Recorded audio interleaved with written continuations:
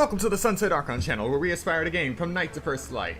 And today, after 6 years of Genshin Impact, we are finally playing version 7.0 exploring Snezhnaya. And quite possibly freezing to death, who knows. Sorry for the late start, 2 minutes late. But YouTube has changed things on my end that makes it more annoying to stream. For one, it already doesn't respect my settings for disabling automatic places, for disabling, allow automatic places and allow automatic contests, because I don't like any of that AI stuff messing with my stream.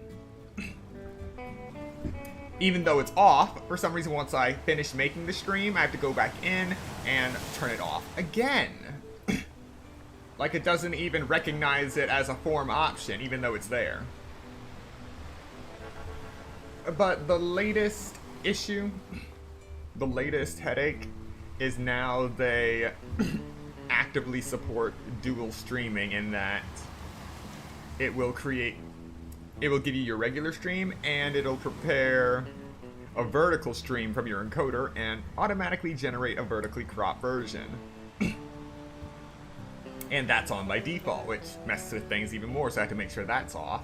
But even when that's off, now I have to wait like an extra 2 minutes just for OBS to connect with the stream for YouTube. Because it connects, and then for some reason, now it drops, and I have to wait for it to connect again. And I gotta wait for it to make sure it's stable before I hit start stream. Which is why it dragged on after 9 o'clock. But we're here now, we're starting, and we have estimated 39 days and 8 hours until Genshin Impact version 7.1 maintenance. 62 days until Tales of Eternia Remastered. 68 days until Final Fantasy Resonance. Still nothing on The Legend of Zelda Ocarina of Time Remake. 138 days until the end of the year. And 217 days until early 2027 for Atelier Kaeya. 310 days until spring 2027 for Revelations. And 503 days until the end of 2027 for Gravity Circuit 2. As we go into the fall, I am hoping we get a definitive release date for some of these, at which point these timers will be updated. So without further ado, let us get started. This is going to be a long stream, so we will be getting in plenty of breaks. So we're here in Mondstadt first. Let's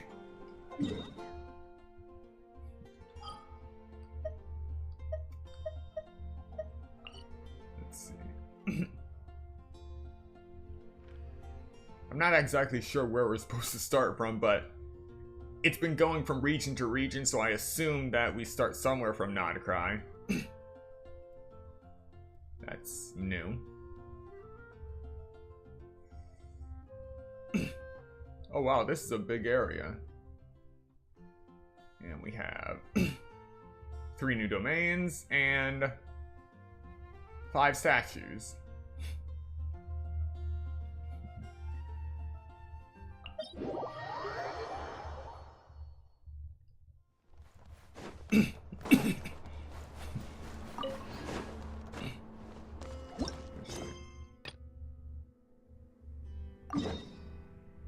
Okay. Forgot Archon Quest. I was getting ready to Farina walk all the way to that teleport waypoint.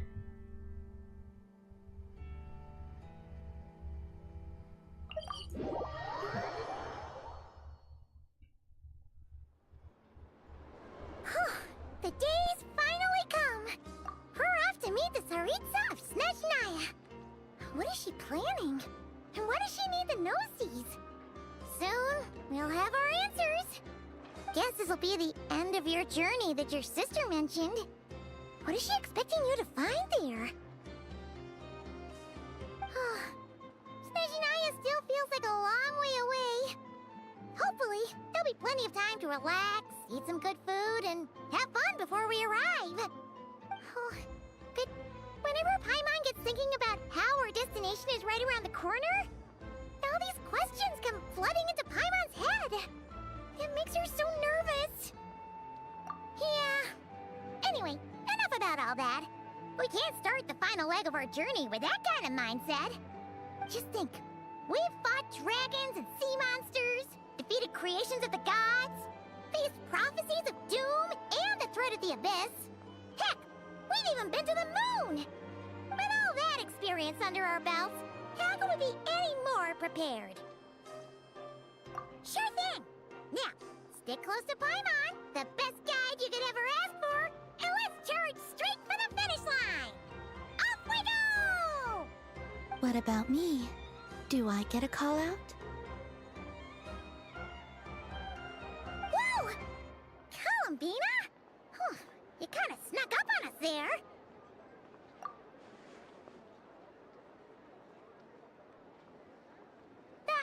Don't look at Paimon! Paimon didn't sell you out this time. Oh, so it was you! Alright, guess there's no hiding it now. All your friends have gathered at the flagship to see you off. I invited Sandrone too, but she said she had to go back to Snezhnaya. She must be busy. She had some nasty things to say about you before leaving. Would you like to hear them? She hasn't changed a bit. Alright, let's hear it. If they're heading to Snezhnaya, I'll bet it's to cause trouble for Her Majesty the Tsaritsa. Attending a farewell party for people like that would not be a good look for me right now. Also, please tell them not to count on getting help from a Fatui Harbinger in Snezhnaya. This is just a temporary stop along the So we're still getting the guiding notes for our conquest, which is good. The Fatui, a Snezhnayan organization that was established 500 years ago when the Tsaritsa took the throne. The organization's duties include all aspects of both governance and military affairs. Members of this organization are commanded by 11 harbingers who enforce the Tsaritsa's will, and are active throughout Teyvat. Now, this is the first time this thought is actually occurring to me, but so far we have only known the 11 Fatui Harbingers of this era. But in other nations, we have heard of various titles, positions that have been held by multiple people across the last 500 years, and sometimes even beyond.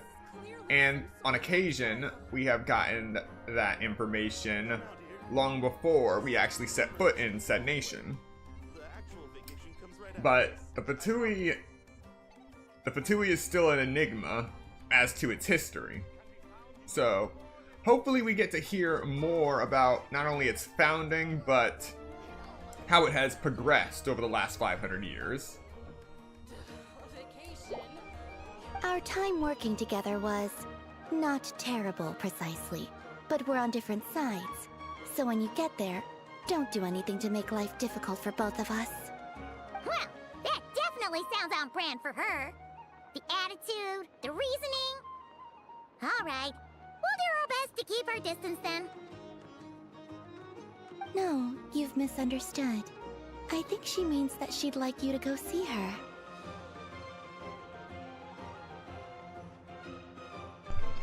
And there it is, Columbina logic. As long as you don't make things difficult for both of you, you'll be fine. Huh. You really have to read between the lines with Sandrone. Go on, get to the flagship. Everyone should be there by now. I told Lauma that you once treated me to a truly unforgettable meal. Today, I want to return the favor. It's my gift to you. Oh, you're right. You are right. I forgot about that. I forgot the Knave was killed by Arlecchino. Yes, there are still many empty spots. And I don't think we know who who child took the 11th seat from. It's definitely nice to be treated, but hopefully by this point, you know that you don't owe us any favors. The moon of Nodcry will always give you a warm welcome.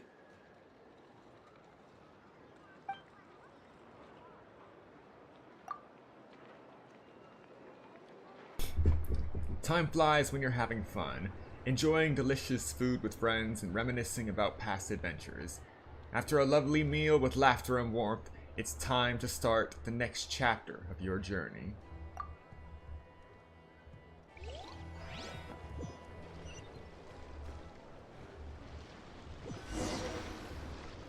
Okay, I'm willing to accept this warp.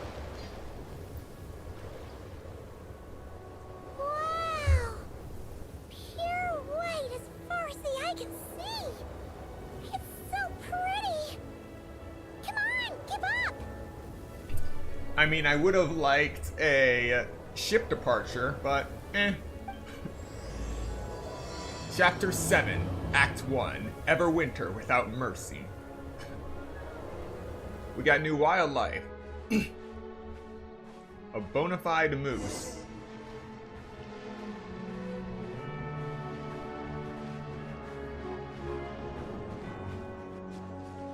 I'm surprised I've survived as long as I... Of course we find a squirrel here. I'm surprised I survived as long as I did in Nodcry, just using Pyro Traveler this whole time. Come on, let's go! Look! They look similar to the ones in Nodcry. You know, just minus the effects of Kuraki. That's a sure sign that we're officially in Snezhnaya now. I'm not even gonna try to collect meat from these things, because ever since Natlin, these things actually have health. So I can't just haphazardly kill them without them successfully running. Let's go! There's gotta be a treasure chest around here somewhere. No adventure is complete without a chest or two.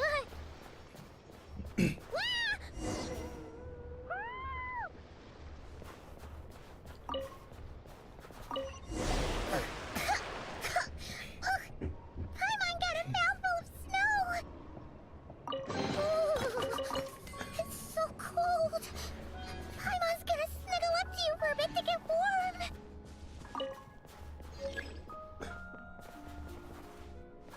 We got the first cryo sigil.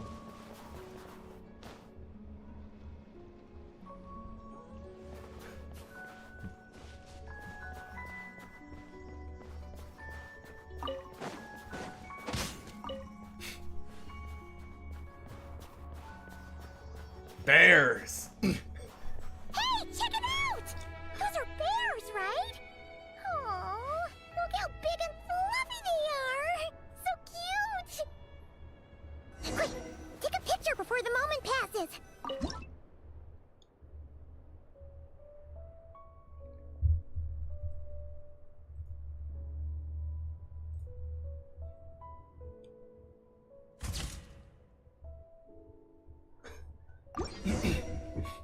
Alright. Let's see how your camera skills are these days.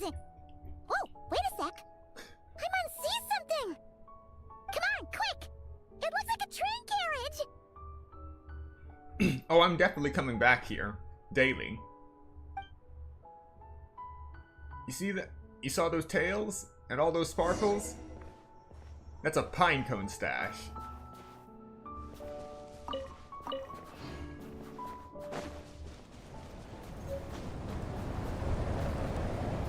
Bingo. Ah, one got away. I've heard that Snezhnaya has loads of railways and trains. This must be one of them. But why is it abandoned? Ooh, it's still so cold. Ooh, I don't know. Maybe. Also, is it just Paimon or is the snow getting heavier?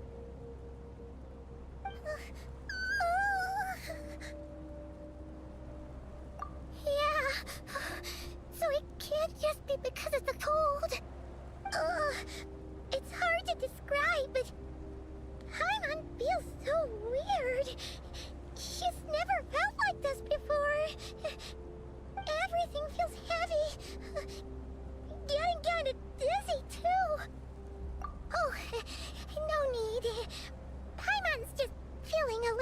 fun energy. That's all. It's nothing serious. Not worth ruining our travel plans over. Yep, sure thing. Snezhnaya, here we come!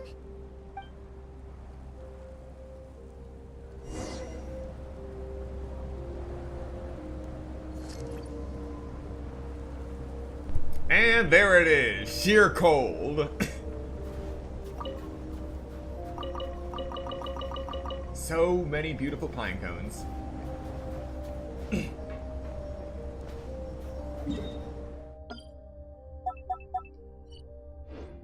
Like I said, we're coming back. This will be part of my farming routine. Seems I'm like sorry, the what? snowstorm is getting worse by the minute. Paimon can barely fly.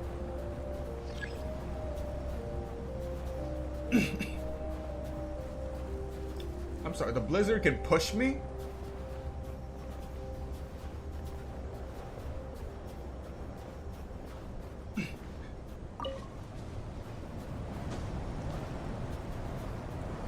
This is awesome. We're actually affected by the world. We aren't just stepping through it vicariously and without effect.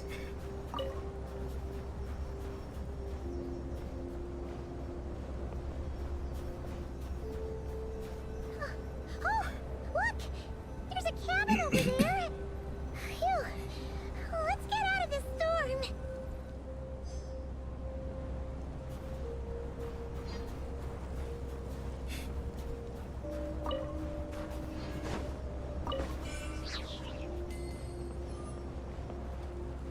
Every fiber of my being is telling me not to cross this bridge, but to jump over that ledge. Which is what I would do if I wasn't about to die from sheer cold. So let's just...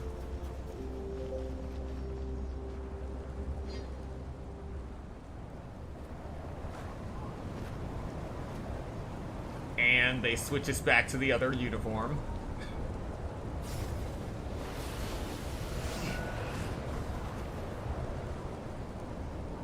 And just like that, we're screwed. Fantastic. What is this place? Where's Paimon? I need to find her fast. We need to find a fire fast. Paimon! Paimon!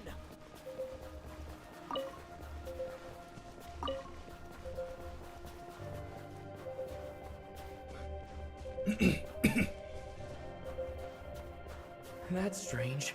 Where could she be? I guess I'll try further ahead. Hang in there, Paimon. I refuse to die of sheer cold when I am literally embodying pyro.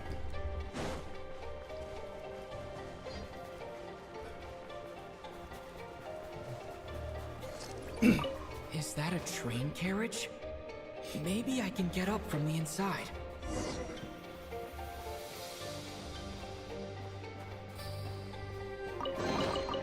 Is this an answer from this world? Okay, one thing I've noticed the difference in this sheer cold and that of Dragonspine. When you walk towards a campfire or a teleport waypoint on Dragonspine, the sheer cold accumulation, it goes down almost immediately. But here, it seems like there is a delay, as if the sheer cold is saying, waiting. Oh wait, there's a fire there. I should get out of here. And then it starts decreasing.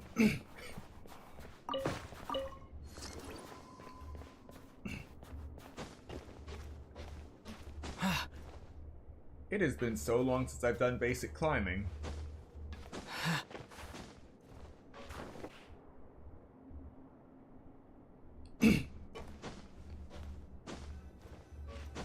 Natlin really spoiled me when it comes to climbing.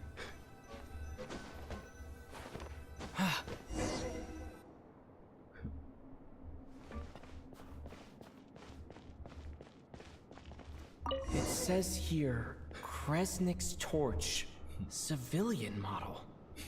It's definitely getting a little warmer now it's turned on. I really hope Paimon's okay. Let's see.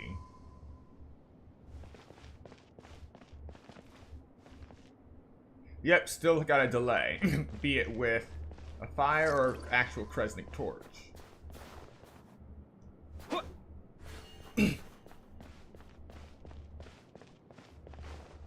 Yes, we're still rocking the Sword of the Descender. Wait, certain ice isn't climbable? Well, I get that's understandable because, you know, not much to grip on.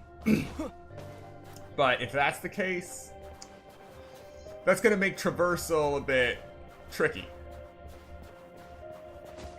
I'm wondering if I can still use Shalonin on ice, but we'll have to see.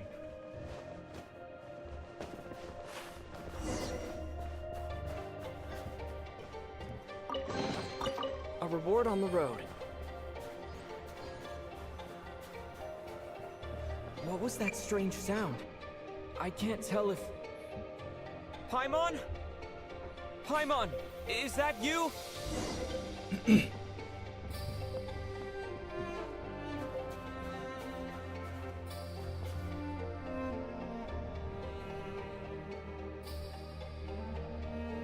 Incoming entity detected. Authorization granted. Initiating original.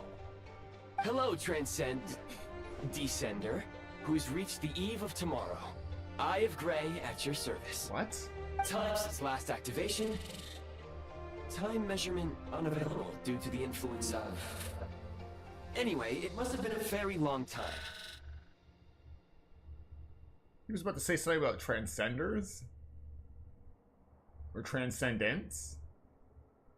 I was born to fulfill a mission. To reach tomorrow. To this end, I must... Strange. What was it? Wait, my body? Huh? Why is my body like this? Apologies. After a long period of inactivity, it appears that a lot of data has been lost. Anyway, I was created so that humanity could reach tomorrow. But I am unable to load further details at this moment. Nevertheless, serving humanity remains my primary objective. I have detected a drop in your surface body temperature. You cannot remain active in this state for much longer. In accordance with my preset programming, upon reactivation, I must ask the one who awakened me the following question. Will you accept me, Transcender? I will assist you, protect you, and fulfill my mission until we reach tomorrow. No, Pack. This is all a bit too strange for me. At the very least, I don't feel like I'm about to be jumped. It'll be another thing entirely if this was an active laboratory. I understand your position. However, given your current physical condition, I must suggest that you reconsider. Before I was activated, you called out a name. Presumably that of your missing companion? If you agree to accept me, after helping you get out of here, I will search for said companion and pinpoint their location. To answer your question, yes.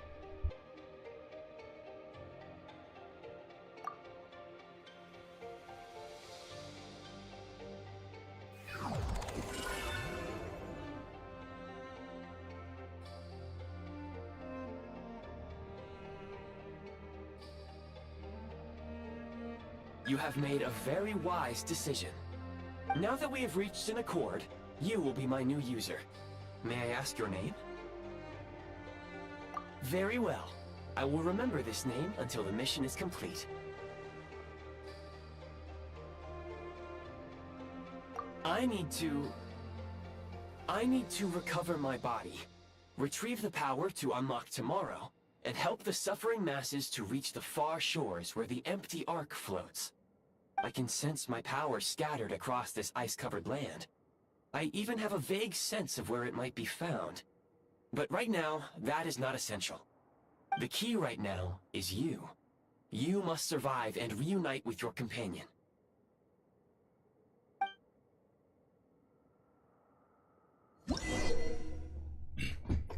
How to remove a prime ice construct.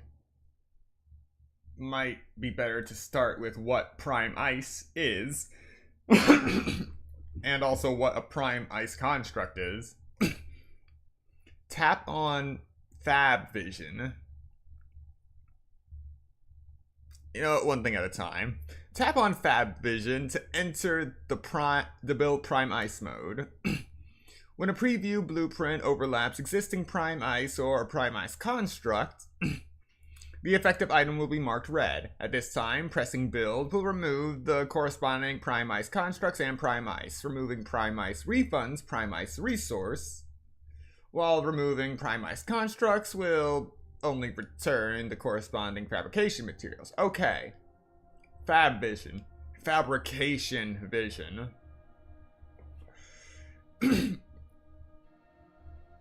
It's sad when you have to look up, actually listen to the context clues just to understand the terminology. Let's see, corresponding fabrication materials and not energy to the Eye of Gray. You may now execute the command Demolish. Use it to remove the prime ice blocking the path and obtain prime ice units. Oh. Hey, we're not freezing. We have a different gauge, though. Again, I wish I had some information on that, but whatever.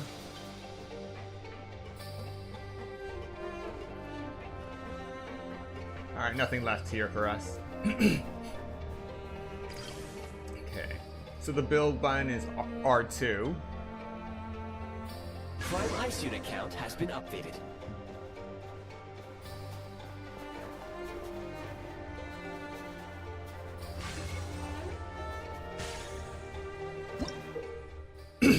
How to build a prime ice construct. Tap on Fab Vision to enter build prime ice mode.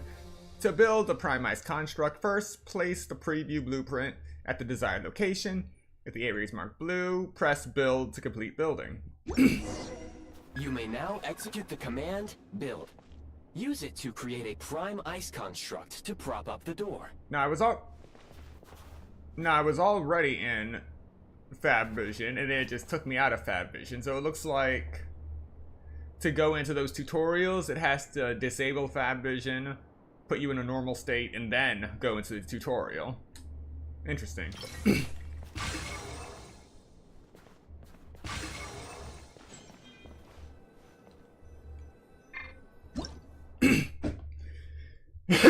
Okay. A mini Kresnik torch that can provide warmth for a small area for a short time. Using it would also generate Kresnik energy orbs.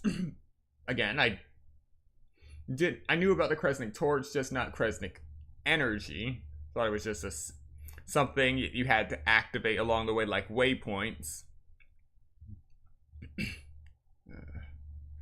When it runs low on fuel, its effective range will significantly shrink, and it will no longer produce Kresnik energy orbs. At this time, an energy injection of the Eye of Gray can restore it to its normal state. A mini Kresnik's torch that has completely stopped working cannot be reactivated or restarted. So it's kind of like a perpetual heat source that is self-sustaining, but very difficult to start. Okay.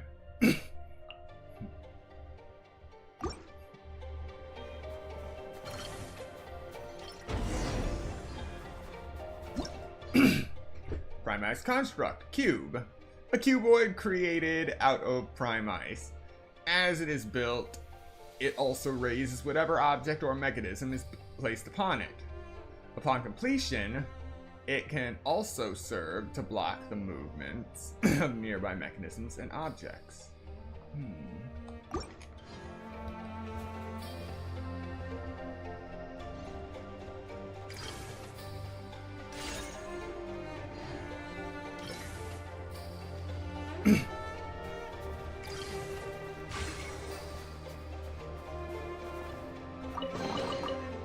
Is this an answer from this world?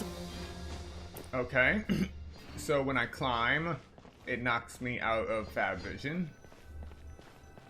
Scanning local environment.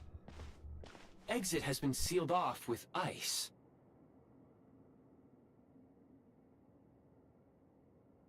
That would not be an efficient approach. One moment. Usable construct blueprint detected nearby. You can use this to clear the solid ice ahead of you more quickly.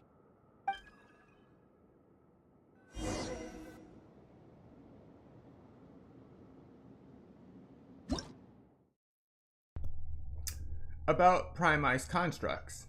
After recording Prime Ice construct blueprints in the Eye of Grey, you may build various mechanisms and devices that will help you during your journey. Using the Prime Ice in your inventory and energy from the Eye of Grey. That name is just weird. Graeae.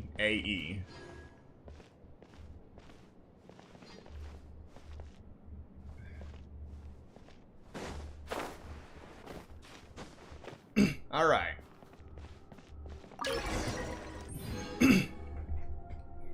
Basic heat source.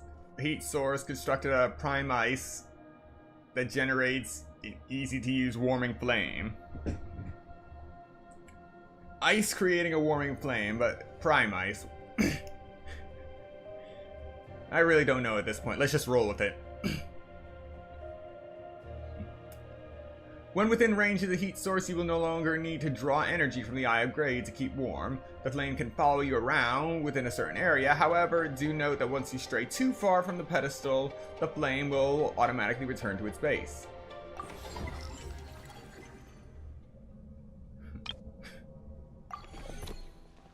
Construct blueprint added to records. You may now execute the command Build heat source. Generate a temporary heat source to rapidly melt the solid ice.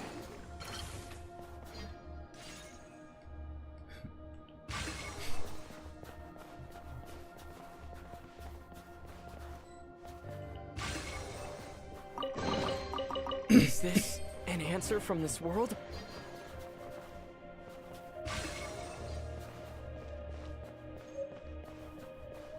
Teachings of charity.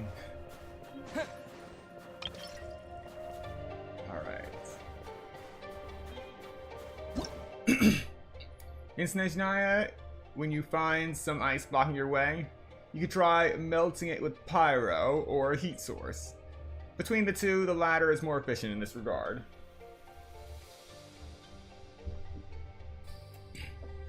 So, what you're saying is, the rule still stands. When all else fails, blow up a wall.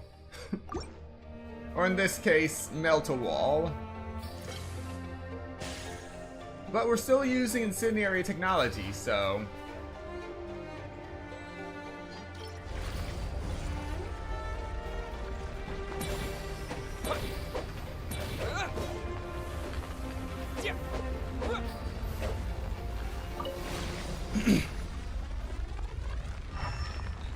Oh yes! I am aware of Elemental Sight makes viewing the interactables a lot easier. So far, everything has just been so obvious that I don't need to resort to that, but it's definitely something to keep in mind. Actually, let me check. Okay. Good news, we could use Fab Vision and Elemental Sight at the same time.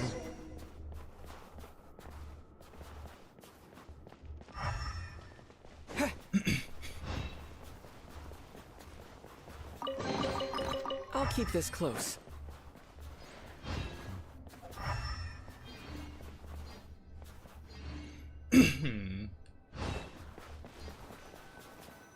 My scan indicates the path is straight ahead. I recommend we proceed. Let me try something.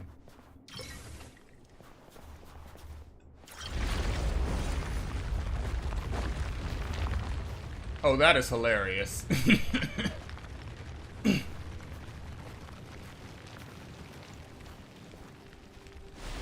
Absolutely hilarious.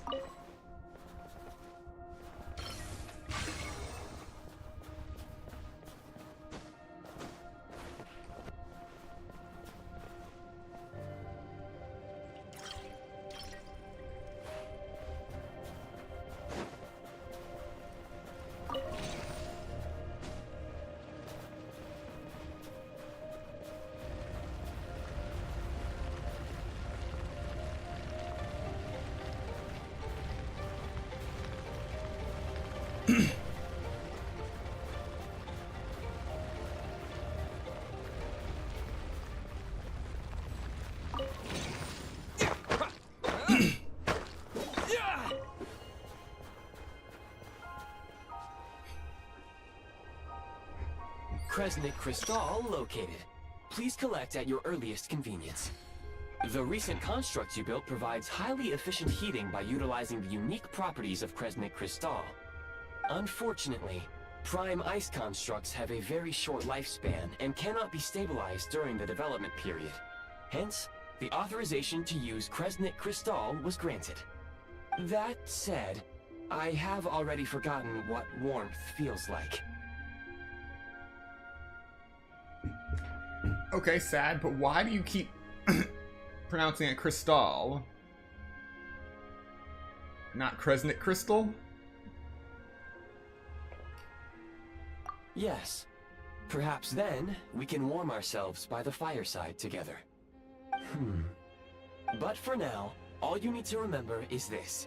If you collect Kresnik Crystal, I can extract the energy within and use it to maintain your body's surface temperature.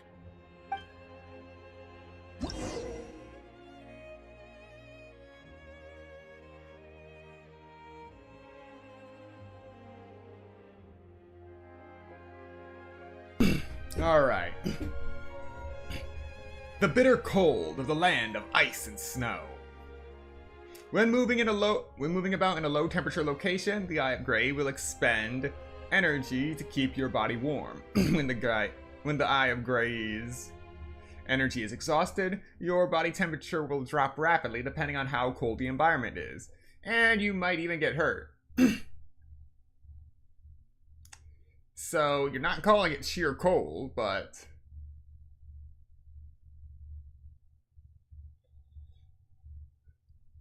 drop rapidly. So, the temperature drop is variable in some cases. Increasing the Eye of Grey's Kresnik energy helps to withstand the cold. You can get Kresnik energy from various sources, such as Kresnik torches or various kinds of Kresnik crystal, or just having to say it as crystal and not crystal really slows down my pronunciation of the entire term. Low power. Please use Kresnik Crystal to replenish energy reserves. Yes, I know. Signs of physiological activity detected in the distance. It is highly likely to be your travel companion, Paimon. Go.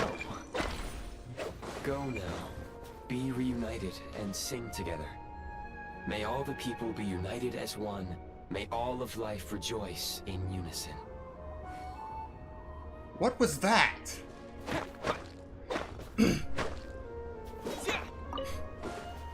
What was that all of a sudden?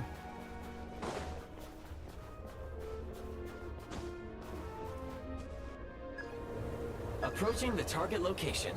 Scanning for signs of life. Life forms detected. 2. Affirmative. However, that is not the reason for my confusion. According to my database, this location is a train station, meaning the number of life forms is unusually low. Real-time environmental data suggests that the train station may no longer be in use. But whatever the situation, please exercise caution.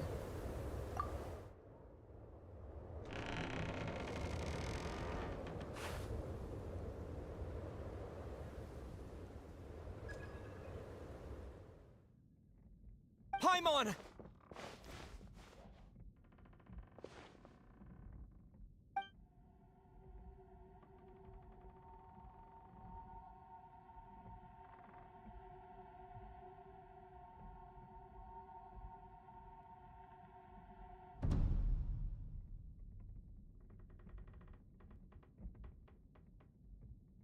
Well, things went up to an Who are 11. you? Don't worry. She's only sleeping. You must be the Traveler. She called your name repeatedly while attempting to battle her way through the blizzard. Newcomers to Snezhnaya struggle to adapt to the sheer cold at the best of times. Lately, even the locals are suffering, with a powerful monster having summoned a bitter snowstorm.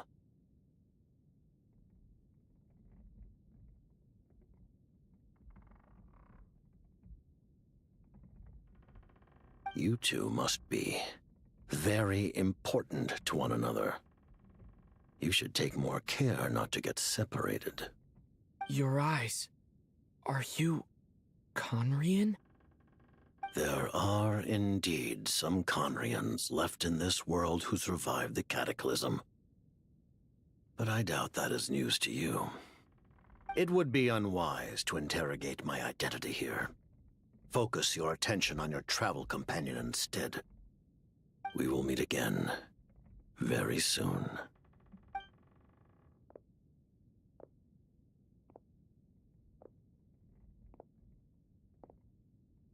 The unidentified subject has now left the area. He appears to be an individual of great significance, but my search has yielded no relevant data. I will try searching the database again. Well, that's... honestly, that's the best greeting we've gotten so far. Well, the most neutral one, anyway. No one trying to sell us something, no one trying to pickpocket us. No one trying to arrest us. No one trying to kill us. I'll take it. Against the odds, your companion is safe and sound. The other person even left a blanket for her.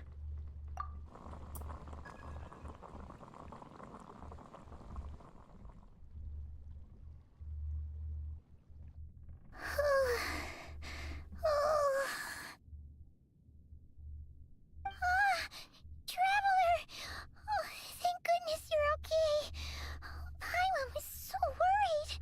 She looked everywhere for you. It's okay. Take it easy. Are you feeling alright? Pretty much the same as when we first got to Snezhnaya. Paimon must have caught a cold. She was feeling so faint. She just couldn't keep going any longer. So she had to lie down and sleep it off. Wait, where did the jester go?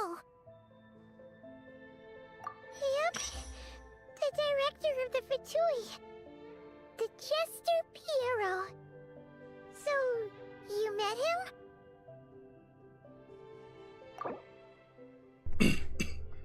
The Jester, the director of the Fatui, is a man of Conria who has always acted in accordance with the Tsaritsa's will.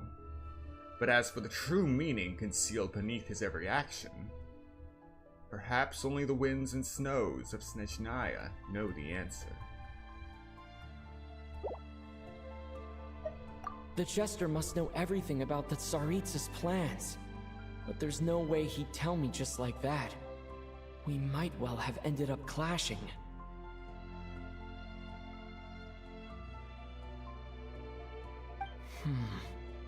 Well, he was right about one thing. Right now, the most important thing for me is to take care of Paimon while she's unwell.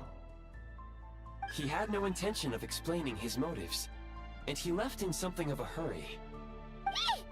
What the... Who is that?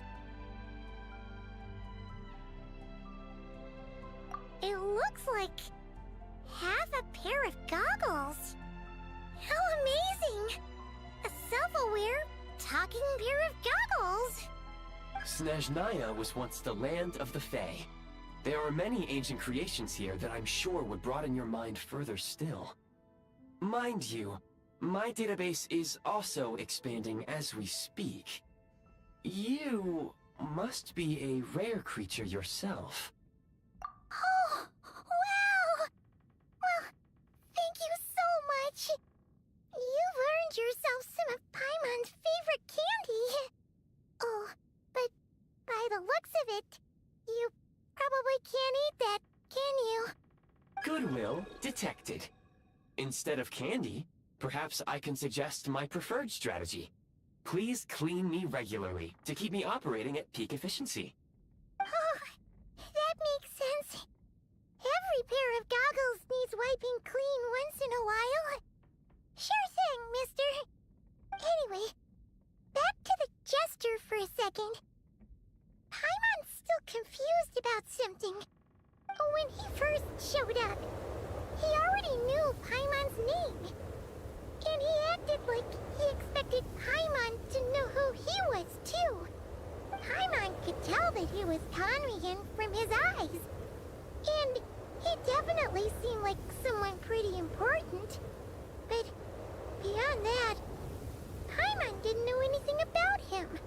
It was only later, after he rescued Paimon from the snow, that he properly introduced himself. That's the only reason Paimon knows he was the jester. Oh, seems unlikely. He ran into the snow following the sound of Paimon's voice, with a really anxious expression on his face. He didn't act like someone who knew she would be here in advance. And after bringing Paimon here, he just stared out at the snow. He didn't do anything to Paimon at all. In fact, he barely said anything. Wouldn't even answer any of Paimon's questions either. Paimon didn't feel unsafe around him, and he didn't seem to have any ulterior motives. For all we know, he might have just ignored Paimon's questions so she'd give up and go to sleep. Please allow me to interrupt. Fatui and director are unfamiliar terms. May I ask for clarification? Wait, you've seriously never heard of the Fatui? Oh, they're like the Tsaritsa's inner circle. Really powerful people. And the director is their boss. Understood. Since they hold elite positions and serve their god directly, it stands to reason that they would conduct themselves with due decorum. I am inclined to agree with your assessment, Miss Paimon. I did not detect any ill will from the gentleman in question.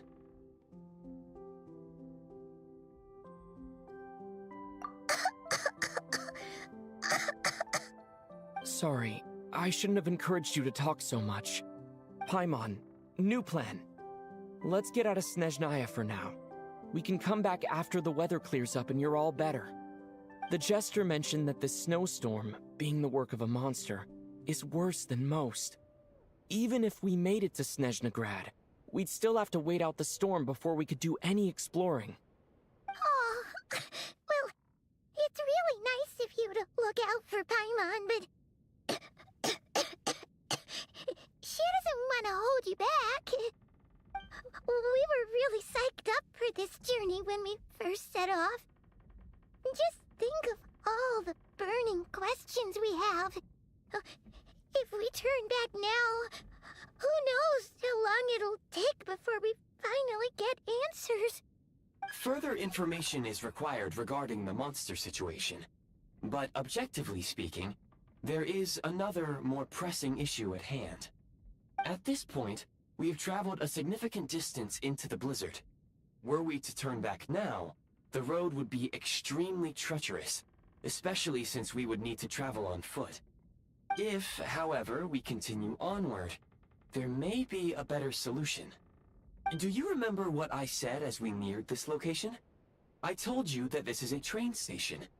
While it has evidently fallen into disuse for unknown reasons, the tracks remain intact. We can break through the blizzard and forge ahead by driving a train. That is the Snezhnayan way. Now, that would be a wonderful idea. If you didn't just jinx the tracks right there. That's a red flag. Is that a red flag to anyone else? there is a small town up ahead, which would be the perfect place for Miss Paimon to rest and recover. Paimon thinks Goggles here makes a great point. Let's do that! Oh, come on. Don't worry. Think of all the traveling we've done so far. When has Paimon ever gotten sick before? Practically never. 'Cause she's in great shape. Sure, she's a little tired right now, but it's sure to clear up on its own. Affirmative. Should you ever need my assistance during your future adventures, please call for the Eye of Grey whenever you wish. Okay, the Eye of Grey. And somehow, I'm only just getting this. A strange mechanism you encounter in an abandoned station. Or rather, under the abandoned station. It often appears in the form of a monocle. It offers many convenient functions, such as recording blueprints of Prime Ice constructs, creating Prime Ice, calling trains. Perhaps it was built for the very purpose of providing all these conveniences.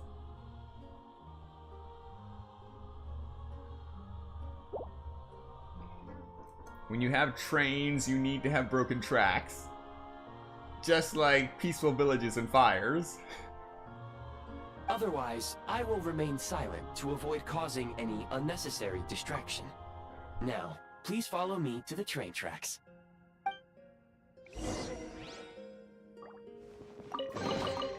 I'll keep this close. I still don't need any more cabbages. I also don't need any more tomatoes.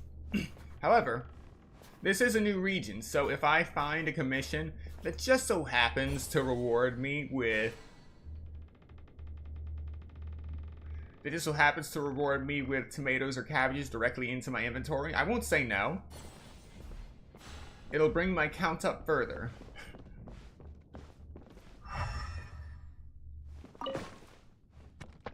Cabbage, wheat. Oh wait, wheat. We're out of Nodcry, so we no longer get rye.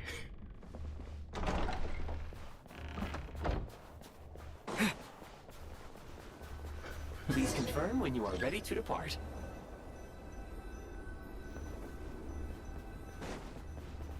Now, call the train.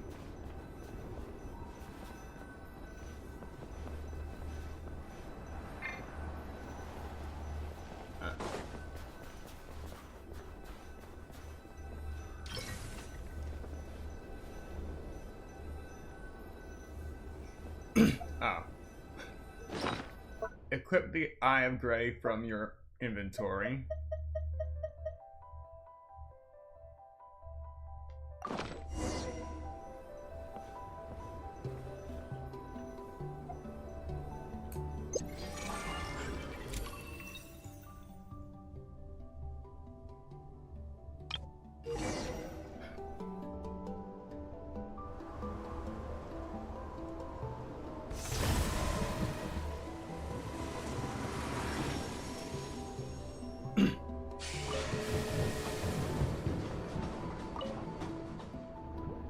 Heading north from here, we will soon arrive at... Possibly a 500-year-old train. There's an error message.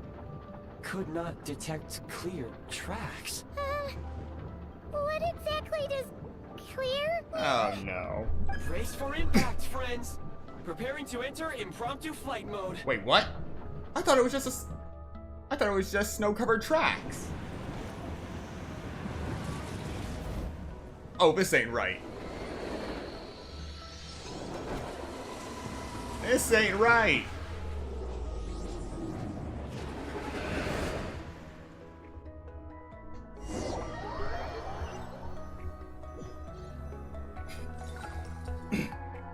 How strange. Not only was the station's status different from my records, but even the railroads and the terrain itself have changed substantially. 500 years!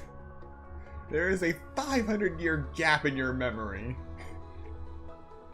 Yeah. Thanks to your quick reflexes. My sincere apologies for putting you in danger. I'm afraid I'm as confused by all this as you are. We need to find a way to update your databanks. Agreed. This is likely a consequence of outdated railroad data. The discrepancies between the old data and present reality are far greater than I anticipated. Fortunately, our crash landing has at least brought us much closer to the town. According to the data, anyway. Your data had better be right this time. I can assure you, it certainly is. Please look this way, and you will see a Kresnik's torch. Alright, full-sized one. Kresnik's torch. Blazing torches that dot the Snezhnayan landscape. During the Belisar's time, the king of the Snowland realm, once having accepted humans, built these torches to help humanity survive the cruel snowy realm. Thus, humans too could create a world that belonged to them, even amidst the bitter cold. Okay. So that actually answers my question. I was wondering, well, at least the data seems accurate for this town. It's not just a ruin, but this the Kresnik torch actually explains that. If this thing ever went out, this town would just be done. But as long as it survives, as long as the Kresnik's torch survives, there is no true merit to abandoning the town in its entirety. Because it's not like you could just uproot that entire tower or just make it somewhere else. Because like I said with the mini Kresnik's torch, it's easy to keep it running, but once it goes out, it's extremely difficult, near impossible in this era, to restart it, to reignite it. So it's not like they could just build a one-for-one duplicate of a Kresnik's torch and start it up again. Which begs the question, exactly how were these Kresnik's torches started in the first place? It seems our ill-fated train ride was a blessing in disguise. We have taken the shortest possible route. Is that supposed to make me feel better? Rest assured that I will take user preferences into account next time I plan a route. Next time, I will get it right. You assume that there will be a next time. We went into free fall.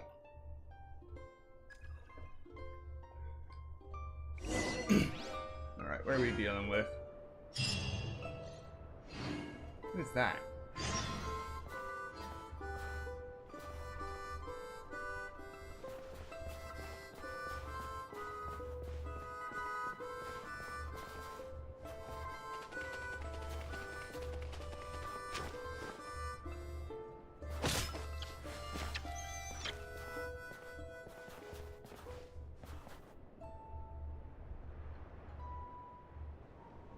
I know possum when I see it.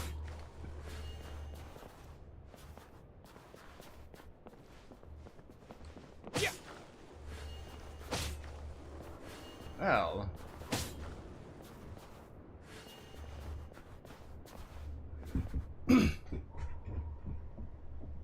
This is interesting. This creature does not provide meat, and it does not die when struck. It has no health, but it does have a form of interaction.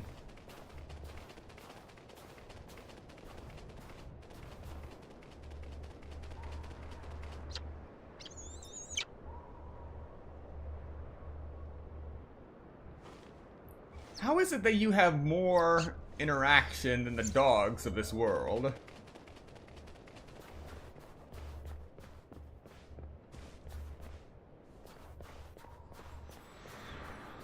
Seriously. Alright. Moment of truth. The world opens itself before those with noble hearts.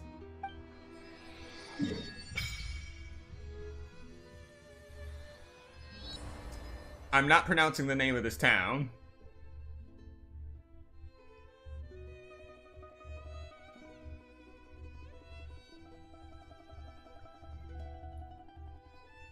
anything that starts with an S and the second letter is an R, that's beyond my ability to pronounce.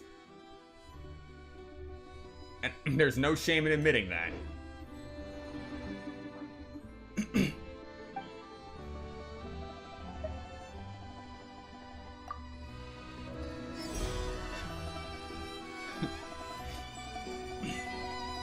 Requiem of the Icewind. Alright, what do we got here?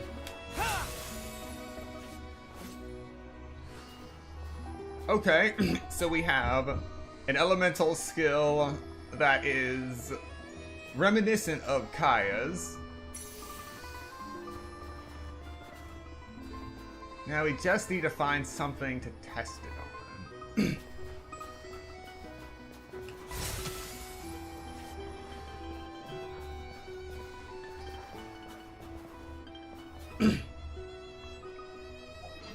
Yes. I started on PlayStation and kept playing on PlayStation. And I started the game at launch, so no problem getting the Sword of Dissension. I have just been rocking at level 80 for 6 years. What do I need to up this? Oh, that's why.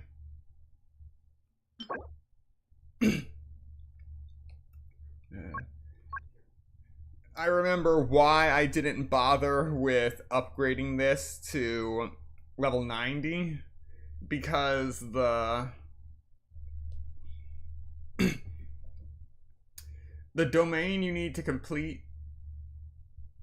to get the Boreal Wolf's Nostalgia was just such a pain back then that I just didn't bother going back for the other two. And I didn't want to use other resources I had stocked to do this. But you know what? We have a pretty good team. So we'll take care of that once we actually have access to the rest of our team again. We'll just focus on the Archon quest for now.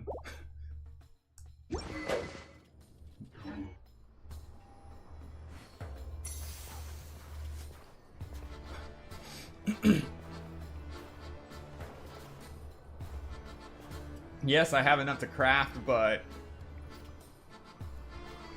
at the time I was stocking just in case we got some new Mondstadt characters, and rather than put all of that towards one sword,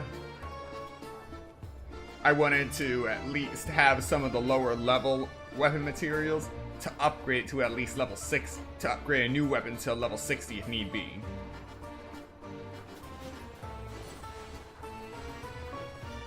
Excuse me, is there an inn nearby? I'm sorry, but they've all closed. Lovely. The Borderlands town. Well, that answers my question. Looks like we'll be getting Borderland billets here as well. Sorry to interrupt. We're looking for a place to stay. I can't even afford to warm my own house, let alone run a business.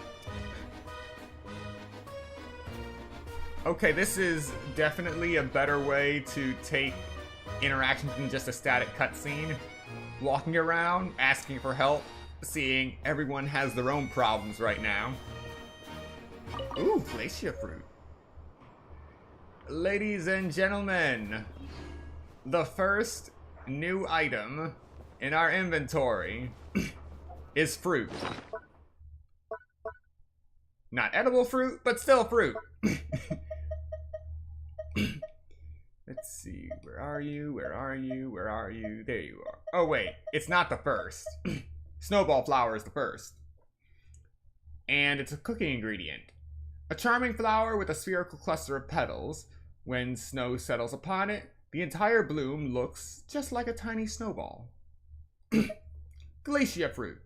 A star-shaped fruit born from prime ice that has undergone a peculiar transformation in the permafrost.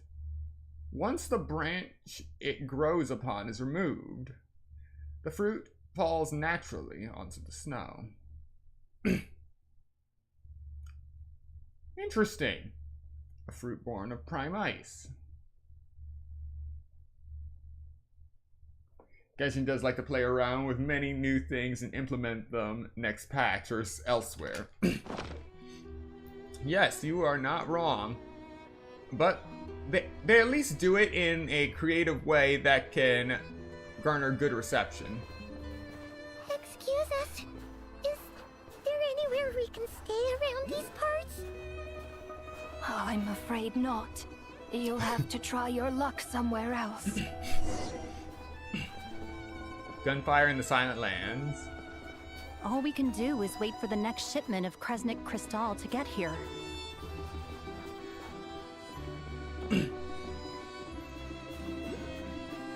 Looks like things are bad. Where is this stuff even mined? I've seen a few nodes, but where would they get large amounts of Kresnik Crystal? Enough so for that giant Kresnik's torch.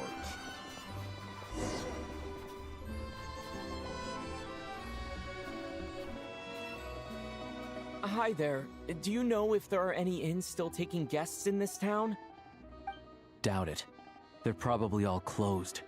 No one has enough Kresnik Crystal to heat their own homes, let alone a business. What a bummer. I clocked you a while back. You adventurers or something? We don't get many tourists in inland Snezhnaya these days. Why is that? Because of the snowstorm? In part, but the bigger reason's Project Stuzha. Since it's Her Majesty's will, we have to put up with it whether we like it or not. Oh, sorry. I assumed it was common knowledge by now. Basically, the Tsaritsa is planning something big. Something that requires an enormous amount of energy. Alright, our first bit of information on Project Stuzha. An umbrella term given to various limited-time energy policies implemented in Snezhnaya. They aim to conserve energy that can be directed to research at the Armory Palace. However, progress has been sluggish while energy costs have soared far above projections, and so the project's duration has been extended time and time again, arousing displeasure in many circles. Many of the disagreements in Snezhnaya Vichy revolve around this issue.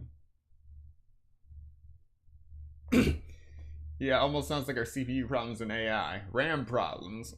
Well, who knows how far that'll spread.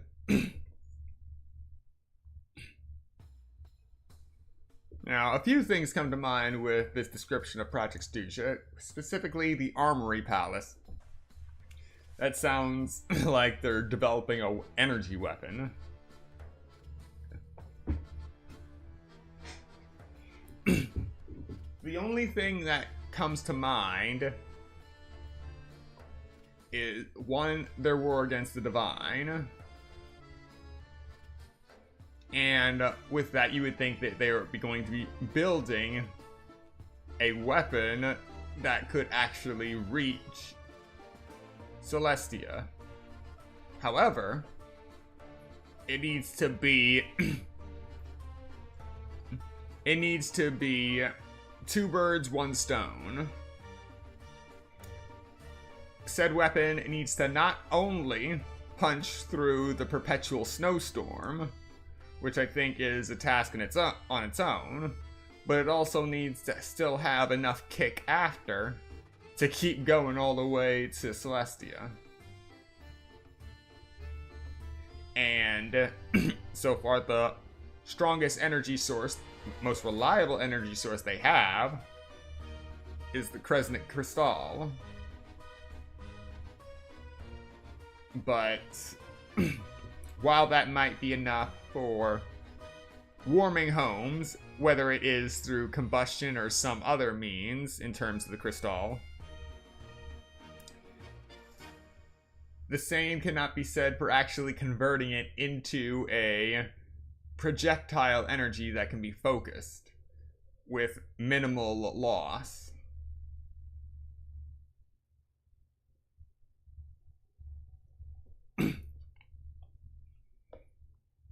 It all comes down to fuel efficiency for the purpose it is implemented for.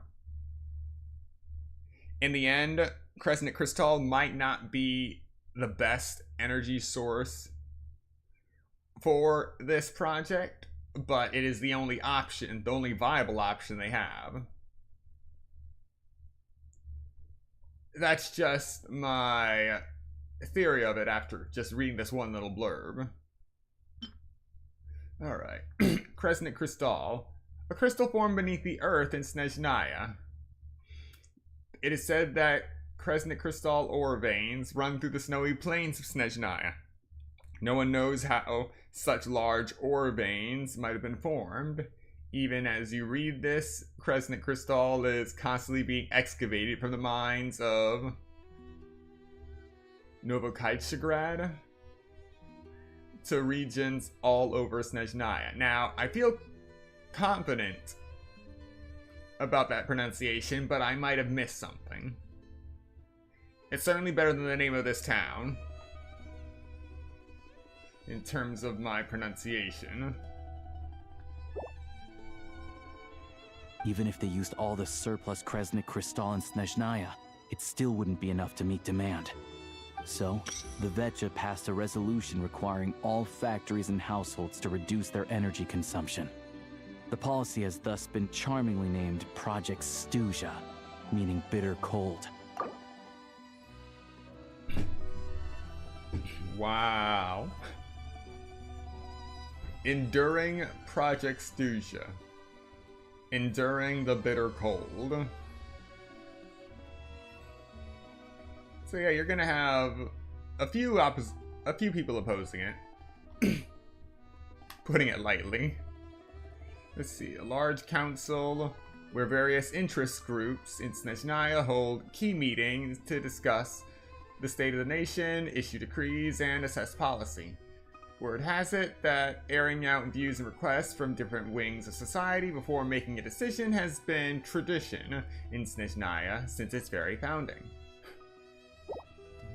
Bitter cold? So, like, it's gonna be a cold winter, folks? You're all gonna have to find a way to get through it? That kind of idea? Pretty much. When you're broke, you scrimp and save. When it's cold, you huddle together for warmth. There's always a way to stretch things out to make ends meet. Trouble is, if you stretch someone out like an elastic band for too long, who knows if they can ever bounce back. You know what? Come with me and see for yourself.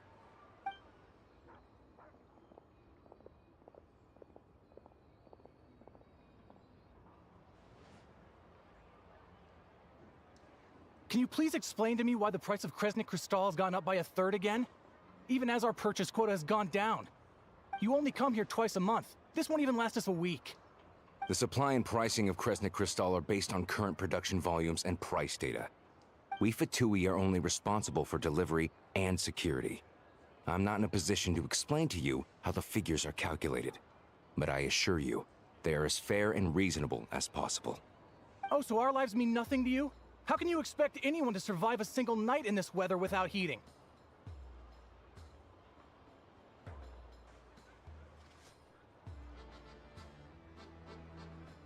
Since you insist on making me repeat myself every single visit, I will remind you again. There is no monopoly on the trade of Crescent Crystal.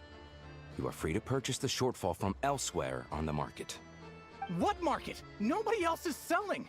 And when they do, they charge 8 times the normal rate! It's robbery is what it is!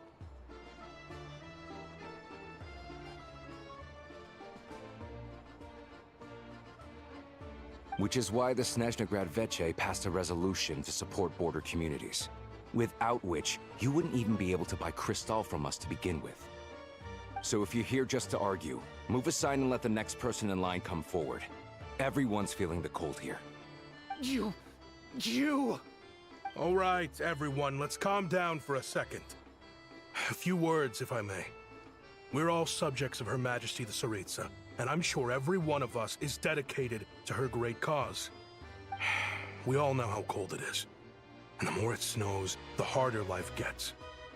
Everyone's struggling already. Let's not make things even more difficult for each other. But Liaison Shishkin, there's clearly something wrong with this quota. I have a family in Marepasak who tell me they can buy at least double our crystal allotment. Oh, believe you me, I had the same reaction when I first saw the numbers. Couldn't believe what I was reading. I even wrote a letter to confirm the true figures, but I'm afraid the quota really is as low as you've been advised. Still, you must understand that calculating these energy quotas is a complicated balancing act. They have to factor in population, town size, industrial application. Our top priority must be to keep the largest Kresnik's torch burning continuously. Only then can we sell the remaining crystal for household use, and in doing so, we must make sure that everyone is treated fairly. As our Fatui comrades said, they are only responsible for delivering the goods. They need to keep accurate records, and they do not have any authority to modify the rates or quotas. That's right. Our duty is to do things by the book. Tell you what, listen. I know how anxious and upset everyone is. As a matter of fact, I was just discussing it with the mayor. What we can do is open the lower combustion chamber of the Kresnik's torch to the public. You can come to me directly to register, and I will allocate time slots accordingly. I can't guarantee there'll be ample energy for household use. We can at least make sure you'll be able to boil water and cook food each day. Let's hang in there and make this work together, all right? Fine. I don't see any alternative. So, this is Project Stuja in action, huh? Oh, no wonder nothing's open for business. People are... You were looking for an inn, right? For your, Fae friend? Oh, Paimon's not a fae. Just Paimon. She must have caught a cold or something. We only just got to Snezhnaya, and we're still getting used to the climate. I have a small place in Stratomaros. I don't stay there very often, though, so it's pretty basic. But if you're not picky, you're welcome to rest there for now. It's not much, but I've got blankets and a warm fire. Are you sure? Oh, that's really kind of you. All right, then. This way.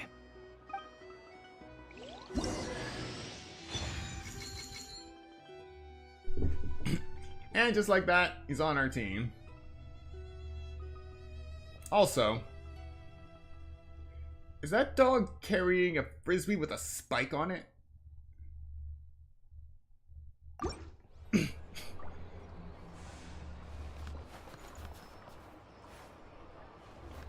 Alright. We have access to our team again, so let's go take care of the Sword of Dissension problem.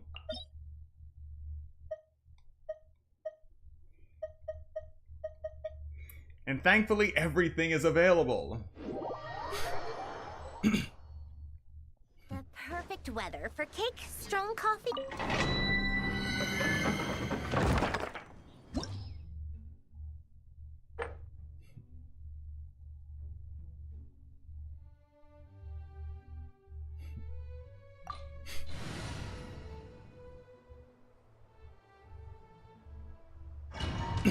Yeah, let's just go with Stellar 1.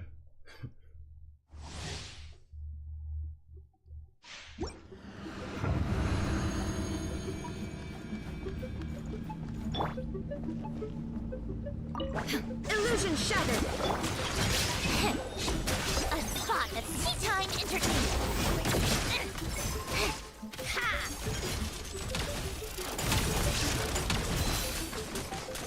Come on, keep up.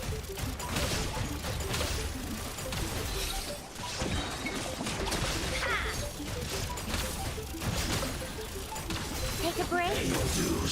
No. Come on, keep up. What a joke. How tiresome. Shine down.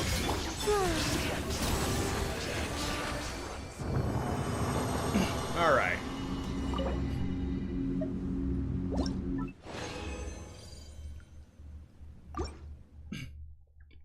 Well, one more should be enough to at least craft what I need.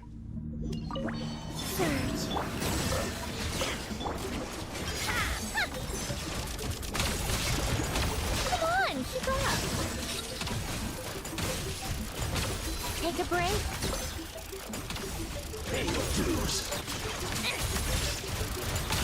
Let's test my hypothesis. Wait. Come on, keep up.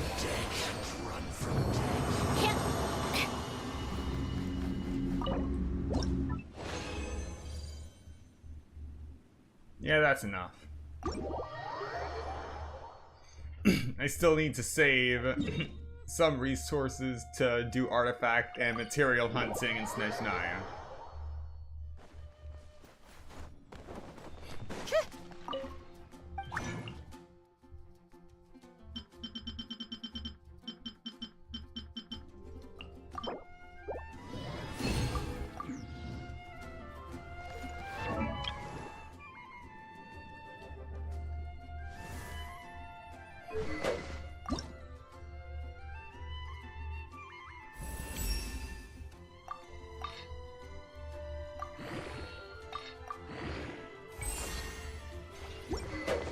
Alright.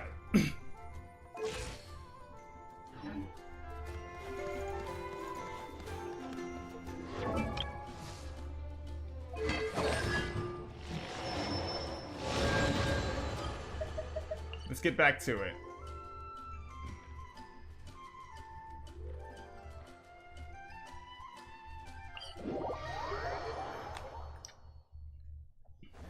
Time for more snow, damselettes.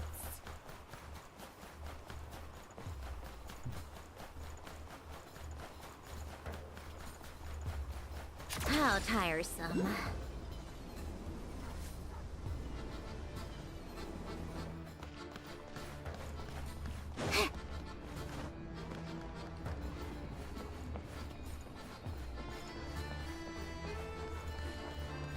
Come on, keep up.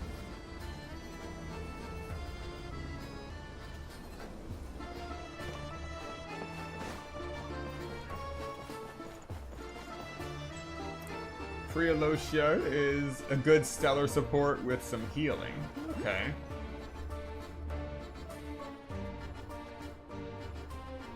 Oh, so cozy and warm. Paimon's getting nice and toasty.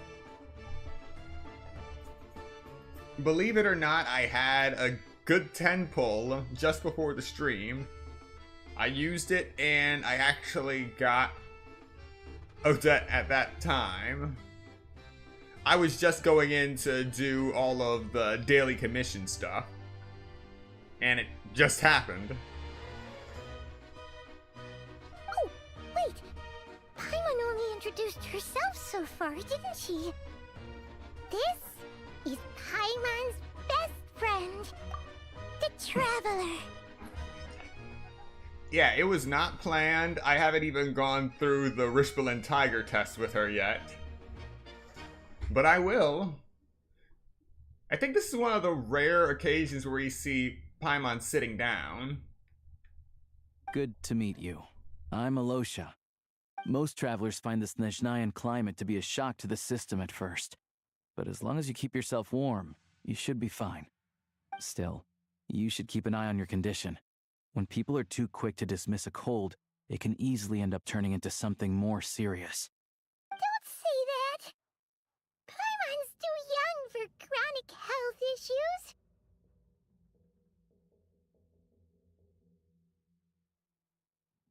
They aren't in town right now, and they won't be back anytime soon. The train station has been closed ever since these power shortages began.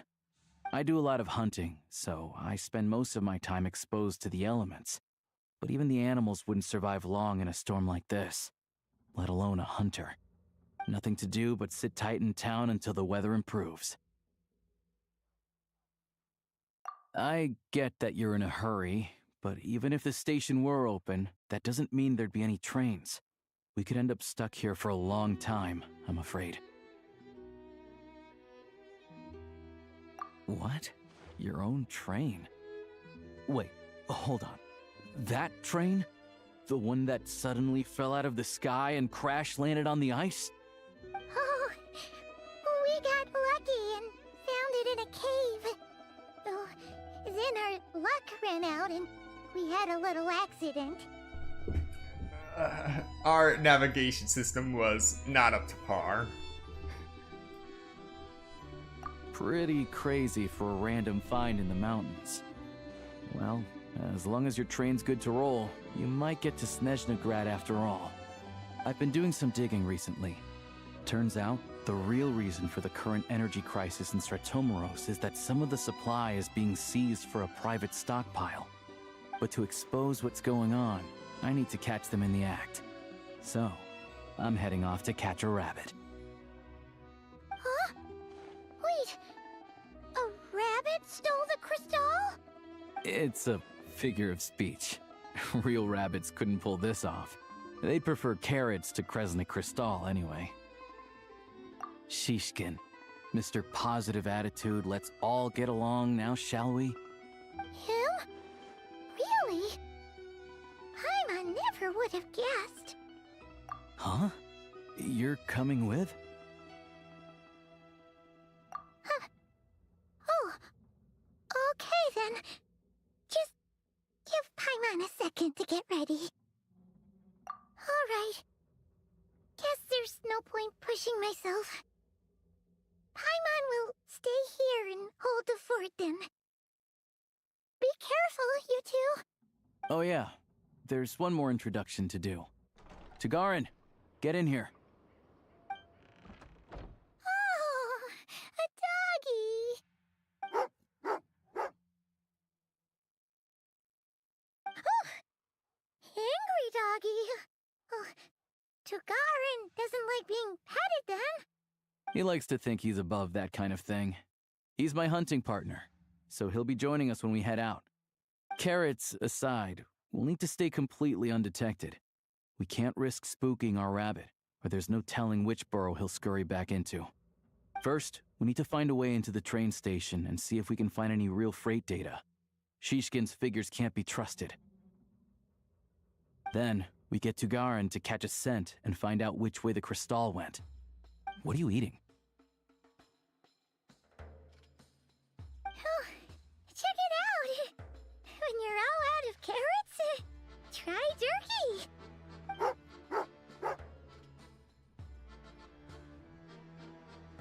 Good doggy. Good doggy. A fellow dog lover, huh? Yup. And rabbit lover. Carrots are great too, you know. Good to know. Eat up, Tagarin. We got a lot of work to do.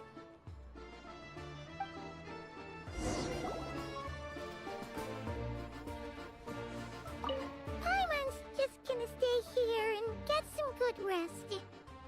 You guys, be careful out there.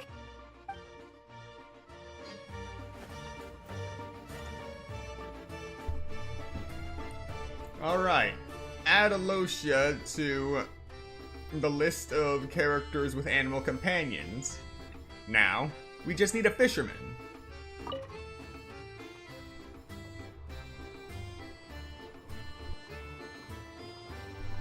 At this point, I'll even take ice fishing, okay?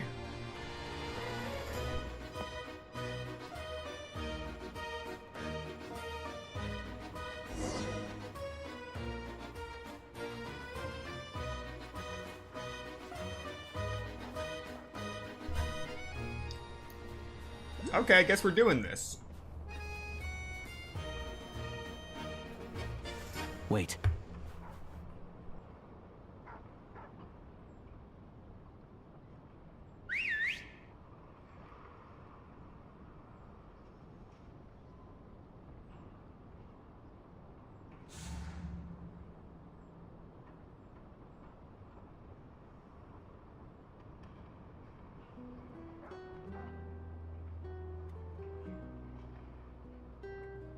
Nice work, Tagarin. Come on, we'll go around.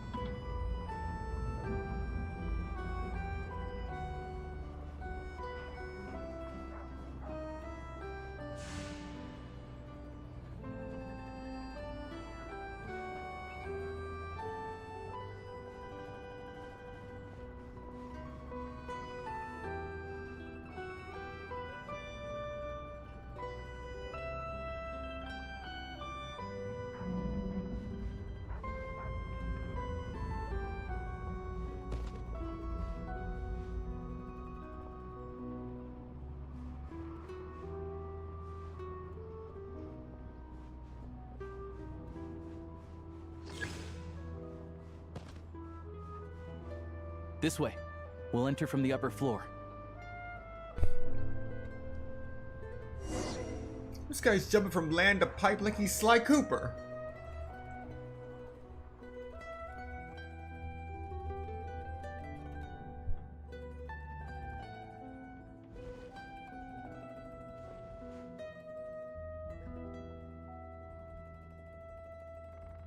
There we go. A freight list. Straight from the Fatui. So Shishkin won't have had the chance to doctor the figures. Looks as new as the day it was printed. I guess no one bothers reading these unless they have ulterior motives. Yeah, this is all we need. Come on, let's get out of here. Then go track down the Crystal. Tugarin's a keen hunter, and catching rabbits is his specialty.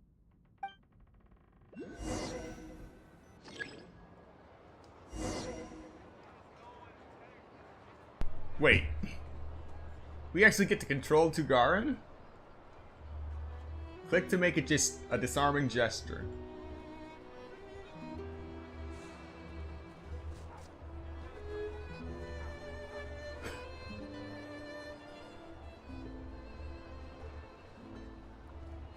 And there's a cooldown for that.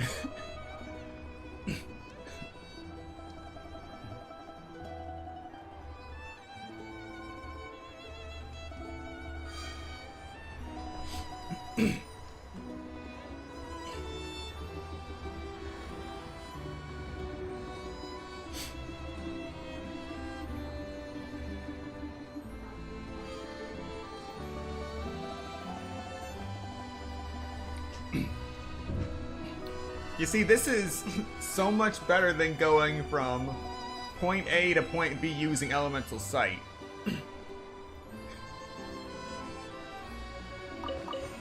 Not because... Huh?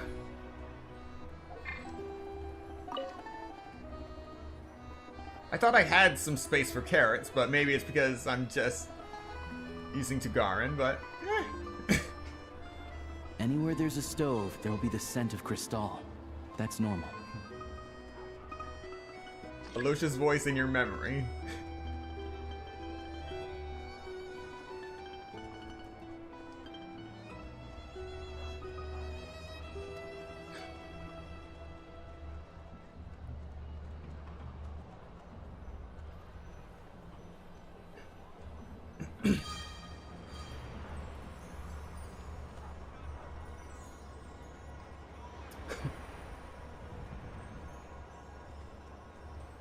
Yeah, I have an idea of which route it is, but this is just such a breath of fresh air. I choose to choose a different route, just to see the interaction. If he picks up the scent of Crystal somewhere and there's no stove around, that's how we know something's up.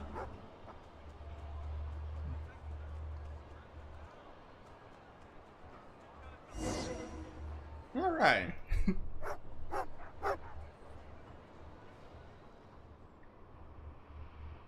This must be the rabbit's warren. Good job, boy. That was wonderful. Sure enough, there's a tunnel. You stay here and keep watch. I'm gonna take a look inside.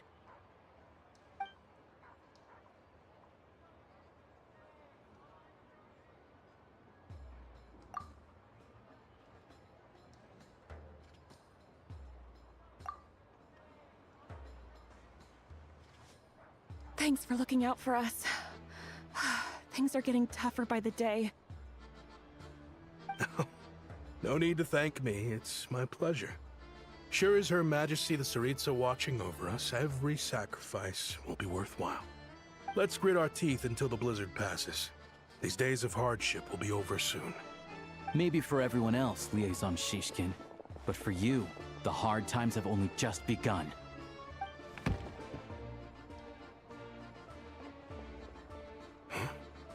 Who are you? What's the matter?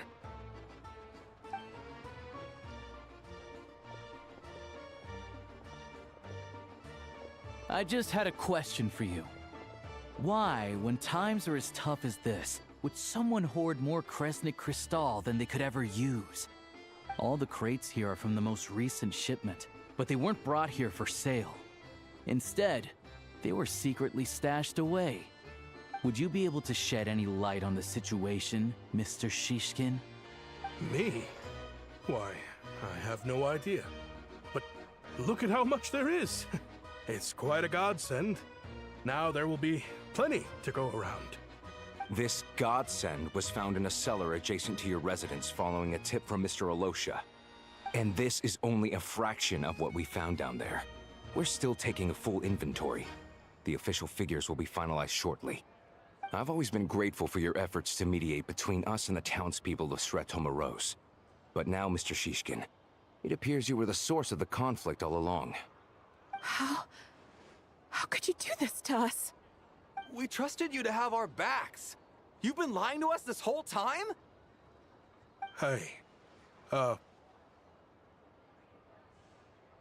I owe you all an apology. I'm sorry. I'm so very sorry. This isn't who I am. Please believe me, this was a one-time mistake that I will never repeat. We all know how difficult life has been since Project Stuzha came into force. Energy is an increasingly scarce resource. People everywhere are getting desperate. But some places have been hit harder than others. I grew up in Alatir, a small village with no train station. Deliveries of Kresnik Crystal have ceased there entirely.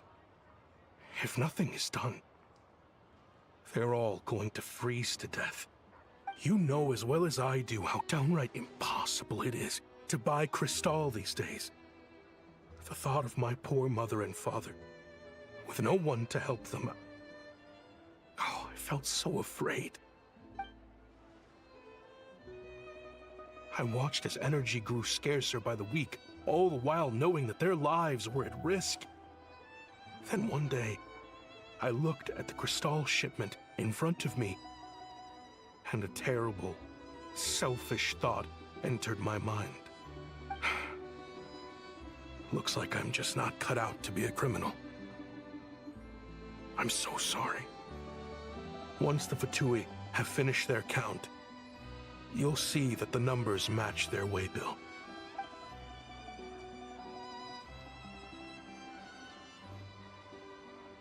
I have the official Snezhnayan quotas here. Anyone who has already purchased energy, please make your way over here to correct your transactions. I'll make a batch purchase of Crystal worth 3 months' salary for you all to use free of charge. As for Alatir, I'll think of something else. You don't have to go that far. Yeah, owning up to your mistake is enough for me. You've done plenty of good for the community in the past. I'm not looking for a handout. Drop the act. You claim this was a one-time mistake, but the real reason there's only one shipment's worth of stolen Crystal in your basement is that you have an accomplice. Reporting in, sir. We've conducted a full search of the mayor's house. As expected, we found many crates full of Crystal, half of which were still in their original shipping containers. This wasn't your first time at all. You've been colluding with the mayor of Sretomaros for a long time now.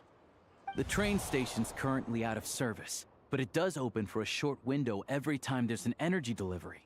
And every time a train pulls in, you're there on site to take inventory and oversee the workers unloading the cargo. The mayor handpicks said workers. Per his instructions, they transport the Crystal by tunnel at night to the mayor's house, and he sells it out of town. But since he can't get the goods out of town by train, he had to arrange an alternative method of transportation. This meant slower sales, which gave me plenty of opportunity to catch him in the act. Wait, the mayor's involved in this too? Preposterous. What proof do you have of any of this?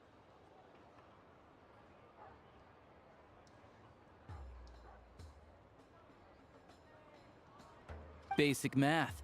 I've spent a lot of time lately counting carriages as the snowstorm rages.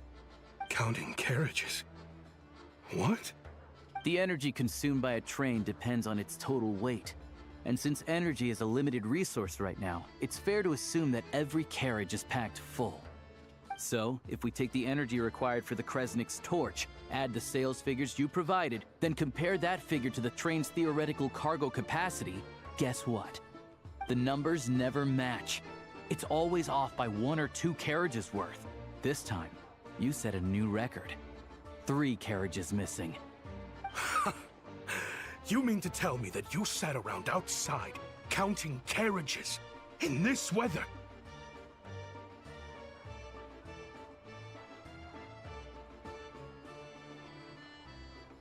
I'm a hunter. I have 2 options. Hunt or starve. Well, I've heard enough. The evidence speaks for itself. Take Shishkin and the mayor into custody and escort them back to Snezhnaya.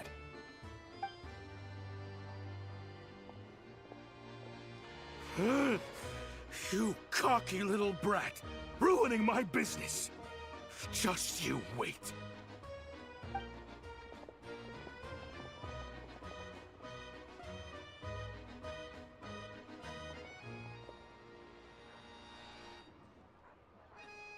Yeah, something felt off, so I just followed my gut. Math isn't my strong suit, though. I'm lucky my dad made me learn enough to get by, but all this number crunching was a million times harder than the aim and fire work I'm used to. Thank you for your assistance. You're a brave lad. Shishkin was quite the cunning criminal, as I'm sure you can tell. He did all of this right under our noses, and we never suspected a thing.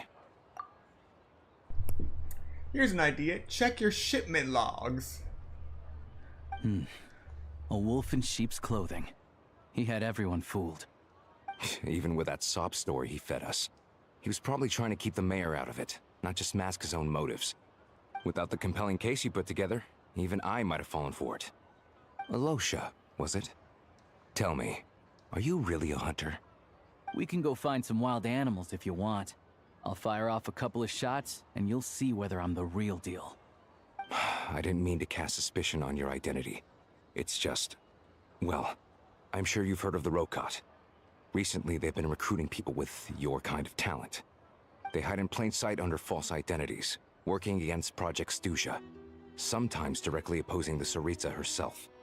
They aren't a violent organization, and their goal is to improve the lives of the common folk, but still... as a member of the Fatui, I wouldn't be doing my job if I didn't keep tabs on them. First I've heard of this. I don't really keep up with what goes on in the city. All I know is, people who don't mind their own business in the city end up paranoid about everything. As for me, I just couldn't stand Shishkin. I'm from Alatir myself, and I can tell you, nobody's lived there in years. Why would an abandoned village need Crystal?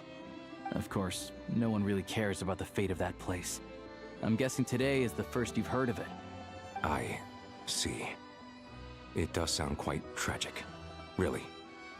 Well, thanks again for your assistance, and your friend here too. I will report this incident to Snezhnaya. The Fatui will take over energy distribution until new officials are appointed. We'll also ensure that the train station resumes normal service as soon as possible. Looks like it's my turn to brush up on math now. I never liked it as a kid either.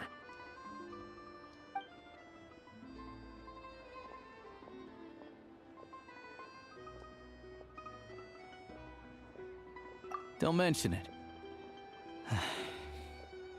Isn't the soldier overseeing the delivery supposed to verify the quantity of the goods?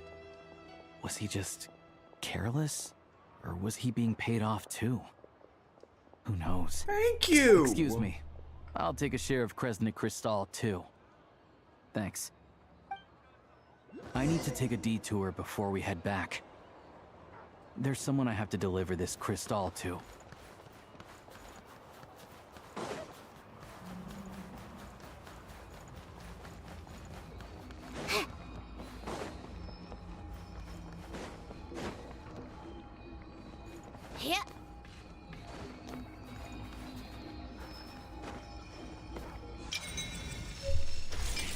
First Cryoculus.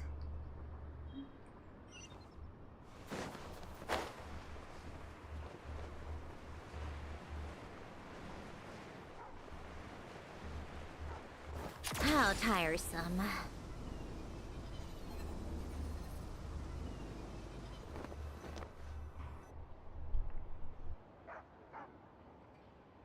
hang tight for a moment.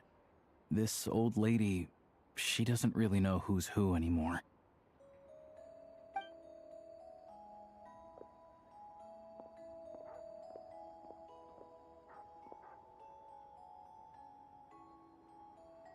Oh, grandson. It's so cold today.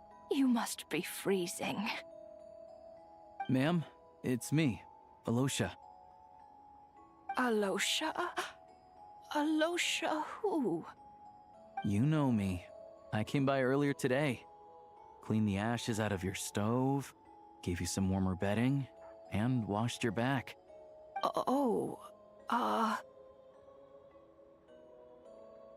I'm sorry, I don't remember.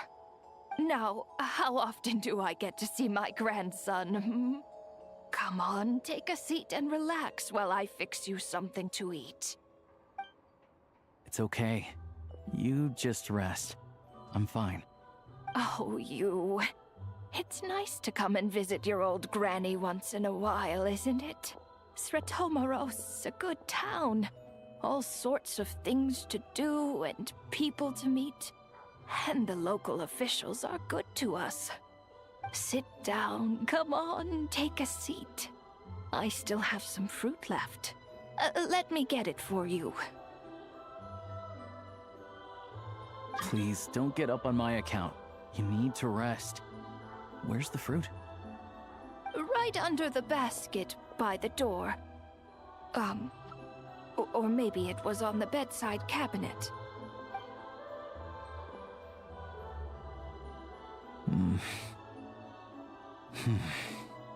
Well, grandson dear, do you like it?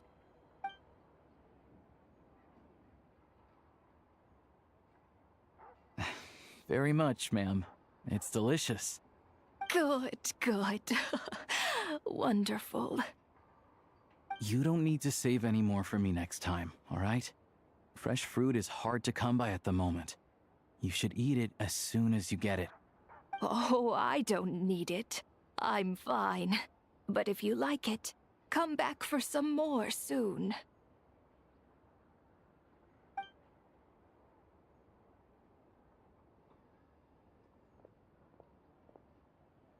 Some kind soul must have given these to her.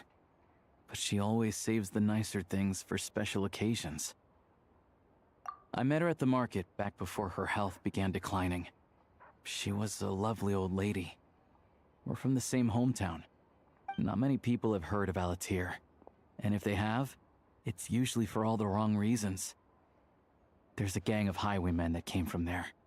Now that it's an abandoned village, it's rare to find anyone who shares fond memories of our hometown. So after we got talking and realized we were from the same place, we decided to keep in touch by letter. I first learned of Sretomaros' energy supply problems from a passing comment in one of her letters. Then, after her health went downhill, I started visiting more often to check in on her. The town's been in decline for a while now, but because of her memory problems, she thinks of it as the bustling, prosperous Sretomaros still in its heyday. That said, I kinda appreciate her optimism. There's not much of it going around in this world of ice and snow. It's fine. Everyone grows old. In Snezhnaya, some people believe that in your final moments, you'll sense a familiar presence by your side. You turn to look at them, but their face is blurry. So you focus hard, trying to make out who it is. And when you finally see their face, the Grim Reaper reaches out and takes your life. She still calls me grandson, though. So at least I'm not a blurry face in her world just yet. Come on, let's get back and see how Paimon's doing.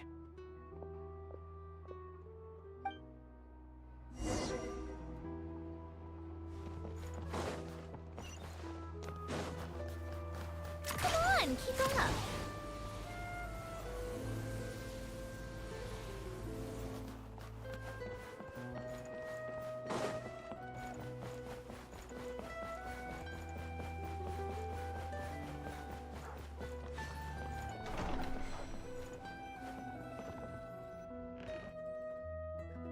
Paimon, we're back. Are you feeling any better? Yep.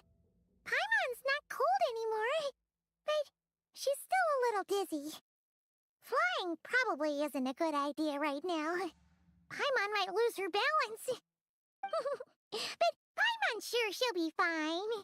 It's probably just from getting hit on the head by that pile of snow when we first arrived in Snezhnaya.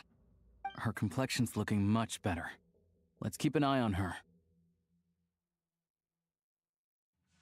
Sure, but enough about that.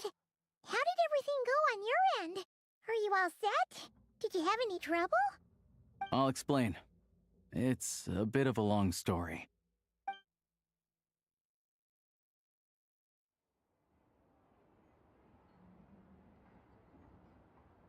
Jeez, you guys got pretty busy. Sounds like the liaison officer and the mayor were running quite an operation. Good riddance to both of them. It's a good thing you managed to catch them. So, you said the train station will open again soon, right? And everyone has enough crystal now? Yeah. Well, enough to survive at least. Project Stuzha isn't going away anytime soon. People will still have to scrimp and save to make ends meet. Don't know. The goal of Project Stuzha is to gather energy for the Tsaritsa, but no one knows where that energy's going. It's never been made public. The thing is, we were told that the project would only last for 6 months, but time and time again, they keep extending it. Extending it? Does that mean the Tsaritsa's plan isn't going very smoothly? That's what everyone suspects. In principle, any proposed extension needs to pass by majority vote in the Snezhnaya Veche. But even though opposition has been growing, any detractors end up caving in to political pressure from the rooster, Pulcinella. He's the chair of the Snezhnaya Veche and a key figure in the voting process. He has the backing of many powerful and influential people. How come the Fatui are picking on ordinary people even here in Snezhnaya? I don't see it like that. Fundamentally, the Fatui will always think and act in the Tsaritsa's interests. But that doesn't mean they don't care about the plight of the common folk. The only reason Sir Tomoro still receives crystal shipments is because of a relief proposal put forward by the rooster himself. Then there's the Fatui soldiers providing support in every corner of the nation. Even the Northland Bank provided some mora for disaster relief, and they're as conservative and indifferent as they come. It's just that the rich and powerful in their fancy palaces live in a completely different world from us. There's always gonna be some conflict when those worlds collide. Yeah, well, even though we all believe in Her Majesty the Tsaritsa, there are still many differences of opinion on how best to tackle the big issues of the day. Regular folk don't have an easy way of getting their voices heard in Snezhnaya, while the rich and powerful are either unwilling or afraid to speak out for all sorts of complicated reasons. The Rokad provides the disaffected with false identities and an outlet to vent their frustrations. One of the many civilian political organizations in Snezhnaya. Its members all hide their identities and go by code names instead to avoid the effects of status on their freedom to express their political opinions. They say this organization was founded by a young counselor who was ousted from their seat. Even now, the identities of the organization's leader and administrators have yet to be disclosed to the public. Of course, an organization like that exists in a gray area. The moment the Veche think they've crossed a line, there's sure to be a crackdown. But so far, they've been doing their best to help the common folk. Like us, don't you mean? You didn't hesitate to join in. You're not new to this, I can tell. That's because we're adventurers. It's our job to help people out with commissions and get to the bottom of things. Yeah, this isn't our first embezzling case. Sounds like we're going to get along. So, what's your business in Snezhnaya? Aside from taking your friend to see a doctor, of course. I want to meet the Tsaritsa. It's complicated. I've had run-ins with many of the Harbingers along the way, and I really need to know what the Tsaritsa is up to. Her ultimate goal? What the no-sees mean in all of this? Since I've made it this far in my journey, I have to find the truth, whatever it takes. Wait, so... No way. Are you... who I think you are? You know, in all of the information I've just been taking in, especially Project Stuzha, I completely forgot about the Gnosis. Sounds like you've heard of us then. We're getting more famous by the day. I didn't realize I was in the company of giants. Honestly, we're all as curious as you are about what the Tsaritsa's planning, and why it has to involve us freezing to death in the snow. But getting in the same room as her won't be easy. The common folk aren't permitted to meet her at the best of times, and right now, she's probably not even in Snezhnagrad. Word is, she's heading east on a campaign to slay a monster. Yeah, so you've heard of it. A wild, unpredictable monster with the power to summon snowstorms. It also absorbs everything around it into its body, so it's growing constantly. Now, it's so big that the Tsaritsa has deemed it the #1 threat. Luckily, as it grew, it became increasingly less mobile, so it doesn't pose an immediate threat to this town or to Snezhnagrad. I'm sure the Tsaritsa and her personal guard, the Druzhna, won't have any trouble defeating the creature between them. It's just a question of how long it'll take. The Druzhna, a force of personal guards who answer only to the Tsaritsa. It is said that the Belisar personally led this force while he still ruled. Most of its members are Vila. And that's another term we do not have. So, hopefully we'll get to that eventually. Suffice to say, you won't be seeing her anytime soon. You'll have to wait until she gets back. Fair. Well, the Fatui will be taking over management of the train station for the time being. Things should be up and running by tomorrow. Once it's open, we can see about getting your train towed to the station. Whoa! That's gotta take a lot of manpower. Are you sure we can talk them into it? The Fatui aren't exactly spotless in this whole mess. Plus, we helped them out. Should be easy enough to negotiate. I'm more concerned about what paperwork I need to drive the train. Yeah, considering it was just driven off a cliff. As far as I know, all the paperwork is dealt with upon manufacture. I've never seen anyone check it, so I wouldn't worry. Alright, that's good. Having a train makes everything much easier. We'll reach Snezhnagrad in no time. I need to head there myself anyway. Got some game to trade for Mora. I know a good doctor in the city. I'll introduce you when we get there. Oh, thanks so much. Let's get a good night's sleep ahead of our big trip tomorrow.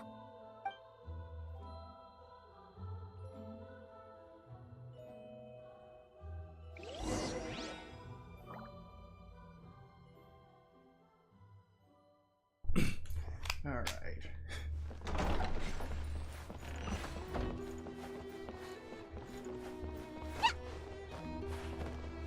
What is this?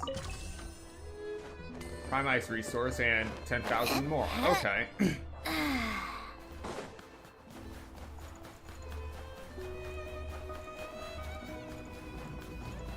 Take a break.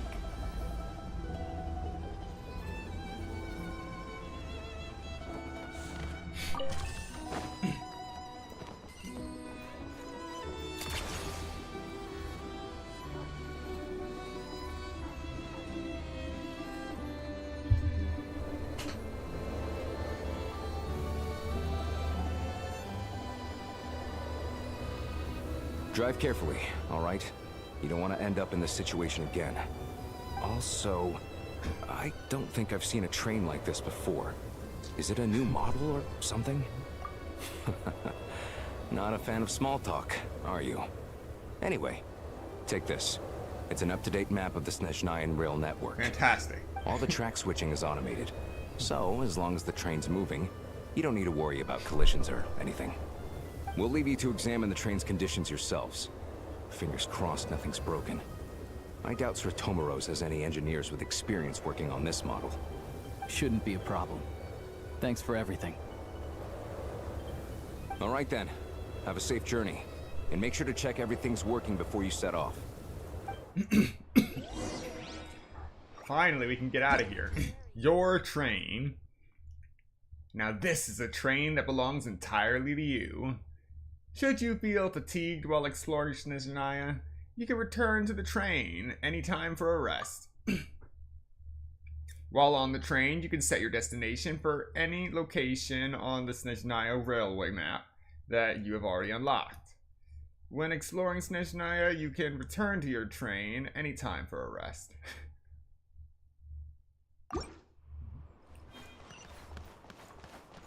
Alright, on to the next town.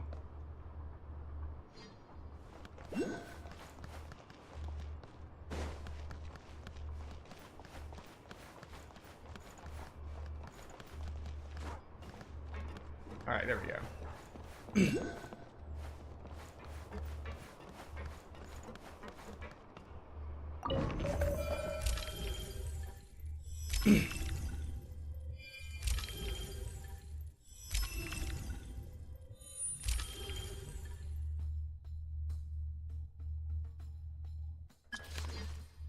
So we just unlocked everything. Oh well, whatever. Let's head to Snezhnaya.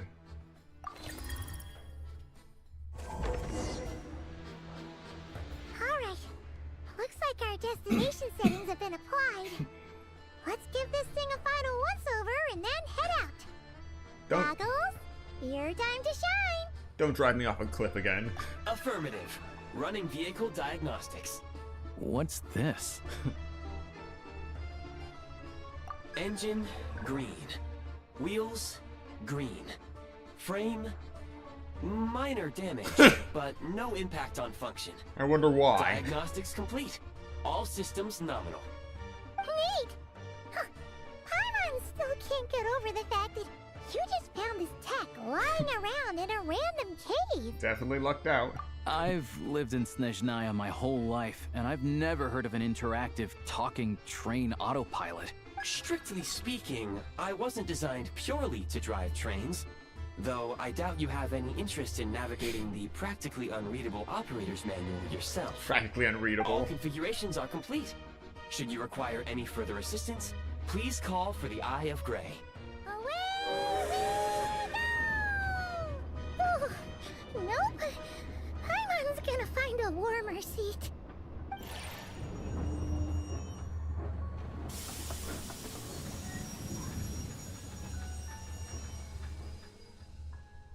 Huh? What's going on?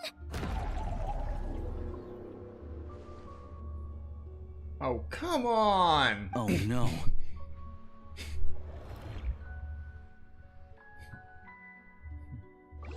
What now? What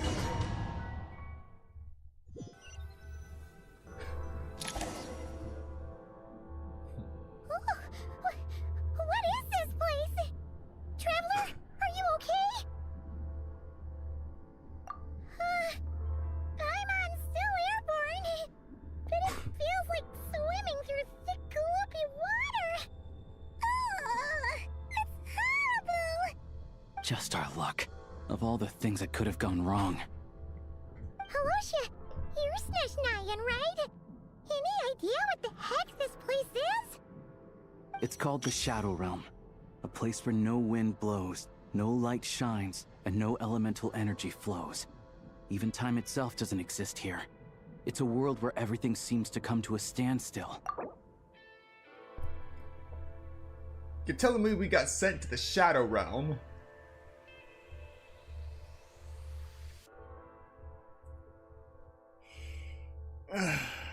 Lovely, lovely. Not Yu-Gi-Oh, but still Shadow Realm. A mysterious place that appears in Snezhnaya. It's said to be inextricably linked to the golden city of Hyperborea, from which a splendorous civilization was once constructed. So it all...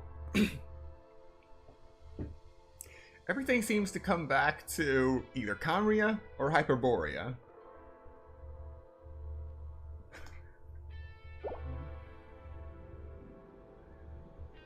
The place where no wind blows.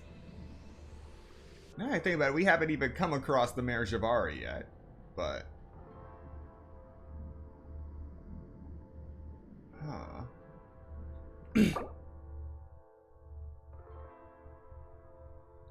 The Mare Javari, the place where no wind blows, linked to Hyperborea.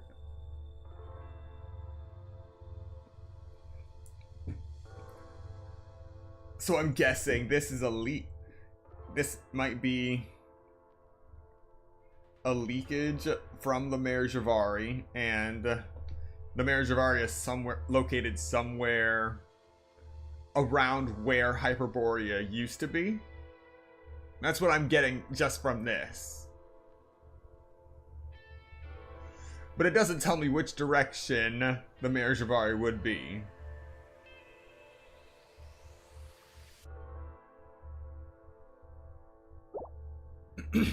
I've only seen it a few times before, and this is my first time inside. It's a dangerous place. Most people who get sucked into the Shadow Realm are never seen again. And the few who do make it back, they're never quite the same. Huh? Then what the heck do we do now? Oh, maybe Goggles knows something. Goggles? Great! Now we're done for! Hold it together. Let's not get ahead of ourselves. I heard a story once about the world of shadows.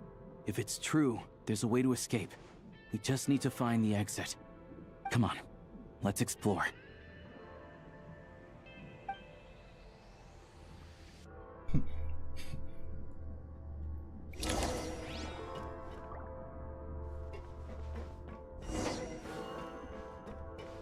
Look at these Fatui! It's like they've lost their minds! Their shadows have been devoured. They're no longer amongst the living.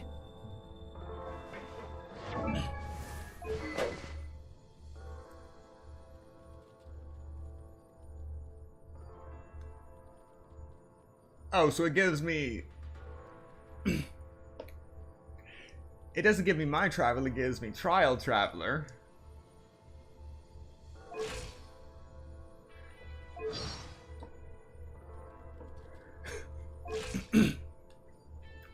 Fantastic.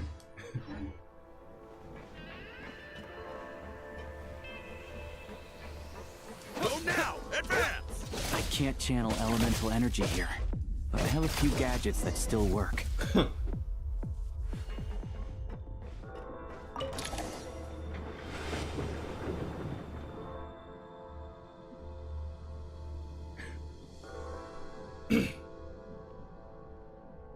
Lovely.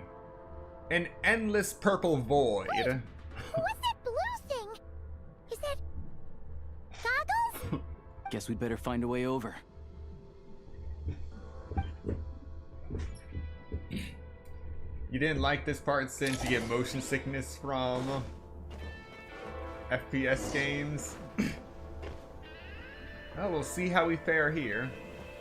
There's plenty of Kresnik Crystal that got sucked into the Shadow Realm. I'll take point. Bye-bye. The last one. What do we do next? Play it by ear. Now, let's be honest. The fact that he was crouching right there, he had that coming to him.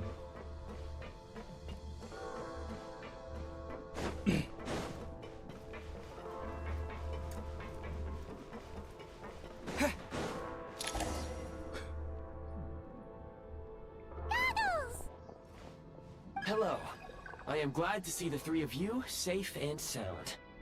For now, at least. But things aren't looking too good. Correct. We are now inside what is known as the Shadow Realm, the darkest space in the shell, where even the Most High is loath to cast its gaze. Time and space hold no meaning here. It intersects with the world of the Light Realm only rarely, like an air bubble that rises to the water's surface. We must leave this place before it sinks back down into the depths once more. Sounds like you have a plan. Yes. In fact, the very purpose of my creation was likely to... From the Shadow Realm. It appears that key data is currently inaccessible, but now is not the time to resolve that problem. I have marked the exit to the Shadow Realm for your convenience. In addition, I have prepared some equipment to aid you as you traverse the Shadow Realm, traveler. It may well be one of my core functions. Scan complete. Construction in progress. Activation code? We once peered into the past from the ruins of the shadows. This is what remains of the Golden City, Hyperborea.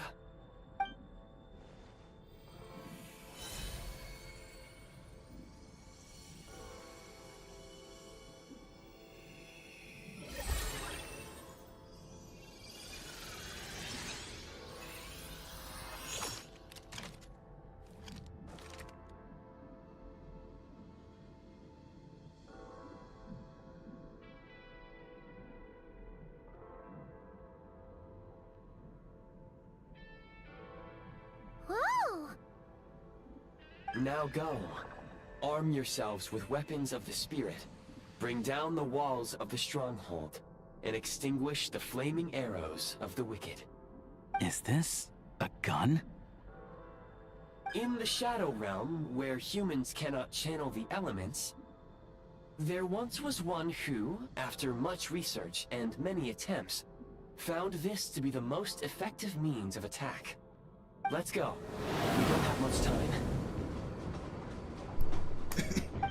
Alright, let's rock.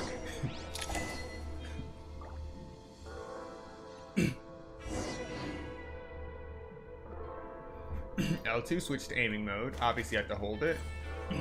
Still got R1 to sprint. X to jump and take cover.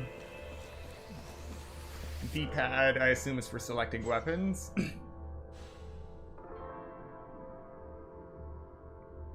And I'm assuming circle button is to reload.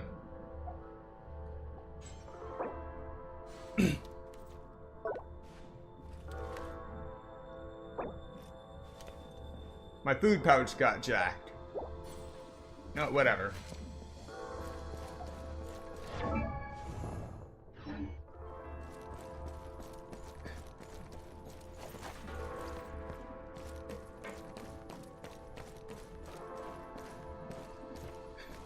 When you encounter small obstacles, you can simply clamber over them.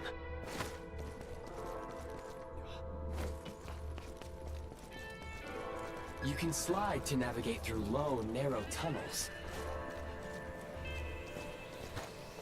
Okay, nice. Since obstruction ahead, you may be able to use the explosives nearby. Shoot the explosives to detonate them and clear the path. Yep, circle to reload.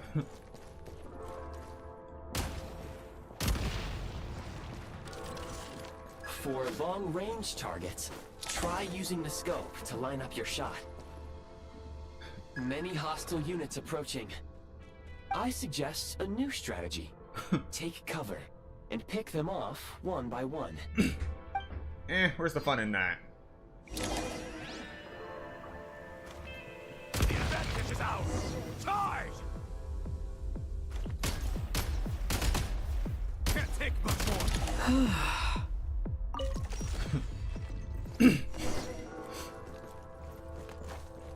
Moving on. More enemies detected. Try attacking with the newly unlocked Assault.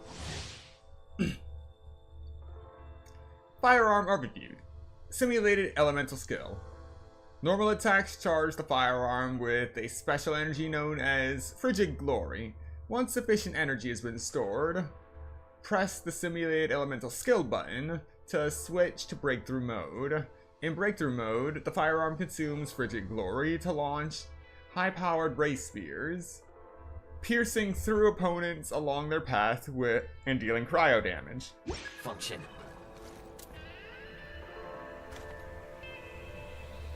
Light him up! Taking cover. Over.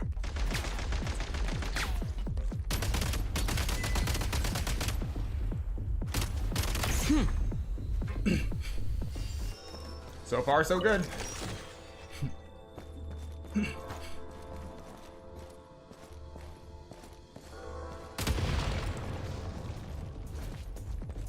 Reload!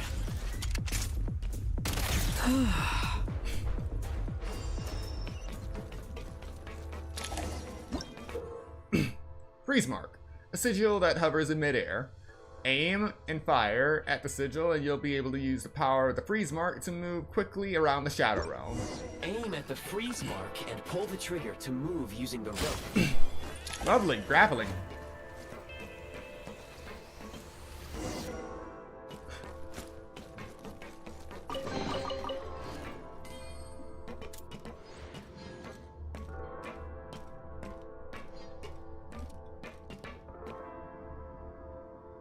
Mind the rhythm.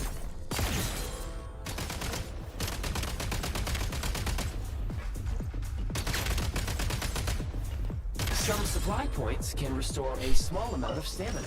Press on.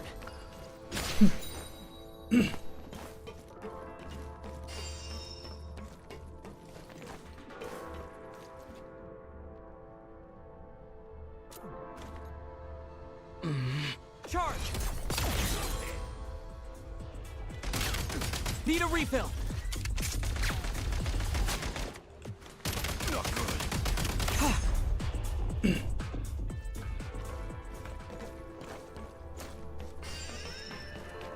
Alright, doing good so far.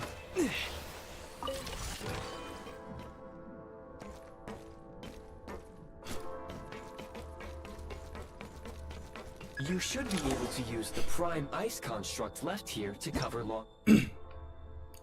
Prime Ice Construct, link mechanism.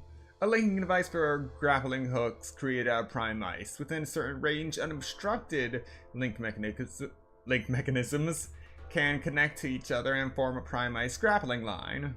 You can quickly travel back and forth between connected link mechanisms using that line. Distances.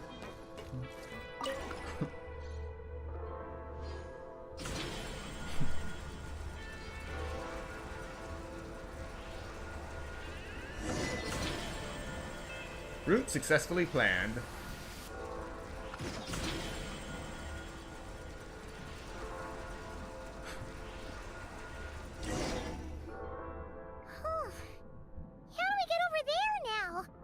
I recommend using this grappling gun.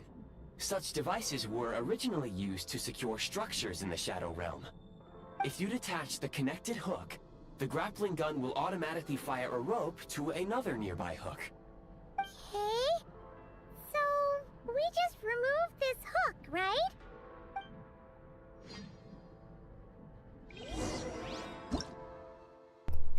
Prime Ice Construct. Grappling gun. A grappling device created out of Prime Ice. It automatically launches a grappling hook at the hook mechanism within range, pulling the user towards it. Occasionally, you can also use it to cause damage to fragile items containing hook mechanisms. Okay.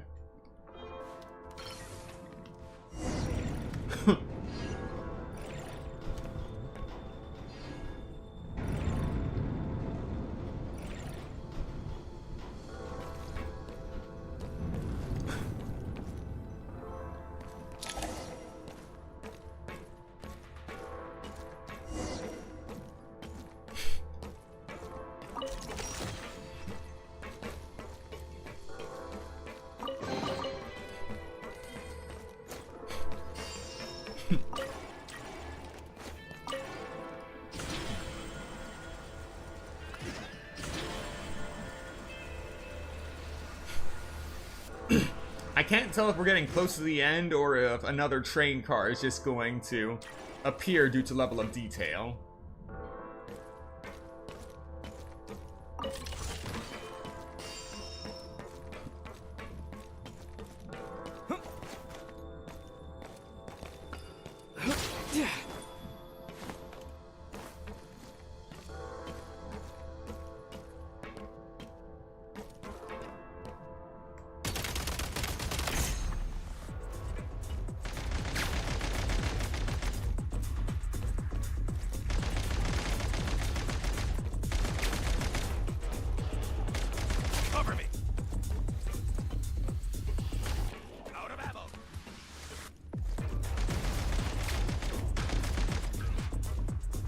sprint at the prime ice launcher to reach high places with ease.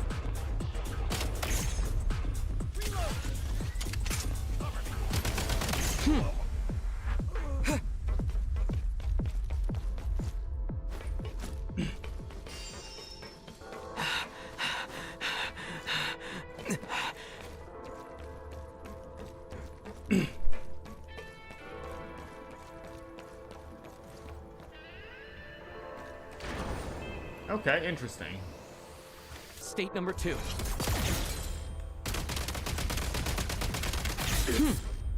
Over.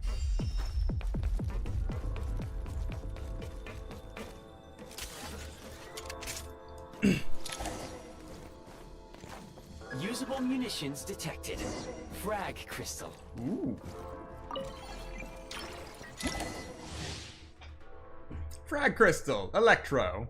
When thrown, creates special electro field that deals electro damage to opponents inside the field periodically. The field will also slowly move forward along the crystal's line of travel and slow down further when it comes in contact with the opponent or object. Alright.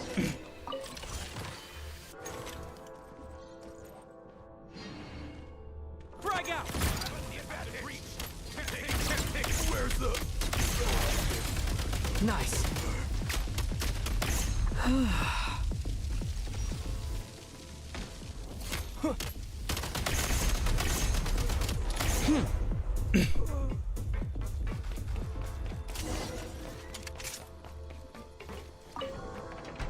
Okay, so I can close the carriage doors. And the hinges go both ways.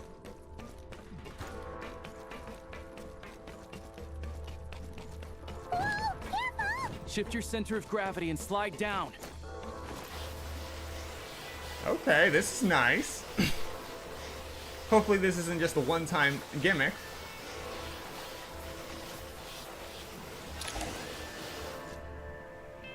Alright. Stuck the landing.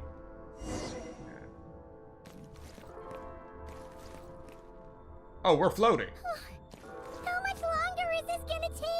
The exit is right ahead. We are very close now. However... It's like they're trying to keep us trapped here. That platform and the carriages are swarming with undead fatuity. Guess we gotta storm through.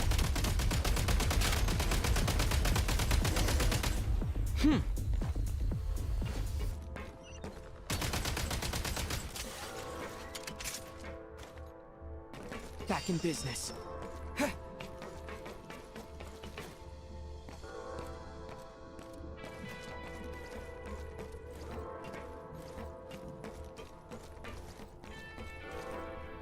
Switch mode.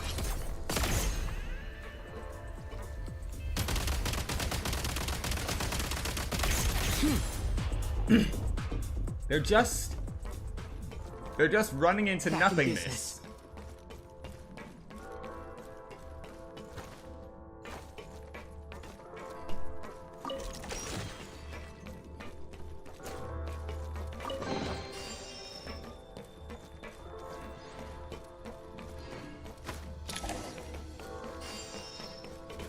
Ooh.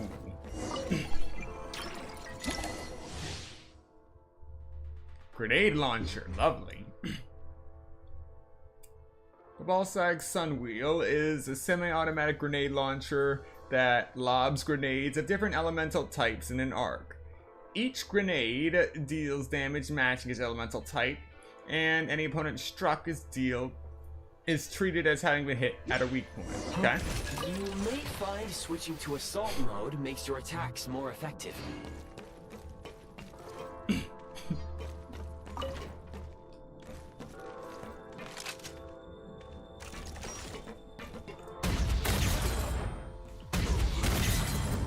Say hello to my little friends.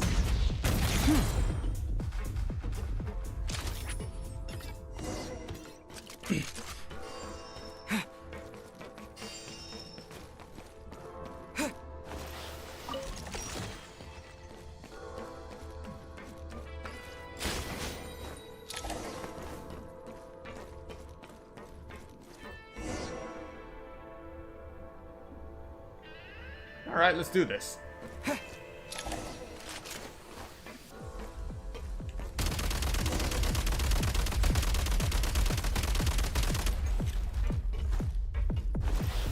Try this! Frag out!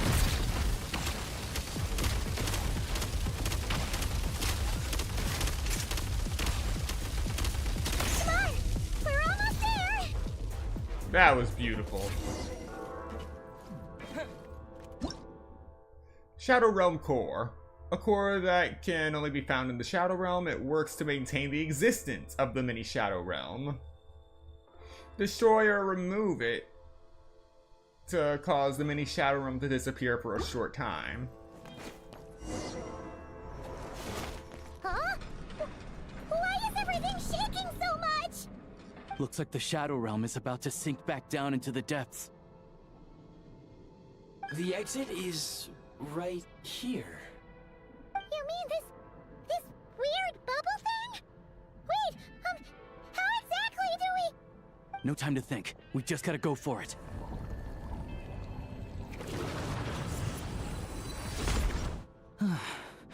Looks like I was right.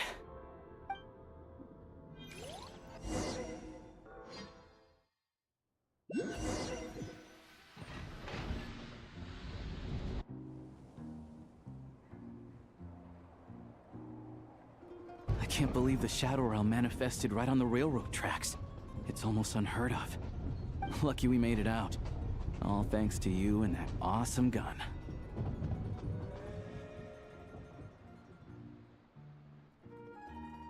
Ah, so you have heard of the Golden City before? Yeah, it came up a whole bunch in Nokrai. You're a pretty neat surprise in that sense, aren't you, Goggles? We had no idea they left cool gadgets like you behind. Hyperborea, the ancient Golden City. One of the many cities guided by the Heavenly Envoys, which was, for reasons unknown, destroyed in a single day. Now, one can only imagine its former glory from the ruins that remain. Make no mistake, it was a team effort. For a first-time firearm user, your performance was quite outstanding, far beyond my expectations. As Alosha said, it is highly unusual for the Shadow Realm to manifest in a place like this, but we should still watch out for similar dangers ahead. Oh, let's hope not. If anything else goes wrong with this trip, Paimon's gonna have train trauma for life. The Shadow Realm can appear anywhere, not just on the railroad. I am simply advising that we take sensible precautions. Now, if you wish to further calibrate and upgrade your firearm, you may do so over there, provided you have the necessary components. Please take a moment to catch your breath while I repair the body of the train. Amongst other things, this will ensure Paimon is a little warmer while on board. Oh, thanks, Goggles. You're a trusty train conductor. Well, maybe trusty isn't quite the right word, considering. Anyway, at least you get the job done. Yes, of course. And just like the Eye of Grey, I am sure it will be a great asset to you in your future adventures. If not the trustiest, then it will at least get the job done. Let's get some fresh air while the Eye of Grey fixes the train. Yeah, sure. Paimon wants to forget all about the Shadow Realm. It was so creepy in there. Stretching our legs might help take our mind off things.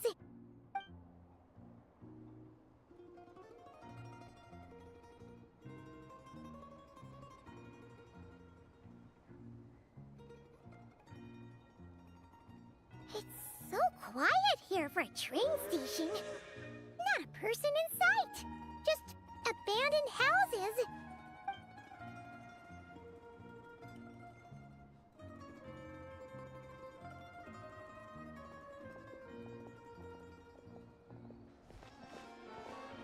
Huh? So much for repair? You've swapped our train out for a whole new model! My plan was to restore the train to its original appearance per my records as quickly as possible. Now that the repairs are complete, the train offers optimized performance and a significantly improved trendiness level. Huh. Didn't know trendiness was a parameter.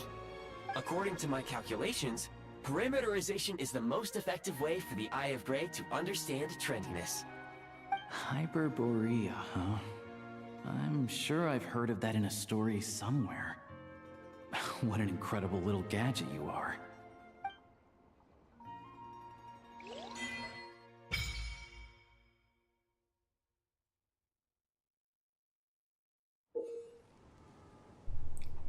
In the Snezhnaya Adventure Journal, you can view your ongoing and available quests in Snezhnaya. This is also where you can collect corresponding rewards after you complete Archon quests and world quests. The experiences section of your Snezhnaya Adventure Journal. Here you can find the meeting points you have discovered while exploring Snezhnaya. Additionally, you can also view this section. View in this section any special recruitment projects that can be done this week. The Shadow Realm History section in your Snezhnaya Adventure Journal. I feel like the very beginning is supposed to be like a title for each tutorial page, because that's not even a complete sentence unless you're using it to respond to a question. Anyway, here you can find the Shadow Realms and even more dangerous Shadow Realms you have uncovered while exploring Snezhnaya, and quick travel to any of these realms for a good old cleanup operation. The Snezhnaya Adventure Journal also allows you to look up the temperatures of the current area. In low temperature locations, the Eye of Grey will expend Kresnik energy to regulate body temperature. Kresnik energy depletes more quickly in frigid zones and in sub-zero zones. Kresnik energy will be depleted even more quickly and lead to catastrophic effects. Therefore, do keep an eye on the environment temperature where you're going. So, Kresnik energy is not a cure-all. In the face of sub-zero temperatures, it'll burn up in an instant.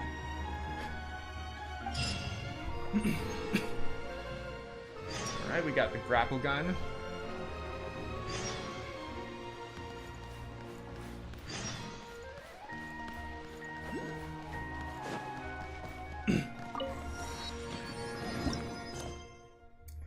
We're gonna stick with the Archon quest for now.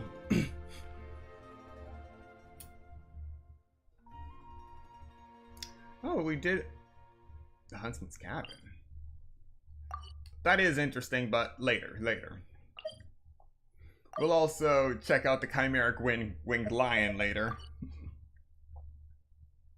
So there are chimeras in Snezhnaya. I like music. In fact, I've taught myself to play many different instruments. You don't believe me? Find me a piano, and I'll show you a thing or two. Certainly went out of your way for this, didn't you? It's all yours. There is a chest nearby. Yes. How tiresome. Thank you for stating the obvious.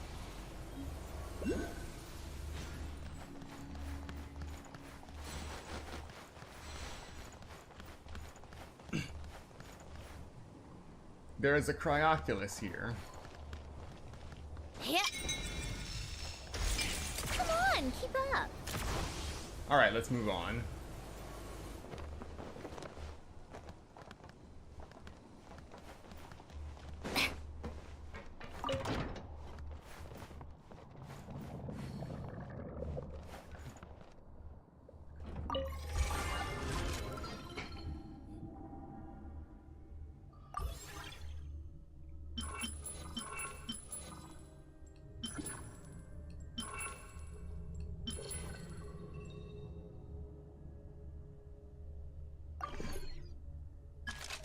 I'll worry about upgrades later. I feel like as long as I play smart, I won't have to worry about upgrades. in the very beginning.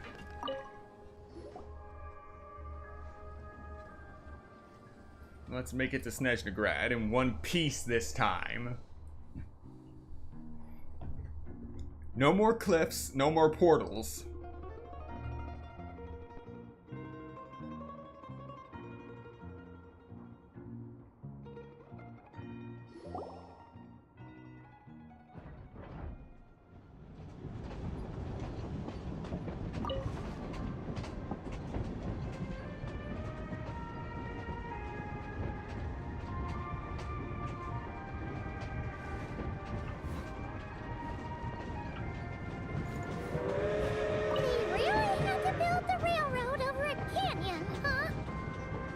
You might want to avoid looking down if you're afraid of heights. No, it's not that. Are those sumpter I'm beasts? just praying that we don't have yet another accident. Arctic sumpter beasts. Huh.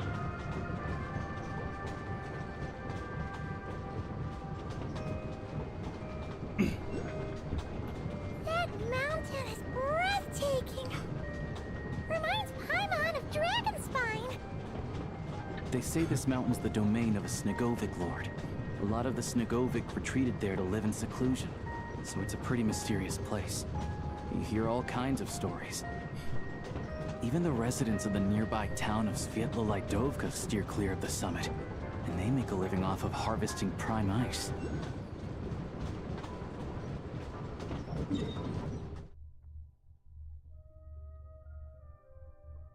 So it's somewhere this way, that mountain. No, wait. Yeah. It's in the opposite direction.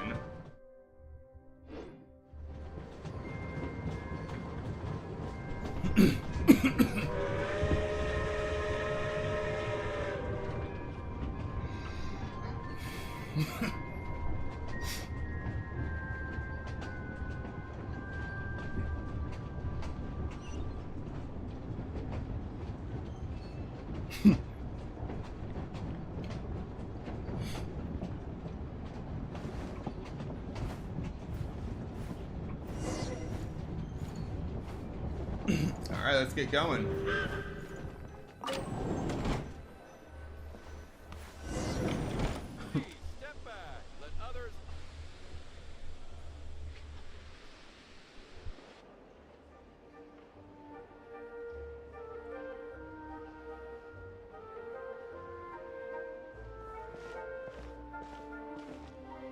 Here we are. Welcome to Snezhnaya train station, the biggest transport hub in the nation. Wow! It's so majestic! Just flying from one side to the other would probably leave Paimon out of breath! It's built for maximum efficiency, but yes, transferring trains here can be a little tiring. In the future, you can use this train station to travel anywhere you want in Snezhnaya. For now, though, come with me. Let's get Paimon checked out. This way. There's a lift car that goes straight to Sapoliarni.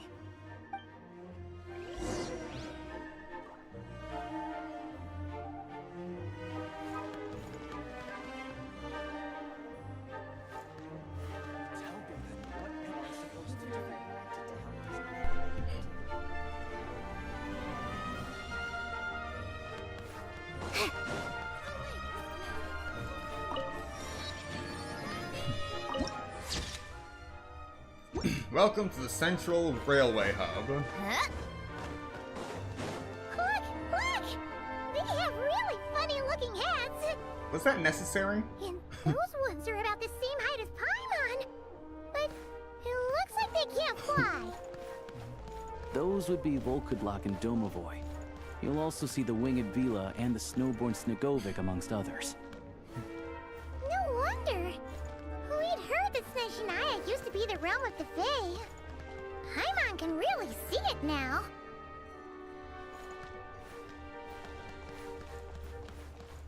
A train delay.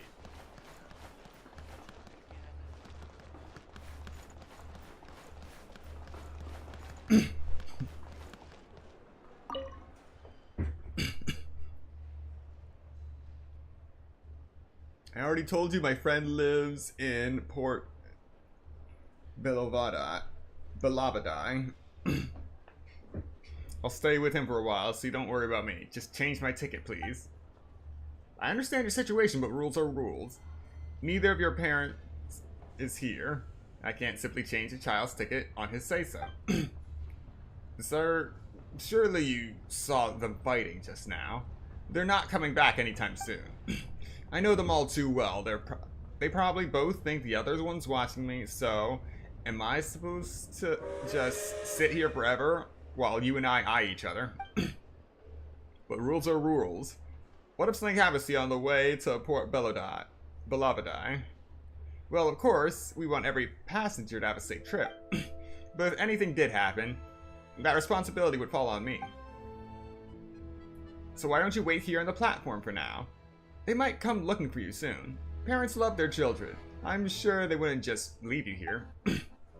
Yeah, maybe most parents won't. I used to think that parents don't stop liking each other either.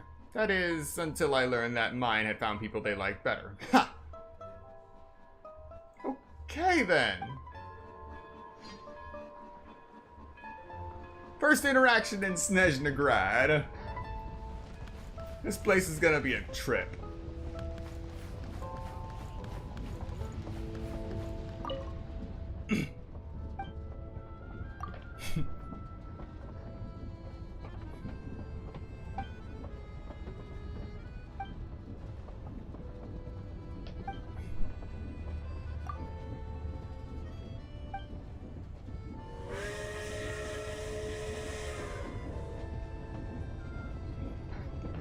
He's not wrong. One moment you're on a peaceful snow-covered mountain, and the next you're running for your life. Same goes for tsunamis. They can rise all of a sudden out of the calmest waters. The calmer a place appears, the more likely that it has hidden currents moving beneath the surface, with danger lurking everywhere. That's why we must remain vigilant at all times. Respectable.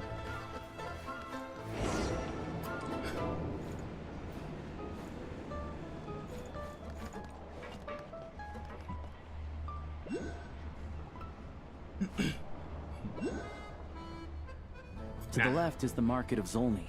They sell everything there. You can often find some nifty little trinkets. Now how am I gonna get you? You'll see the Korolyevsky Theater in the distance. Look at that! Incredible!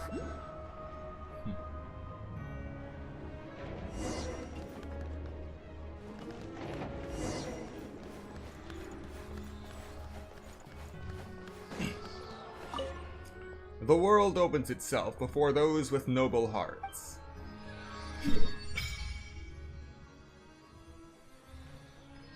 Alright, where's the general store?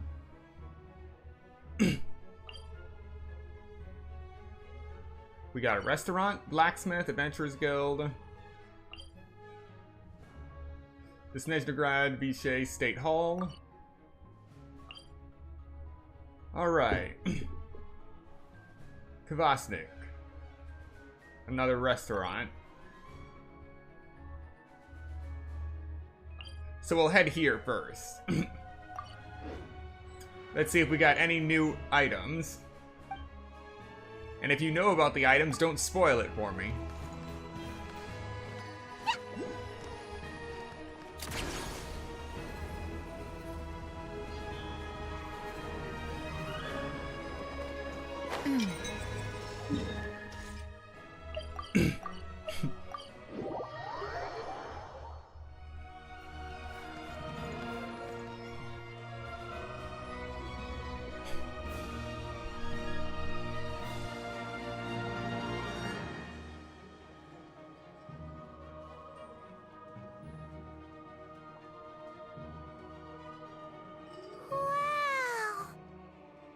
Snezhnaya is stunning! Seeing it with our own eyes makes all the trouble we went through to get here worth it! I found it pretty stunning when I first came here too. But I soon found out that stunningly beautiful means stunningly expensive. The prices here are crazy. I'm just a small-time hunter, so Zolny is where I spend most of my time. This way will take us to Podvorier restaurant. They offer food and lodging there, so you can get settled in while I fetch the doctor. Is that gonna be stunningly expensive too? Yeah, I mean, there are places to stay in Zolny, but I highly doubt they'd meet your standards. Most of the stoves are out of crystal, the windows are drafty, and at night, four-legged roommates come out to play, sharpening their claws on the roof beams and floorboards. Yep, no way. Not a chance Paimon's staying anywhere like that. Maybe we can split the cost of the room between us? Paimon still has some savings left. Fine then. It's your treat. Paimon will save her money for buying a nice little cake. Don't worry, you'll get some too. I'm glad to see you've perked up. If you find yourselves in the mood for some sightseeing later, there's a few places around here worth seeing. This way leads to Zapoliarny Palace, which serves as the Tsaritsa's audience chamber and also her personal quarters. The adjacent block is kind of a city in its own right. That's Glupov, the headquarters of the Fatui. Glupov, a satellite city within Snezhnagrad. The headquarters of the Fatui. Glupov's present mayor is the fifth of the Fatui Harbingers, the Rootster. Pulcinella. Inside, there's a munitions factory known as the Armory Palace, producing a constant supply of all kinds of equipment for the Fatui. A lot of important research happens there too. And over there is the Snezhnagrad Vecha, where all the big shots meet regularly to make policy decisions.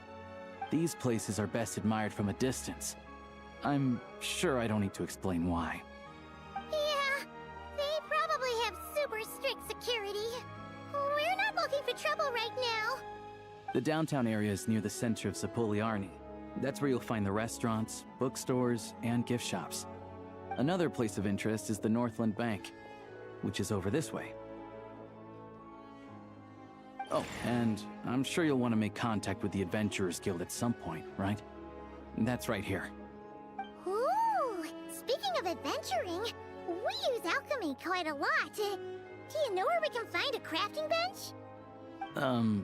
No one practices alchemy in Snezhnagrad, I'm afraid. Apparently there's some historical reason for it. Oh. We'll just have to use the one on the train then. Kinda inconvenient. Wait, how come there's one on the train if that's Snezhnayan too? Maybe something happened between the time the train was made and now? Yeah, I don't know. Not my area of expertise. Still, I wouldn't say the absence of alchemy makes life here any less convenient. Anyway... Finally, there's Zolny in that direction. It's mostly residential buildings and factories, but there's a few shops too. Worth a look around if you're interested. That's about it. You guys go ahead and get checked in while I track down my doctor friend. Sounds good. Thanks for all the recommendations. It'll be good to get out of the cold wind. Paimon's starting to feel another headache coming on.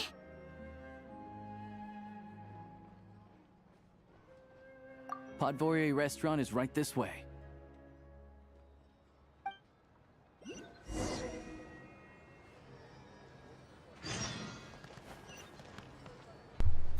Alright, before we go over there...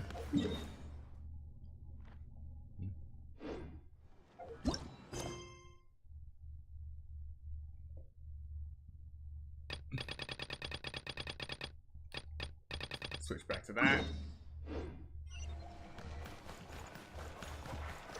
Unlock this.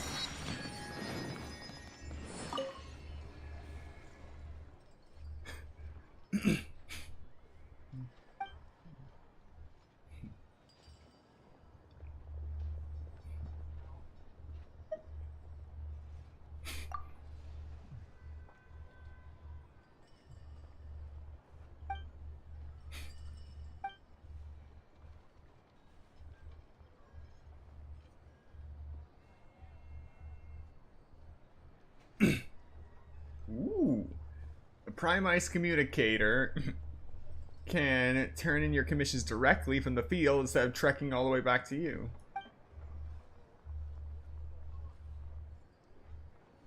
By various means.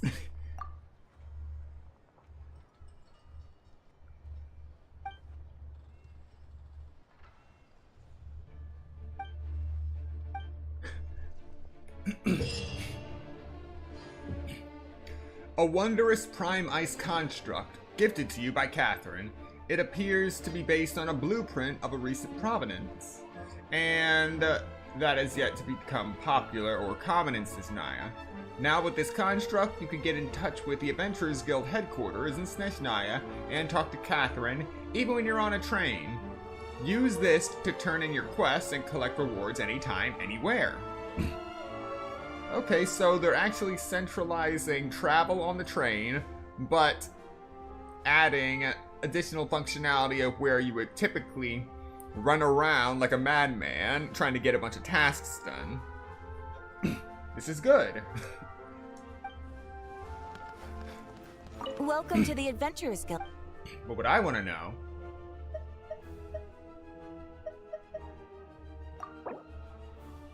Oh, I already got some long-term encounter points. Nice. Thank you for completing. Welcome to the... What I want to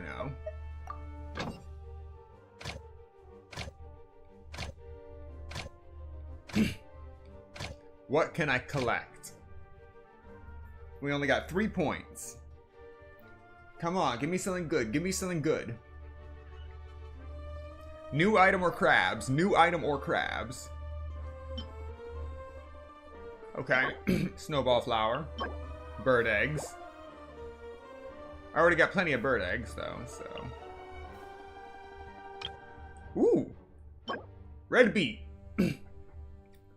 A hardly herbaceous beet plant capable of thriving, even in the frozen soil.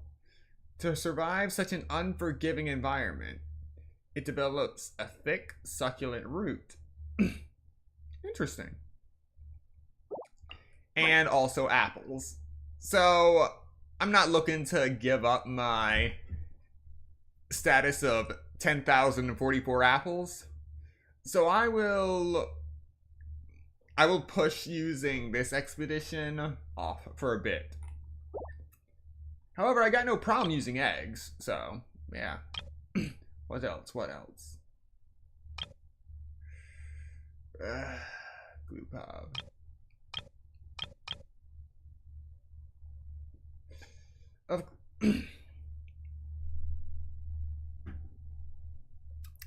You know, I do wonder about this. Why they keep doing this?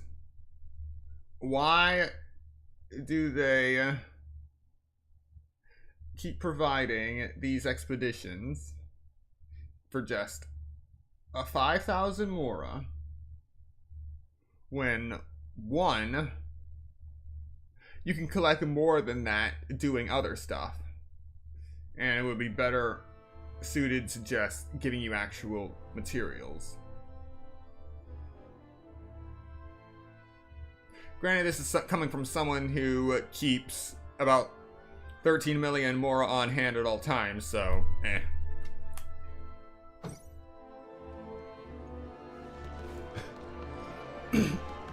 Anyway.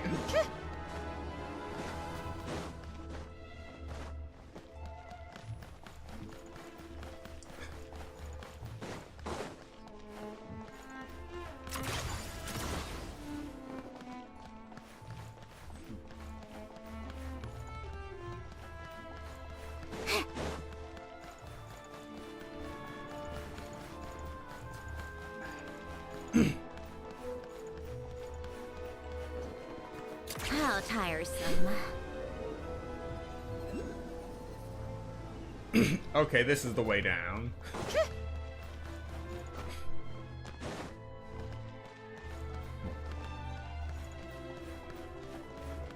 Come on, keep up.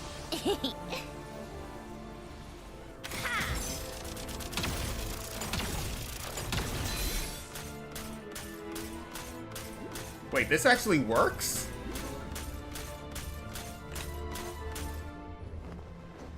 Only to a degree. I am definitely going to use that later. Alright, man, what do you got for me?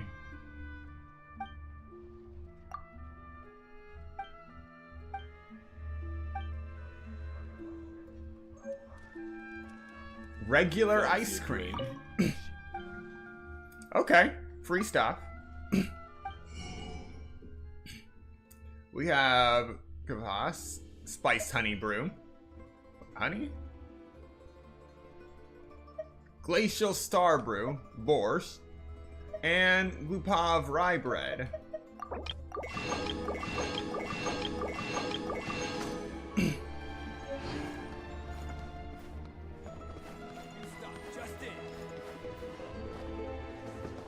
What do you got?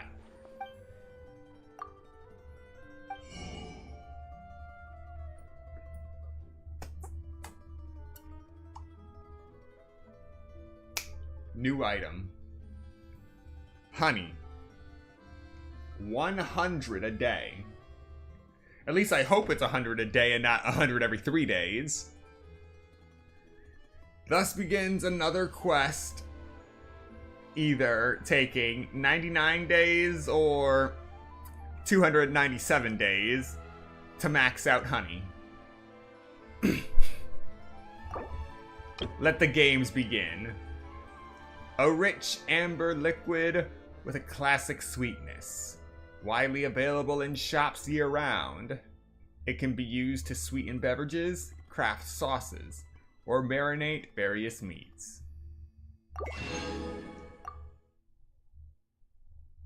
Complete special recruitment project, cycle training 4 times to get a discount. Alright. And now we have a new spot to get more salt, pepper, onions, milk, tomato, cabbages, potatoes, and wheat. And yet we are in the final nation. And we still don't know where the milk comes from.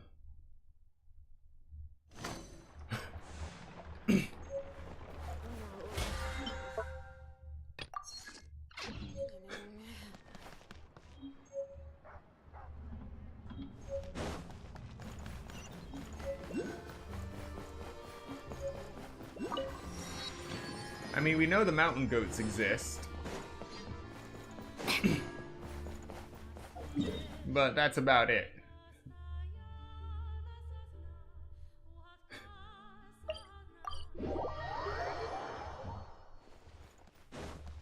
How tiresome.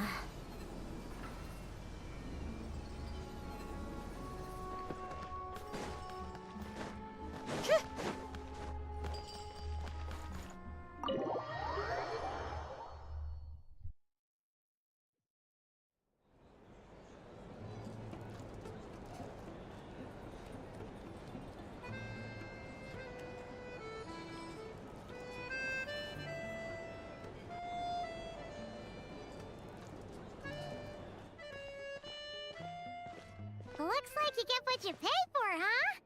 Paimon likes this room a lot. Yeah, much better now that we're out of the cold. Oh, thanks for taking such good care of Paimon. Honestly, she feels kind of bad for throwing a wrench in the works. If this were anywhere else, we'd be out investigating and adventuring by now. But instead, we're stuck here waiting for a doctor. You're right. No need to push ourselves too hard for no reason. A lot happened on our way into the city. Let's review what we've learned so far and try to figure out what to do next. Obviously, the million more question is, what is this Aritza planning? Everything else leads back to that. Sure was. And so far, we've learned that in addition to the 7 Gnosis, her plan also requires a ton of energy. But we won't get to see her anytime soon. Aloysia said that she went east to fight that big monster. It must be a pretty powerful one if it can blanket the whole of Snezhnaya in a snowstorm this awful. To be honest, What we're really lacking right now is information. The kind of information that only the higher-ups in the government would know. Not word-on-the-street type of info. Paimon can't think of a few people who might be able to help us. But... They're all for Tui. Right! And when we left Nocry, Sandrone specifically left a message reminding us which side we're on. So... it's unlikely they'd tell us anything confidential about the Tsaritsa's grand plan. Yeah, fair point. Besides, that Gloop-off place is right nearby. We've got nothing to lose, so it'd be a waste not to go. There's gotta be someone there willing to talk to us, right? Maybe Arlecchino or Sandrone? Or possibly Tartaglia. But it's unlikely we could sweet-talk Arlecchino, let alone Sandrone. She basically told us to stay in her lane already. Yeah, the last time was all the way back in Fontaine, right? Too bad we missed him in Nocry. Apparently, he came to help out. Hello. Is there a traveler and Paimon in there? That's Alosha! Come in! Hello, I'm Dr. Luneva. Alosha mentioned that one of you is feeling a little under the weather. I see. So you're my patient today, yes? And you're, Faye, I presume? Good question. Paimon's not too sure either, but she's definitely not the same kind of Fae as the ones we saw at the train station. Is that gonna be an issue? Not exactly. It's just, I'm used to treating human patients. Fae tend to be far more resilient than even the healthiest and most long-lived of humans. But don't worry, I do have some experience treating Fae. I've even diagnosed plenty of cats and dogs in my time. Safe to say, I have a fairly eclectic range of expertise. It'll be fine. Paimon's basically the same as a human. Right? We're no different when it comes down to it, are we? More like you don't eat enough. The more talking you do, the more you need to eat.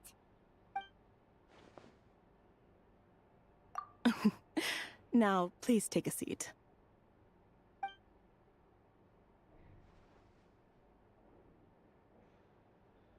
Okay, vital signs are good. Test results are all within normal ranges. I don't think it's anything serious. More than likely, you've just caught a cold. I can give you some medicine to tide you over, but as long as you rest properly for the next couple of days, you should feel better. Make sure to keep an eye on your temperature, though. If you find yourself with a persistent low-grade fever, or if your symptoms don't improve, just contact me again. Sounds like there's no cause for alarm. Thank you, Doctor. You're very welcome. Just doing my job. I'll leave you in peace now. Time to visit my next patients. Take care. You heard the doctor. Best you rest up here for a couple days. No sightseeing for the time being. Alright then. Guess we've got no choice. Let's just treat it as a short vacation. I have to get back to it. If you need anything else from the doctor or me, go to the Hunter Trade Station in Zolny. The boss there knows how to reach me. Hey, no big deal. You saved my life in the Shadow Realm. This is the least I could do. See you around.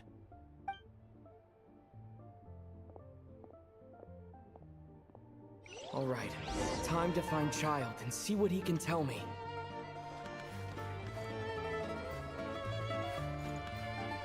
Take a break.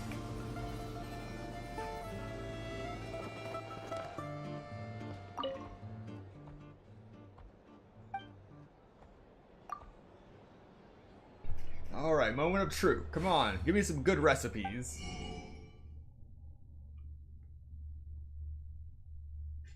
Podvorye smoked sausage. Finally, a good sausage dish. Borscht. Medovik. Oh wait, this is the place. This is the place to actually get the ingredients. We got smoked fowl. We got ham and jam, bacon, sausage, flour, cream, butter, sugar, crab roe, we have another Crabro vendor. So we have 3 in Mondstadt. 1 in the original area. 2 in Windrise. We have 1 in Liyue at Chenyu Vale. That makes 4. Another 1 in Fontaine. 5. Another 1 in Natlin. 6. Another 1 in Nodcry. 7. And now here in Snezhnaya. Makes 8. So every single week we can get 80 Crabro. 80 Crabro a week. That is 320 crabs. Absolutely fantastic. Granted, right now we have to pay full price for everything. I'm okay with that. It won't take me long to wrap up cycle training, probably.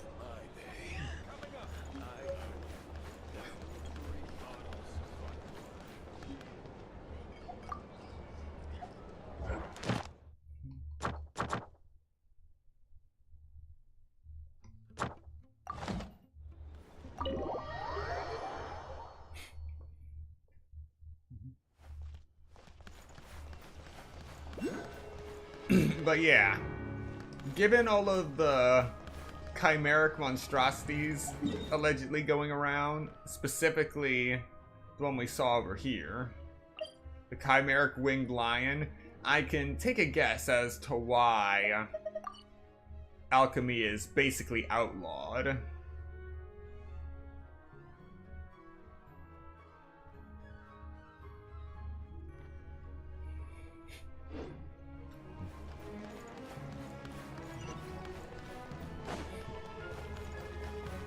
How tiresome.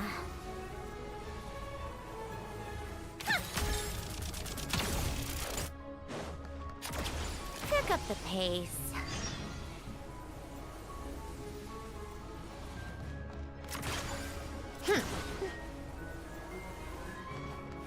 Come on, keep up.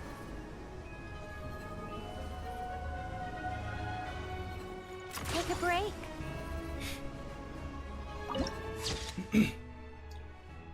The Citadel of Fools. How tiresome. Look down.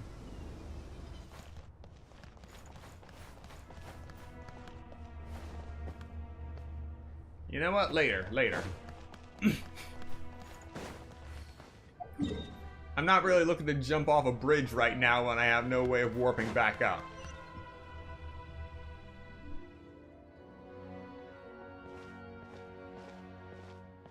Hold on. Please display your invitation letter or permit. Glupov does not accept meeting requests without a prior appointment. You'll have to apply per the advertised booking process and wait until your invitation letter is issued. Might I ask who you're hoping to visit? Harbinger Child Tartaglia. Another one who thinks the rules don't apply to them. I don't understand why people think they can just talk their way in here. You don't just show up and land a meeting with the Harbinger. But I have to go through the motions for protocol's sake. Honestly, it's such a waste of time asking when I already know what the answer's gonna be. Wait a moment. I'll pass on your message. If Child is unavailable, you'll have to go through the proper procedure.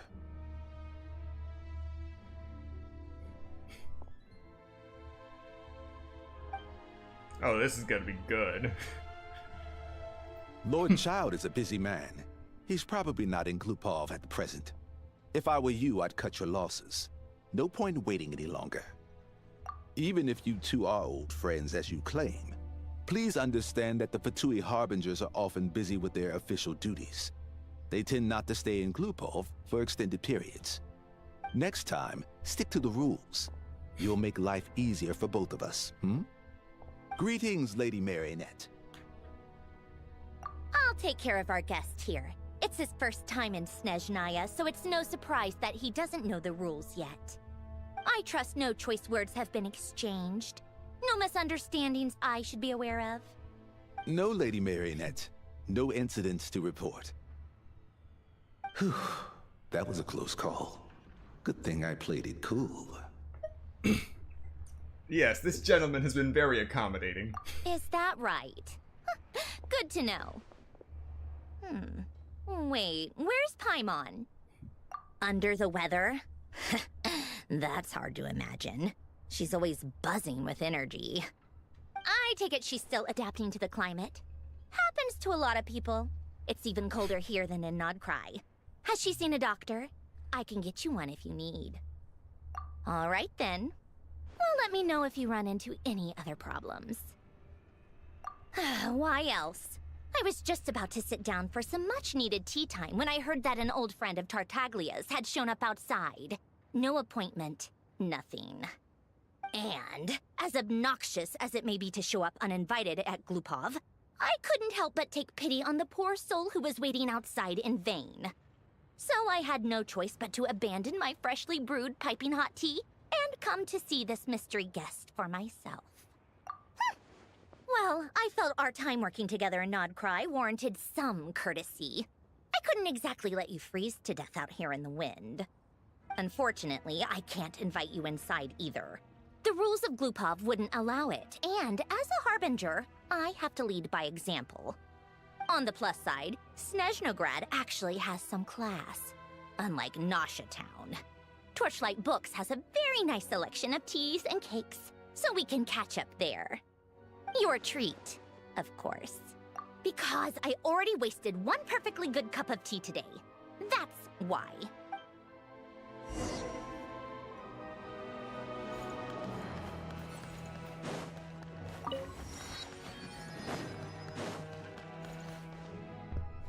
Okay, now we can go see what's under this bridge.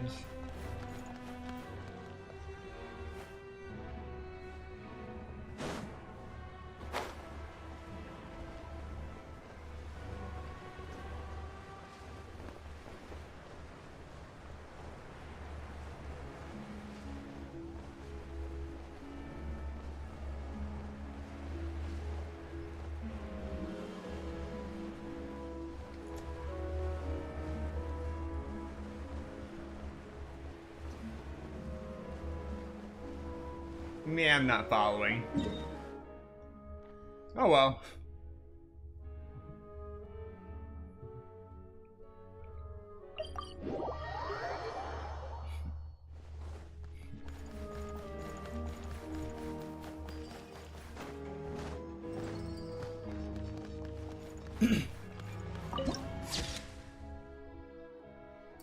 Glacial Palace of the Pole Star.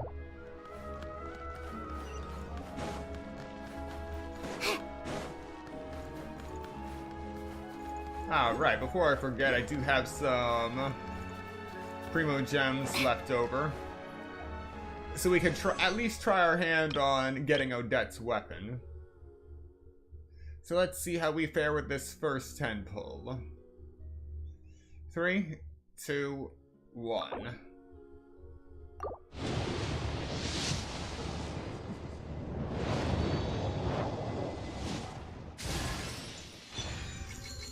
The bell.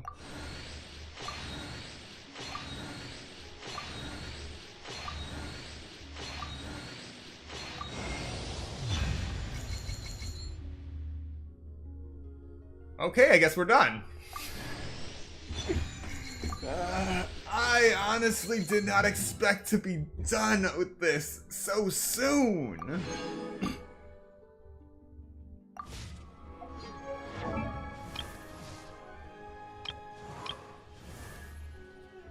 Now I just gotta worry about collecting materials.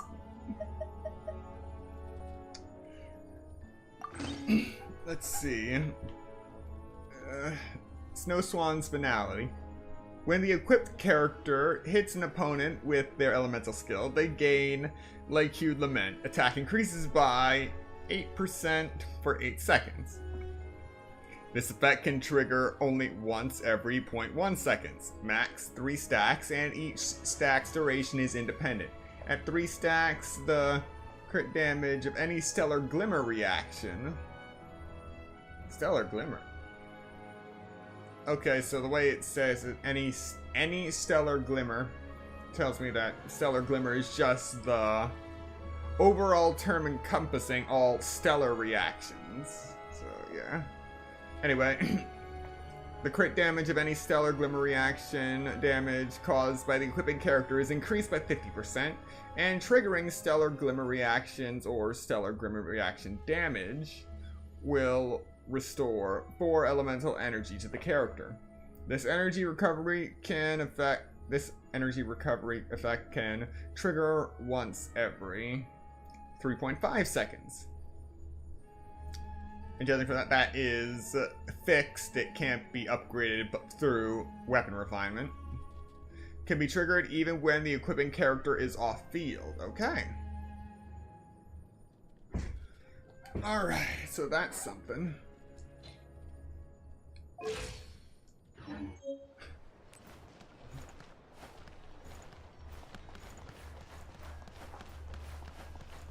So yeah, I guess we're done with the wishing banners for version 7.0 because I have no need for more Arlecchino. An actual painting.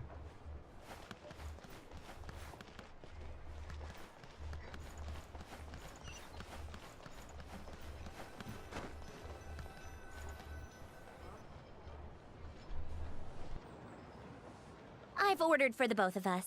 No objections, I assume. I'm sure you trust my taste. Okay, let's get down to business. I'm guessing you don't actually have any urgent business with Tartaglia, per se. You just want information, right?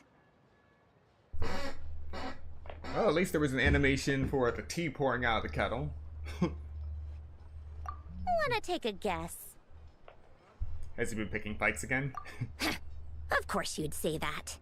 You shouldn't underestimate Counselor Tartaglia, you know. Counselor? That's right. I'm sure you've heard of the Snezhnaya Vetcha by now. Well, he's busy preparing some paperwork for their next meeting. They'll be discussing yet another extension to Project Stuzha. It's basically all anyone cares about in the Vetcha these days. I never expected Tartaglia to be a counselor. I honestly expected him to be some kind of arbitrator of trial by combat. Oh.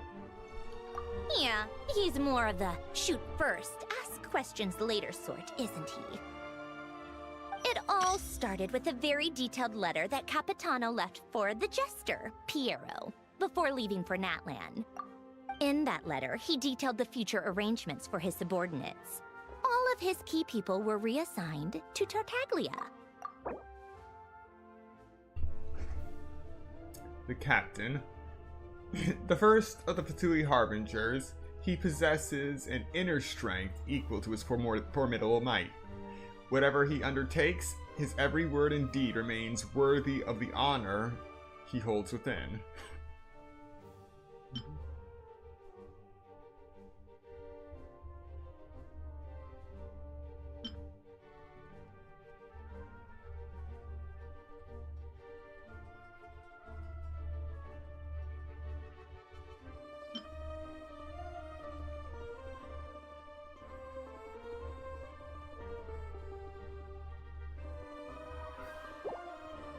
I guess he'd already prepared to leave us for good all the way back then.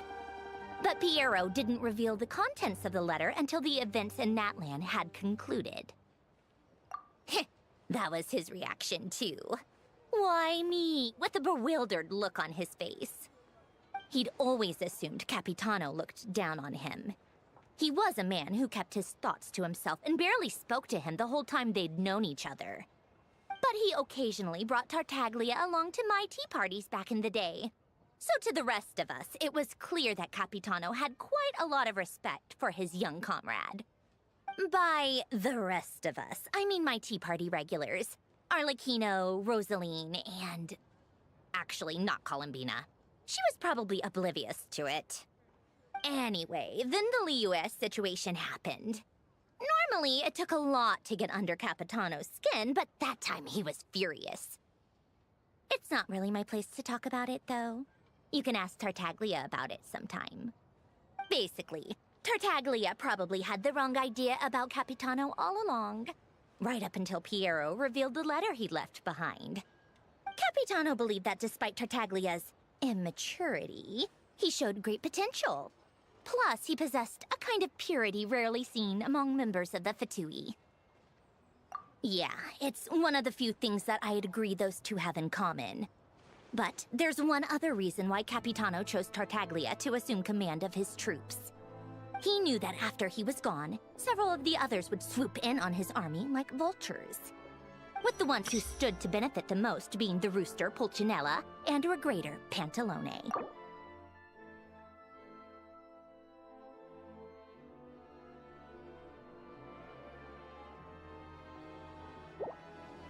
Once they divided Capitano's troops between them, they'd be more powerful than ever.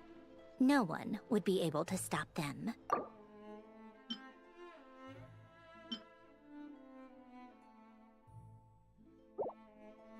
So, you can see why Capitano chose to hand that letter to Piero, right?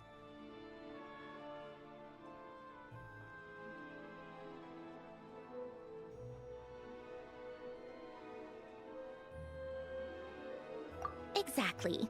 Piero also needed to back a harbinger as soon as possible. And all things considered, Tartaglia was the best choice. Even though Tartaglia has had the support of Northland Bank for a long time, he and Pantalone are ultimately not cut from the same cloth. I'd say Capitano made a good judgment call. Anyone else caught in this situation would probably feel like they'd been hung out to dry. His best course of action will be to distance himself from any shady business, while still maintaining friendly relations with Pantalone, but seeking Pulcinella's support at the same time. What's the point in having a tea party if you don't spill a little tea? Besides, none of this is confidential anyway. Ask any journalist out there. They'll give you all the lurid details. You'll see it firsthand if you ever sit in on a session of the Snezhnograd Vecha. All the factional strife, whether open or unspoken, it plays out for all to see in that one little room. Having a voice in the Vecha is the only way to steer policies in your favor. So, every person in that room represents a particular interest group. Pantalone, for instance, represents the financial sector, and Tartaglia represents the Fatui soldiers. Personally, I have no interest in political jousting. But since I have a number of engineers and researchers under my command, I have to make their voices heard. Then there's Pulcinella, the linchpin of the Vecha. He represents politics itself. Everything involves him, so nothing can bypass him. Any issue that comes up, he knows how to mediate. That's what the Tsaritsa values most about him. I'm starting to see why everyone is so frustrated with the way things are, but also powerless to change it. A complex web of interests connects all parties involved, and the Tsaritsa sitting at the top adds another layer of complexity. It must be nearly impossible to come up with a perfect solution. All right, I'm done carrying this conversation. Time for you to answer a question of mine. You must have known that you can get the info you needed from me. So why was Tartaglia the first person you asked to see and not me? Huh? Jealous? As if. Wait. Oh, I think I know what it is. Columbina passed on my message to you before you left Not Cry, right? I only meant you should be mindful of which side you're on. Is that actually why you didn't ask for me? Because you took that to heart? You... fair enough. It's not your fault. I blame all these politicians I've been hanging around with lately. Always beating about the bush when they talk. I guess it must have rubbed off on me. Anyway, just ask for my help next time, okay? Little things like this are no problem. Lady Marionette. What now? Can't you see I'm on my break? Whatever it is, just leave it on my desk. I'll look at it later. Sorry to disturb you during your break, ma'am, but I'm afraid it's an emergency. Isn't it always? I've told you before, fixing the tracks and transporting ice blocks does not constitute an emergency. The equipment in Svietlo-Laidovka is in urgent need of maintenance. With how the weather's been recently, we suspect that the cause is a buildup of snow, exceeding the maximum weight limit. The supports on one of the machines broke and fell, awakening a dormant beast and leaving many of the ice miners trapped in a nearby ice cave. Luckily, Odette's team was nearby and launched a rescue operation, but we're still facing a severe manpower shortage for both the rescue and engineering teams. I guess that's it then. Our tea party will have to end here. I'm the only engineer you'll need. Do you actually want to come with, or are you just saying that? Nice of you to return the favor. I'll have a couple of people look after Paimon. They can let her know that you had to step out for a while. Given how urgent this is, I'm sure she'll understand. And honestly, I'd rather have your help than anyone else's. Between your skills and experience, you'd be reliable help. Then let's go. You, take 2 people to Pavourier restaurant. Find his room and watch it like a hawk until we get back. If anything happens to Paimon, you'll be answering to me. Yes, Lady Marionette.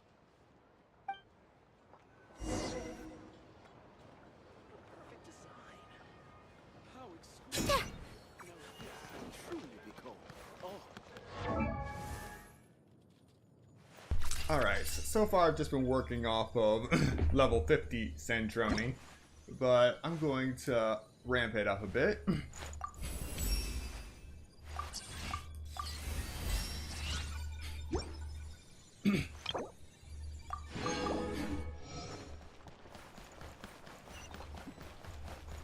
I don't understand.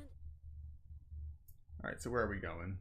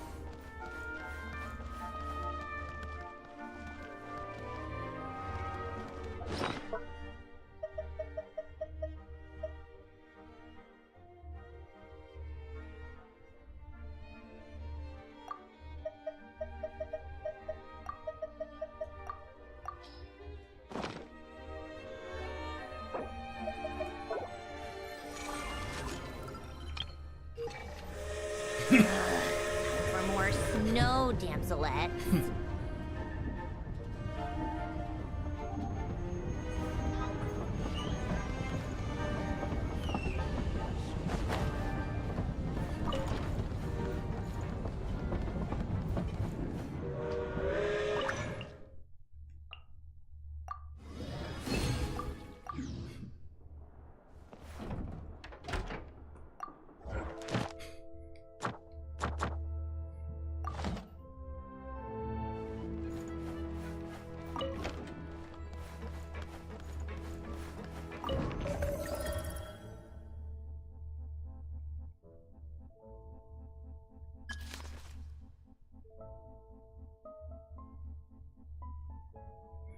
That's interesting. Pale Crown Palace, but...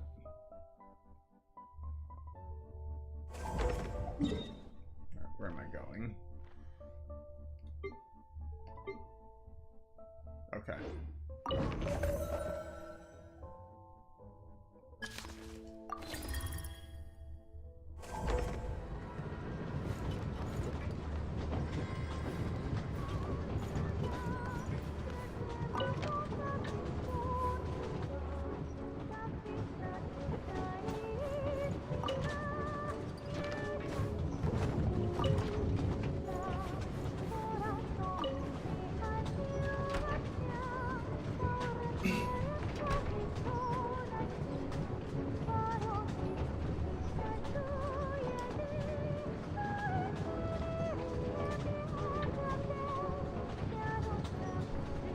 At least this train is moving pretty fast.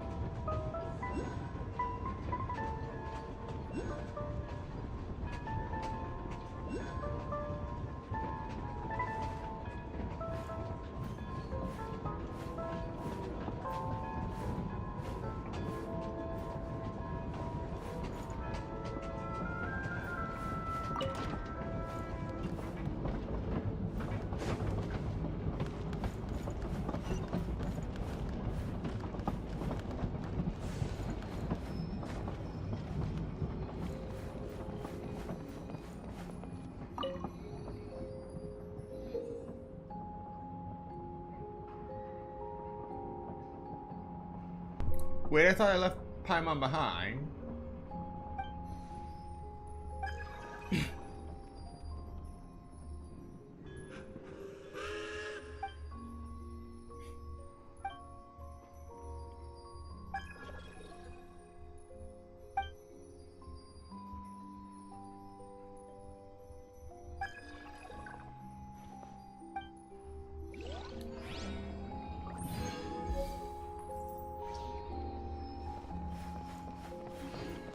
Gotta love those lapses in continuity.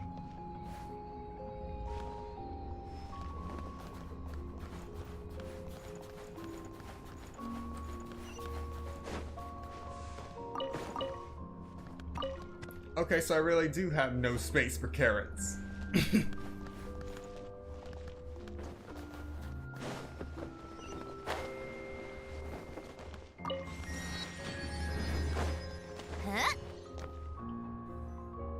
They weren't exaggerating. This is really dangerous.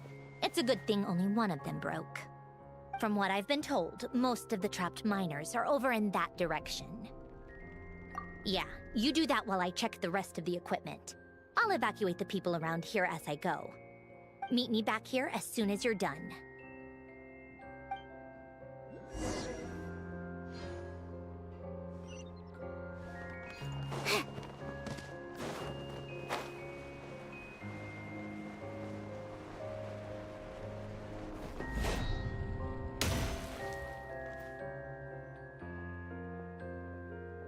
I have to be getting close. Don't go any further.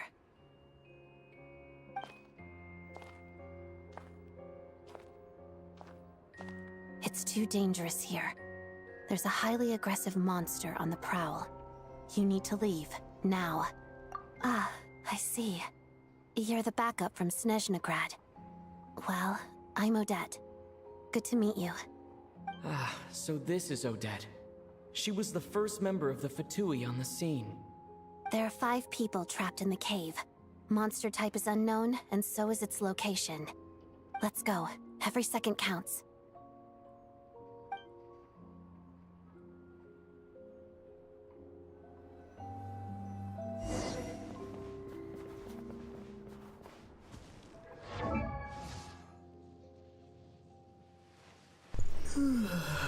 I got trialed and forced into Electro.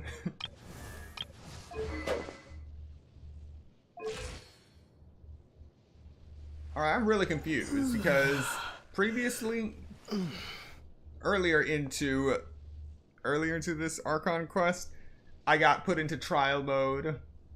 I was cryo and level 90. Same with my weapon. And my attack was around 2300. Now, I'm trialed, level 90, put it into Electro rather than Cryo, and my attack is 1500.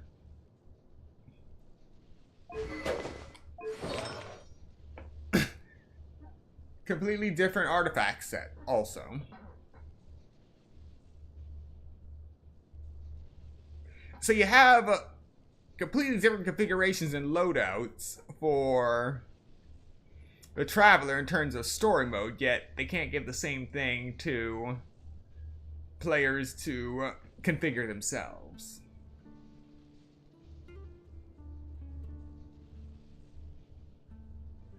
I'm not saying that I'm irritated that it doesn't exist. I'm just saying it's possible.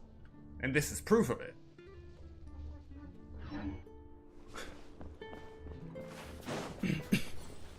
The groundwork is there. Careful. Something's moving.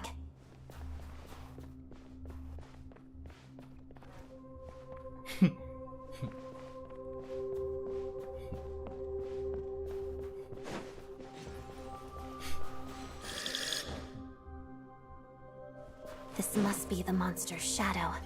Looks like a tough opponent.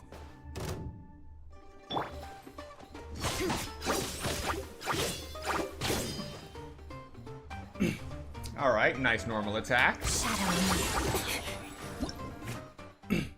In certain places in Snezhnaya, a starlight prism will also generate a prism mirage that lasts for a short time at the same location where advantage is. Approach the mirage to activate the starlight prism again, at which point it will remain on the field permanently. Prisms activated by such interactions have a chance to appear in other travelers' worlds. Similarly, prisms from other travelers' worlds may also appear in your world. In certain places in Snezhnaya, the pole star field will also present with additional abilities. When inside a pole star field, the Eye of Grey will not lose any energy. If the eye's energy level is below 30%, it will also immediately be restored to 30%. Okay, so that's a good thing to take note of. If I find anything that can be imbued with both cryo and electro, I can force a pole star field to replenish my Kresnik energy. It also appears that Prime-Ice constructs inside a pole star field will gain wondrous buffs.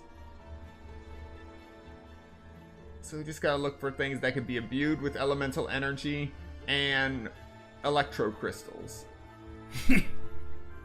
Alright.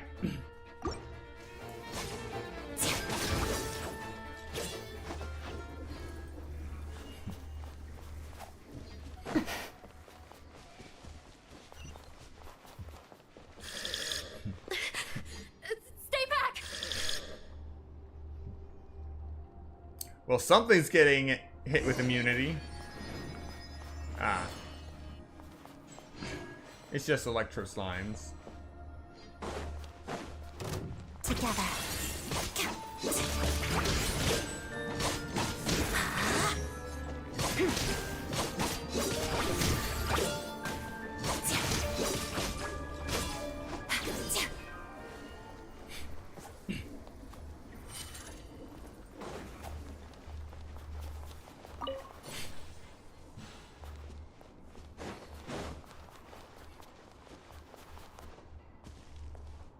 Almost ran right off the cliff. But no, I've had enough of that nonsense.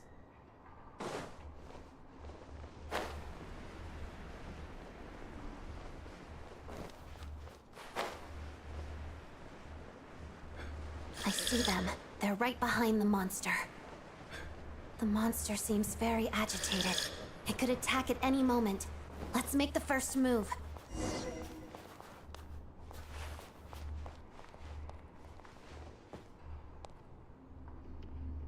Alright, let's fight. Shadow me. Take this! Thunderclap!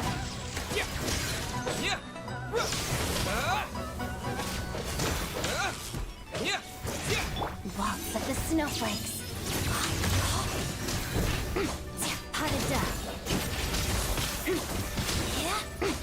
Let's begin.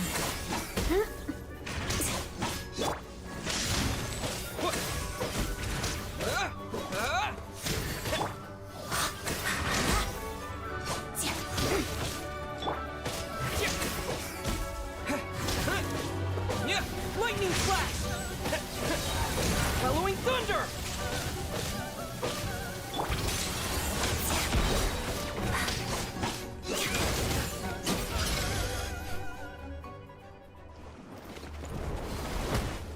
Oh, thank you for saving us.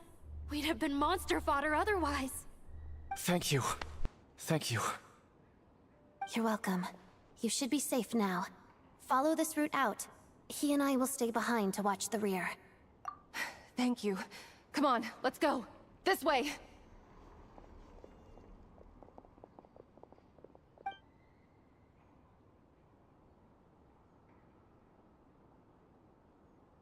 I've searched the area. Pretty sure the monster made a tactical retreat. Yeah, but with us here, it won't be coming back anytime soon. It may be small, but don't be fooled.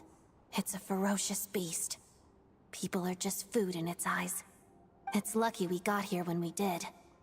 The trapped miners have been successfully evacuated. Time for us to leave. Wait, this place. There's something unusual about it.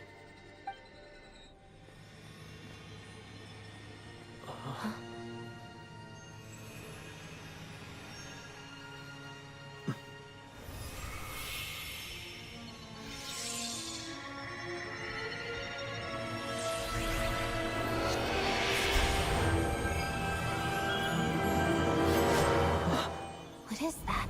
I don't know. It's back? Guess it has family.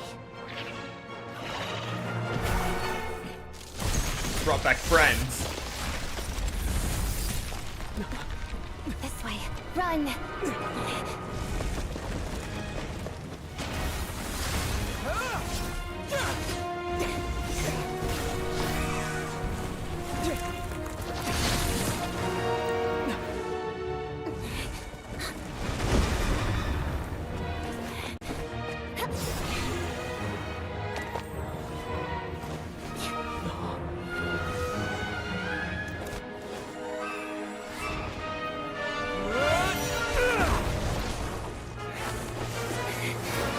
Thanks. Let's get out of here.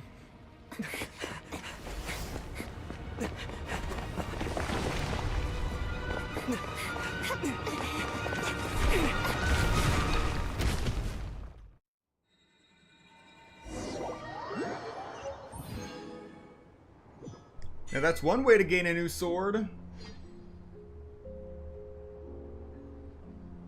The Xyothane's blade. Obtained a special weapon deep within a cave. Its origins remain a mystery, and further details may only be uncovered through further adventures.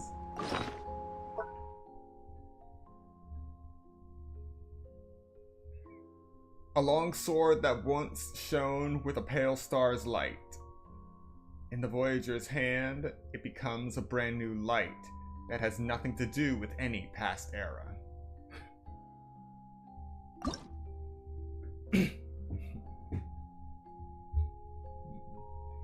When the Traveler equips this, their attack will increase by 16% for 8 seconds after they hit an opponent.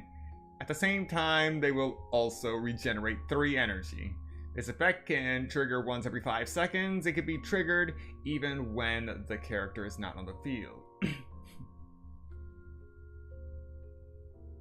Complete the Archon quest, Great Deeds on the Tundra to enhance. Alright. I like music. In fact, I've taught myself to play many different What are instruments. tomatoes doing all the way down here? here? You don't believe me? Find me a piano, and I'll show you a thing or two. That. Now that is a nice pickaxe.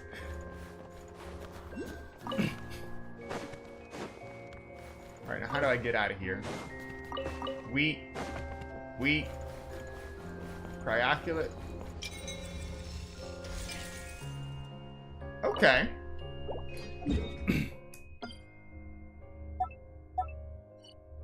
Gonna mark that for later. No, seriously, how do I get out of here?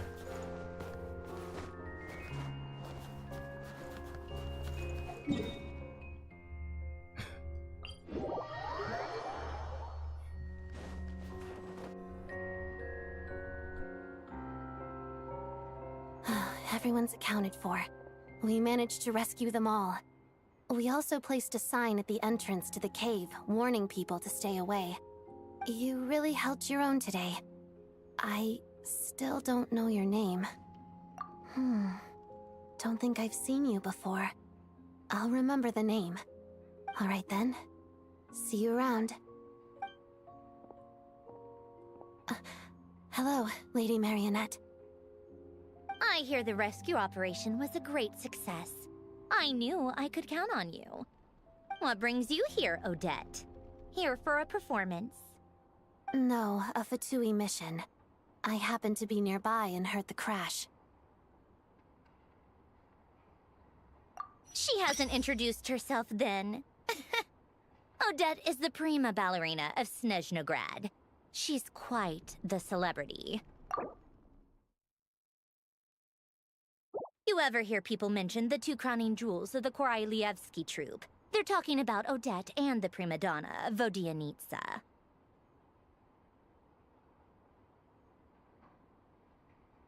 On top of that, Odette's also a rising Fatui star. It's looking likely she'll inherit the title of the Fair Lady.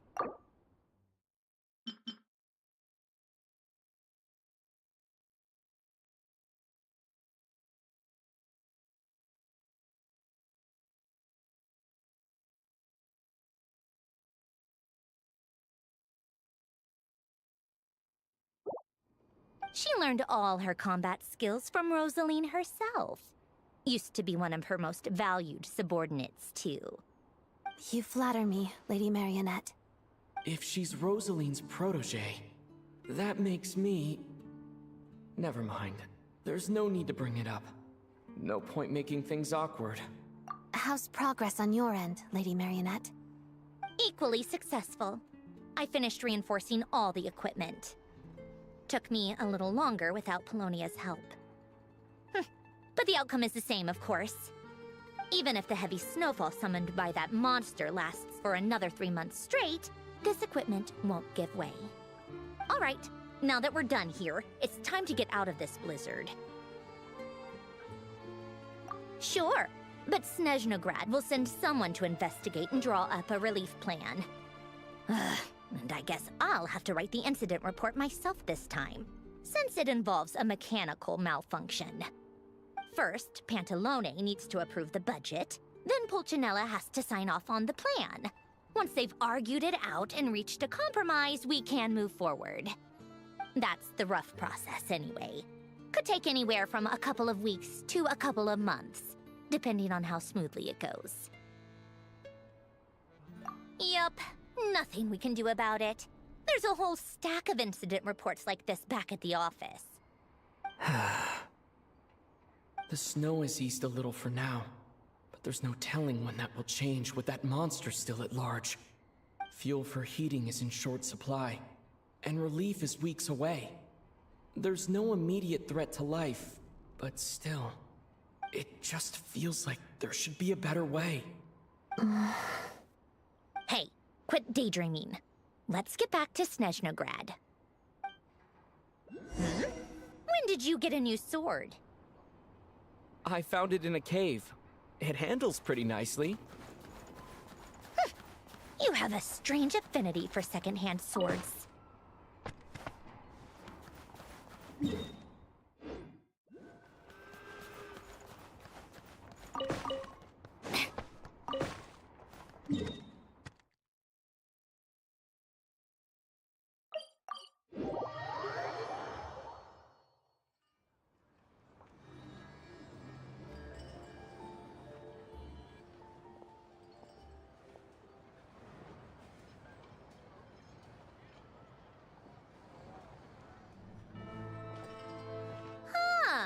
Well, if it isn't Counselor Tartaglia, Mr. Big Shot himself.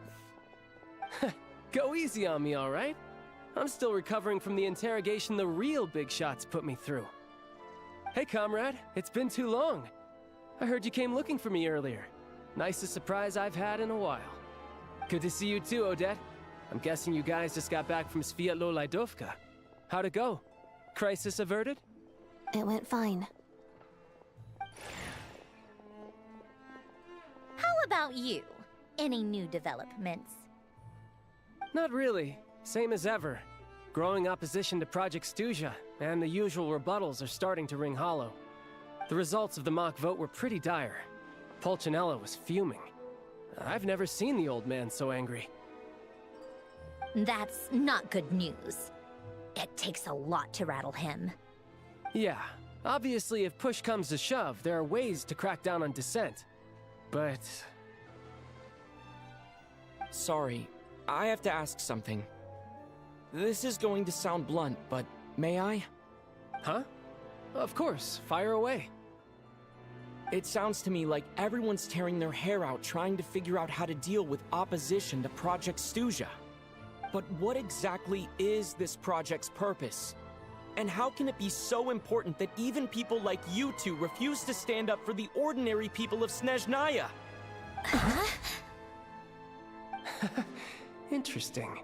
I gotta hand it to you, comrade. You sure don't mince your words. Excuse him? What does he mean, refuse to stand up for ordinary people? Oh my gosh. How does he dare speak to the Harbingers like that? Are you interrogating us now? It's okay, Sandrone. Let me explain. I think I understand where he's coming from. If I could, I'd take your side right now. In fact, my position's very similar to yours. I've only held back on casting a dissenting vote in the Vecha because the Tsaritsa would never let me get away with it. Still, I have a responsibility to the Fatui armed forces, so I do what I can to make their voices heard. Most of them are just regular folks from small towns far from the capital. I'm sure you've seen how much those kinds of places are struggling right now. Oh, and for what it's worth, I'm from Arepasak myself. Things aren't going so swell there either. The Tsaritsa wants to create a better, safer future for the people of Snezhnaya, but she's thinking long-term. I don't doubt that from where you're standing, Project Stuzha seems to be creating all sorts of issues for everyone. But considering the Tsaritsa's vision for the future, these are sacrifices worth making. Sounds cold, I know, but I promise it's not as black and white as it seems. Maybe Sandrone and I can't oppose Project Stuzha outright, but we're constantly raising our concerns in Vecha meetings. And even though we can't put an end to it, there are plenty of other ways to make a difference. We're trying everything we can think of, and so is Pulcinella. I respect Her Majesty the Tsaritsa and trust her decisions. But at the end of the day, I'm still just a normal guy who cares deeply about my homeland. And my family, who all live here. There's no way I would ever abandon them. As contentious as things can get within the Vecha, there's no selfishness or malice behind it. Everyone wants to get through this period as smoothly as possible. The issue is that there's no way of pleasing everyone under the present circumstances. Most of the time, we're trying to decide on the lesser of two evils, which obviously isn't a great look. But that is not the same thing as being blindly loyal to the Tsaritsa. No one's got their head in the sand here. We're all well aware of the way things are. We're just doing our best to make it work. In fairness to Snezhnaya, she rushed to Svietlo Lidovka's aid the moment she heard that people were in danger. And even Tartaglia, who used to only care about the thrill of the fight, is clearly doing his best to rise to the demands of his new role as counselor. Hey, come on. There's only so much we can say, so don't press us too hard. Look, I know how untenable the Tsaritsa's position looks if you don't understand her motives. Maybe you've heard already, but she's currently leading her army on a campaign to the east to defeat the monster that's been causing these brutal blizzards. Striking that monster down will be a significant step in dealing with the present energy crisis. As laser-focused as she is on realizing her lifelong ambitions, she's still putting time and energy into taking down this powerful monster. To me, that says a lot. If she thought Snezhnaya and its people didn't matter in the grand scheme of things, why would she waste her time on something like this? Thanks. I meant every word I said, though. I wasn't just trying to placate you. I've already done more than enough diplomacy for one day. I still think this adventurer raises a very important point. Our two harbingers have made their positions very clear. But there are many others in the Vetcha who must feel trapped and forced to vote against their conscience. I think it's a very valuable quality to be willing to speak one's mind, despite the risk of offending powerful figures. You can say that again. I highly doubt we'd feel the need to explain ourselves so much if we didn't know you so well. Forgive me, adventurer, but might I be so bold as to ask about your background? How is it that you can converse so openly with two harbingers? Oh, haven't you been properly introduced? Easier said than done. I like to think I'm not the kind of person who goes around busting open people's old wounds. I've only learned his name so far, and no details of his experiences. Is something wrong? Uh-oh. Is there no avoiding the subject of Rosaline? No, it's just... all right. I guess there's no getting around it. This is the world-renowned traveler, who helped resolve the storm terror threat in Mondstadt, cleaned up after the mess I made in Liyue, and then went to Inazuma, where there was a duel before the throne, in which the traveler defeated Rosaline. Oh. I'm sorry. I didn't think you two would be seeing much of each other, so I figured it wasn't worth bringing up. It's fine. It was a long time ago. It's fine. Sorry. I just remembered that we have a rehearsal coming up. Please excuse me. I should get going.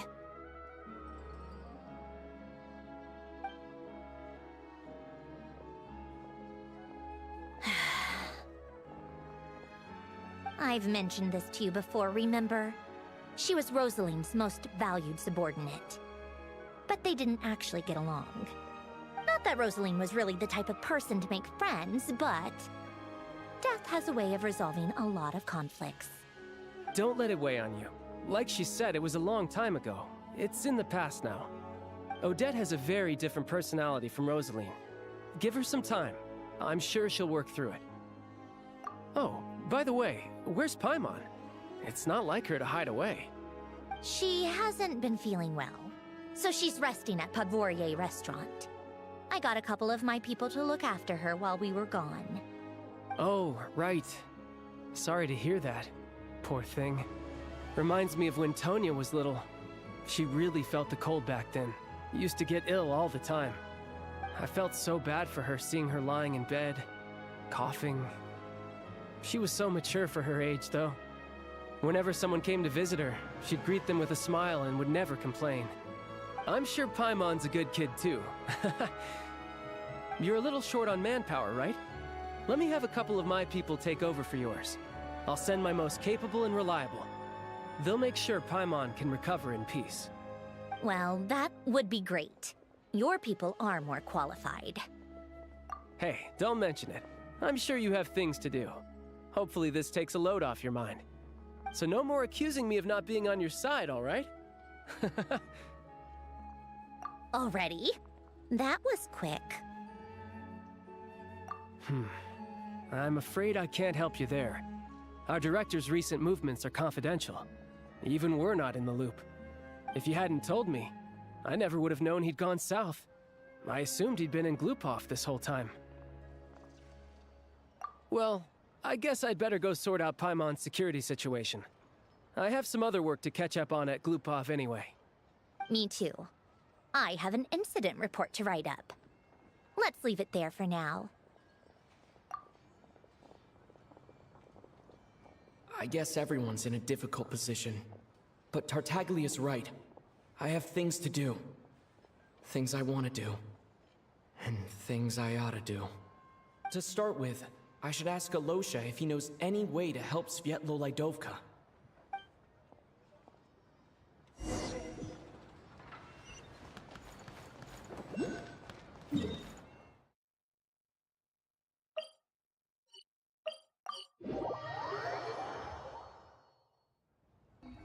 How strange. This sword seems to be vibrating of its own accord. It's a very faint vibration, but it's getting stronger as I get closer to the statue of the Seven. Does this sword have some connection to the statue? But all it does is vibrate, even when I touch it. That place I got this sword from was definitely out of the ordinary. Maybe I should try channeling the power of cryo.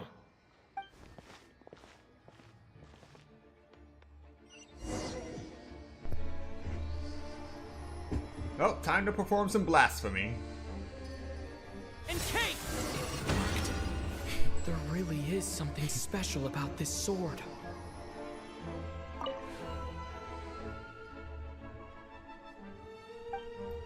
And yet I still have the Sword of the Descender unlocked. Equipped.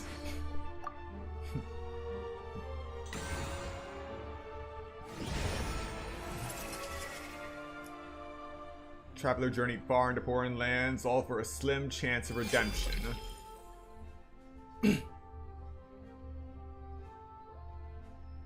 Okay, so this is how you level up this sword, not through normal means. And if it's once for every statue in Snezhnaya, that means there are going to be 7 total. Only 5 are currently available.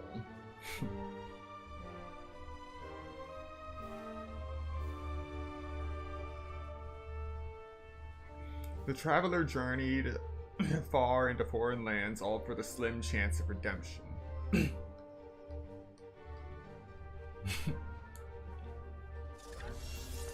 I don't really understand what just happened, but I'm pretty sure this sword just got a little more powerful. I'll have to try the same thing again when I come across another statue of the Seven. In the meantime, I'd better go find Alosha.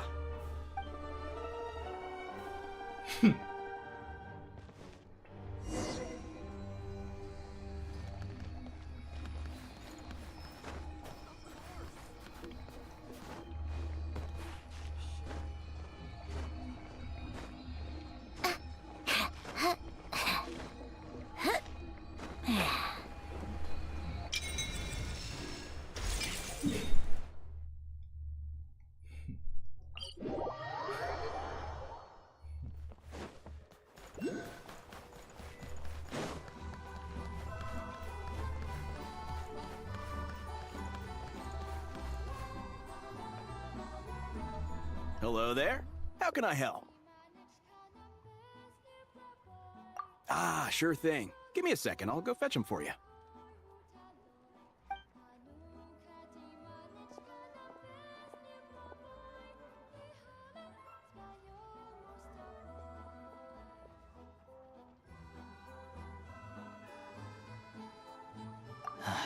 It's a familiar story. I've had similar experiences.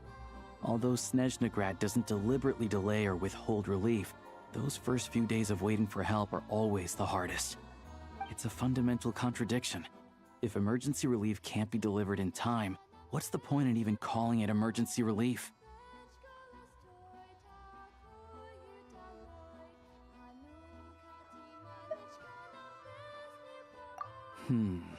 Not necessarily. I think there's a good chance that Kresnik Crystal from Stratomeros will start flowing into the market. When we resolve Stratomeros' energy issue, it's like we open the floodgates. A huge backlog of Crystal is now available to the townspeople. There's no way they can use it up at once.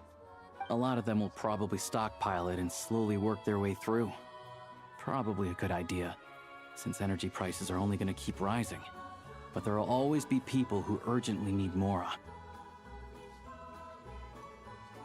Exactly. At the current prices, selling Crystal is an easy way for an ordinary person to make a fortune. Hey boss, how much do I have left in my account? 1 second, let me check. So, you're planning on buying the Crystal out of your own pocket? Yeah. I don't know if I have enough, so I'll chip in a little extra and buy as much as I can afford. No, it's fine. You're new to Snezhnaya, and you have your own living expenses to worry about. Besides, you're already providing the train. Here's your Mora. See what you can find at the market. But I doubt there'll be much Crystal left. Yeah, well, can't hurt to take a look. Let's see. Huh?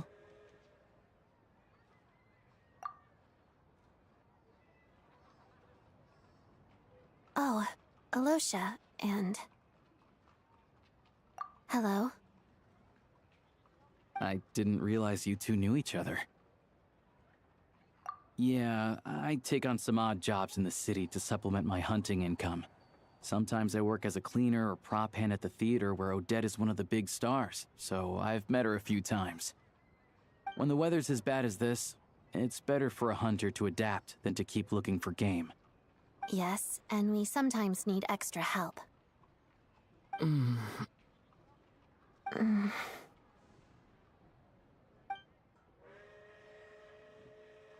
Wait, why is the atmosphere so awkward? I thought things went pretty smoothly in Svietlolaidovka. So, what brings you here, Miss Odette? Looking for some new props? No. After I got back to the theater, I couldn't stop thinking about the situation in Svietlolaidovka. It bothered me so much, I couldn't focus on my dancing. So I decided I'd come here and see if there's anything I can do.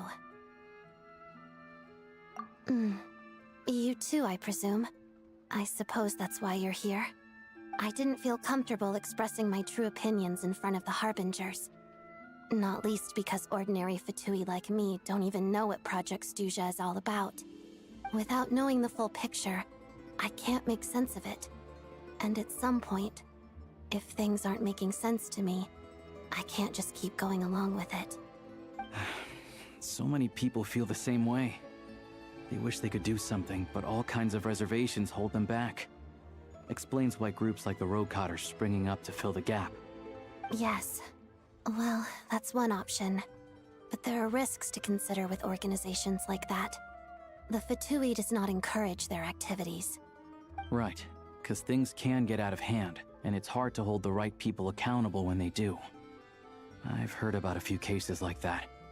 Sandrone said Odette was on track to inherit the title of the Fair Lady.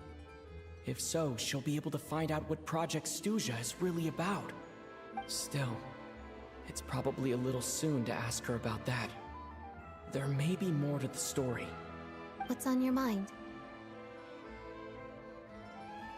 I think we can both agree that no matter which side you're on, it can't stop you from doing the right thing.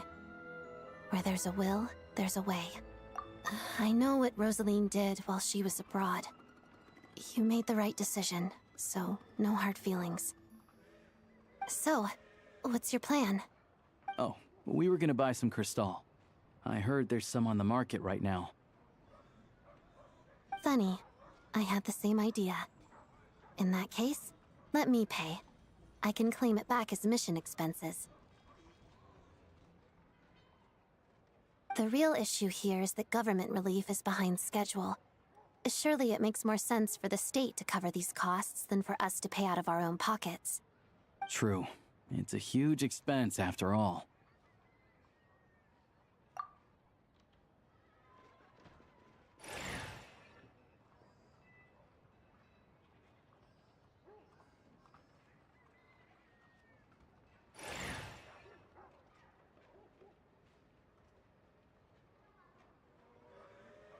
Let me see.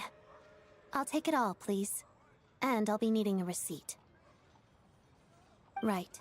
Choose mission budget under the expense category, but be sure to specify emergency rescue operation in the description. Otherwise, the normal reimbursement limit will apply. Let's book this train. Regulations say that if we need to transport Kresnik Crystal during Project Stuja, extra carriages can be added 1 hour before departure.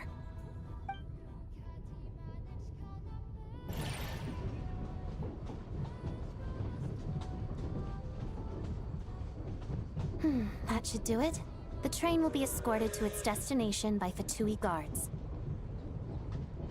This is my first time seeing you handle Fatui affairs, Miss Odette. It seems you're as skilled an officer as you are a dancer. You flatter me. It's only because I've been doing both my whole life.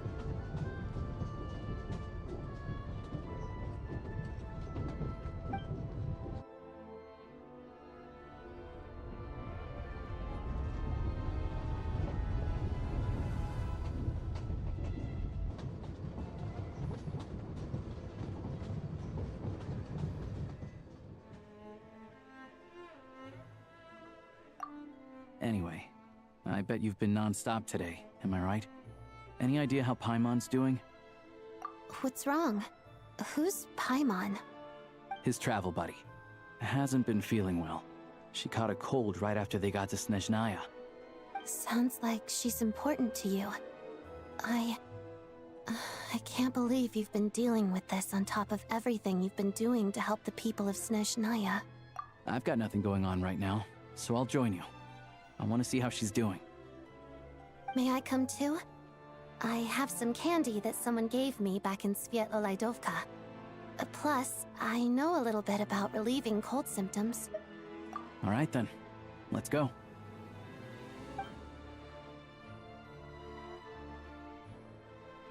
I still don't know what the deal is between these two, but at least the tension seems to have vanished. A good sign, hopefully.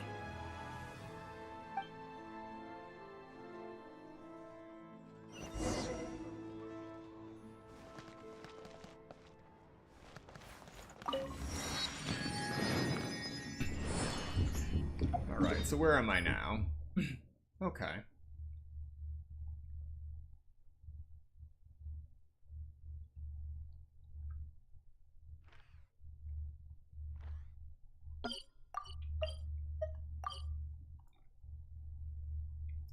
What do you mean not unlocked yet? I literally walked in there, went through a whole cutscene, even came out to purchase things, and then left of my own accord. How is it not unlocked?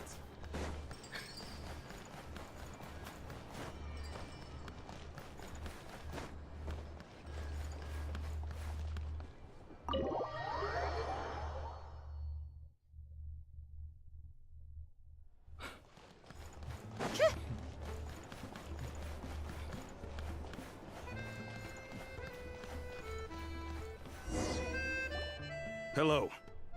Sorry, but there's a sick person recovering in this room. Can I help you? What happened? Oh. Please, excuse me. Are you the Traveler? Could I take a quick look at your Adventurer Handbook? Master Child said I should verify your identity.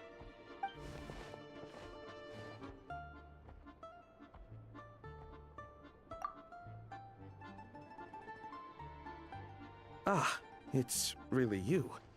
Sorry for the inconvenience. We're under strict orders from Master Child to keep this room well guarded. At the same time, we can't interfere with Podvoye Restaurant's business. That would only seem all the more suspicious and draw unwanted attention to this room. Besides myself, a few of my colleagues are stationed in and around the restaurant, in plain clothes, of course. Rest assured, you're in safe hands. I didn't expect such a high standard of protection. Well, Master Child handpicked us for this special assignment. We're not about to let anything go wrong. Anyway, I won't keep you any longer. Please, head inside.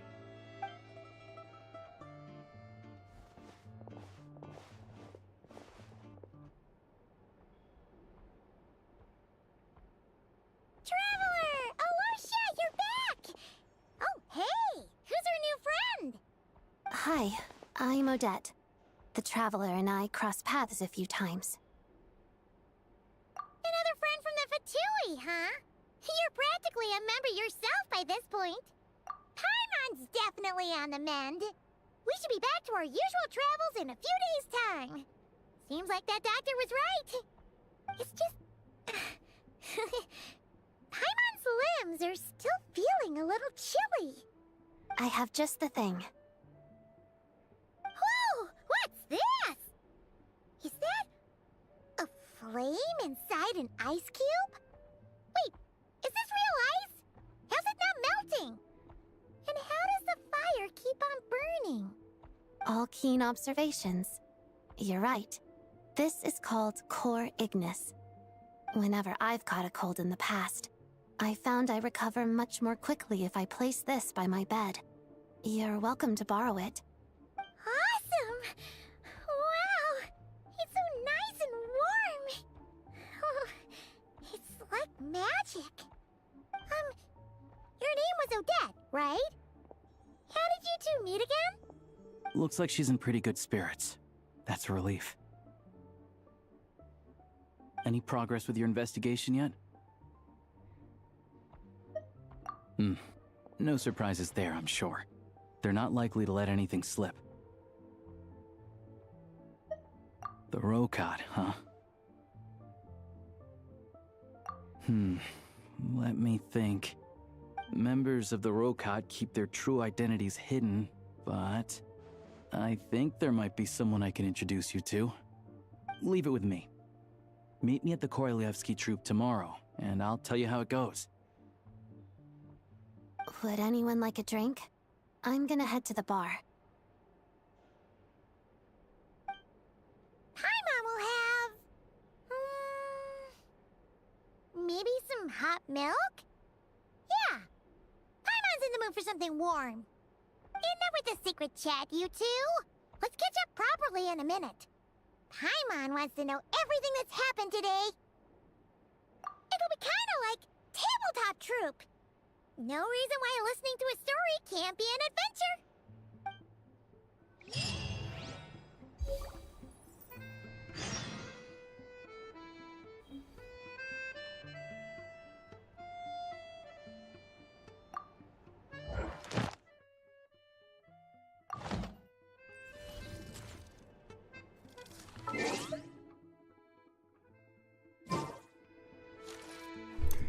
Alright, before we continue any further, we're going to take a quick 10-minute break. So use this time to get up, stretch, get something to eat, drink, do what you gotta do, and I will see you in 10 minutes. We still have a lot to get through, and we've only been through 4 hours and 26 minutes.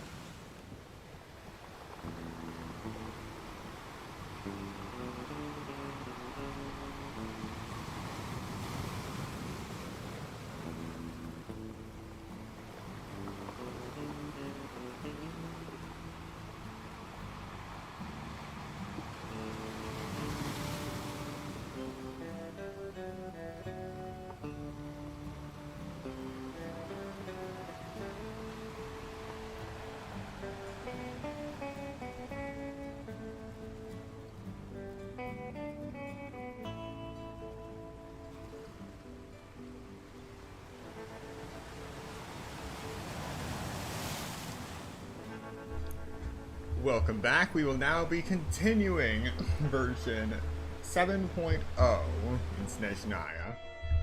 And since our luck has been so good, let's see if we can go for C1 Odette. 3, 2, 1.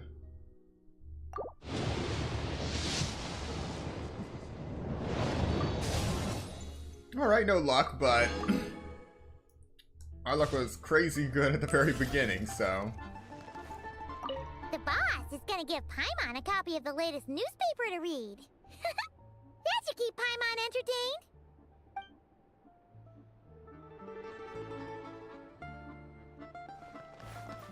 entertained. Again, what do you mean not yet unlocked? Hold on. Hello again. Please rest assured, we'll keep a close watch on this place.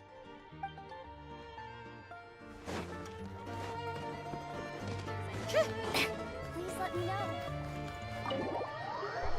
I think I have to walk in when it's not in a cutscene. Alright, let's try now.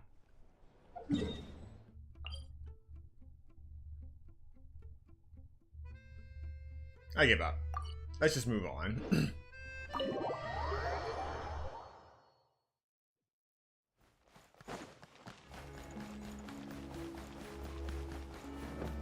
Come on, keep up.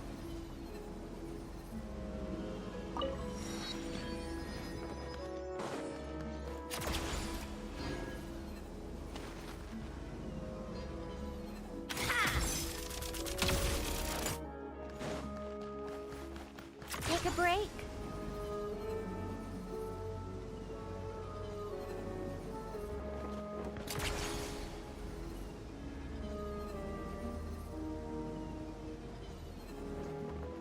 How tiresome. Take a break.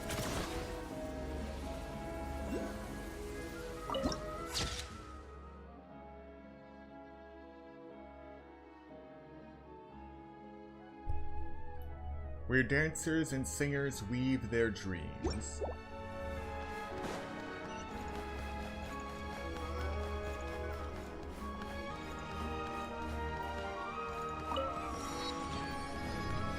How tiresome. Not high enough. Yep.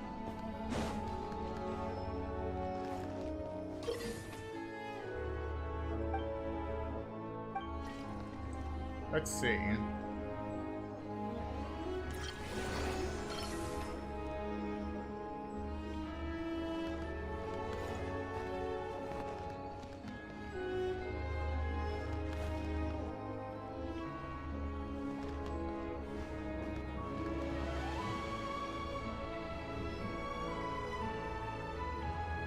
It stacks for just a split second, then it merges.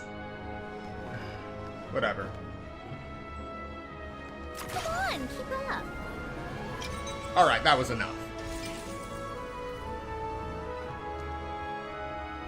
Ah, you made it. I've got some tickets, and I managed to set something up with the Rokot. It'll have to wait until after the show, though. Happy to stay and watch? I doubt pleasure. Here, this is the way in.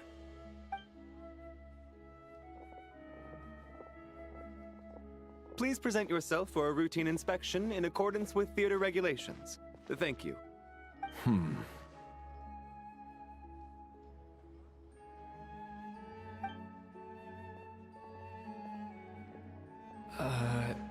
Is that guy with the Fatui? Looks like he's waiting for something. Okay, all done.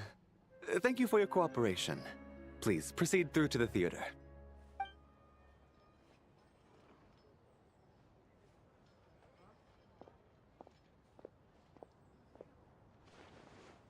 What's up? Everything okay? Snezhnaya's business and political leaders are always passing through here, so it makes sense that security's tight.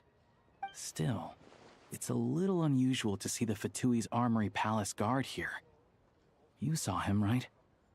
The guy right at the back. Strong, silent type. His name's Valeri. He's part of the Special Assignments Battalion. But I only ever see him here for one thing. To look for a guy named Mitya.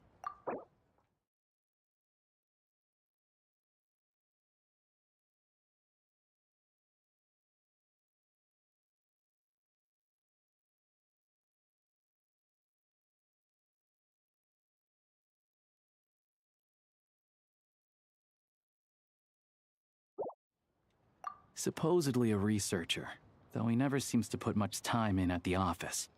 The theater is one of his favorite places to hang out when he's playing hooky from work. But that's not for us to worry about. Let's go. The show's about to start.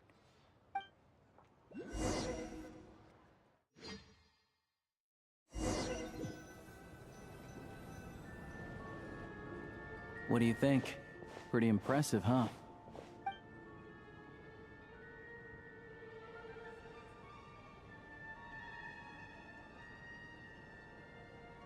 Oh, the one in Fontaine? I hear it's iconic. Never seen it for myself, though. Here we are, just in time. Sorry, coming through.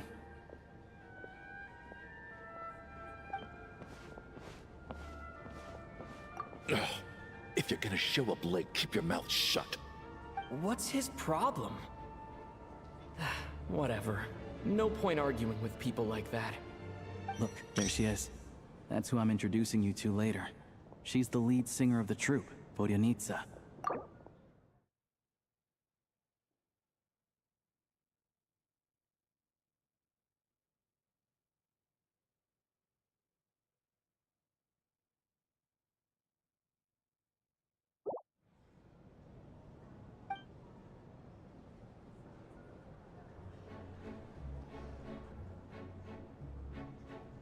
Что мне приходилось дня, старость борется бесстонной тьме, потоки будничной суеты, неизмеримые мечты, тянутся годы мои, бесцельно в них больше нет любви.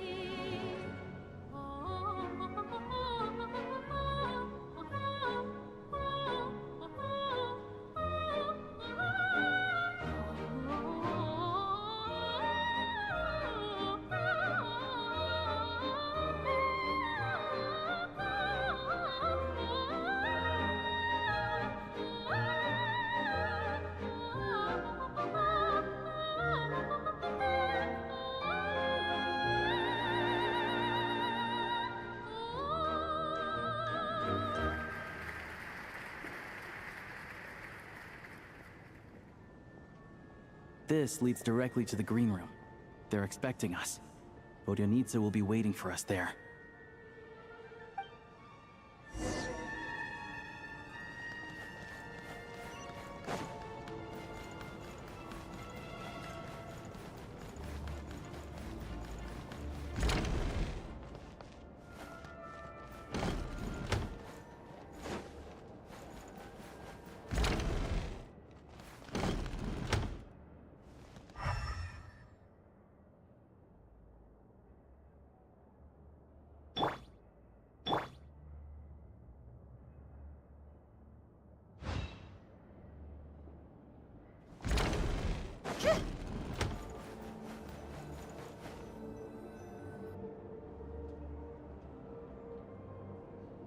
Hey there. Excuse me. Can you believe it? I am so mad right now. Come in. Oh, it's you two. Huh? You know each other? Oh, wait. Is this who you were telling me about? The one you met yesterday and couldn't stop thinking about? I never said that. Yes, you did. Why are you denying it? It was right before I went on that rant about the moody factory owner. Oh, I remember it so clearly. Might I ask what brings you two here? Oh, I just brought him here to see the show. And when it finished, he was full of praise for Vodyanitsa's performance. So I thought I'd try my luck. See if we could get the chance to chat for a bit. Maybe get an autograph? You work here. You of all people ought to know that's against the rules. It's not what the green room is there for. Oh, what's the big deal? Come on, don't be shy. I can give you an autograph. You can take a picture too if you want. Do as you please. I finished all my shows for the day. I'll leave you to chat.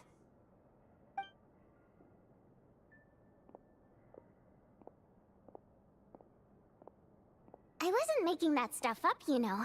Odette's just too proud to admit it. She thinks very highly of you.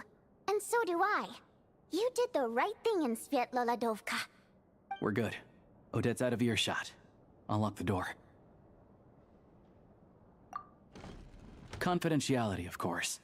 The Rokat is very strict on that. Whoa, Alosha! Not out loud!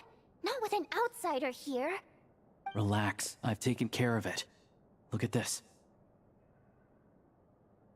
The President's reply sent this morning. Wait, so he's been approved to join? You told me last night that you wanted to get intel from the Rokat. Unfortunately, Rokat intel is only available to members. But ever since you set foot in Snezhnaya, we've been working together. I've seen the way you work, your character, and your motives. Everything about you is perfectly in alignment with what we're trying to achieve in the Rokat. So I figured I might as well cut to the chase. I wrote a letter to the President explaining your situation, including just the right amount of detail. His approval came very quickly. Of course, it's still your decision whether you want to join or not. We'll respect your choice. Well, assuming Odette was telling the truth and she didn't misjudge you, I guess we don't need to worry about you blowing our cover. Still, you gave me a real fright. I didn't know that's why you came looking for me. So, that stuff you said about admiring my performance, was that just because Odette was here? Did you actually mean it? Now you're talking. That's what I like to hear. Anyway, let me give you a quick rundown of how things work. Like I said, the Rokat is a covert organization, and we hide our identities. Members typically don't meet in person or even know each other's identities. This helps us maintain a high level of independence and secrecy. Because of this, members are basically free to decide their methods without constraints, so long as the outcome of any activity doesn't violate the organization's principles. After all, we don't have any ostensible contact with each other. This way, if anything goes wrong, no one else will be implicated. Beyond the freedom to choose how you operate, it's also your choice whether to act at all. We have plenty of members who have yet to take any action. In short, joining the Rokat in and of itself won't place any restrictions on your activity in Snezhnaya. There's a code of conduct you can read if it interests you. But basically, as long as you don't plan on using your anonymity to go around doing evil, you'll be fine. I tried reading it 5 or 6 times. Never made it all the way through. Even the most lackluster script makes for more interesting reading. Great. Then I'll go grab an official application form. Be right back.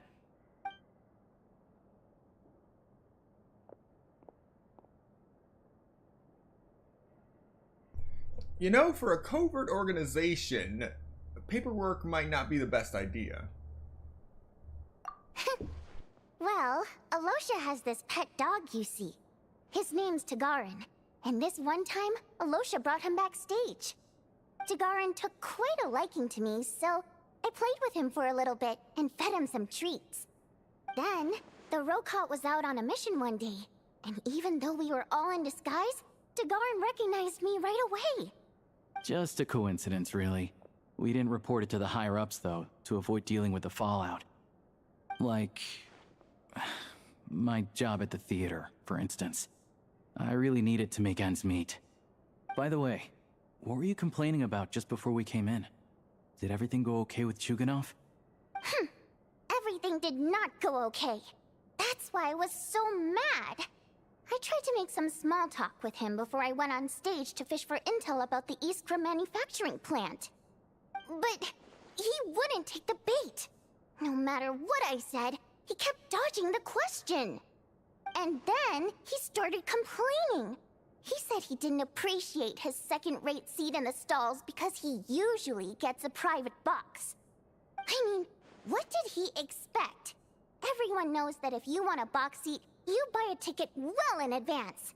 But instead, he sends me a letter the day before the show when we're practically sold out. I had to juggle things around just to get him a half-decent seat, hoping he would appreciate the gesture enough to share some information. But nope, he didn't give me anything. Yeah, meeting Chuganov in person has definitely been a disappointing experience. Oh, you probably don't know who we're talking about, do you? Chuganov was that older guy you were sitting next to today. I'm sure he didn't make a great first impression on you either. To the citizenry, he's a family man and a kind boss. But our interactions with him tell a very different story. It's one thing to ask for a favor, but he acts like it's his right. He always expects special treatment. Take the ticket situation, for instance.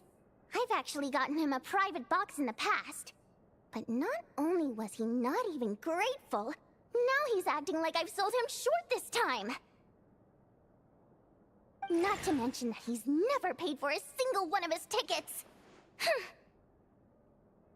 And another thing, if he's such a big family man, why doesn't he bring his wife and daughter to see the show once in a while? I've never seen them here, not even once. Calm down, Vodyanitsa. If you won't do it the easy way, we'll have to try the hard way. But first things first, here's your application form. Go ahead and fill it out.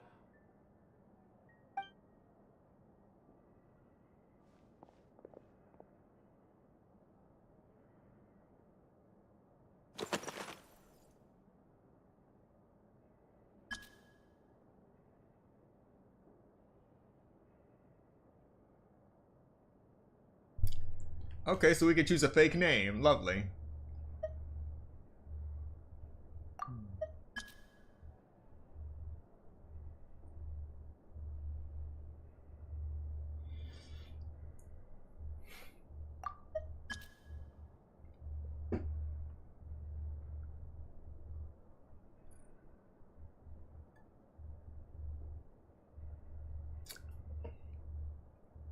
You know,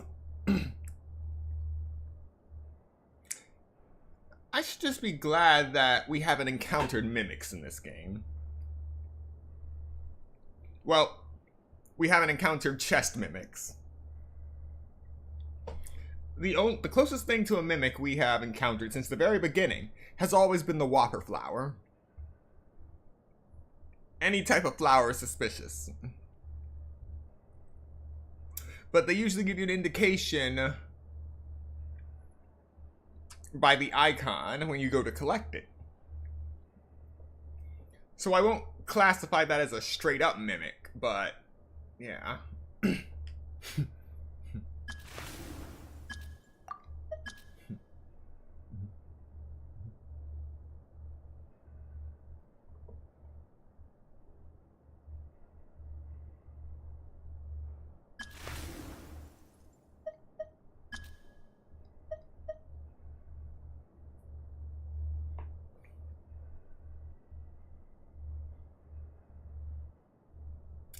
You can tell the devs are really having fun with this.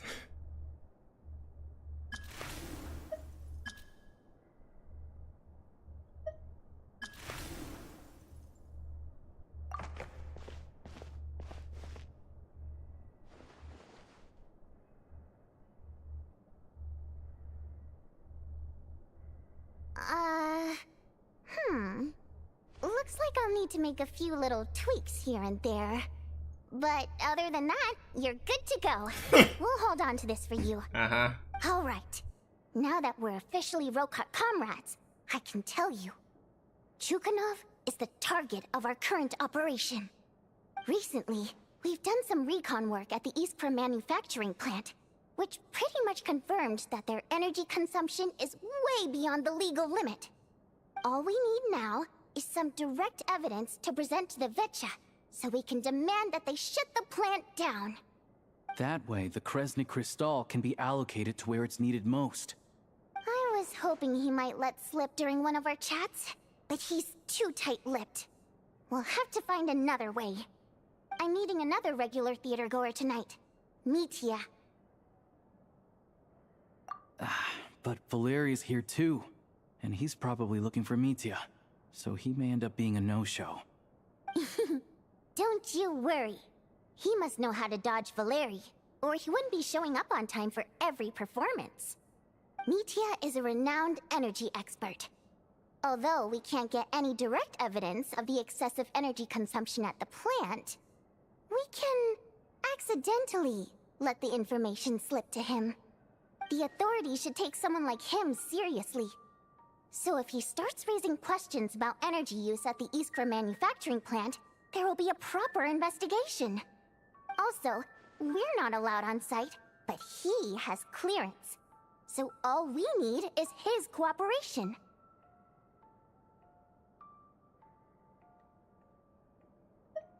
Yeah, so that's the other thing we're trying to figure out.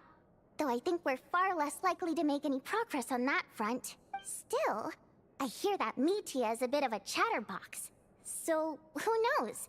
Maybe if we catch him in the right mood, he'll let something slip. What do you think? Sound like something worth your time? Okay, in that case, you guys find a seat somewhere nearby. Pretend you're a couple of buddies there to eat, and keep your ears peeled for useful information. He's a huge fan, so I doubt he'll have his guard up around me.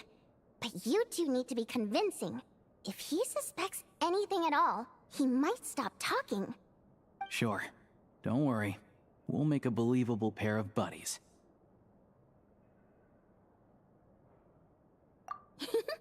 Perfect! You've sold me already. Now, help me tidy this room up a bit before we head out. Okay. What needs tidying? Everything! Wow.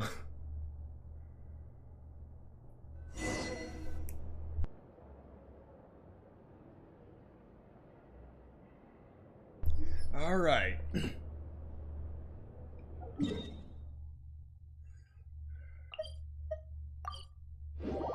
Finally! Finally warp here.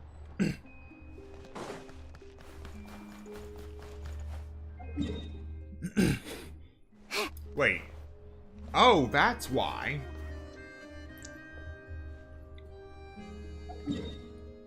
It wasn't that I entered this. I haven't entered this yet. It's that I hadn't activated this teleport waypoint yet. I was assuming that it was just gonna warp me right here.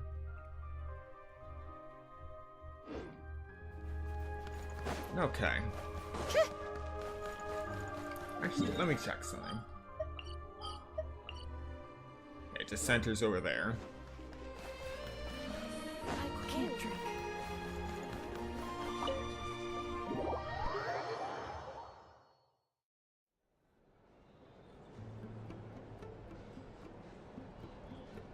We come here often, so we shouldn't stand out. Let's sit here. Now, it's up to Vodyanica. Let's see how the conversation goes.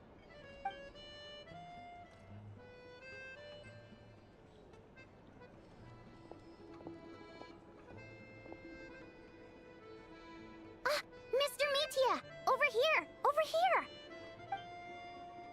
Oh, sorry. I got a little held up on my way here.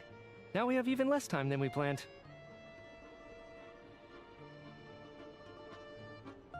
Go ahead and order some snacks and drinks. Whatever you like. Let me see. According to my schedule, we still have 25 minutes left. Oh, he has this down to a science, avoiding that guy. You're really pressed for time today, huh? I was imagining this would be a leisurely chat. If you'd prefer, we can always reschedule for another afternoon when you have more time. No need. Getting to meet the lead singer is a very precious opportunity for me. I'm not about to pass it up.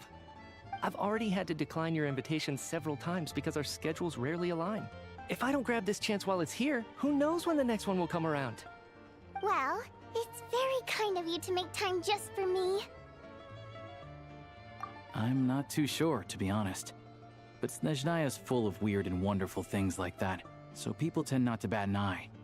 I'm sure the same will go for the Eye of Grey and Paimon. The reason I invited you out for tea and a chat today was to get some feedback from a true fan of the theater. All right. Enough already. Drink some water.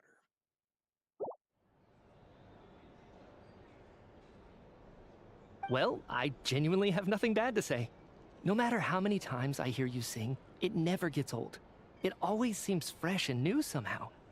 Maybe it's because the more times I listen, the more details I notice. Or maybe you simply improve with every performance, delivering it better each time. Thank you! I'm delighted to hear that! Could you give me any specific examples? Oh, yeah. The piece you sang today, for example. Beneath the Frozen River? Hey, what's with you? I'm just praising a good performance. I always used to find that such a bleak and lonely song. But the more you listen, the more you realize that it's not as cold and nihilistic as it appears. When you really dig down into it, there's a certain level where you're surprised by the emergence of hope. Wow, I'm impressed. I didn't expect you to pick up on that. Actually, I only tried out that angle after talking with a composer. Still, Beneath the Frozen River wasn't on today's program. Oh, really? But it's a classic. You sing it every time. Almost every time. Oh, well then, let me say a few words about that other all-time classic, Flying in the Wind from the Mountain Sparrow. I didn't sing that one today either. My voice wasn't quite up to it, so I switched it out at the last minute. Oh, but, Sorry, Mr. Mitya, but you were at the theater today, yes? Of course I was. Remember? I said hello to all the troupe members before the show started. You, Odette, and the others. So, what did Odette sing today? Elegy of the Snow-Winged Goose, of course. Correct. I see. You find my singing boring, don't you? That's why you don't remember a single song. Looks like I'll need to cut a few from the program next time. No, that's not it. I swear. All right. I'll be straight with you. I'm sorry. My mind was wandering as you took the stage today. I enjoy watching your shows because the exquisite performances stimulate the mind. It always sparks some inspiration for my research. So, whenever I get stuck at work, I come to the theater for a change of pace. Odette's dance during the Elegy of the Snow-Winged Goose today was simply incredible. It got me wondering what she's been going through recently. That look of sheer defiance in the face of utter tragedy? It was so inspiring. I started scribbling in my notebook right away. Not that I made a ton of progress in the grand scheme of things, but I still think it was productive. By the time I snapped out of it, the entire show had finished. So what you're saying is, you didn't listen to my singing at all? Unfortunately not. I'm sorry. I don't know which is more disrespectful. The fact that I don't always come for the show itself, or the fact that I missed your performance. Seems like things are getting a little awkward. Mitya just stepped into a conversational minefield. If there's one thing Vodyanitsa doesn't like, it's people who show disrespect for her performance. This meeting was so hard to set up. Don't tell me it's already falling apart. It's fine. I suppose this is affirming in its own way. At least, it shows that our performance really touches people's hearts, right? Don't let it bother you. It certainly doesn't bother me. She's showing a lot of restraint. Well, I'll be sure to let Odette know how much you adored her performance. Please don't say that. I always love your performances too. It's just that inspiration struck at the wrong time today. I'm usually all ears. I know, I can tell. That's why I value your opinion. I'm sure some people can't stand it when others praise their coworkers right to their face, but not me. No, sir. Fair enough. I still feel kinda bad, though. But you know what I really can't stand? People who only show up to the theater to pretend that they're cultured. Makes me sick to my stomach. Oh, yeah, 100%. There are too many of those people around. By the time they're walking out the door, they've forgotten all about the show. What's wrong? You look furious. I don't know if you've heard about the boss of the Iskra manufacturing plant. He isn't even a theater investor, but he always demands the same privileges as actual investors. Box tickets only, premium drinks, even the right to request specific songs. Well played, Vodyanitsa. Seems like she's harnessing her rage to steer the conversation back on track. Now, I'm really liking this interaction, not just the voice lines, but it looks like they are experimenting again with new animations. It's not just stock animations of the characters sitting at a table. Now that you mention it, I've interacted with that guy before. I gotta say, everyone holds him up as an example of a benevolent businessman, but I don't know. I don't see it. Yeah, he couldn't care less about what's happening on stage. He's just there to flaunt his social status. I hate that I have to prepare programs for guys like that. What's the big deal with that factory he runs anyway? I asked around a bit and heard some pretty shocking stories. Sounds like he's just another greedy capitalist. Oh, really? Yep, the things people are saying are pretty damning. Low wages, insanely long working hours, equipment running around the clock. And as if that's not bad enough, he also strictly forbids his employees from giving any kind of interview. Project Stuja has now been extended so many times, we're at the point where crystal rations for the common folk are barely enough to survive on. Yet he even wants to get his greedy hands on them just to boost his own profits. If the rumors are true, he's in serious violation of the law. Interesting. So you've heard about it too? What? So it's really true? Who knows? I've only heard the same rumors you have. But there's no smoke without fire. The Rooster's been coming down on us hard lately, demanding that we track and trace every single batch of Crystal. My coworkers in the Department of Energy have been tearing their hair out over it. The Rooster? I didn't realize he cared that much. Yeah. Even though there are no restrictions on Crystal trading, the poor will wind up freezing to death if we let the rich buy as much as they want. That's clearly unfair. Looks like we'll need to arrange an investigation into the Iskra manufacturing plant as soon as possible. I never knew you kept up with current affairs beyond the theater, Miss Vodyanitsa. You really have a heart for the common person. Most Fae in your position have long been indifferent to the plight of humans. Well, those of us who choose to live in human cities are naturally going to pay attention to any significant upheaval. Isn't the Rooster a Fae himself? I'm just surprised to learn that even someone with as much experience as him is getting so stressed out over Project Stuja. What is the end goal of this project anyway? This is it. We're finally going there. I'm sure Mitya can sense on some level that she's fishing for information. But since their conversation is so relaxed, he might just let something slip.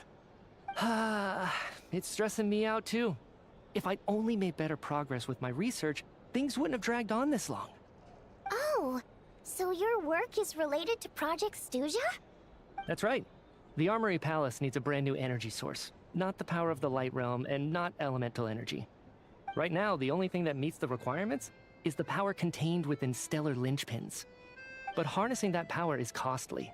Each step of the process requires enormous amounts of Kresnik crystal, from extraction to quantification to attempts at conversion.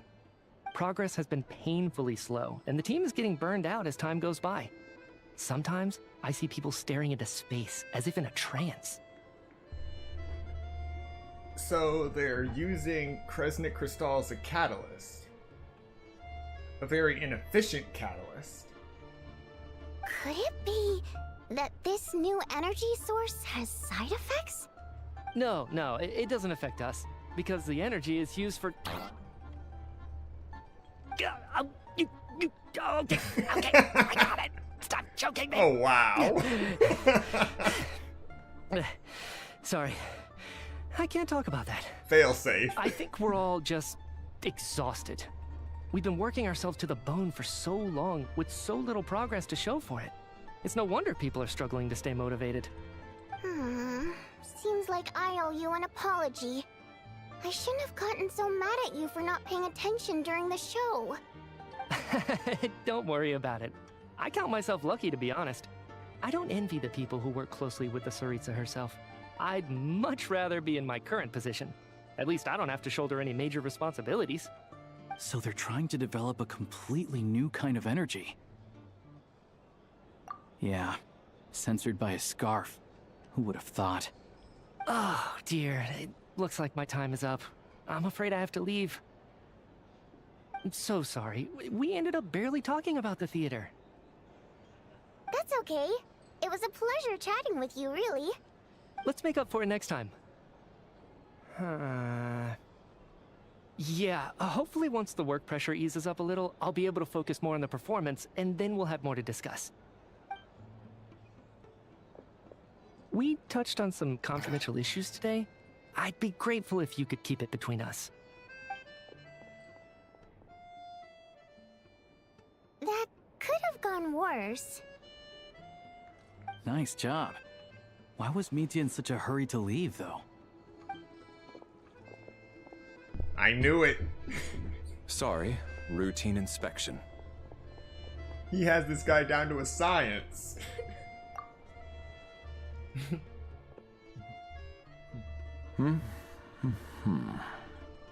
Okay, let's go.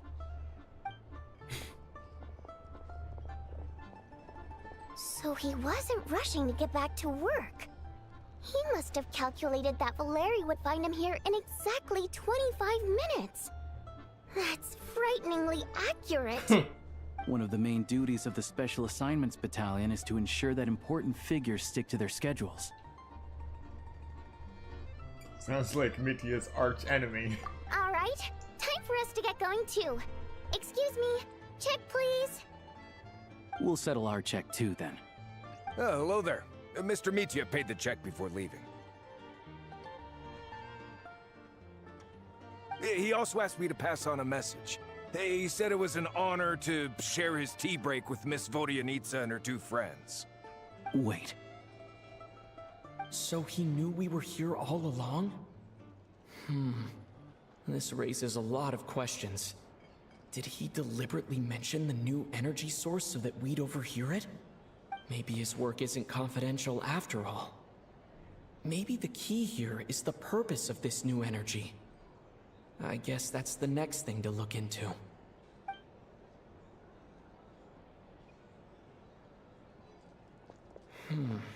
Vodyanitsa and Alosha have left.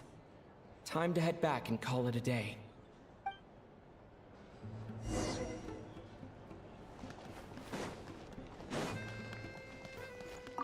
Hello again. Please You're back!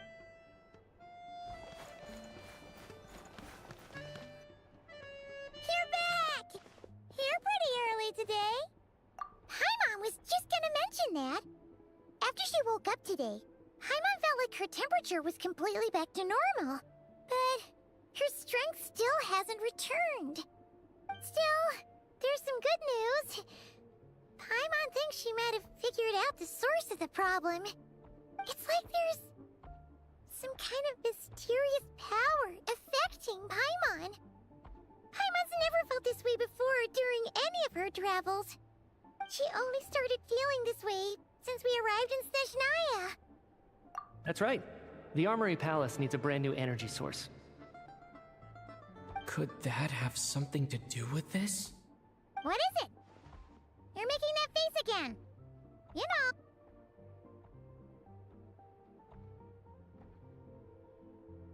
So, they're trying to develop a new energy source here?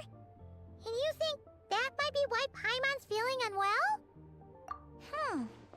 Well, Mitya denied that the energy they're researching has any side effects. Although, he did say that people working on the project have been having issues with their concentration and short-term memory. And even so, those are completely different symptoms from Paimon's. It's pretty faint, so it's kind of hard to tell. But if anything, it seems like it's coming from roughly the same direction as the Armory Palace. Sure, Paimon's with you there. But how, though? The robot only has a limited amount of intel. Oh, great point! They argue about Project Stuzha every day. If we could sit in on one of their sessions, we might pick up some new leads. Good idea! Oh yeah, while you were out, Paimon tried all the yummiest looking desserts in the Podvoria restaurant. This one seemed right up your alley. So, Paimon saved some for you. Come try it once you finish writing your letter.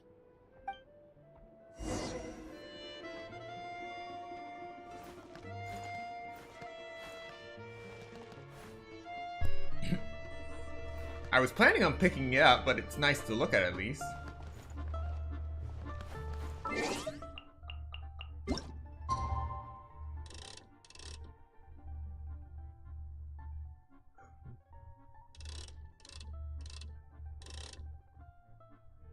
Alright. 8 on the dot.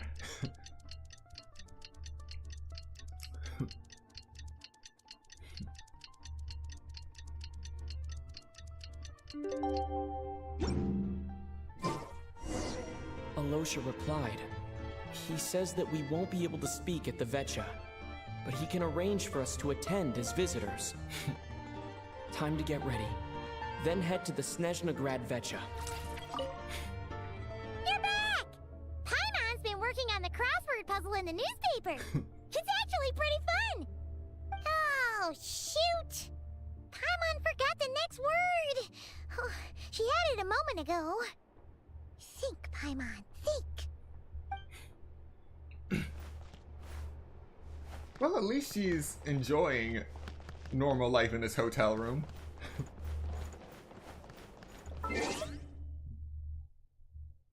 Oh, right, she's not even showing up in the menu.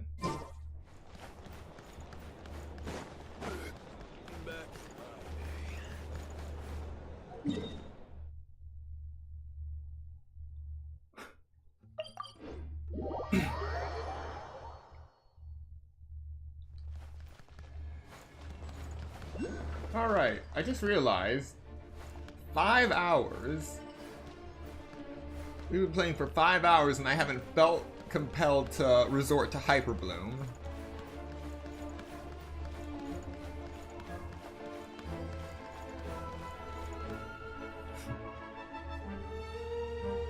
Ah, Miss Vodyanitsa, prima donna of the Korolievsky troupe. What a surprise meeting you here. Will you be sitting in on a session of the Vetcha?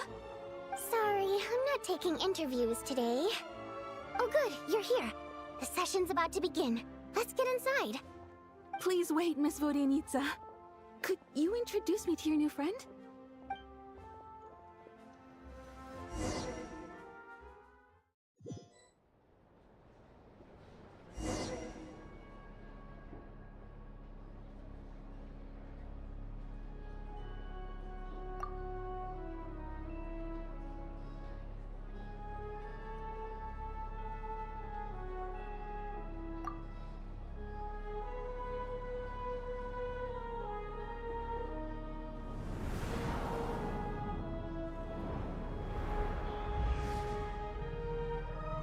In summary, the energy management commitments made for the outgoing period have been delivered upon. Furthermore, both the production and consumption of Kresnik Crystal show clear signs of stabilizing.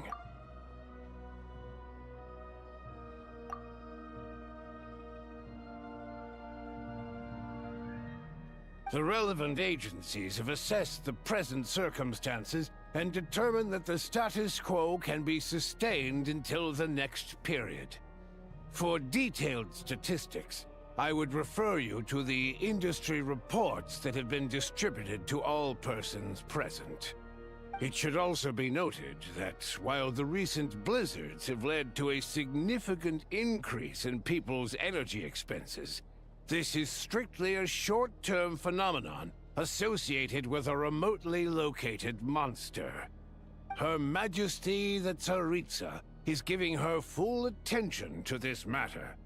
We should have every confidence that it will be dealt with swiftly and conclusively. A financial report on disaster relief is also present in this report, courtesy of Pantalone. They cover the same old ground every single time. The rooster never seems to mind, but everyone else is getting tired of it. There's a general lack of trust. People aren't seeing any tangible benefits that affect them directly. Of course, none of that will be reflected in any of the reports on the table. Yeah, if it weren't for these hard copy documents, I could have at least made something up.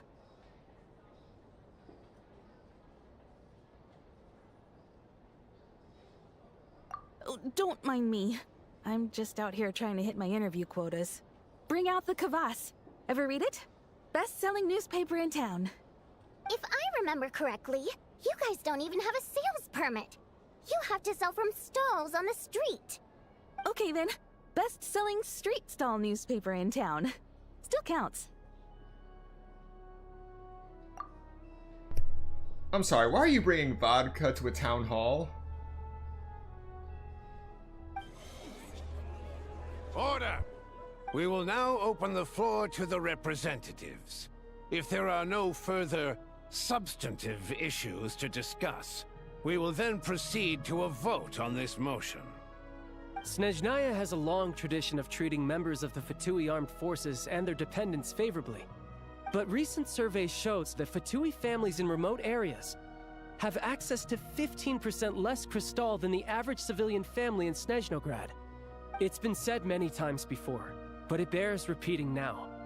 There needs to be a clear and consistent rationale behind how crystal is allocated, or we will soon face immense public backlash.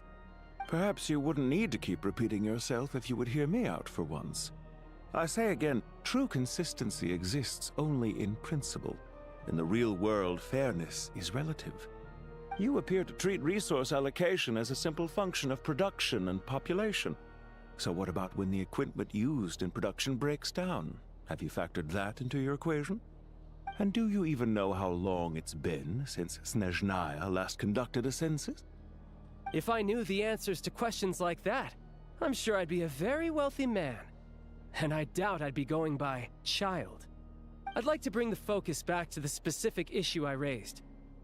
Or do you wish to deny that favorable treatment for Fatui dependents is our long-standing policy?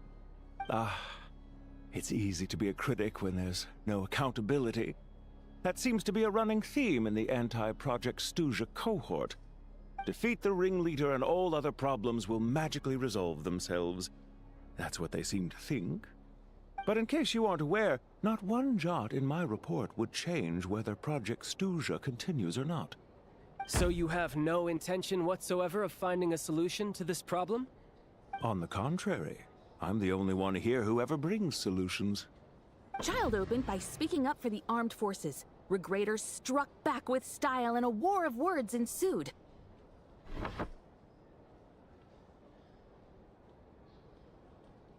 Our reporter was live on the scene to get the audience's reaction as it all unfolded.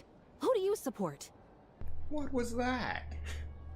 The people have spoken! Child received raucous applause from the crowd as he pushed Regrator onto his back foot with a relentless barrage of questions. It had to be seen to be believed. Now you see why they don't have a sales permit. Yeah, there's way too much extrapolation in that interview. However this reporter wants to spin things, I haven't forgotten that Tartaglia was representing the Northland Bank when we first met in Liyue.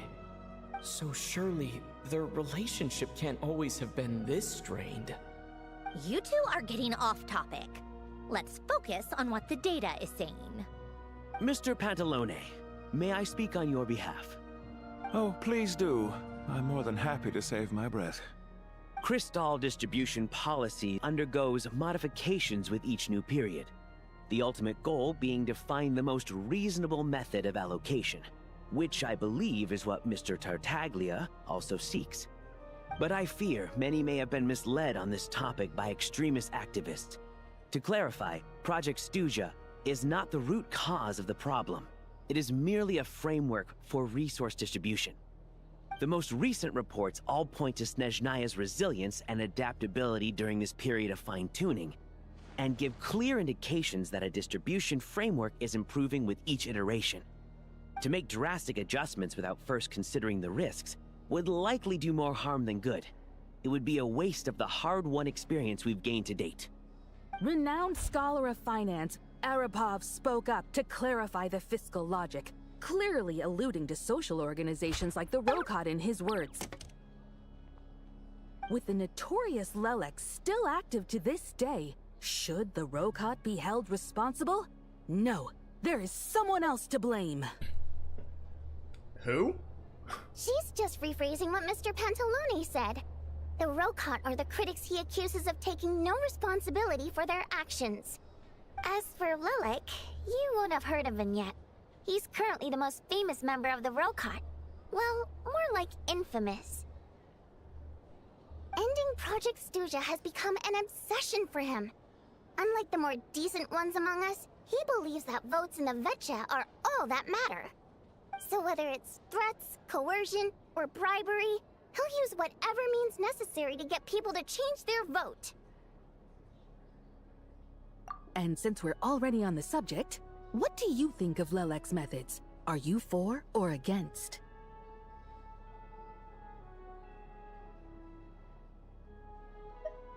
Well, whatever the story is, his actions benefit us all. We stand with Lelek. At least someone here wants to take this discussion seriously. I've been considering that issue myself. What you really need is more precise regional data, right? I think it would be easiest to let the Fatui handle it, since they're already in charge of Crystal shipments anyway. We may as well get them to collect some data while they're at it. Whatever you need, you can ask the Fatui to look into it for you. In terms of supervision, I think the Druzhna would be a good fit.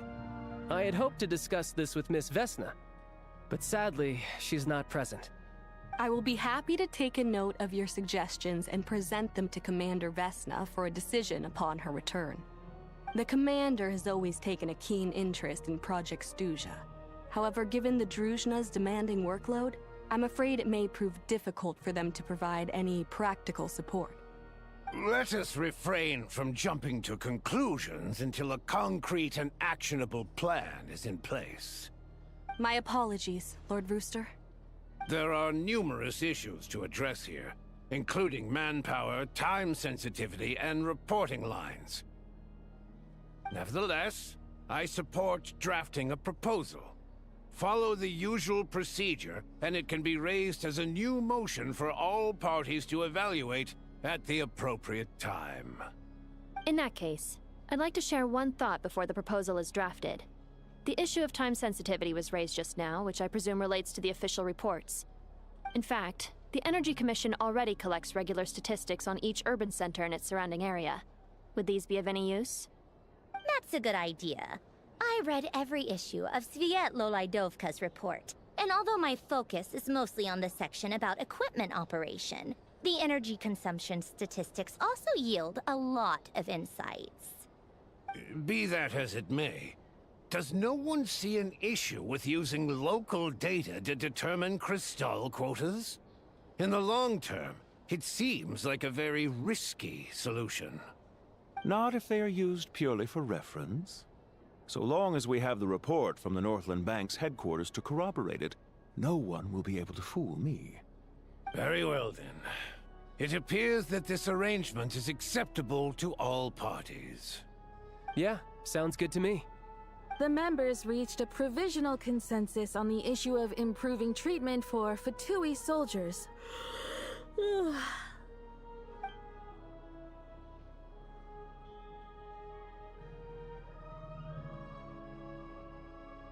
Today, the prima donna of the Korylevsky troupe attended a session of the Snezhnograd Vecha in the company of a dashing young man.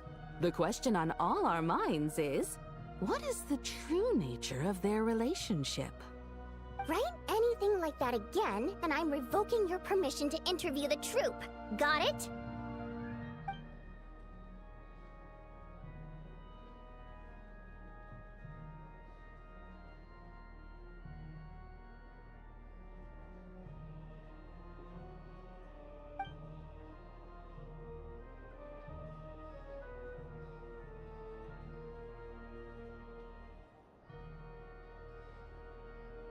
Now then, if there are no further contributions from those present, we shall proceed to the final vote.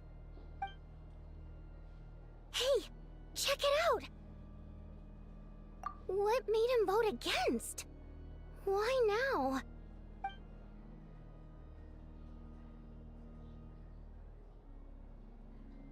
The votes have been tallied.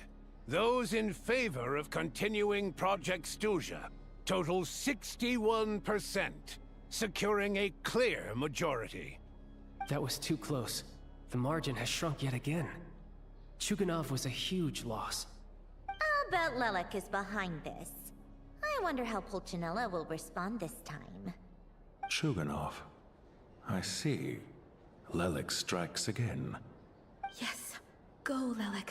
Once Project Stuzha is defeated, our unwavering support at Bring Out the Kvass will finally pay off when we make our comeback. I can taste our victory already! In accordance with the result of this vote, Project Stuzha will remain in effect until the next Vecha period. Finally, may I remind us all, we debate only for the greater glory and solidarity of our nation. May the aurora shine ever on, and the tundra always stand firm. The session is concluded.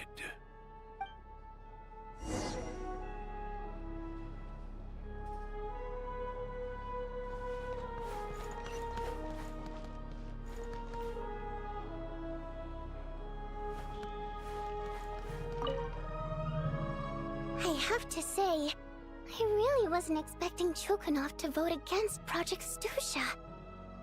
Well, in principle, Snezhnaya's business and political elites ought to be the ones least likely to oppose it. As we heard, Project Stuzha is basically just a resource distribution framework that requires everyone to cut back during the winter.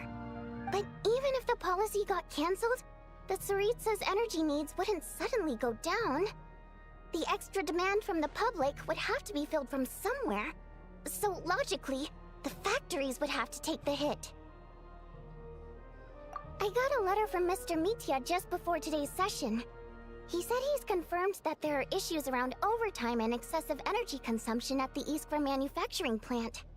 In a situation like this, once the Rooster receives the report, he'll order the factory to halt production and submit to an investigation before issuing a penalty. But that's a week-long process, and thus didn't make it onto the Vecha agenda this time. I don't think he suspects anything so far. Exactly. And as you know, he's a very selfish person. I was originally gonna try and flip him after he received notice of the official sanctions. My plan was to convince him that the whole thing was completely unfair. Rather than just sit back and take the hit while his factory stopped production, he'd be better off voting to end Project Stuzha. At least that way, no one else would be able to make any money either, because all the factories would suddenly have more limited energy to work with. But now, he's already voted against it, which means someone must have used more forceful means to change his vote. Just like with everyone else who flipped.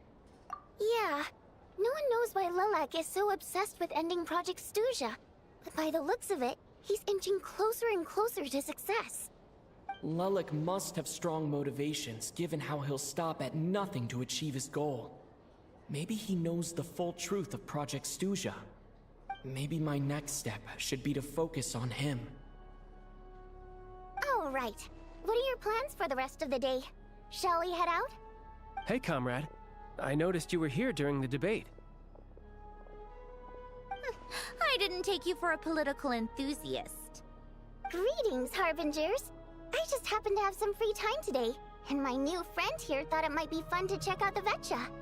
Ah, Odette must have introduced you.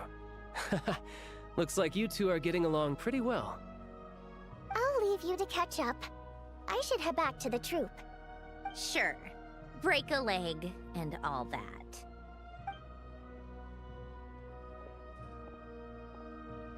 Thought it might be fun to check out the Vetcha, did you? Things are never that simple with you, Traveler. There's no way you're here for kicks and giggles. Tell me I'm wrong. Oh, yeah. To some, he's a captivating enigma. To others, he's the bane of their existence. No one ever thought that some anonymous nobody from the Rokot could cause such a stir. Huh? You want to look into Lelik? Then I'm sure his days of anonymity are numbered. What do you think, Sandrone? Fine by me, I guess. If the Traveler actually manages to expose Lelik, it'll be doing Pulcinella a favor. In return, it seems fair to let him in on what we've learned so far. My thoughts exactly. Sharing is caring, after all. Head back to Glupov and grab the files on Lelik. It's easier to just pull the records than go through the rigmarole of getting the Traveler a visitor's permit. As you command, child, sir. In that case, since we're going to be waiting anyway, I'll have someone brew a pot of black tea.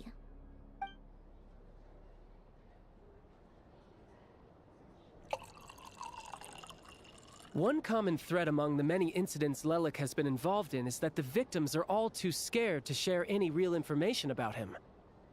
Clearly, he must have threatened them in some way.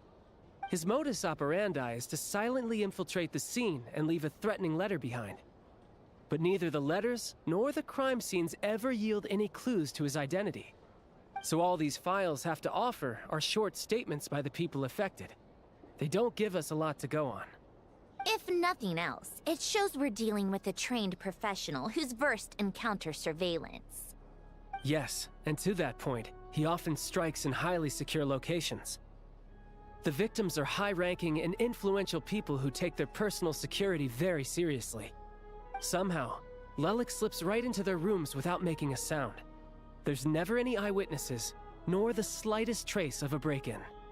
If he can get in and out undetected, it means he can strike without warning. Not that that's ever happened so far, but the thought is enough to scare these people sleepless. It's hard to believe that a human being could pull this off flawlessly every time, so they switched the focus of the investigation to Faye. Unfortunately, no one's found anything yet. Careful, don't underestimate me.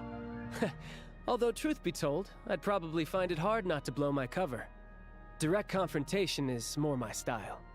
We haven't ruled out the possibility of Lelik being human. It's just, there can only be a handful of people in all of Teyvat who'd fit the profile. Faye, on the other hand, plenty would have the ability, but few would have the motive. No, not as strong as me. You'll never find the culprit with criteria like that. Let's go with a little weaker than me.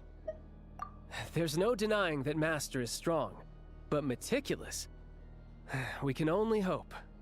He's just trying to find a reference point. Stop getting fixated on who's stronger than who. But that's the most important thing. In my opinion, anyway.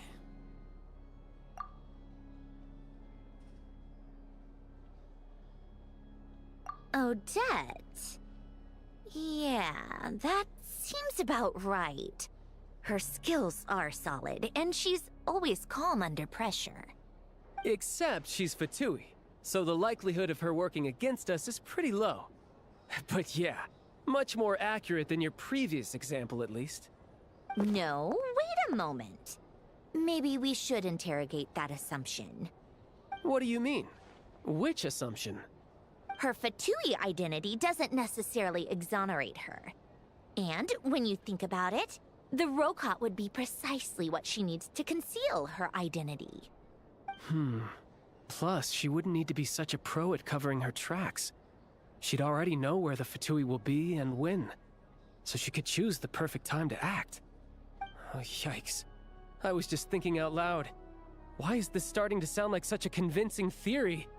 Still, what reason could Odette possibly have for trying to call off Project Stuzha? Arlecchino would be the best person to ask. She knows Odette best. Unfortunately, she isn't back yet. Rosaline used to open up to her in private about her struggles with Odette.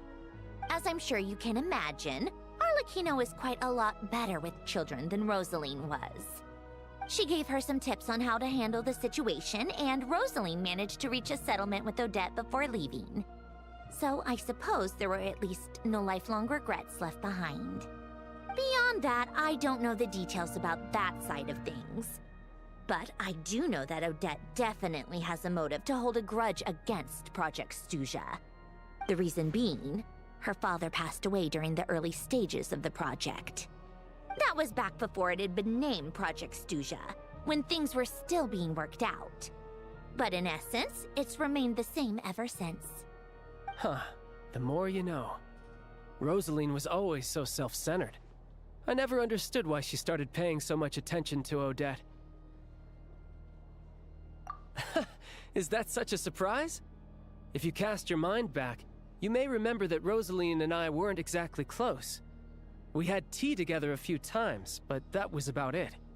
Odette's past is no secret. Her father was a fatus and her mother was a very famous ballerina. On the surface, it looks like she followed right in her parents' footsteps. But the truth is quite a different story. After her father passed away on a mission, her mother was overcome with grief. She broke her leg during a performance and could never dance again. Odette was only interested in ballet at the time, but this tragedy left the family with both breadwinners gone.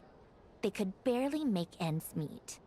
Per Capitano's policy, family members of Fatui who died in the line of duty had to be appropriately accommodated and provided with adequate assistance. So, regardless of how Rosaline may have felt about it, it fell to her to resolve the issue of Odette's family's livelihood. In the end, the solution they agreed upon was to have Odette join the Fatui. Right, because the alternative would have been a one-off compensation payment, I guess. In that sense, joining up was definitely the better option. Still, she must have had mixed feelings about it, right? If she doesn't even like the Fatui... It's just a theory. A possibility. But as a motive for Odette to become Lelik, it holds up.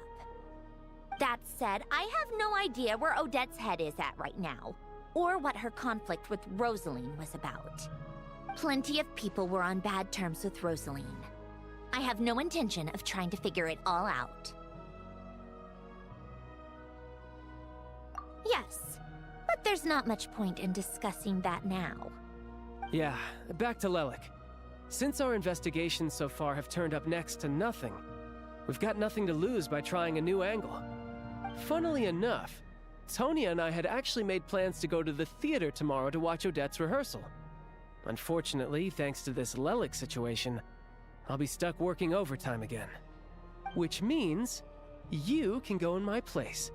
No point wasting the ticket, plus you'll get to meet Tonya. Spirit Seeker. Quite the classic ballet. It was passed down through Odette's mother's family for generations, though it hasn't been performed in years. But Odette's been practicing it diligently, and it's finally ready for a return to the stage. Excitement is through the roof. Tickets for the official performance sold out long ago. Tonya's excited for it too. She's desperate to see it no matter what. Personally, it's not really my kind of thing, but since she's my little sister, I had to figure something out. I've actually seen it several times before. The story's pretty straightforward. The lead character follows a trail of clues left behind by a spirit, gradually recovering her memories along the way. It's a tale of love and regret. So not exactly reinventing the wheel, at least by today's standards. But when that classic melody kicks in and the lead character begins to dance, it always gets me. It really is beautiful. Not an easy dance to do justice to, though. I know it's always been Odette's dream to perform this piece, but I'm not sure she's really ready. In that case, I think that even if she is Lelik, we should wait until her performance is over before we respond. I'll let you take it from here, comrade.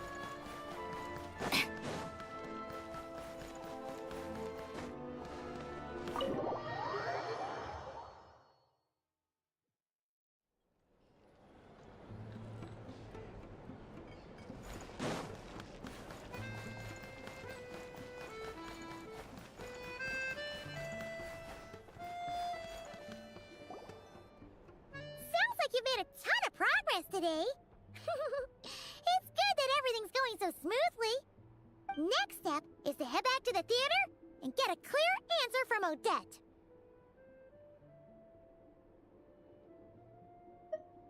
Either way, Paimon doesn't get the sense that she's a bad person. Sure, she might have done some pretty extreme things, but Paimon bet she has her reasons. Maybe this is going too far, but like, with everything she's managed to do so far, wouldn't it make more sense in theory to be even more, you know, heavy-handed?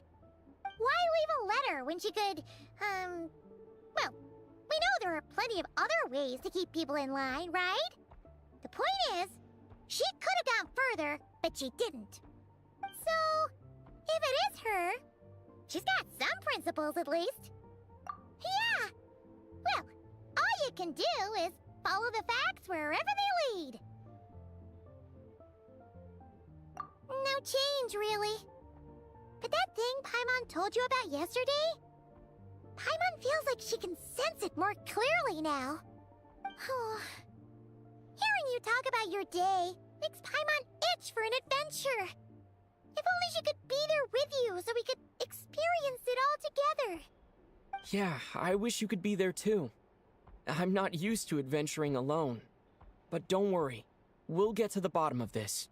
Guess it's just one of those things. Never mind. Paimon will behave herself and keep resting.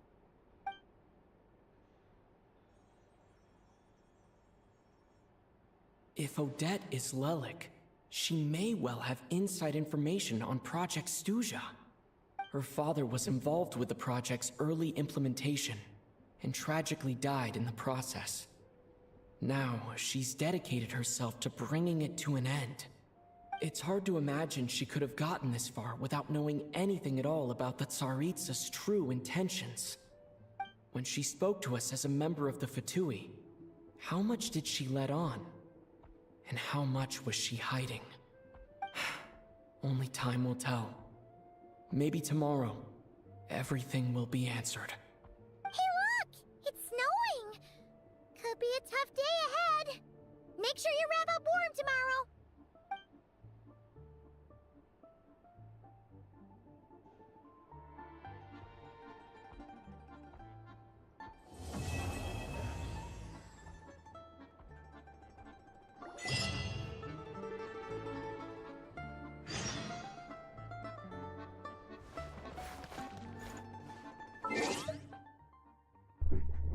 Alright, before we continue any further, we're going to take a 15-minute break, so use this time to get up, stretch, get something to eat, drink, do what you gotta do, and I will see you in 15 minutes, where we'll be starting the next Archon quest.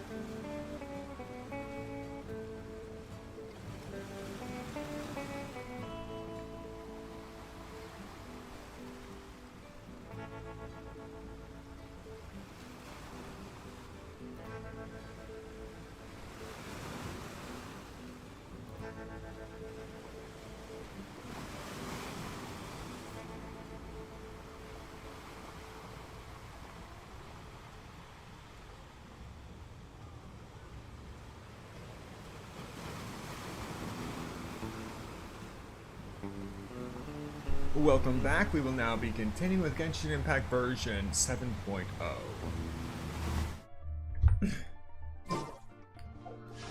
Let's see if we can get anything good with one more 10 pull. And then we'll be continuing for the next Archon quest.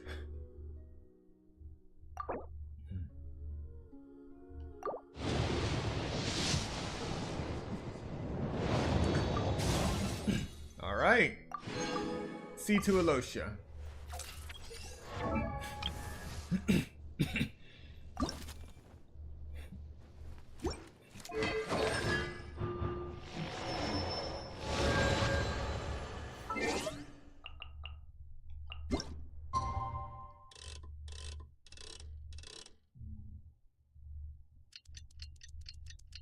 Weird, it used to be a pain to finagle the time to be exactly 10 or 8. But now it's surprisingly smooth. I guess they've updated it. You're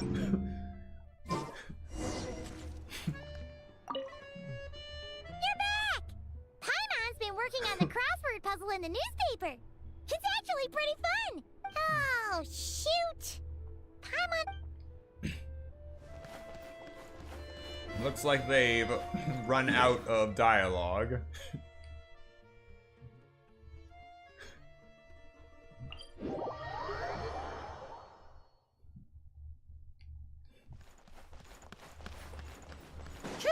Take a break, pick up the pace.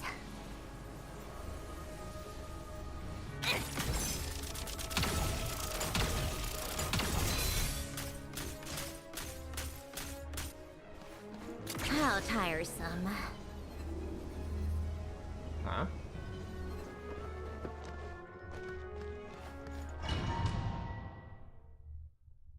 Oh, lovely.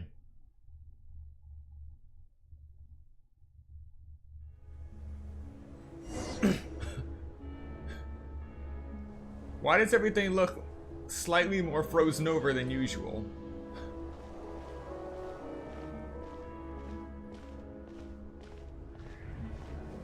I don't like this.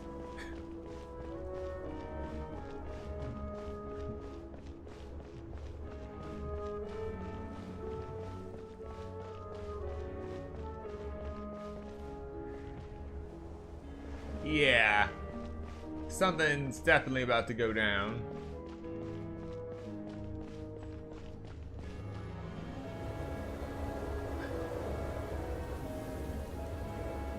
Ooh, it sure is cold today. I wonder how much heavier the snow's gonna get. Here to see Odette?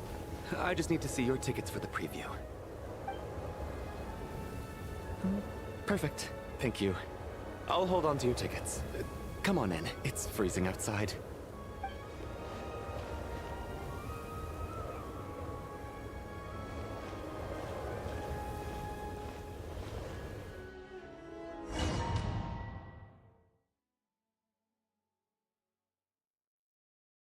Never thought I'd see a saving icon in Genshin.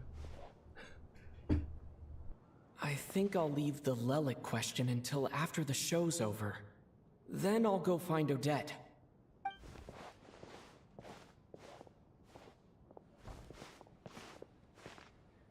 Child said he was originally going to come with Tonya. So I'm guessing Tonya's already here somewhere. Is there anyone here who looks like a Tonya? Let's see. It's a small audience. Makes sense for a preview. But wait, I do see some familiar faces. Mr. Chuganov's back again by the looks of it. Oh, and is that Mitya? And that Fatui officer, Valeri. Guess he must be playing cat and mouse with Mitya again. Oh no. It looks like the show's starting and I still haven't found Tonya. Never mind. I'll just have to take a seat for now and see if I can catch her afterwards.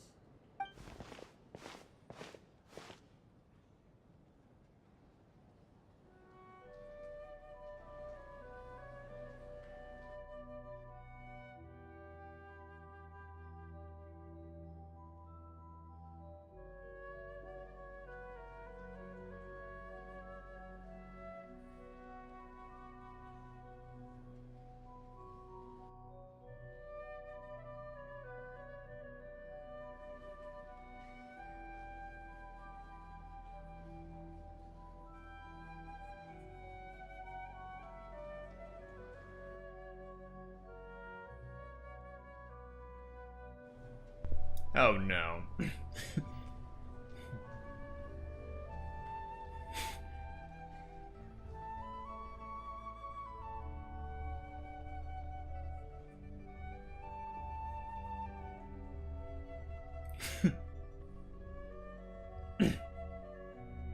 Uh-oh.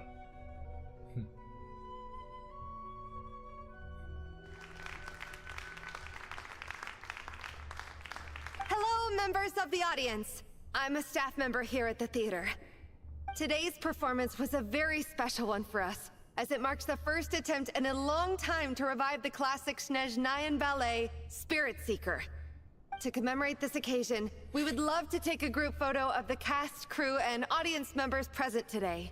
Could I kindly ask the audience to please come up onto the stage? That doesn't sound so bad.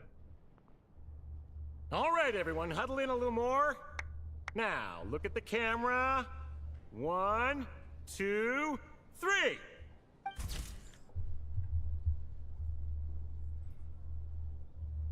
3. Even the scarf is playing along. Are you quite satisfied, Mr. Energy Scientist? I rather hope you don't have any other escape plans to add to my workload today. What are you talking about, Sarge? This was simply my way of inviting you to watch Miss Odette's new show with me. And wasn't the performance spectacular? In the future, I heartily encourage you to take a leaf out of my book. Find some soul-nourishing pastimes to enrich your time outside of work. It was indeed a fine performance, but I must correct you on one point. This is not time outside of work. These are working hours. Working hours and non-working hours are just a social construct. Human technology can never advance if we're too rigid in our thinking, Sarge. May we leave now? Already?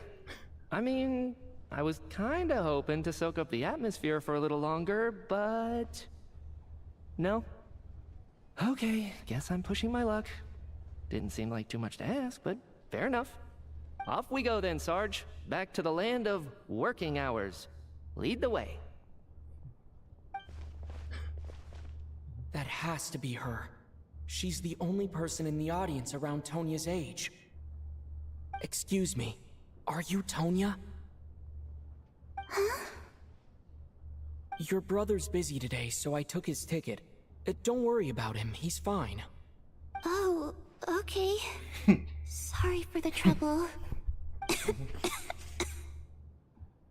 What's wrong? Are you sick? No, I'm fine. It's nothing. Maybe she caught a cold on the way here because of the weather.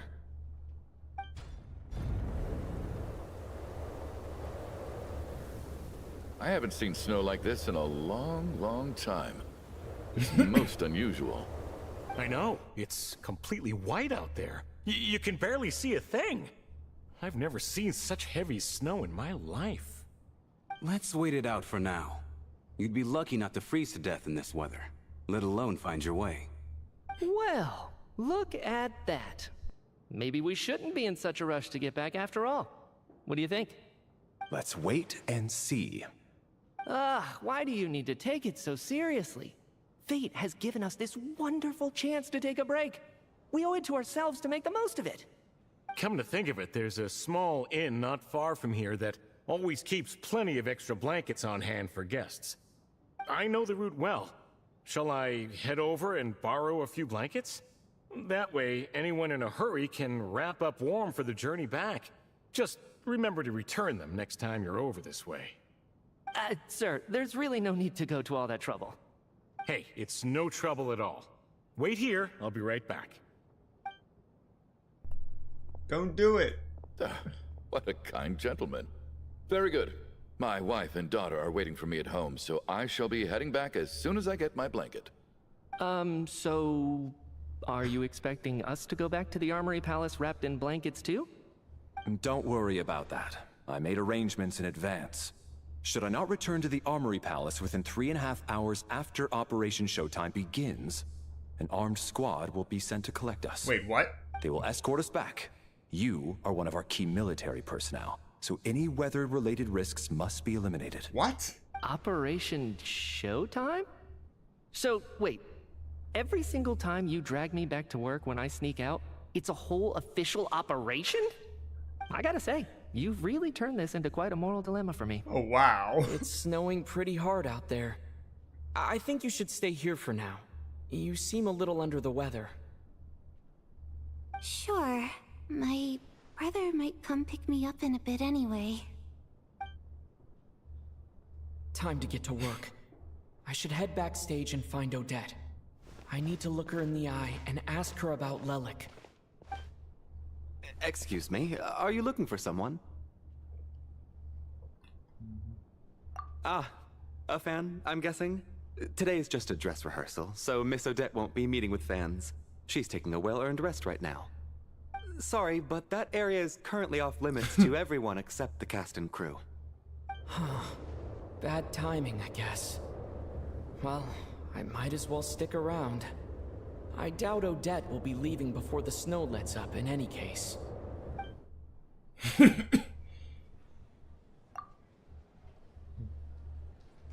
What happened to the gentleman who went to fetch the blankets?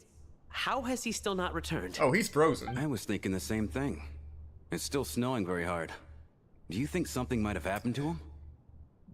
Whatever the reason for his delay, I must say I hate nothing more than people who make empty promises and fail to deliver. Oh, really? Well, I have to treat my employees like that on occasion, but that's different.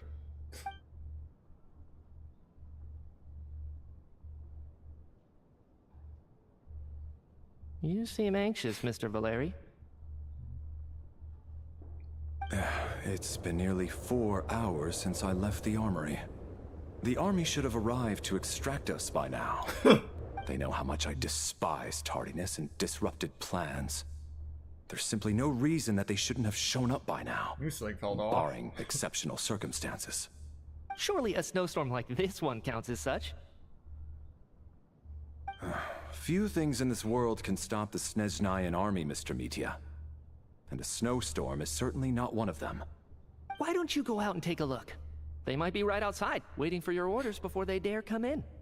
An absurd hypothesis. I have no intention of leaving your side for even a moment until I have escorted you back to the Armory Palace. This doesn't look like an ordinary snowstorm to me. Finally, someone with brains. That guy who left earlier. It looked like he just vanished into thin air. Either that, or my eyes were playing tricks on me. A man-eating snowstorm? Come on. Night hasn't even fallen yet. Spare us the ghost stories. Hey, whiteout conditions aren't the only thing you have to worry about in this place. Traveler, didn't know you were coming today. How come you didn't say anything? Oh, right. I assumed you were looking for me and Vodenitsa. Odette's still backstage. Whoa, that's quite a snowstorm out there. I've been working backstage this whole time, so I didn't even notice. No wonder the audience hasn't left yet. Is weather like this rare, even in Snezhnaya? Yeah, snow like this. I'm sure I've seen it out in the wild before, but never in the city. Actually, I take that back. I don't think I've seen snow this bad even in the wild. This is something else. It's not normal. If even Alosha thinks snow like this isn't normal, could it have anything to do with that monster people have been talking about? We can't stay cooped up here forever. Someone needs to go out and take a look. No need.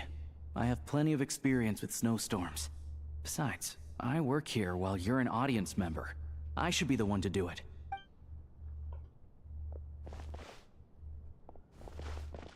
Everyone by the door.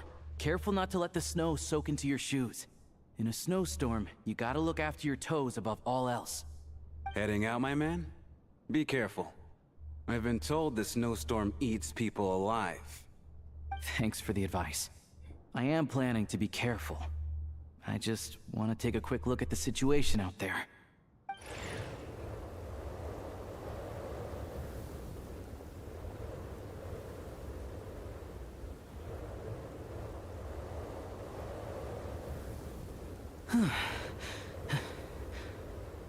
He's back! He's back! How was it? What's going on out there? Did you see any soldiers patrolling the area? Something about this storm isn't right.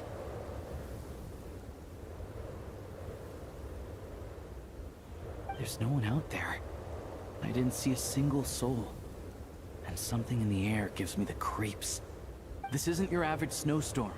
I suspect it might be related to recent events in our nation. I strongly advise everyone to stay here until the snow dies down. Are you serious? So all of us are trapped here now? That sounds a little far-fetched to me. You want to go outside and see?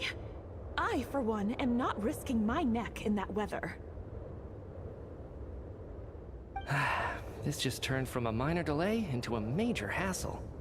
We can only hope that our friend who went to fetch the blankets just ditched us and went home. Is it really that bad? But my daughter, I won't be able to read her a bedtime story tonight. Huh? What are you all still doing here? Whoa! It's snowing hard! So now we're stuck here? Oh, this is terrible! Luckily, it was just a dress rehearsal today, so there aren't too many people here. On the bright side, the theater's always well stocked with supplies. If the snow still doesn't let up as we get into the evening, you can spend the night here, everyone. At least, I assume that's alright? Odette? Fine by me. This seems like a sensible backup plan under the circumstances. My thanks to the theater for being so accommodating.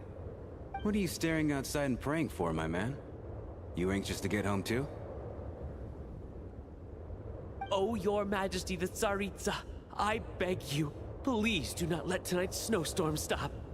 This is a golden opportunity to spend the night under the same roof as the two top stars in all of Snezhnaya. It's a once-in-a-lifetime experience. Wow. I think I changed my mind. Sir, if you so much as look at us funny, you'll be seeing stars in a whole other way. Behave yourself, or you'll be begging for that blizzard. It's getting colder. We need to keep the indoor temperature up. Close the door and lock it tight. Let's head somewhere warmer.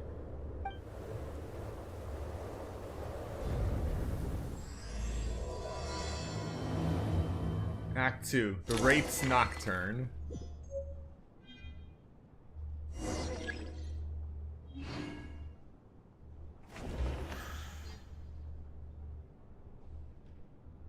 Wait, we actually get to see everyone who's actually part of this picture? No details on this person. Yet.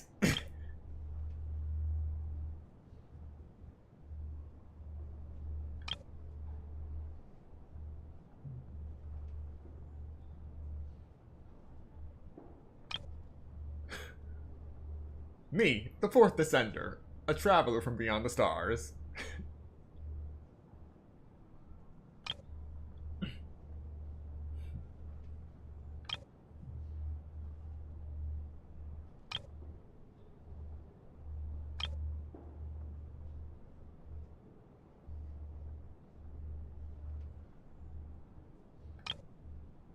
No details on this person yet, no details on this person yet. Rampana, staff member of the theater, drawn here by the dreams of a certain celebrity lifestyle. She now handles duties such as announcing performances and hosting events, and can occasionally get a little too fixated on things. Okay.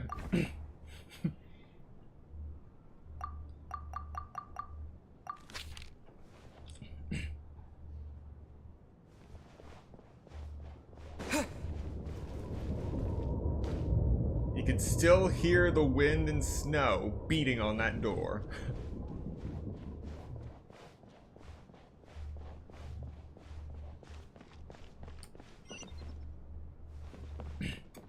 Oh, sure, okay, okay. Just leave me here by the front door while everyone else goes into the back.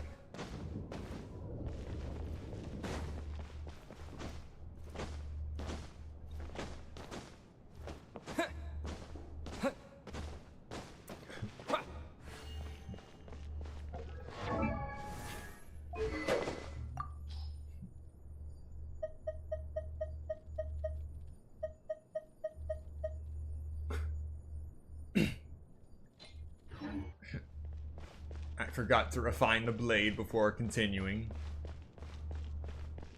Whatever. Sure, we'll be fine. And then there's the aristocrats. Easiest of all to deal with. You don't need to use any force whatsoever. All you have to do is show them the rope you plan to tie them up with. Do you know why? I don't. Do tell.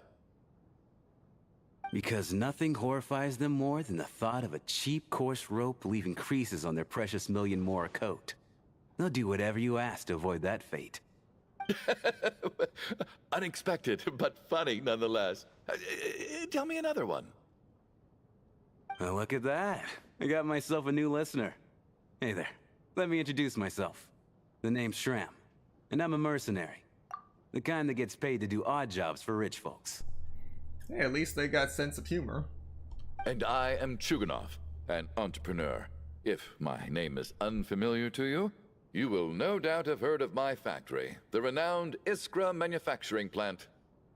Are you really that famous, Mr. Chuganov? How come I've never heard your name before? Excuse me? Is that a joke? Or are you being serious? Oh, I'll have to ask my rope later. He's probably tied up more entrepreneurs than I've ever heard of.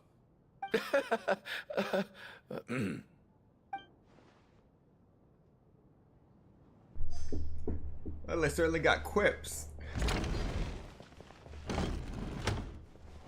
How are you feeling, Tonya? I'm fine. Sorry to worry you. I'm used to it by this point. I take medicine for it. My brother usually helps to get it ready for me. Child must take great care of his sister. He's never mentioned Tonya's illness, though. You know, I actually find this whole thing kind of exciting. Stuck in a strange place thanks to a snowstorm. Having to spend the night with a bunch of interesting characters. It's pretty cool, don't you think?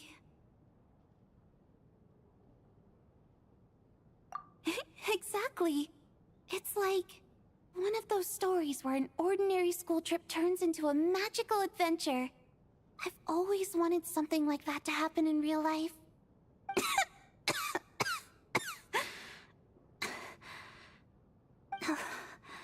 I'm fine, really. Just got a little overexcited. Look after yourself.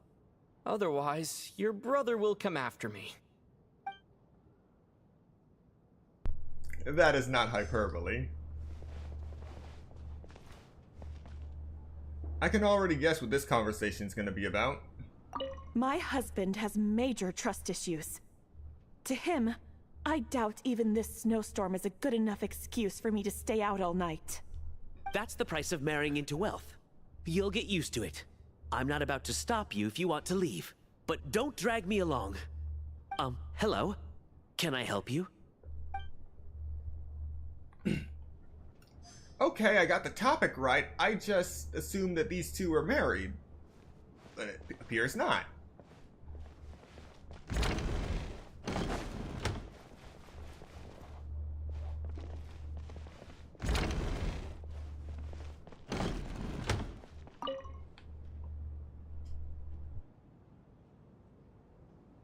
I don't think it's ever been this lively backstage before.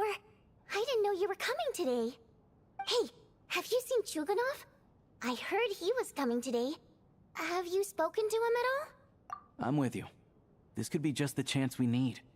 Yeah, I gotta figure out a way to coax some more intel out of him. I want to know why he suddenly changed his stance on Project Stuja. What exactly happened before the most recent Vetcha vote? For the Rokad, or just out of personal interest? Shh! There are other people around. Don't say the R word.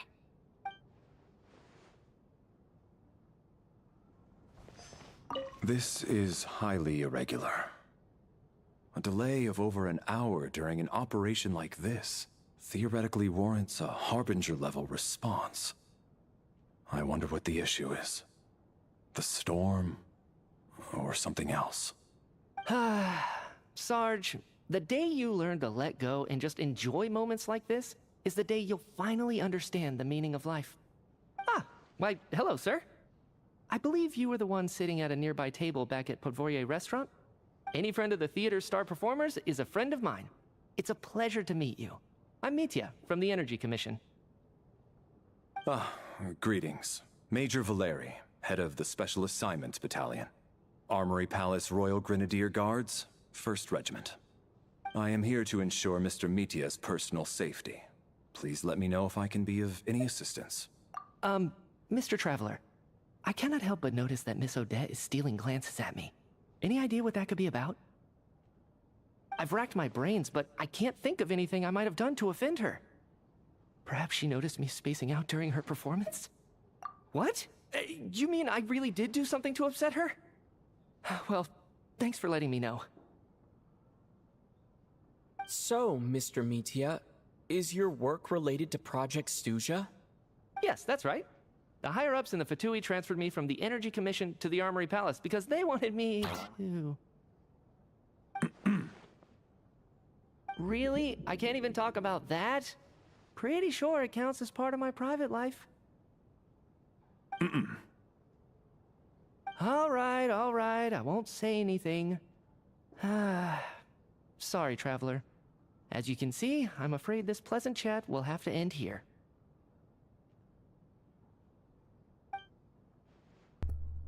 You know, at least his scarf didn't try to strangle him this time. But I just noticed something.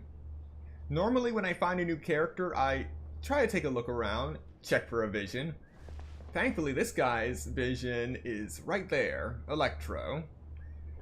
First time I've actually seen a vision built right into something like a gauntlet. We've seen earrings and whatnot, but this is new. But this guy makes us work for it. It is very difficult because of all the various circular sized gems on his personage, I cannot for the life of me figure out what type of vision he has. You'd expect it to be something like Animo, Electro, or Geo, given the various colors shown off, but none of them have the right insignia, and if you ask me, that's probably just to throw you off. Might end up with Pyro or Hydro or something. Or maybe he's just another Dendro scholar, who knows. But he's definitely someone to keep an eye on.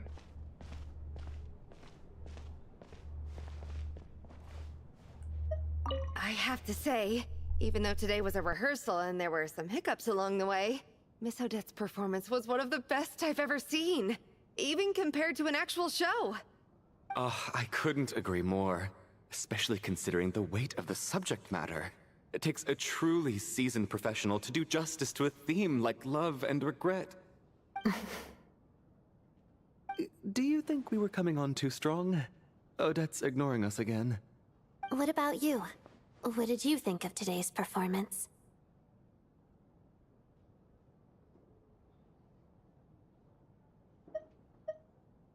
Oh my, that's very flattering of you.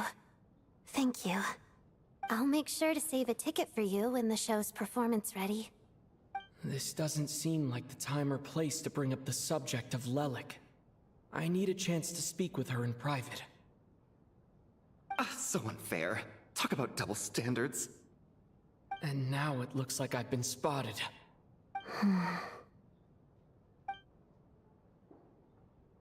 You know Mitya too? No, I don't. I just have a feeling that he might be dangerous.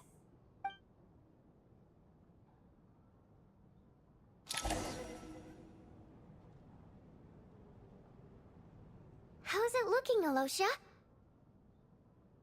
No change from this afternoon. Heavy snow with no sign of slowing down. May I have your attention, please? The storm is unlikely to stop tonight, and it'll be even more dangerous outside at night than it was during the day. We at the theater owe everyone here a duty of care. Therefore, we strongly suggest that you stay on site overnight and avoid going outside unless absolutely necessary. In a few short moments, we'll give you a tour of the theater's various quarters. You can choose to sleep in the VIP room, the office, or backstage. Or on the stage if you'd prefer. We won't mind. I'll pass on sleeping on the stage. What if the snow is stopped by tomorrow morning? The early birds in the audience might think we're part of some experimental new show. A drama about sleeping? That could be fun. Maybe we could come up with a title for the production. Not bad. Clear selling point at least. Could be a big hit. Anyone who doesn't wish to sleep on the stage, please follow me. I'll show you to the rooms.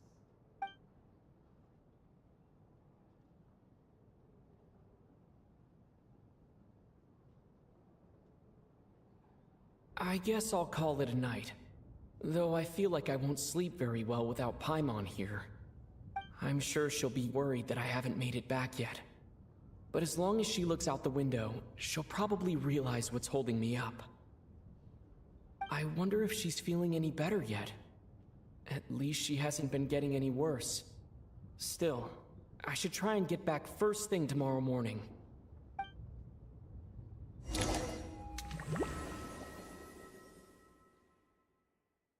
Oh no, I know that symbol. Trippy stuff's about to go down.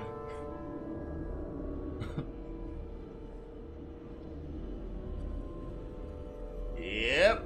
Ah, finally. Welcome back to the world of the living, lazy bones. I was about to wake you. The black mist is almost on us.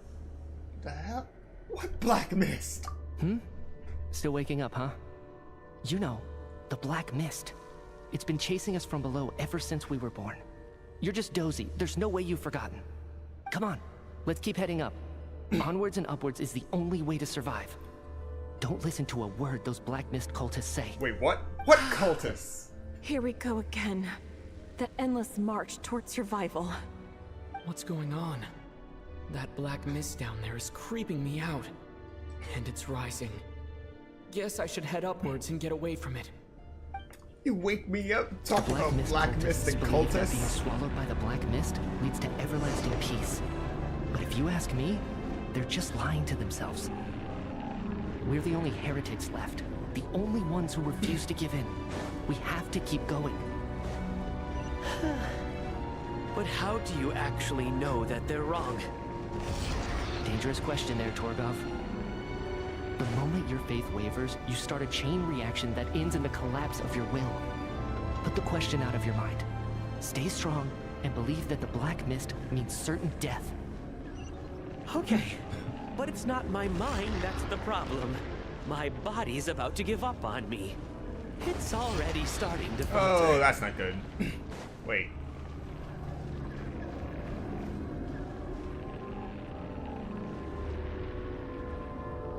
Okay, yes, it is climbing.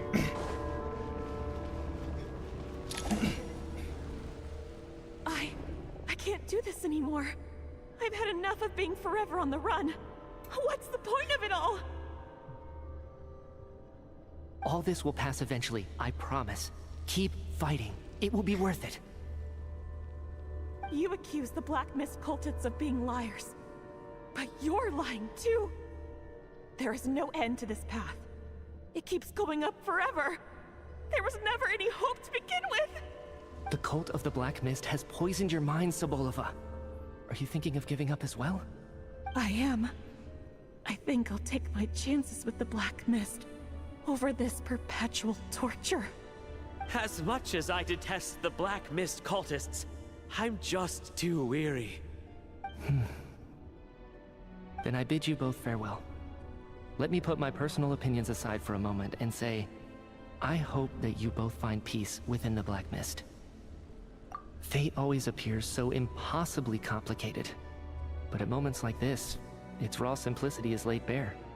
Their fate was sealed from the instant they entertained doubt. From then on, the outcome was both inevitable and irreversible. Let's go.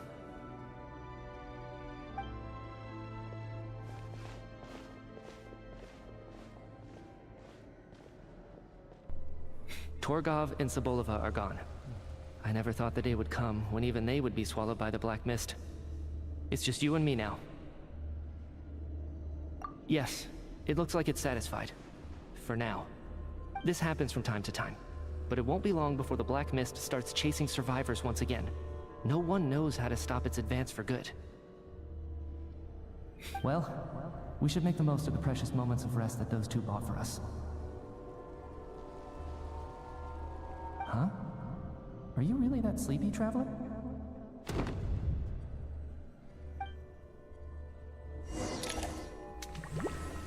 I'm so tired of all these hallucinations. Ah! Help! Somebody, come quick! What is it, Tuganov? What's wrong? Oh no. Huh? Is it morning already? What's all the commotion? This ain't good. Sounds like it's coming from next door. I should check and see what's going on.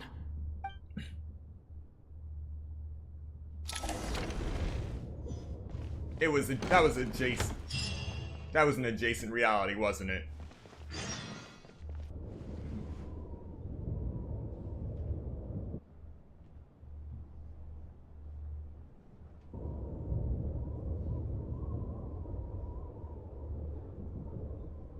Don't look, Miss Tonya. Stay here. Okay. What happened to them?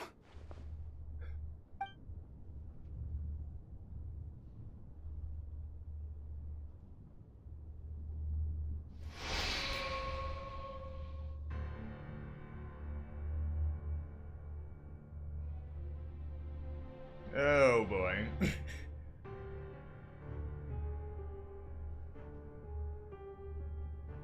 These two people have passed away. And the strange thing is that somehow, I knew this was going to happen. I knew that they would be the ones to die. Have I seen this moment before? Or did I have some kind of premonition? I can't remember what it was. Let me take a look.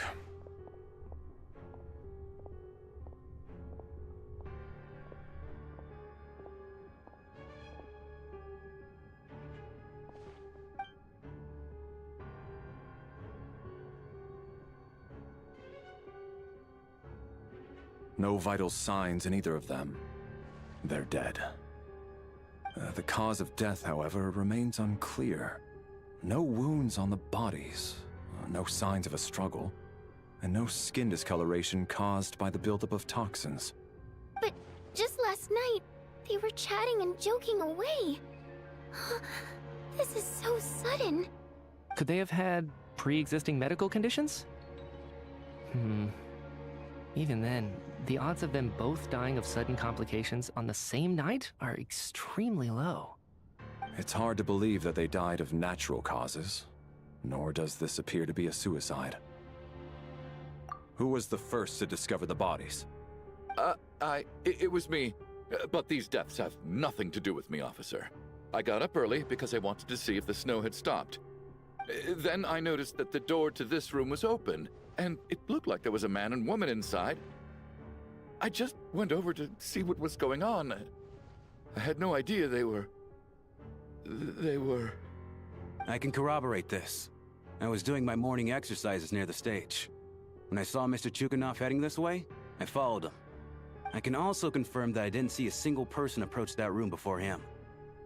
The snowstorm was raging all night, and it's still going now. There's no way someone could have come in from outside, correct? You mean an intruder? No, not possible. I slept by the door last night as a precaution. There's no way I wouldn't have noticed if anyone had tried to open it. Everyone, split into pairs and search the theater for anyone in hiding, or any signs of suspicious activity. I'll follow up with a full search of my own shortly. Go, there is no time to waste.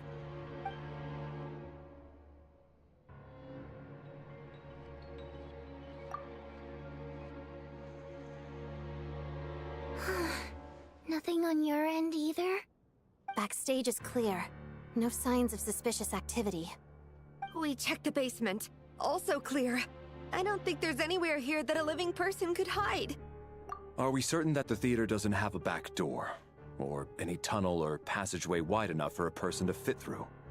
No, there's nothing like that. If people were sneaking in through some secret tunnel to avoid buying a ticket, we'd have sealed it off ages ago. I also checked the windows. All of them are locked from the inside, and there's no sign of anyone entering or leaving. It sounds like we can safely rule out the intruder theory. If anyone came in during the night in this weather, there'd be no way for them to avoid leaving footprints or water stains. This can only mean one thing. It's like one of those murder mysteries you see in novels and plays, isn't it? The ones where the killer is one of us. We can't quite jump to that conclusion just yet. Could he be right? It's hard to imagine something like that happening in real life. Set in a theater during a snowstorm, a murder takes place, and the killer is among us. It's such a classic trope that it seems unbelievable. Looking at who the killer targeted, and the clean entry and exit, it all adds up. I know what this is. It's obvious now that I think about it. What is? What have you figured out? Both victims were wealthy, well-known local merchants. And the door was deliberately left open so I would discover the bodies and witness the crime scene first thing in the morning. Such ruthless methods. This was your doing, wasn't it, Lelik? Lelik? You mean Lelik is among us? And he's the killer? Lelik. I know this code name. Member of the Rokot, anti-Project Stuzha. Always works alone. I've read the case files at the Armory Palace. Walk me through your reasoning, Mr. Chuganov. What do you know about Lelik?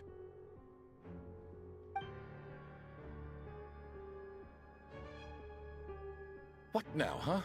What now, Lelik? What more do you want from me? I already voted against Project Stuzha at the Snezhnaya. You snuck into my house the other day while I was asleep. Left a threatening letter. And I did all that you asked. But Project Stuzha cannot be so easily shaken. Not with the rooster in charge.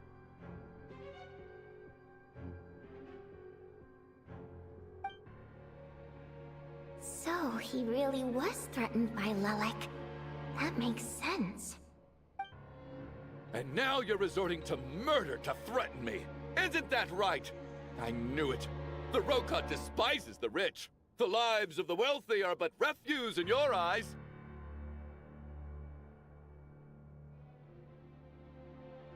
Show yourself! Which one of you is Lelik, Tell me!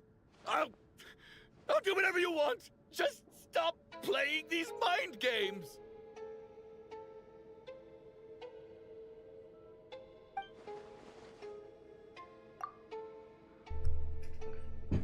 Finally, we have animation to match the good voice performance. Was this really Lelik's doing? Would Odette really do something like this? If Odette really is Lelik, this seems out of character. But then again, how well do I really know her? I'm probably the only one here with a compelling theory about Lelik's true identity. But if I reveal it now, I'll be putting Odette in the line of fire. What should I do? I don't think it's likely that Lelik killed anyone. At least from the stories I've heard, he's never killed anyone before. And his name has never come up in connection with any murder cases. Besides, even if Lelik did want to threaten you, why resort to such an extreme and roundabout method? It's not his style at all. Vodyanitsa doesn't know that Lelik might be Odette, but her assessment is pretty much identical to mine. Miss Vodyanitsa, why do you suddenly feel the need to speak in Lelik's defense? Defense? Oh, no, it's just... I'm worried that we're jumping to conclusions here, so I wanted to share my point of view. Also, I don't think the Rokot is as bad as you're making it out to be. Well, if you think I'm so wrong, what's your theory then, Why don't you tell us who the killer is? The case is still evolving, Mr. Chuganov. Please do not prevent others from expressing their opinions so early on in the discussion. Even so, there's no denying that the recent threat received by Mr. Chuganov may well be an important clue. So there's still a good chance that Lelik is right here among us. I can't do this anymore. I don't care if it's still snowing outside. I have to get out of here.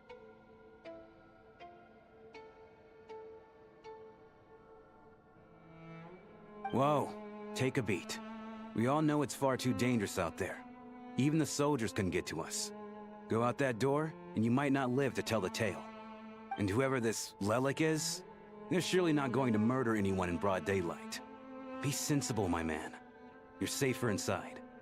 As much as I regret having to say this, I'd like everyone to cooperate and refrain from exiting the premises until further notice.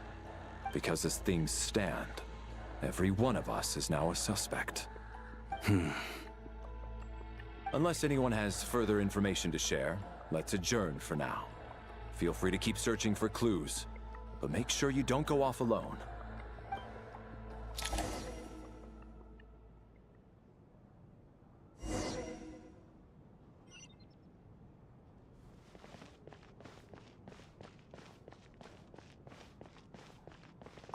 I still find it hard to believe there's a murderer among us. Just last night, I imagined we were like classmates out on a hiking trip. There's no guarantee that you can trust your classmates, especially not when you're locked up together. Why did they do this? Was it for money? Even then, they could have just kidnapped the people. They didn't have to die.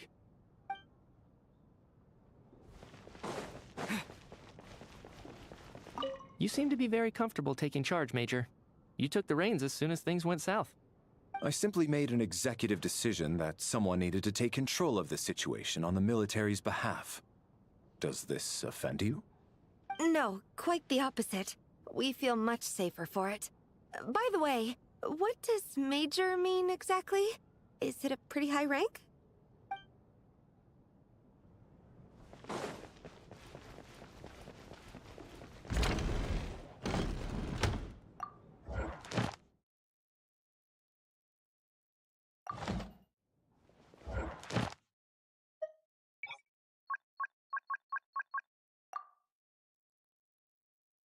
Alright, starting tomorrow, we'll be doing Snezhnaya commissions.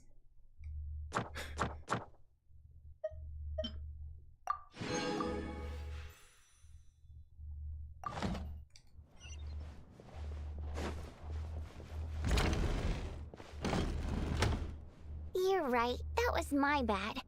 It was a knee-jerk reaction. I didn't think it through. Luckily, no one suspected my identity. Oh, phew. It's just you. I thought someone was eavesdropping.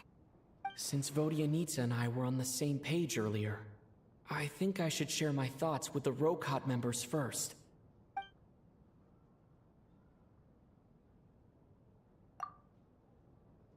Whoa. Are you serious?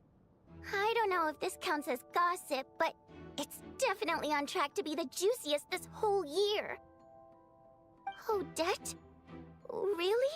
Odette? Oh god, how dumb does this make me look? Lelik has been right under my nose this whole time, and I didn't notice a thing. Actually, it's exactly what you'd expect. Sometimes, hiding in plain sight is the best strategy. And now that you mention it, the more I think about it, the more sense it seems to make. It all adds up. What are we up to now? 1, 2, 3, 4... Odette's identities. She's my coworker, specifically a ballerina, and also a Fatous, a member of the Rokot. Now, Lelik. It must be so exhausting. I just want to give her a hug.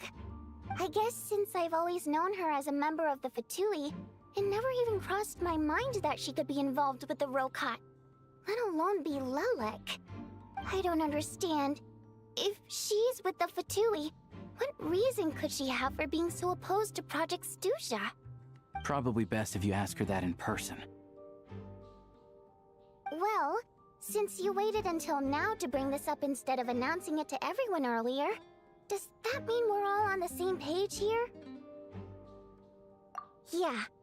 Lelik may not follow orders from the Rokot leadership, but as far as I'm concerned, she's never crossed the line. If anything, her actions benefit the poor.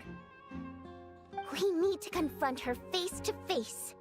Do you think she'd really admit to being Lelik? I don't know. We'll have to see how it goes. For now, we'll work on the assumption that she didn't kill anyone, and see how much she's willing to tell us.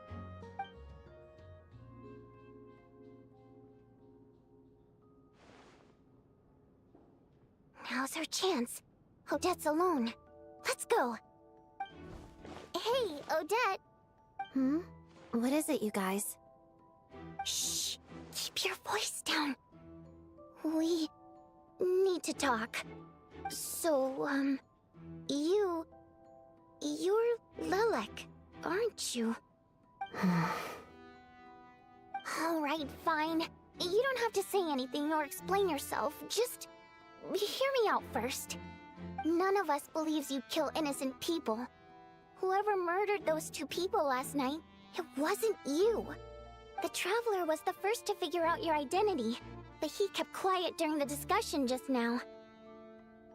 Still, it's clear where the group consensus is heading. Everyone believes Lelik is the culprit. If your identity is exposed, you'll be in a really bad spot. We're your colleagues, and we know what kind of person you are. I don't want anything bad to happen to you. So, can you clue us in? Tell us everything.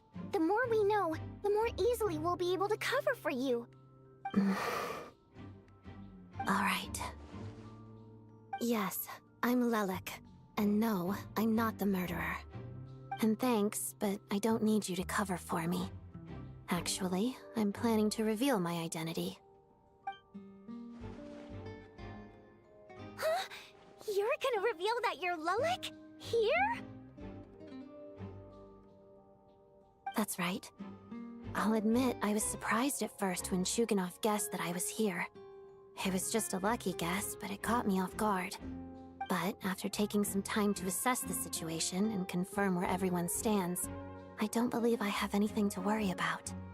Are you sure you don't need a second opinion? Given the circumstances... Mr. Valeri! What?!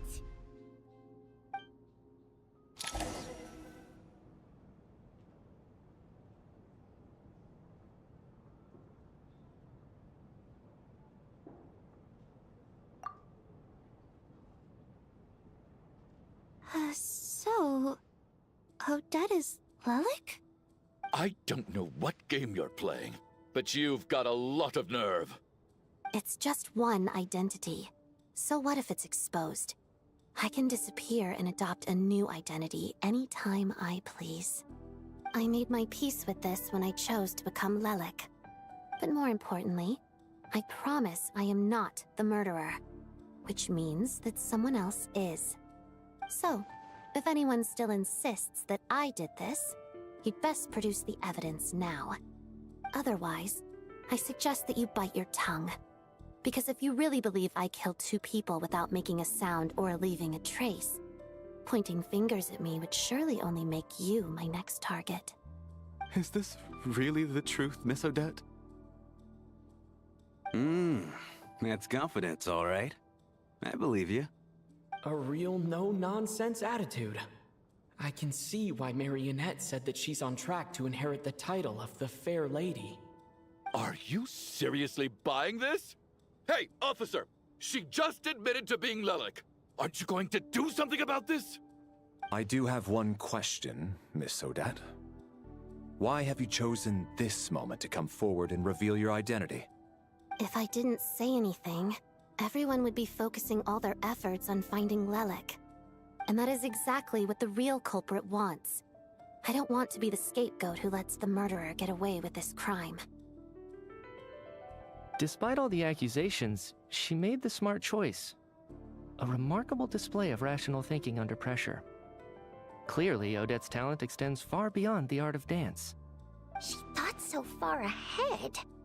Ugh, why do I always feel like I'm one step behind her in everything? You've convinced me. Dealing with the murder case remains the top priority right now. Let's put the name Lelik and all related incidents aside until further notice. Nevertheless, the group still considers you the prime suspect. I assume you have no quarrel with that, Miss Odette? I understand. You're welcome to keep an eye on me around the clock. I have no objections. Mr. Chuganov? For my wife and daughter's sake, I'll let you off the hook for now. But don't think you're forgiven for breaking into my house and threatening me. Just wait till we get out of here, Lelik. We'll settle the score then.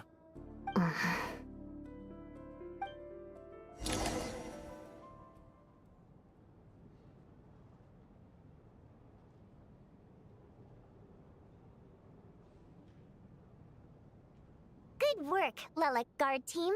And Lelik too. Here, have some hot water. Turns out Valeri knew about my exploits. So now I've been told I have to guard Lelik with him. Shouldn't you be facing my way if you're guarding me? At the moment, it looks more like you're my bodyguards. If the true culprit is indeed still at large, as you have claimed, we must keep our guard up against them also. Don't worry, Tonya. We'll get through this. Once the snow stops, the officials will step in. The investigation will get easier, and then we'll be safe. But once the snow stops, won't everyone just leave? You're gonna miss us, huh? Well, some of us work at the theaters, so we'll still be here. I'll even give you a special backstage pass. Really, Miss Vodoyanitsa? That's awesome! You've made a fan for life. Aw, you're so cute, Tonya. All right, let's swear to it. I promise to give you the pass, and you promise to never change your mind about being my fan.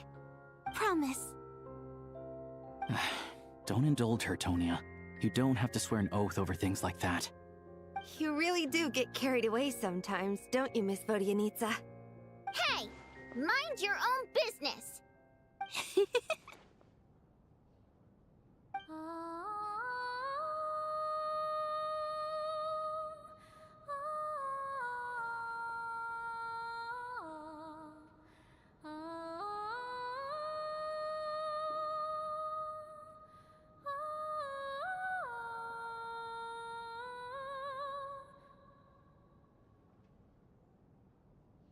Don't be nervous, Miss Water Imp. Everyone's here. There's nothing to be afraid of. Excuse me? Do I look nervous? Don't be ridiculous. No. You sound nervous, lass. Oh. Wait, but how... Okay, plenty of people know that I'm a water imp, but still...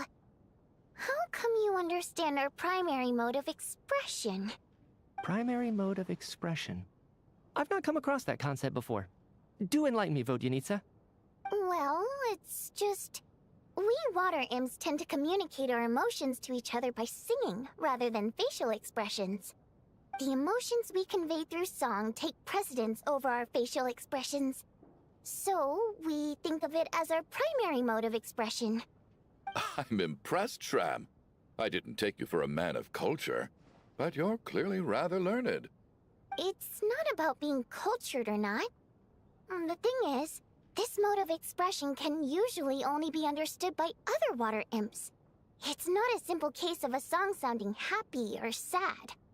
And yet, you're clearly human, Mr. Shram. It's really not the big deal you're making it out to be. I think I just have a knack for it. Plus, I have a... very close friend who's a water imp. A delightful lady. But keep that a secret. Anyway, we spent so much time together that before I knew it, I noticed I could understand her expressions. Oh, I guess that makes sense. Still, the fact that you have a water imp friend is even more surprising. I'd better watch what I'm singing when I'm around you from now on. Hey, what are you implying? You're not secretly insulting the audience in your songs, are you? Heavens! Why would I do a thing like that? it's getting late. We should discuss our sleeping arrangements for tonight. To guard against the killer, someone needs to keep watch. I suggest that we don't sleep in separate quarters tonight. It will be safer if we all stayed together. I suggest we don't sleep at all. As long as someone keeps an eye on Lelik, I'm quite sure we won't have any trouble. Are you saying that you wish to bet your life on Miss Odette being the killer? Nonsense. Of course not. Then I propose the following arrangement for tonight. The Traveler, Odette, and I will form the Night Watch. We'll sleep in shifts, but 2 of us must be awake at any given time. An excellent idea. This allows us to handle the Night Watch while also keeping an eye on Lelik. Meanwhile, the rule of taking shifts in pairs resolves the other issue. Namely that we can't necessarily trust the Traveler or Valeri either. I expect that plan took you quite some time to come up with, didn't it? Actually, our field combat manual outlines a similar approach. Although the scenario there involves guarding prisoners overnight during field operations. That being said, I must clarify that I harbor no disrespect towards you personally, Miss Odette. In fact, Lelik's numerous covert operations make fine textbook examples for military agents. I care less about respect and more about the fact that you just robbed me of 2/3 of my sleep tonight. I'm calling dibs on being the first to rest.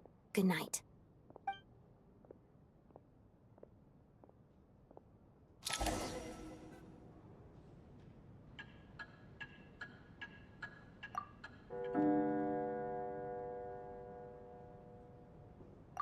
It's almost time. We should wake Odette. How are you faring? Oh, not going to argue with that. I'll take a quick nap. If you start to feel sleepy, wake me up anytime. It's finally time for Odette and I to share the Night Watch. I should wake her up.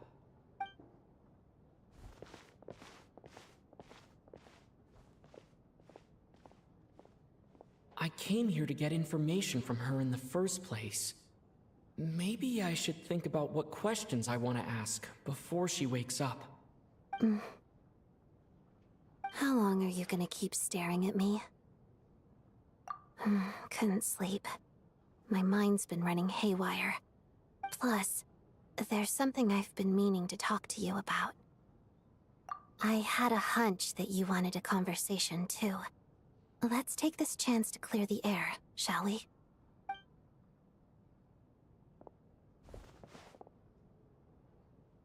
I just had a simple question for you, really. It's, Rosaline. In her final moments, did she have any last words or anything? I see. Well, that was all. I have no other questions. No. She was utterly ruthless in pursuing her goals. That kind of person should be hard to miss. And yet, even though I never approved of her methods, and she was an abrasive person, the fact remains that I am indebted to her. Oh, she told you. I guess that makes sense. I think she and Rosaline were on pretty good terms. Yes. Rosaline wasn't the kind to gossip about this sort of thing. Not that it's any huge secret to me, though. When I was a child, I had to join the Fatui for the sake of my mother and me. I trained under Rosaline. It was extremely grueling, and it didn't exactly come naturally to me. All I could do was try to ignore the biting cold and practice, practice, practice. I was a newcomer who'd managed to make a good first impression on a harbinger. There was pressure to live up to her expectations, to be worthy of the fair lady's reputation. Every day was a struggle against the cold, pain, and fatigue. And most nights, I struggled to fall asleep. After enduring all that, I've become almost immune to the sensation of pain. I suppose that was the cost of survival. Surely, any child who had to experience that would grow to hate her lot in life, don't you think? So I put an equal amount of effort into my ballet. Because in my young mind, that was the only way to defy my fate. It was my way of telling her, the Fatui's demands and your expectations of me are not what I wish for. One day, I will leave. I think she probably blamed my poor performance in training on my passion for ballet. She knew my heart wasn't in it. One time, when I was secretly practicing a dance at night, she suddenly showed up. I knew she was there to catch me red-handed. I told her, "You don't deserve to watch the dance I learned from my mother." She looked stunned. I guess she was surprised that I lashed out first, before she had the chance.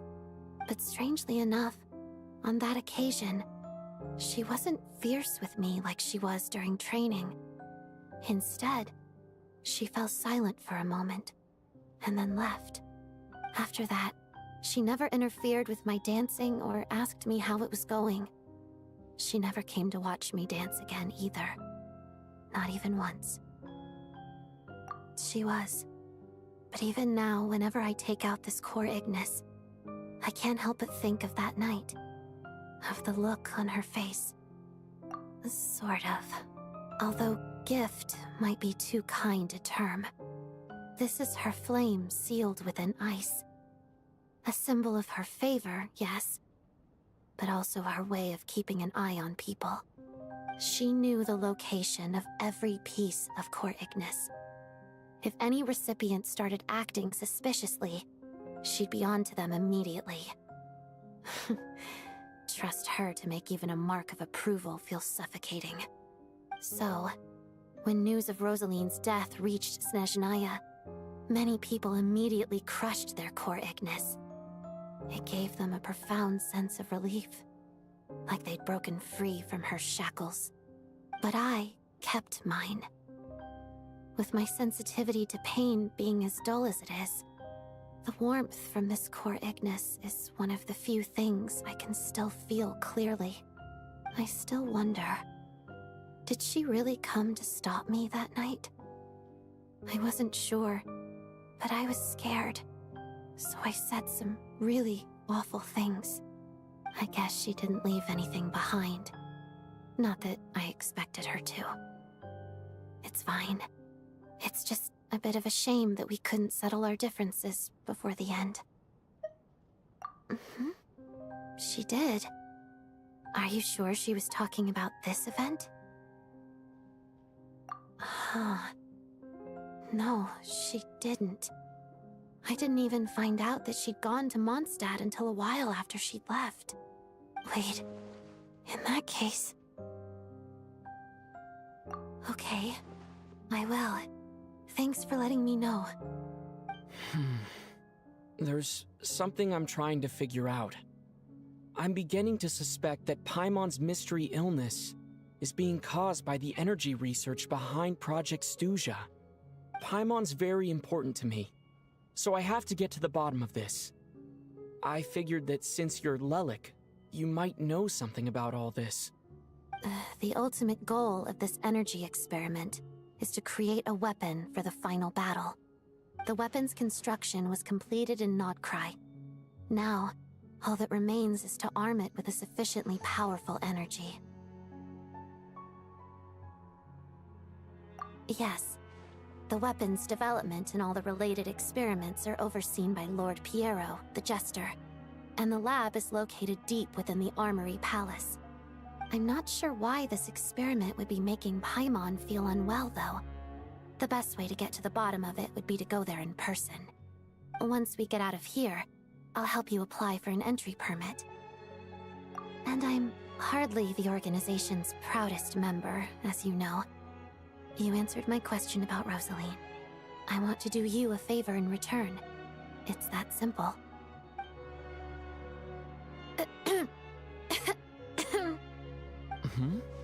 What's wrong? Are you not feeling well? You two seem to be hitting it off. I thought you were sleeping. Of course I was. In the military, one learns to fall asleep quickly. even in the most inhospitable environments. It's vital to staying alert and energized. Why? Is something wrong? Even if he was awake, he can't have overheard us, right? Well, thank you both for keeping watch. Traveler, I'll take over for now. It's your turn to get some sleep. Sure.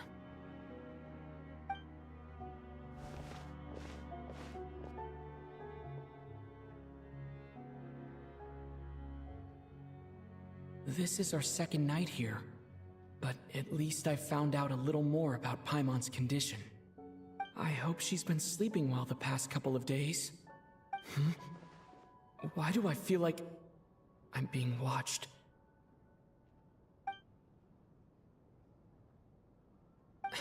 Seriously?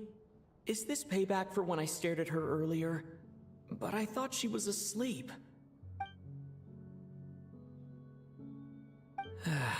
Never mind. I'd better try and get some sleep myself.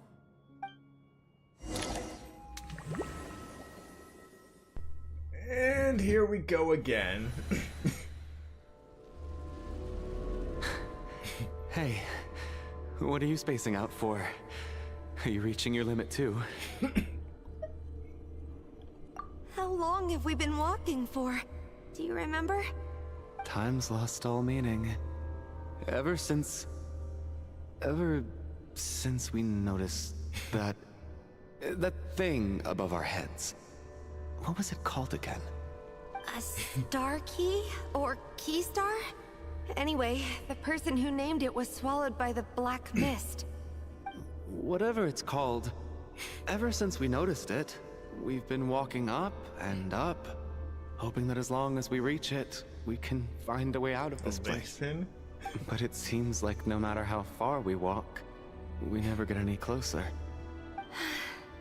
Well, we've come this far. You never know. Maybe we're almost there? Come on, enough moping. Let's go. The black mist is catching up.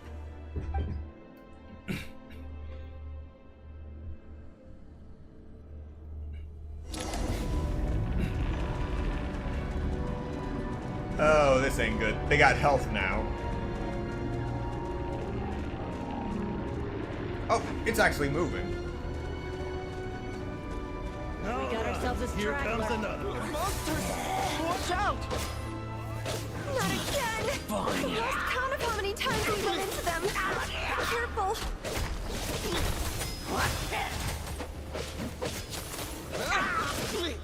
What the? That's it! Oh, I'm back!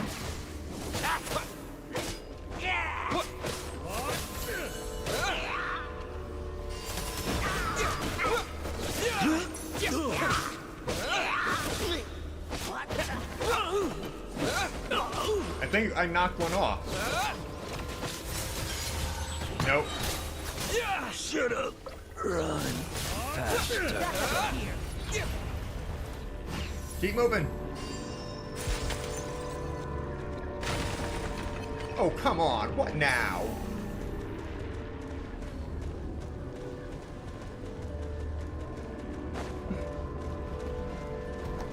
All right. You want to fight? Let's go.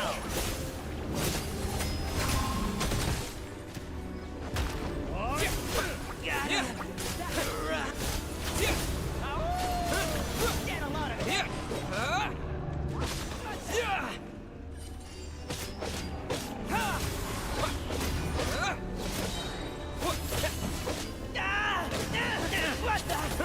All right. Come on, come on, come on. Yes. Wait. That thing really is instant death. The full 20 million just went off.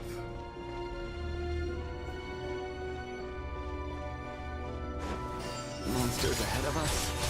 The black mist behind us. It feels like there's no... Shut up.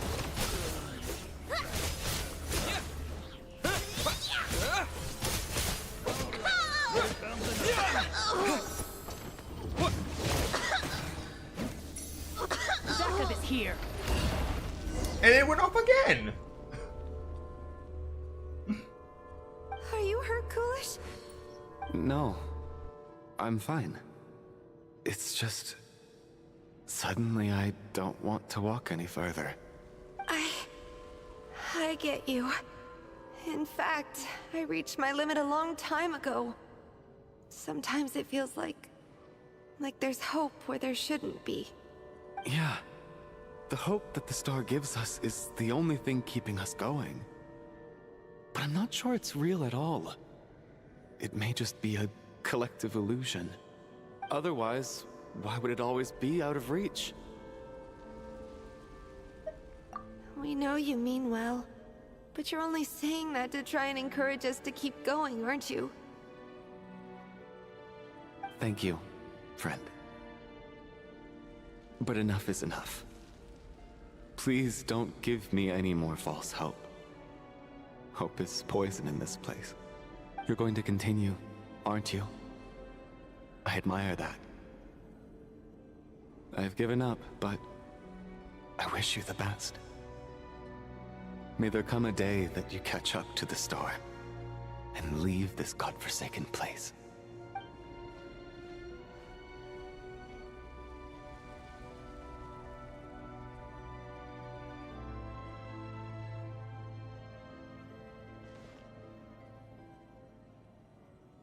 It's not an illusion. We really are getting closer to the star. Of course.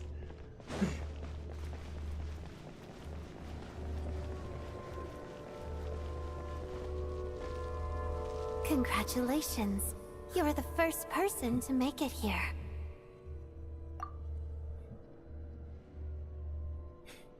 I'm the star's envoy. The black mist has stopped rising. Its hunger is satisfied for now, having devoured your two companions. This is a good opportunity. I'll let you get some rest before we continue. What do you mean, leave? The star represents the starting point. It's the waypoint for the beginning. Wait, what? Congratulations on reaching the starting point. Once you are ready, we will head out and walk upwards. I will be... Huh? What's wrong? Hey, don't give up before the journey's even begun. The heck is this place? Black mist that could do 20 million in damage?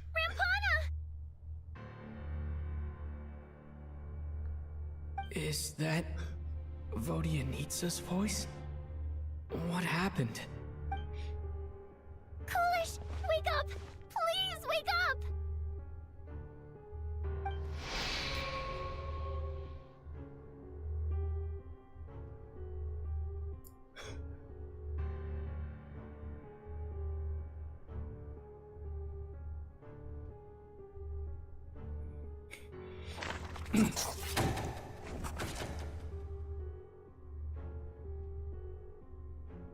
Okay.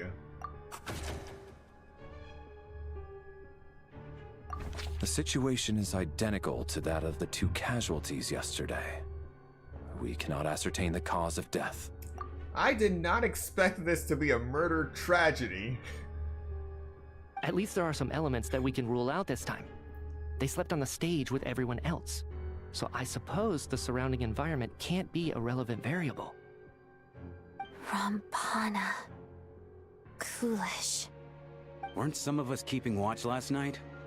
3 of us, in fact. How could you not notice something was wrong? I'm as confused as you are. Certainly nothing unusual happened on my watch. Likewise, and from what I've observed so far, both Miss Odette and the Traveler can be trusted. To be honest, I didn't get a wink of sleep last night. I couldn't help but think I was the target, so I just laid there with my eyes closed. I heard the Traveler and Lelik chatting, but otherwise I don't recall hearing any commotion during the night.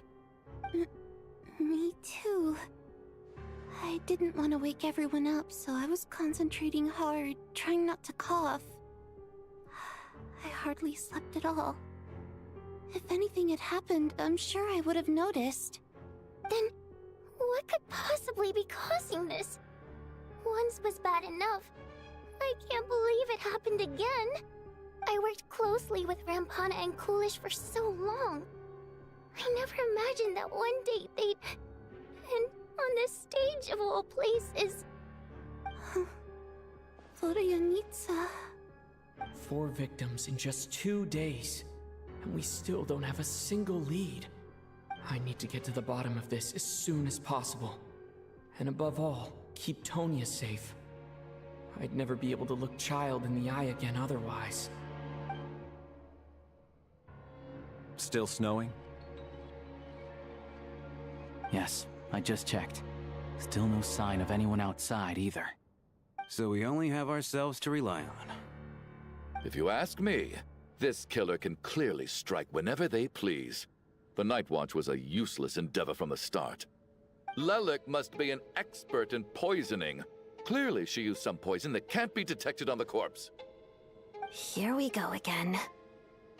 Listen, I was already thinking to myself last night, was Lelik's reason for revealing her identity the real story? Well, now I have my answer. It most certainly was not. She's been playing us for fools. You get off on this, don't you? Revealing your identity, only to carry on with your killing spree? That's a hideous thought. One that only a hideous mind like yours could dream up. How dare you? That's enough! Yesterday, you named Lelik as a suspect because the victims were both wealthy merchants. Lelik might have had a motive then, but today's victims were just ordinary people. Not to mention that they were colleagues of Odette and mine. What reason would she have to murder them? Let me guess. Just to scare you? Who knows? Maybe you don't know her as well as you think. I implore you all to ask yourselves, how many people are there really in this world that have what it takes to kill another person? Not many, I'd wager. Lelik is well known to be a ruthless operator, and now she has revealed her identity. How could it be any more obvious? Everything you've said so far is still just conjecture, which doesn't constitute a concrete lead. You need to back up your claims with some evidence. How can you defend her, officer? What did she say to you while you were on Night Watch? Maybe I shouldn't be so surprised. You military types are always colluding with criminals to target the rich.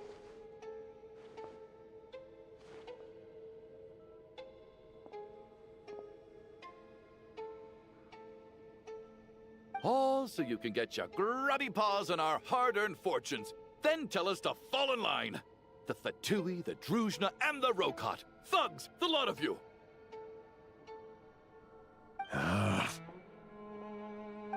Don't you dare!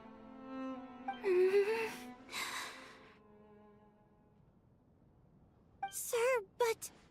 You were the one who told us not to stop other people from expressing their opinions yesterday.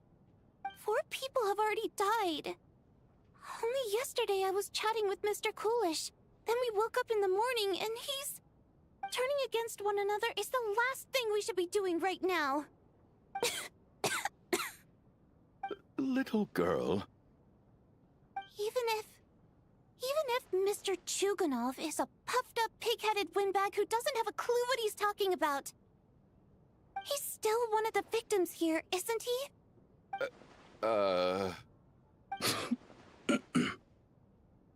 Quite. I had no intention of resorting to violence. But you're right, Miss Tonya. I ought not prevent him from speaking his mind. Tonya certainly knows how to pull on that guy's heartstrings delicately, only to proceed to play them like a banjo. That is hilarious. In any case, I believe Mr. Chuganov has calmed down a little now. We may resume our discussion. I don't think there's any need for that. What is there to discuss? Nothing about this situation is normal. Did you have an idea, Mitya? You're the brainiac here, right? Come on, clue us in. I've been mulling something over. All the leads we have so far concern things from outside the theater. Miss Odette's alter ego, the threats Mr. Chuganov received. But then there's the 2 double murder crime scenes themselves, which have given us absolutely nothing to go on whatsoever. That's highly unusual.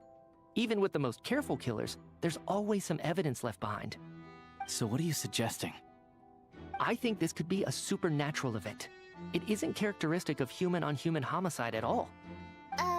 Correct me if I'm wrong, but aren't you supposed to be a scientist?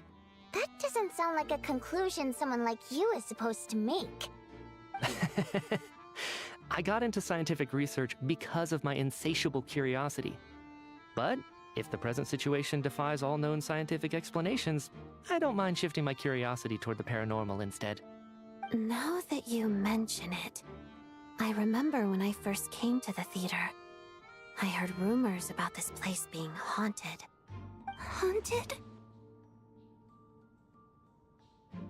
Yeah, I think I heard the same thing. But I mean, they're only rumors, right? We've worked here for years.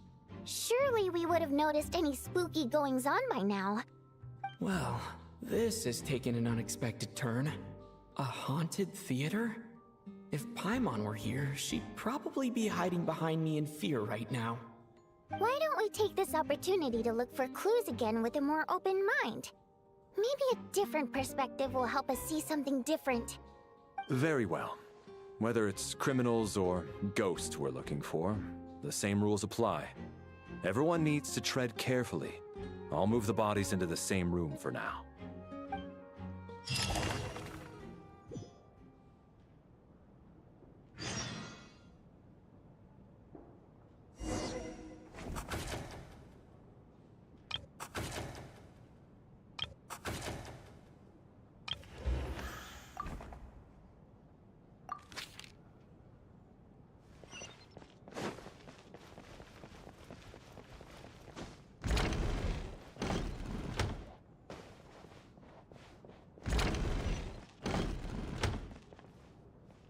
Tonya, did you find anything?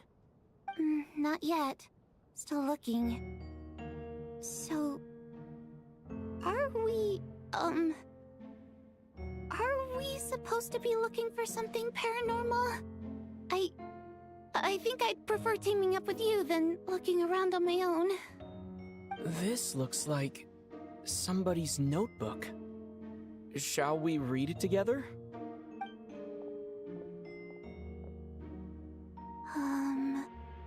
Well, it doesn't look scary or anything, so I guess it should be fine.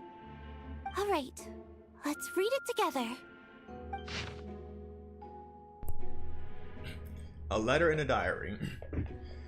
You once told me I would understand someday, but even now I still don't. I don't believe anyone should be forced to abandon their homeland because of a change in power.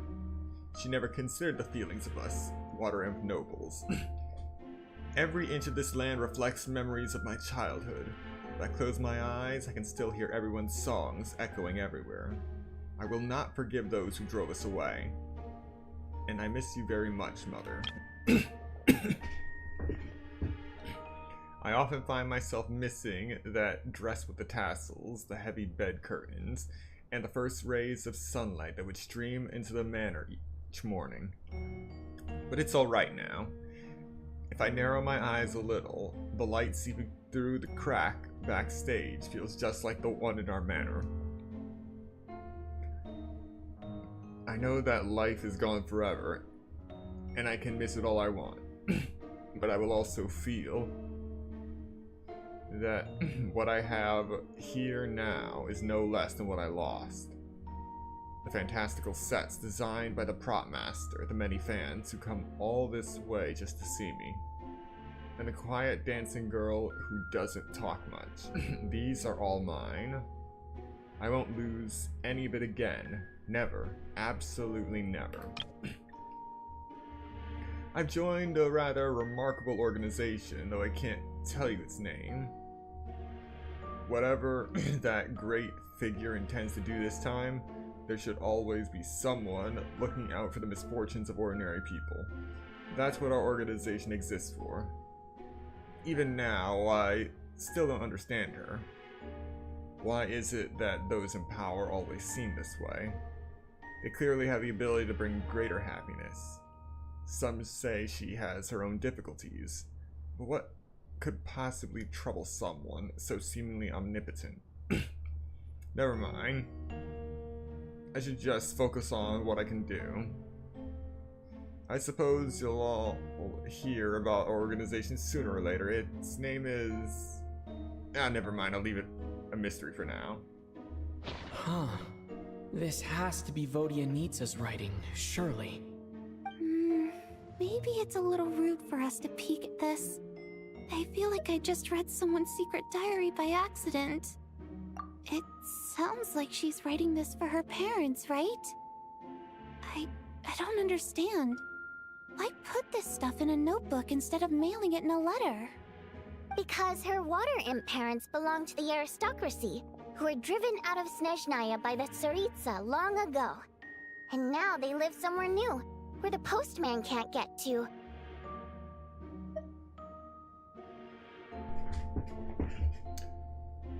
Why does that sound familiar?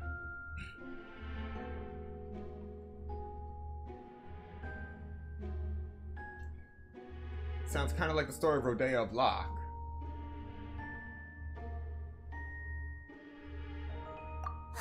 We're sorry.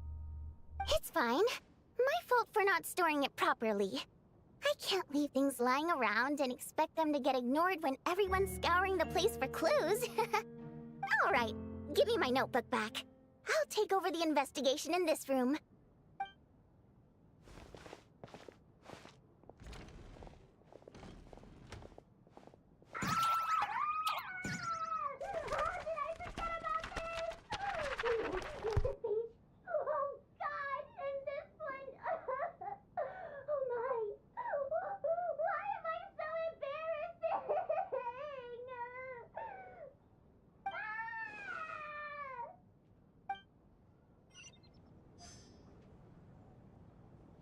Well, we just caused untold mental anguish on someone. On to the next room. What kind of existential crisis awaits in here?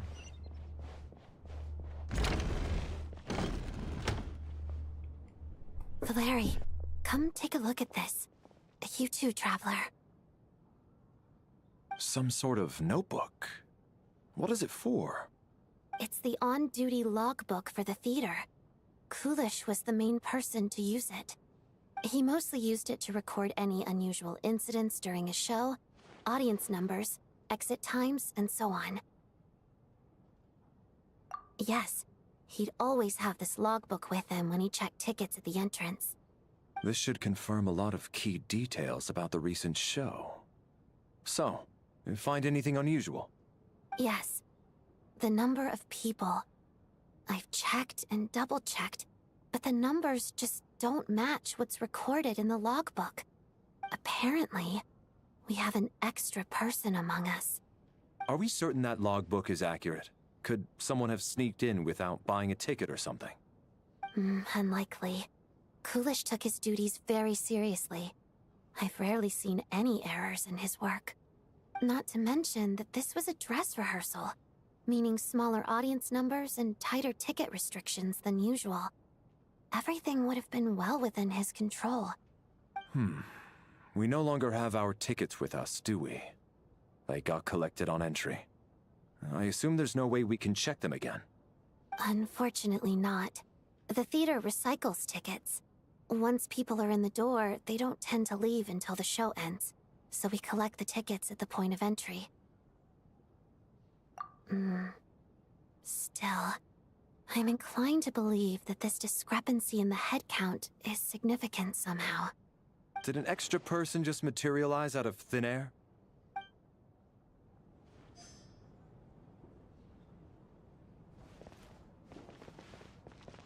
Did an extra person just materialize out of thin air?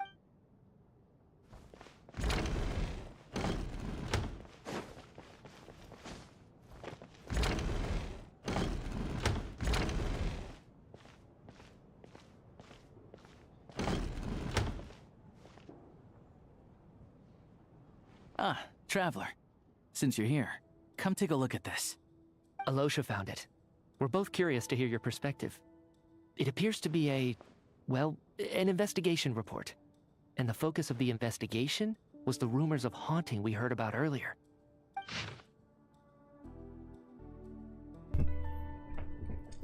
Investigation report into supernatural sightings at the Opera House. This commission is clearly not as simple as previous cases involving only folklore studies. It appears to be connected to something far more mysterious. An extinct civilization, the creation of ancient gods, or powers from beyond this world.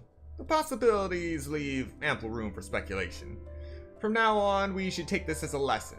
A simple surface does not imply that what lies beneath shares the same level of existence or nature.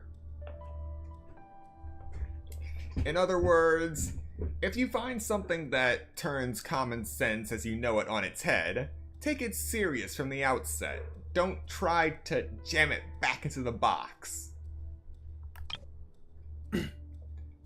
Ley lines themselves possess a powerful ability to either devour or guide souls. In most cases, once a soul and body of the deceased are separated, the soul is drawn directly into the ley lines, leaving no room for lingering existence.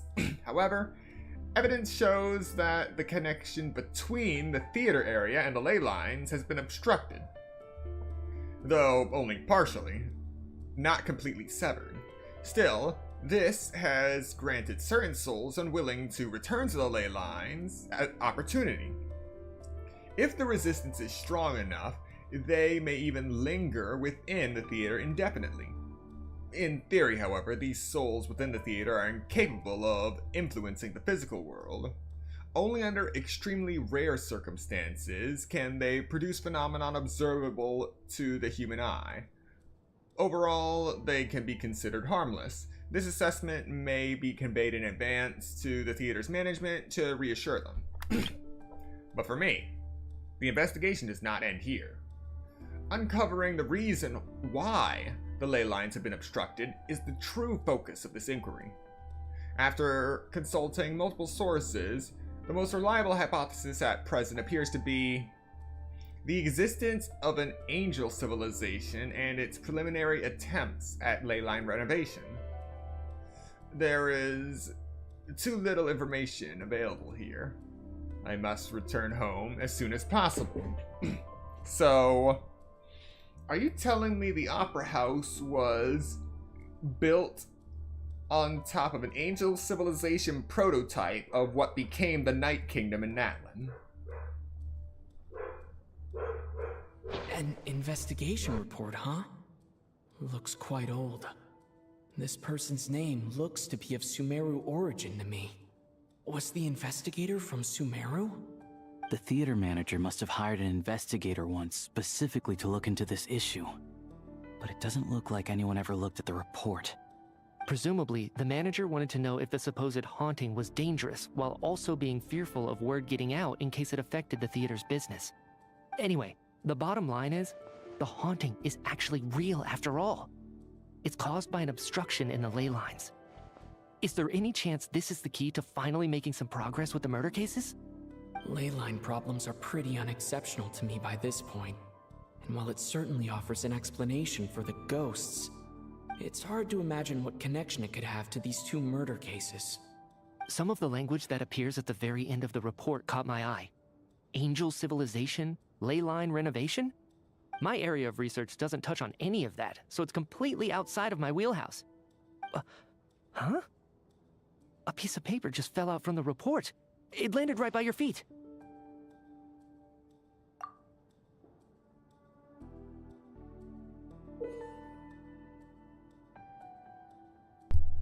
Death is near. Oh, wow.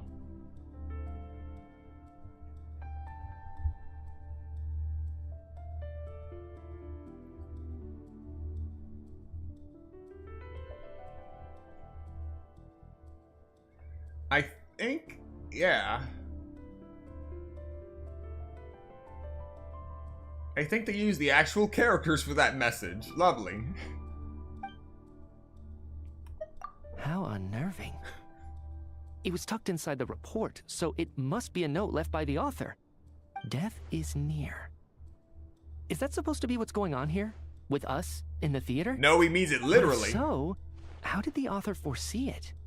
Could he predict the future somehow? Maybe things are more complicated than we thought. No, wait a second. If we take the report and the note at face value, they completely contradict one another. The report definitively concludes that the hauntings in the theater are harmless and cannot affect the real world. But the note seems to be warning of potential danger. The question is, what exactly does the note mean by death? Means death.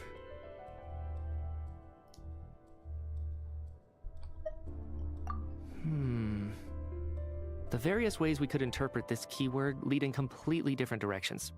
Let's pause our analysis here for now. I think we need more information.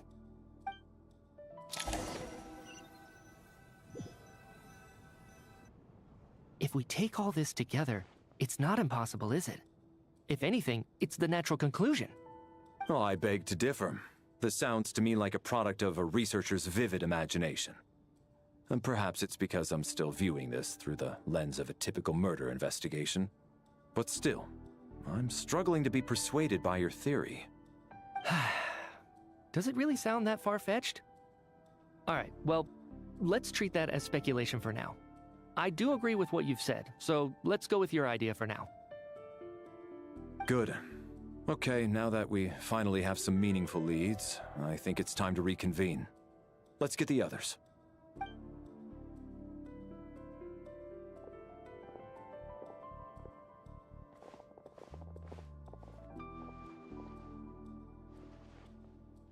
So, that's about everything we've discovered so far. I'll share my theory first. Based on what we've learned from the logbook, I believe the extra person among us is most likely the killer. If the killer had simply bought a ticket, it would have greatly increased the risk of their identity being exposed. I expect he or she either hid in the theater ahead of time, or found a way to slip past the ticket inspection. They then blended in with the group and waited for an opportunity to strike. What about the note found in the investigation report? Any thoughts on how that fits in? The killer may have simply planted it there as some sort of sick joke. I've seen my fair share of psychopathic killers.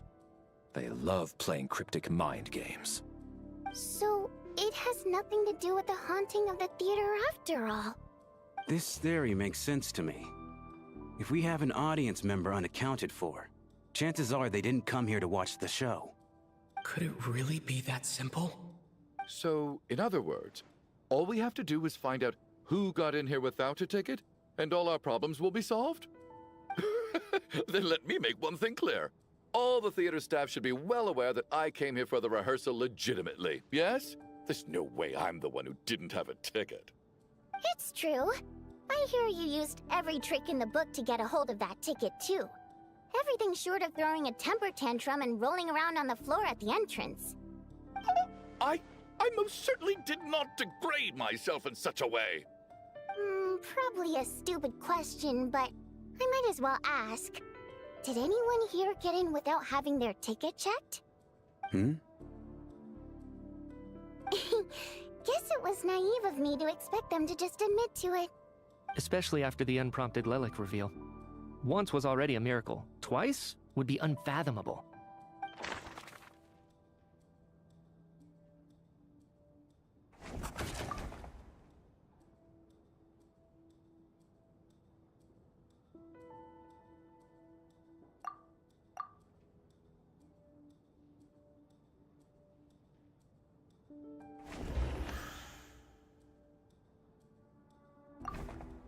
I don't believe any of us here knew Shram before all this. If no one can verify Shram's identity...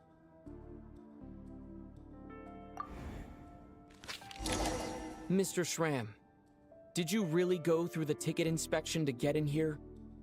Huh? Me? Why am I being singled out, my friend? Do I seem that suspicious? It's not that you stand out as suspicious, more that everyone else has been ruled out as trustworthy. Okay. Well, we spent the best part of 2 days together now, so I'm sure you can all tell what kind of person I am. I'm a true gentleman. I never dream of doing something like sneaking to the theater without a ticket. Yeah, I have no doubt that you're a good person. But the problem is, none of us here actually know you, so no one can say for sure that you are who you claim to be. Although, actually, what was it you said last night? Yeah, you're friends with that water imp, which is why you understand our primary mode of expression. Last time I checked, there were barely any of us remaining in Snezhnaya, since most of the water imps left. Could you tell me a little bit more about your friend? There's a good chance I actually know her. And I suppose it's also kind of a way for everyone else to get to know you a little better.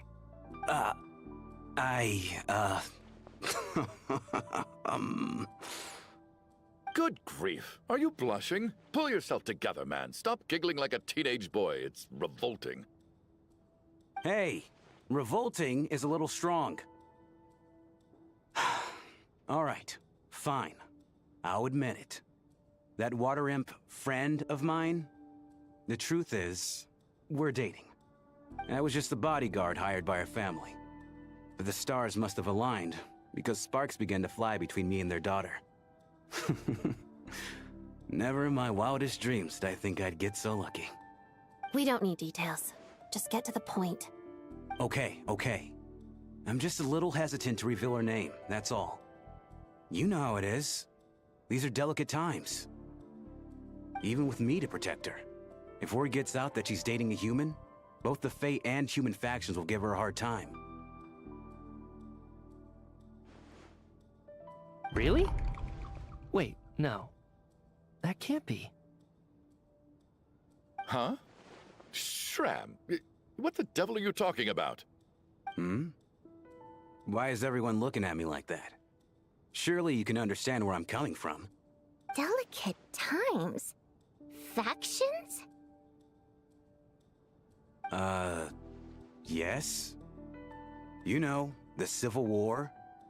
Last time I checked, the Fae and the humans were still at each other's throats. Oh crap, this just got If I'm not complicated. mistaken, the last significant civil war in Snezhnayan history was over 400 years ago, when Her Majesty the Tsaritsa had just taken the throne and was consolidating her reign. What do you mean, 400 years ago? What's going on here? Oh, nuts. Is Shram from the past? All right, Mr. Mitya, you win this round. As far-fetched as it is, it appears that your theory may be correct. I'm just as amazed as you are. I didn't even believe it myself, to be honest. Is someone going to explain what's going on here? From the look on your face, you figured it out too, haven't you, Traveler?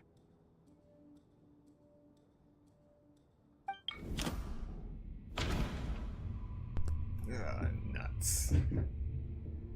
It just got more complicated. According to the theater's duty log, there seems to be an extra person at the scene. Alright.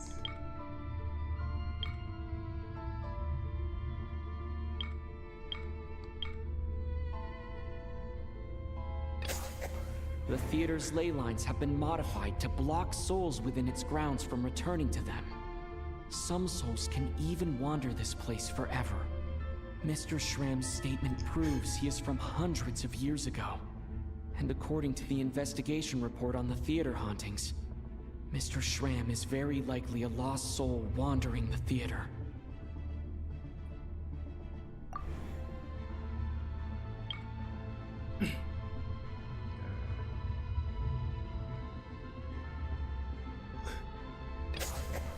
For some unknown reason, the soul that has been wandering the theater due to the ley line issues has joined our group and blended in. Yeah, that must be the immediate reason why the ticket count doesn't match the number of people present. Look, that begs the question. They were saying they shouldn't be able to affect the human world or even reach a level of perception to the human eye. So that begs the question, what was the catalyst to change that? And also, what is this snowstorm that's still raging?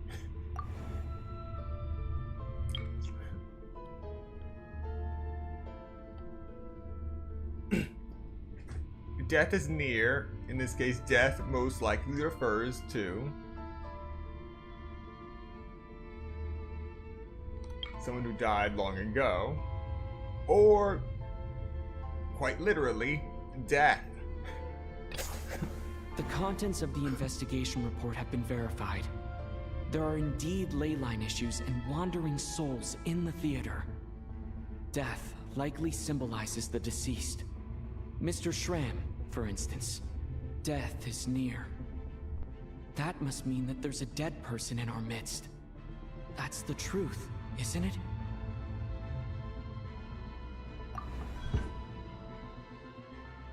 Yeah, the logic is clear now. The investigation report said that there would be souls stuck wandering around the theater because the ley lines were cut off. Mr. Schramm must be one such soul who died in the theater a long time ago. In which case, that also makes him our extra person. So when the note said death is near, it must have been referring to death as in the deceased, people who died a long time ago. Someone who died a long time ago. In short, there's a dead person among us. The extra person we've been searching for is a ghost from the past. You mean I'm a ghost? No. Don't make jokes like that, my man. There must be some mistake. But even if I was dead, I know for a fact I didn't kill anyone these past 2 nights. Yeah, even if all that's true, the report also said the souls inside the theater can't affect reality, right? They're harmless. Then what if the problem isn't the souls at all, but the ley lines themselves? The ley lines have a powerful ability to attract and devour souls. Let's say that the ley lines are like a black hole, constantly seeking to engulf souls. But the souls that don't want to return are trying to avoid being sucked in. Huh. Why does this analogy sound so familiar? What happens when the black hole can't achieve its goal? I'm only speculating here, but what if it ended up swallowing innocent souls by mistake? Or intentionally taking other souls to compensate? That could explain why we weren't able to determine a cause of death. If you're right, and their souls were devoured by the ley lines, it does make some sense. It does seem to explain a lot of the things we couldn't make sense of. Does that mean it's true? Except there's no concrete evidence. Mitya's relying on a lot of logical leaps. Still, it seems like the best explanation we have under the circumstances. Alright, so how could Schramm not know that he's dead? Seems a little unlikely that he hasn't noticed anything unusual even after several days interacting with us. On the contrary, it's perfectly normal for a soul to wander the theater for centuries without questioning their existence or reason for being there. It's simply what's natural for them.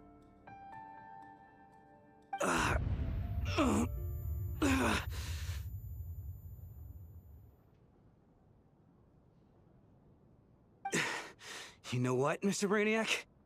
I think you might actually be right after all. I'm trying to remember and... even though my head feels like it's going to explode, I think... it's all coming back to me.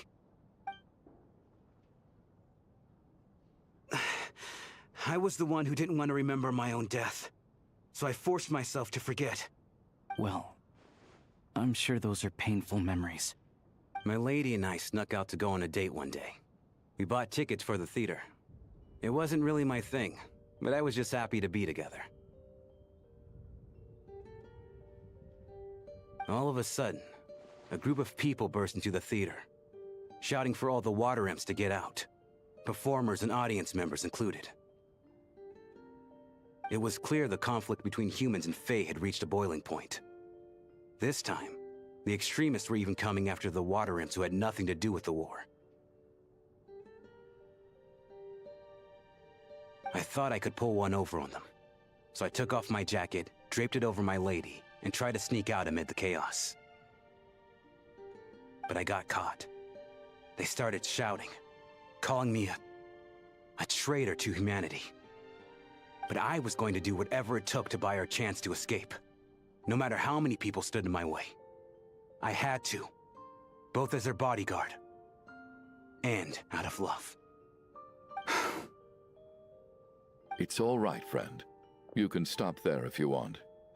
You don't need to dig all that up again. It's just... Even now, I'm still struggling to accept the truth. How could I be dead? I'm sorry, everyone.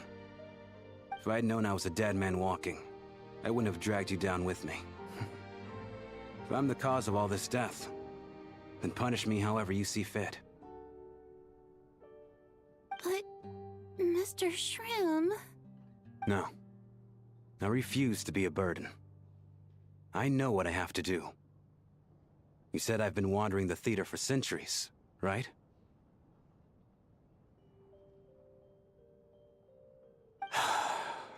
I guess it's high time I got a breath of fresh air. Out there, I mean. I'll leave this place, and take all this death with me. Go out on my own terms. Mr. Shram, I'm sure we can figure out a different course of action. My good sir, we both know I'm not supposed to be here. I should have accepted my death long ago. One way or another, this has to end. Unless you're saying this goes against another one of your military principles somehow. No, I'm speaking on a personal level this time. Let it go, man. Oh, wait. One last thing. Miss Wateramp. My lover. Her name was Letia. Letia Ozarova. Do you know what happened to her? Ozarova. Oh, Auntie Ozarova. That's what we all called her. I remember her as a very kind elder. She had a bunch of kids, too. I'm so glad she survived. And she had lots of kids? Good. That's... good. I could hardly expect her to stay single just because of what happened to me, right?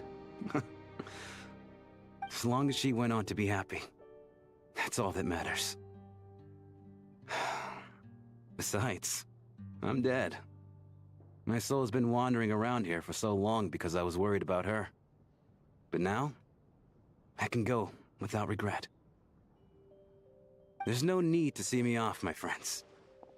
I've enjoyed our time together over these past few days. Perhaps we'll meet again in the next life.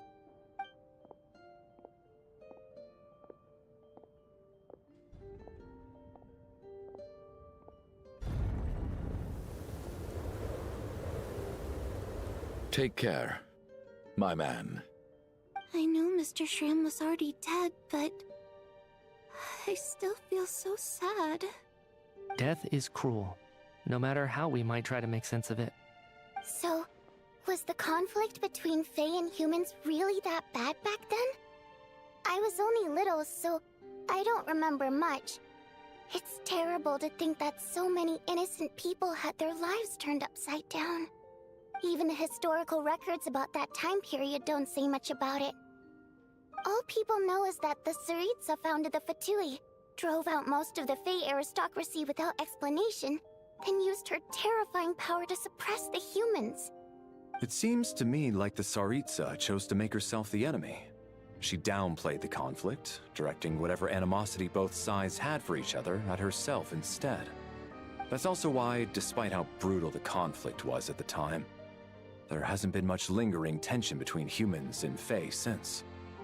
Things have been fairly harmonious for the past few centuries. So, the Tsaritsa banished the Fae to protect the Fae living in the city? She offered herself up to be hated in exchange for peace.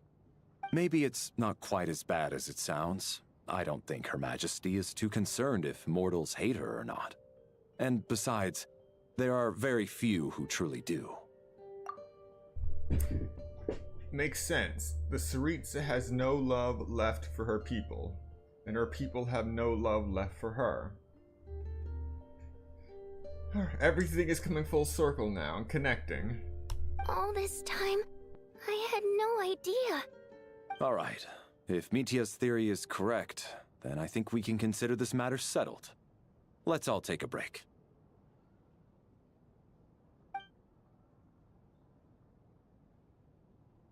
Ugh, if only this blasted storm wasn't still raging on.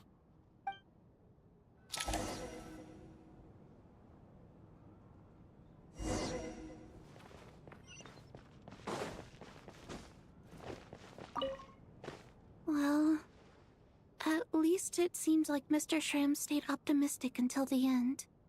The information he revealed, it's given me a lot to think about.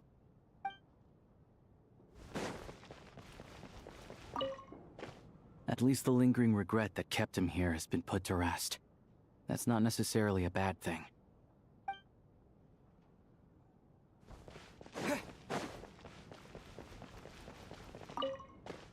I was actually planning on hiring him as my bodyguard after we got out of here, you know.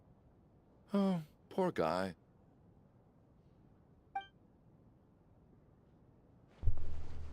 Hey, at least you bonded with someone. That's something.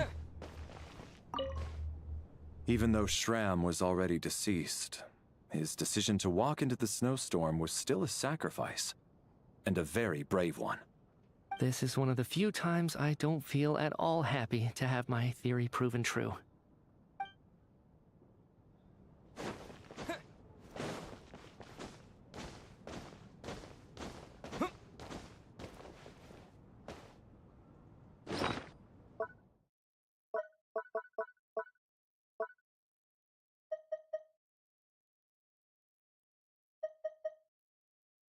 I am so glad they put this picture at the very top.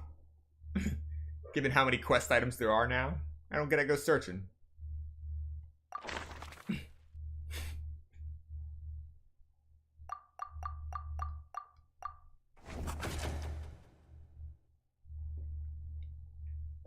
Now, that's...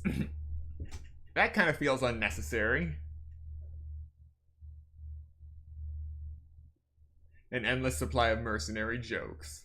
Confirmed to be one of the deceased, not deceased. He voluntarily walked out into the snowstorm. Wait. One of the deceased?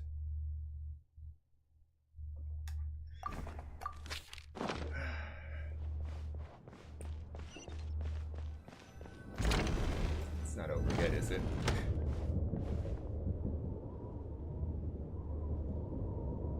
Looks like now we can just rest until the snowstorm stops. I still can't believe Shram turned out to be a ghost who'd been in the theater for hundreds of years.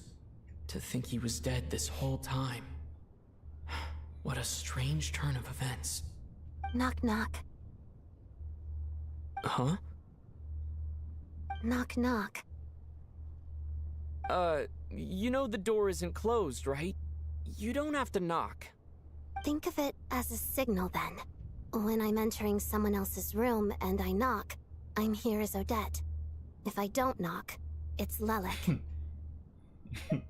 Thanks. So, why did you come to find me?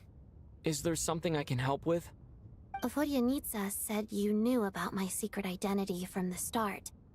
But when everyone was discussing who Lelik could be, you were worried that revealing what you knew would be unfair to me, so you kept it to yourself, right? Yes, I'm extremely grateful for that. It's nothing. I mean, you didn't hold what happened with Signora against me, so I should thank you for that as well. Actually, there's something else as well. I found myself in a situation similar to the one you were in when you helped conceal my identity. So I thought I'd come and ask you for advice. It's about Mitya. Before all of this, the last time I saw him, he was dead. As I'm sure you know, my goal as Lelik was to stop Project Stuja. Well, when I found out the tech lead for the experiment behind Project Stuja was Mitya, I immediately started planning to track him down and threaten him to back out. I often saw him around the theater, but I soon concluded that making my move there would risk exposing my identity. So I decided to infiltrate the Armory Palace and go directly to his lab. That way, the threat would be much more effective.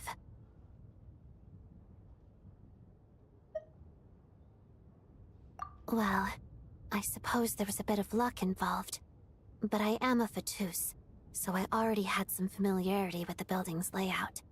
But when I finally made it to his lab, Mitya seemed to be dead. I checked his breathing and his pulse. He had no vital signs whatsoever. I'm certain of that. I thought maybe another anti-Project Stuja activist had beaten me to it, and chosen a much more brutal method. So I made myself scarce. That's why you were so on guard around Mitya that first night here. Yes. When I saw him sitting in the audience during the performance, I could barely contain the shock. To me, it was a miracle. Somehow, he'd come back from the dead. But then, the murders started happening and things got so complicated that it wasn't really at the front of my mind. That is, until Mitya himself said there must be a dead person among us. Then, I couldn't ignore it any longer. And yet, you thought that bringing it up right away would single Mitya out. Just like when everyone was suspecting Lelik. Exactly. I thought there could be something I was missing. Besides, we soon figured out that Mr. Schramm was a ghost. And we knew there was only one extra person. So we thought he had to be the one. But now, it seems like there's another candidate. I understand why you kept it to yourself. There was so much information being thrown around during that discussion. Bringing up Mitya would have just introduced more confusion. So, what do you think we should do? Let me confirm one thing first. When was it that you found Mitya dead? Around a week ago. Sometime in the afternoon. A week ago? That's earlier than I thought. I saw him just a few days ago at a restaurant. That definitely would have been after you found him dead. He seemed completely normal to me. Chatting with Vodyanitsa, trying to avoid Valeri. So he was definitely alive on that day. Huh. Well, all I can say is I know what I saw. Here's a thought. The reason we even suspected a dead person could be among us was because of the problem with the theater's ley lines. But Mitya's death happened inside the Armory Palace. The ley lines affecting the theater shouldn't reach that far. You're right. I guess he doesn't fit the profile of the person we were searching for. I think the chances of it being him are very low. Surely he can't have died for real in the Armory Palace. Unless... Unless what? Unless he really did come back from the dead. You're right. Do you think we need to disclose this to the others? Huh, what's this? A private meet and greet? Where do I line up? That's not what's going on here. Well, I was just making the rounds. Thought I'd try to lighten the mood a bit. Vodyanitsa's handing out food if you're hungry.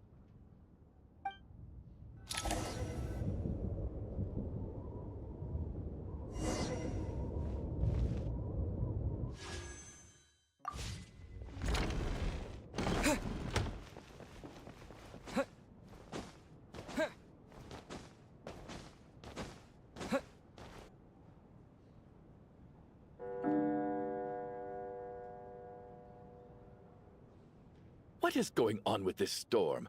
Could it be connected to that monster that just arrived in Snezhnaya? I almost hope it is. Her Majesty the Tsaritsa left to vanquish that beast herself. We just need to wait for her triumphant return. Do you think people still feel the cold after they die? I'm wondering about Schramm. Oh, maybe we should have given him a coat before he went out there. Death itself is cold, isn't it? I'm sure the storm will embrace him. Well, I hope he has a safe journey. I'm going to miss him, I think. It's not like we can blame him for Rampana and Kulish's deaths. Thinking back on it, we barely made it out alive ourselves.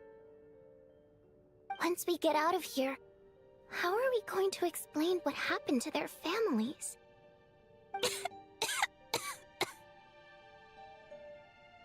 Are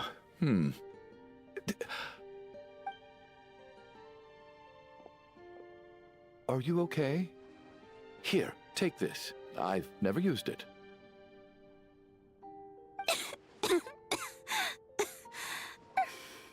Thanks. Look who's Mr. Nice Guy all of a sudden. Is it because Tonya stood up for you this morning? At least you know how to return a favor. Yeah, without Tonya, who knows how badly he would have been hurt. I told you already, I never intended to resort to violence. Duh, bunch of rascals. Little girl? I was rather surprised when you spoke up for me this morning. I didn't think I had many admirers here, so, thank you. Oh, no need to thank me. I said some bad stuff about you too. I've been, too embarrassed to admit it, but, you remind me a lot of my daughter. So kind to everyone, but never lets her old man off the hook. Unless my wife and I are having a fight, then she's always on my side. Especially when she was little. Every time I took her out...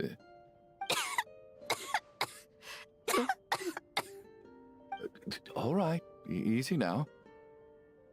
How long have you had that cough, Tonya? I don't know. It's probably been a while. I'm fine. Are you taking anything for it? Yeah. I'll be fine once I see my brother. He's gonna pick some frost fairy flower leaves and brew a tonic for me. I'll feel much better once I drink that. I see. That's good to hear, then. We should probably discuss arrangements for tonight. Now that the deceased has left our midst, there shouldn't be any more incidents. However, out of an abundance of caution, I'll keep watch. Shouldn't we take shifts? I can take one if needed. No need. I managed to get a nap in earlier, so I have plenty of energy right now. After all the tension of the past few days, everyone else should just focus on getting a good night's sleep.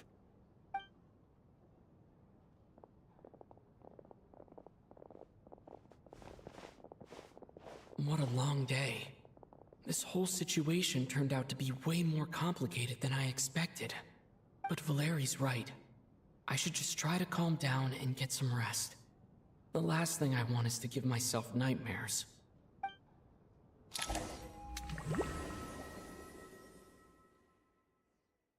You really gotta stop sleeping. He's awake! Get over here, you big lug, and take a look! If you must call me something, call me Mr. Door. The Black Mist is coming. You need to go. What? Are you all right? Can you walk? We just got attacked by monsters on our way up. That Mr. Door fellow protected us. He just seemed to come out of nowhere. Not much of a talker, but when it comes to taking down monsters, that man doesn't hold back. You better not give up on me. Curses! The Black Mist is catching up to us. We need to keep going. Mr. Door, I don't believe I've ever seen you around here before. Why is that? Wait, There's that's no new. need to try to get to know me. I'm just Mr. Door. I have to find the door that belongs to me. Oh, well, anyway, we're lucky to have you here. Mr. Door, monsters! Quick, get rid of them! I can just push these ones off. No need to thank me. This is where my duty lies.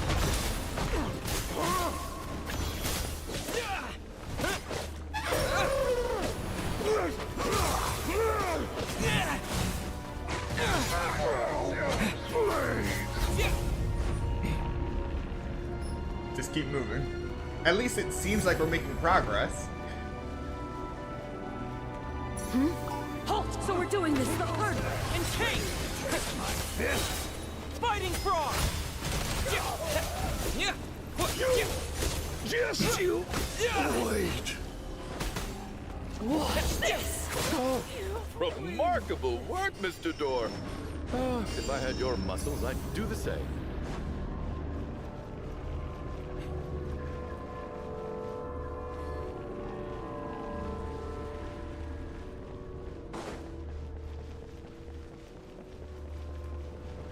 Are none of these doors the one you're looking for? No.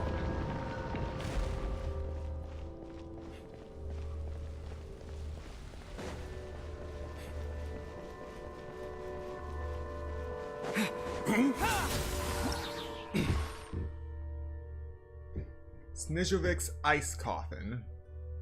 When the Fae known as Snezhnovik feels threatened, they will ensconce themselves in an ice coffin. The ice coffin can be weakened by the stellar glimmer reaction.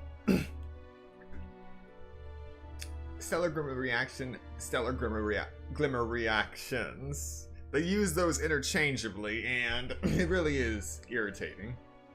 And become more easily broken with electro or animo attacks.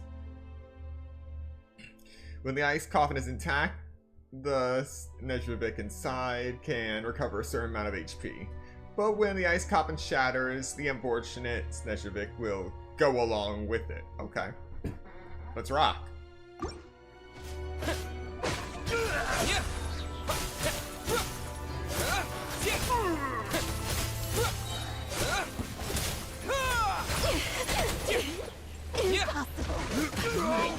Could this be? Impossible.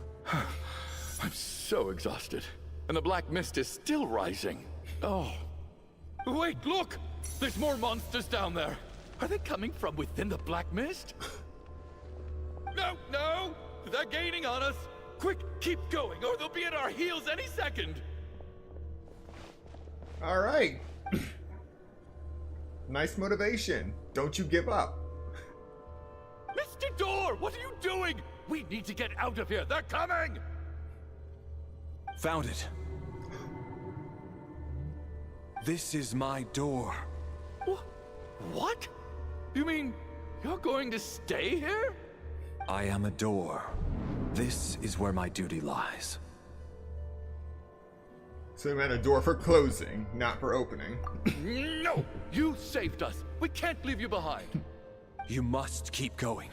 A door can only keep things out for so long. You must make haste. But... Oh, you're right. Hey, let's go. We can't let Mr. Door's sacrifice be in vain. What in the world is this reality? The black mist isn't moving anymore. Looks like both the monsters and Mr. Door are gone. Oh no. I didn't just imagine all that, did I? Surely I wasn't so scared out of my mind that I hallucinated a door as a human being. Oh, okay, good. There's no way we both hallucinated the same thing. Yeah, that was an electrifying Mr. Door. Getting sleepy? Well, looks like we're safe for now. Go ahead. Let's get some rest.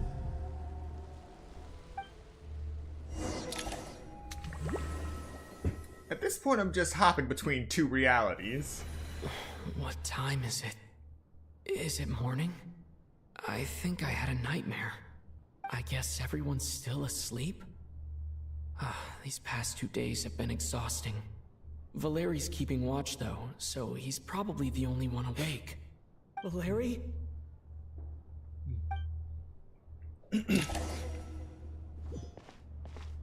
Oh no.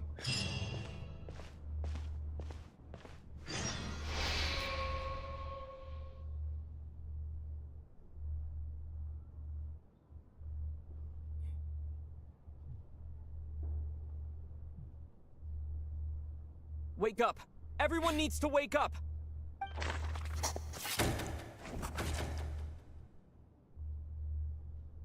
They still haven't figured out that everyone is dying in their sleep. Just like the last 2 nights. No clear cause of death. I've been a real thorn in your side, haven't I, Mr. Valeri? Now you can rest in peace. But for me, life will be all the duller for not having to run away from you, my friend. Hello, welcome to the stream. We are currently 8 hours and 30 minutes into Snezhnaya, and we are currently... Basically, we're in a murder mystery. How's Tonya? The murderer is the Is she world. okay? I just why checked on her, it wants us and dead? it doesn't seem like anything I've been serious. trying to answer that question If for the last she's 6 just exhausted years. from the past couple of days, and she's still recovering from her illness, we should let her sleep a bit longer. That means Valeri was the only one who died last night. If Valeri was awake and keeping watch, it would have been impossible to kill him without waking everyone else up. That much is certain. This is so frustrating. Why has nothing changed since yesterday? I thought we already dealt with the dead person causing all this. Actually, one thing has changed. There's only one victim this time, not two. Does that mean...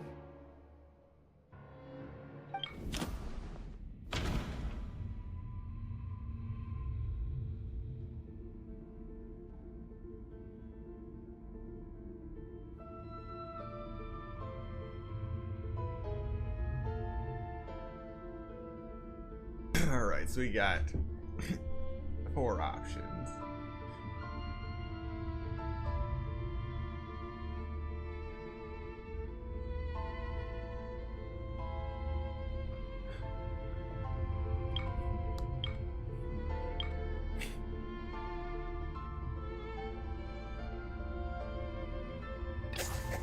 After the deceased Shram left, there was one less victim last night. That more or less tracks. It's a reasonable conclusion, considering the only variable that changed. The number of people who die each night is equivalent to the number of dead among us. That's your theory, right? Exactly. We identified Mr. Shram, and the night after he left, the death toll dropped from 2 to 1. By that logic, there must be one more dead person left among us. Telling me this is a game of Among Us, basically? We're not safe until we find all the imposters? Another one? But there was only one person unaccounted for in the ticket checks, right? The head count should match up now. Having an extra person was definitely a cause for alarm, but being one person short isn't nearly as unusual.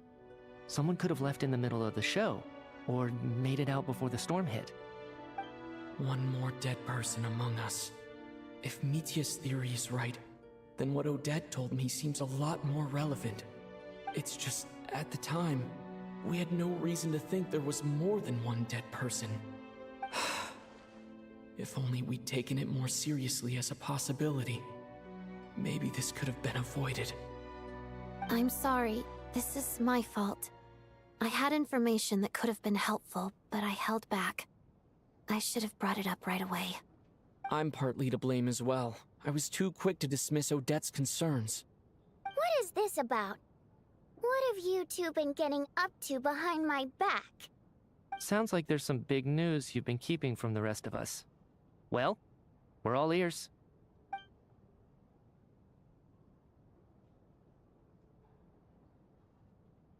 I'm the dead person?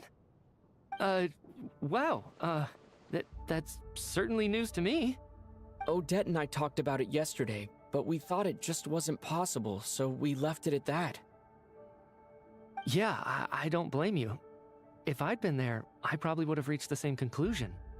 It just sounds too unbelievable. Let me just try and verify this. I just scoured my memories trying to think back to the afternoon Miss Odette mentioned. But I honestly have no recollection of dying. That's where I'm different than Mr. Shram. Having seen Mr. Mitya a few days ago myself, I also find it hard to believe he could be the other dead person among us. Well, if it isn't Mitya, then who? Do we vote on it? If you don't mind me asking, Traveler, I believe you mentioned that you know Tonya's brother. Had you ever met her before all this?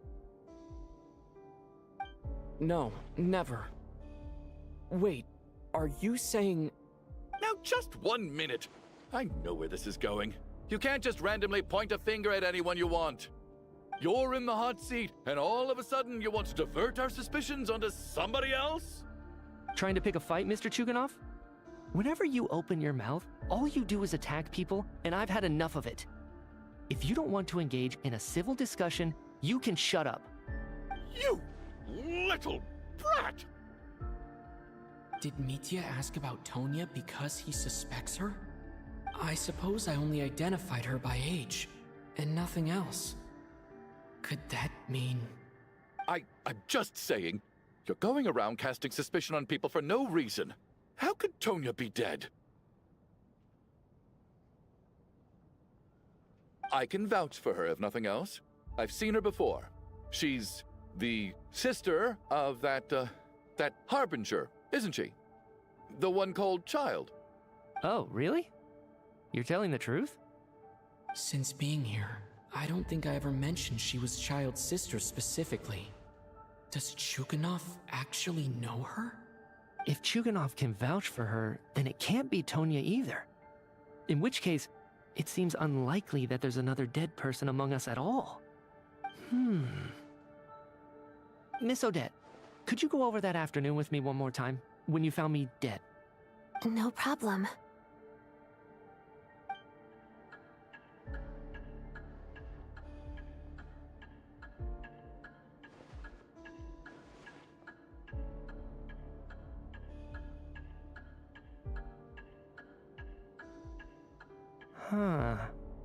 No matter how hard I try, I just can't remember anything about dying. But I do remember something else. Miss Vojanitsa, during our last meal together, I told you how some of the researchers were suffering from temporary memory loss. Do you remember that? Oh, yeah. You said it was hindering the progress of your experiments. You thought they were just under too much stress or something. Right. And even though I don't remember dying that day, I'm pretty sure I experienced something like amnesia. Some of my memories from that afternoon are missing. Are you suggesting you're missing the memory of your... Of course. How am I only just realizing this? Humans aren't necessarily aware of their own death. You mean being silently assassinated, or dying in your sleep? Situations like that? The researcher's amnesia. Suddenly it all makes sense. I must thank you, Odette. I think your perspective just helped me reach a breakthrough on a series of issues that have been troubling me for quite some time. All right. It's decided then. I'll be the one to leave today. Oh, leave? Hey, wait a minute. Aren't you rushing into this? What if you're wrong? You'll pay with your life. Come on, kid. Aren't you gonna fight for your life? This seems like a rash decision. I have other reasons beyond what's been discussed. In fact, thinking back, I remember during Miss Odette's performance, while I was sitting in the audience stalls, a brilliant new idea for my research popped into my mind. But then, my train of thought suddenly cut off. I can't remember it now at all, and I didn't take any notes. I guess that must be another instance of temporary amnesia. No. Hold on. I see where you're going with this. You're suggesting that each instance of temporary amnesia is a death, right? There's a glaringly obvious flaw in that idea, no? How can one person die so many times? I believe Miss Odette's account. During the period where my memory is blank, I must have been either dead or in a similar state. All it would take is for the same thing to happen in the theater, and I would come under the effect of the ley lines in this vicinity. This increases the likelihood of me being the deceased, does it not? But... There's no evidence to suggest that anyone other than me is a candidate for the deceased. So allow me, as a scientist, to treat this as an experiment. Please relax, everyone. I don't think things are as bad as they may seem. If I really am the deceased, then to leave the theater will be a relief for me. If, on the other hand, I'm still alive right now, well, apparently you've all witnessed my resurrection recently anyway. Who's to say I won't return from the dead again this time? Mitya's right. This is the only thing we can try right now. I think he's deliberately downplaying the gravity of the situation, though. He probably doesn't want to burden everyone. What is a scientist if not someone who gambles on experiment after experiment in an attempt to obtain the truth? With this snowstorm, the ley line phenomenon, ghosts of the dead, and my amnesia, we've been paralyzed by not knowing and powerless to do anything about it. It's a terrible feeling. But if I do get resurrected, you can be sure that I'll come back with the truth of all this. Just you wait.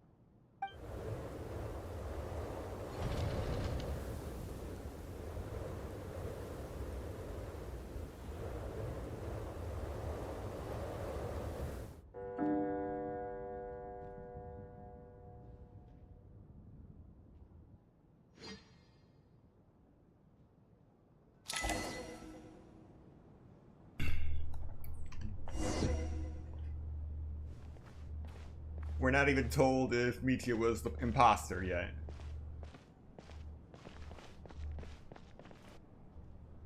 Poor Mr. Mitya. I didn't even get to see him one last time. Maybe it's a good thing that you weren't there to see it. It was a hard thing to watch. I hate goodbyes. Why does it feel like everyone around me is slowly disappearing? Not just in here, I mean. In the outside world, too. Maybe it's the realization that, at the end of life, everyone has to face it alone. Come to think of it, the main reason we're still alive right now is pure luck. Each morning here, for every one of us, there's the chance that we might not wake up. You could take it a step further and say that the same is true outside, too. Who can never be 100% sure when they drift off to sleep that they'll open their eyes again in the morning? If I make it out of here, I'm going to cherish every moment that I'm awake and live without any regrets. Without regrets.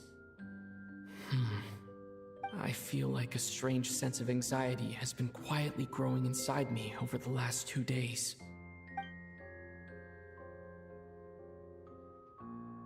Are you okay? You look really glum. If something's bugging you, let's talk about it. There's only a few of us left here now. After everything we've been through, what's the point in keeping things bottled up? I have a travel companion named Paimon. Alosha and Odette have met her before. She's been feeling unwell recently. You're worried about her, aren't you? That makes sense. We've been trapped in here for days. To be honest, I used to feel like I was just a spectator in this world, watching everything that happens from the sidelines. Maybe it's because I'm a descender. A descender? But with Paimon by my side, over time, I slowly felt my connection to this world growing stronger. She loves eating, sleeping, and having fun, but she's also a great guide. It's her authenticity that makes this whole world feel more real for me. Over the last few days that we've been apart, I've often caught myself wondering, what would Paimon say if she were here right now?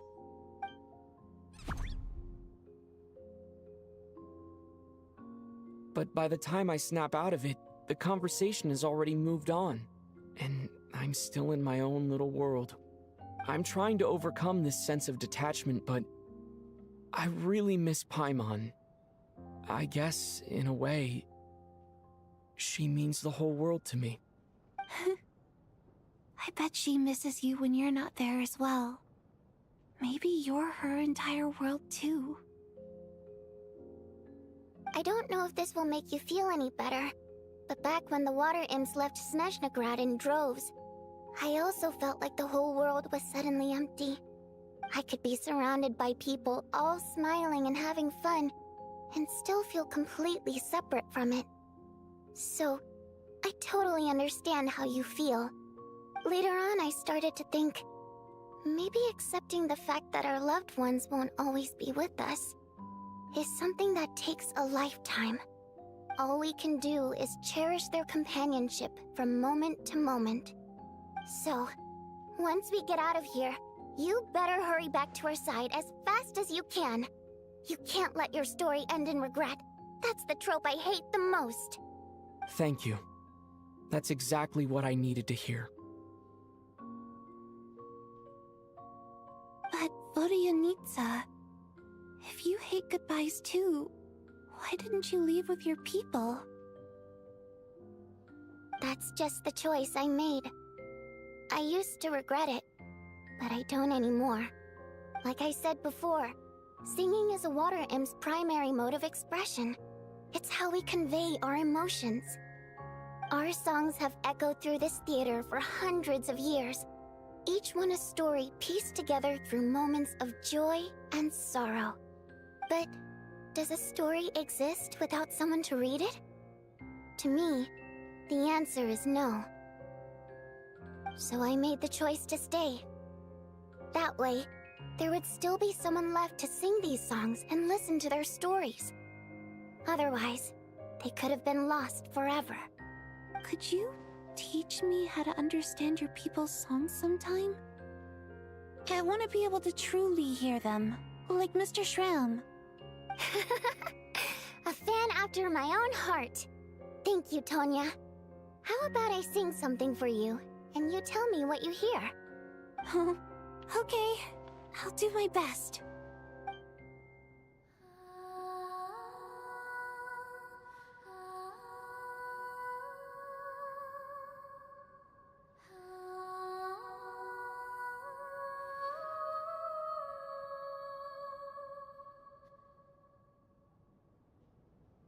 I've never heard that one before. I feel like I can hear a sense of longing somehow.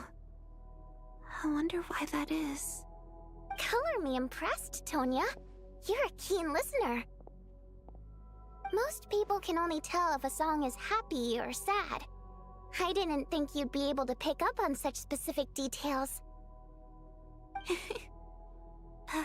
So, what's the song about then? Come on, tell me! I've actually never performed this song in the theater before, because it has more of a ceremonial purpose for our people. It's not meant for the stage. It means something like, "May those we have lost watch over us, and follow this song back home in the night, so that we might be reunited once more." No wonder I could hear that sense of longing. You sing it for loved ones who have passed away. I hope it reaches them. It's getting late, Tonya, and you're not well. We should all turn in early. I suppose there's no reason to keep watch tonight. Okay. But, before I go to bed, could you sing that song a couple more times for me, Vodyanitsa? Of course. Anything for my #1 fan.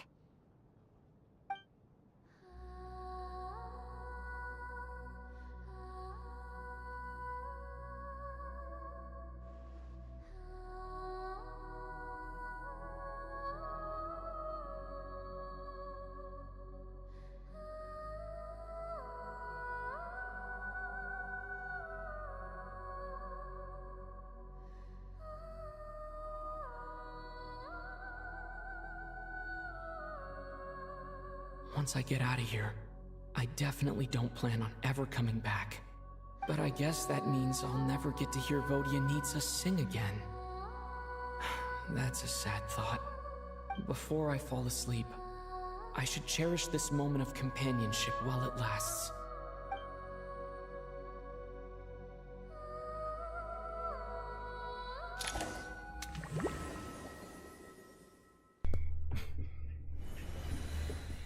Where am I? Oh, it's nuts. so dark in here, and I feel kind of dizzy. Am I alone? Things have hit the fan. Huh? What was that noise?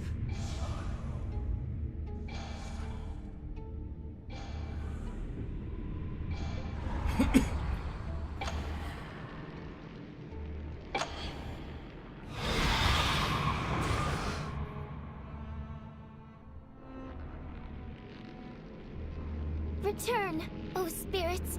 Fulfill your oath of protection.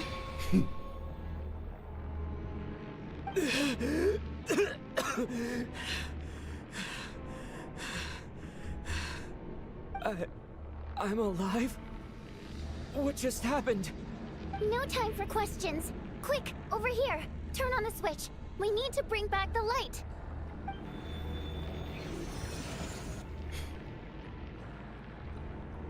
All right, we're safe. The spirit just now is called Night Prayer. The light subdues her, but she'll attack without a second thought in the dark. Sort of. I know it's hard, but you can't let this place go dark, or she'll kill you again. Yep. Luckily, I was here to resurrect you.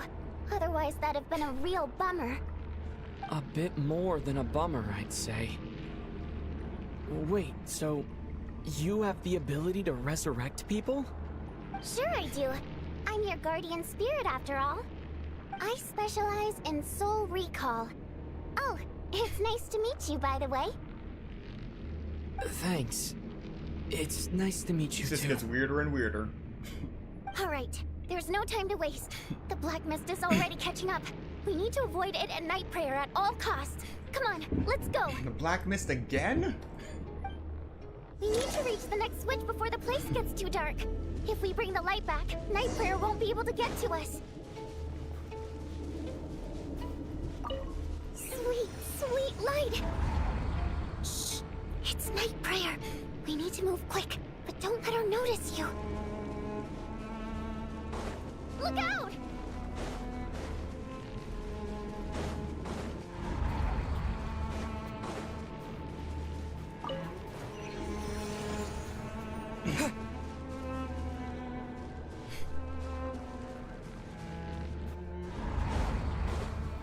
The next switch is over there.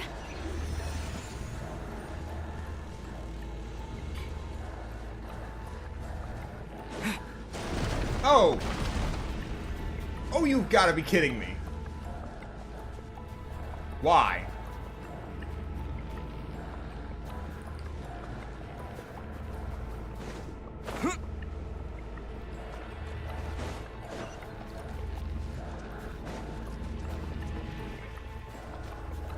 Where am I now?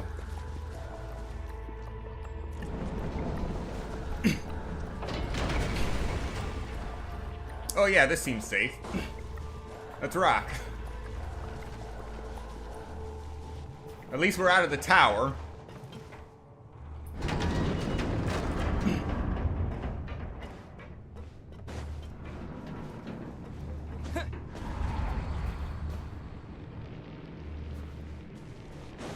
No, Night Prayer is here too. This can't be the only path. Return, O spirits. Fulfill your oath of protection.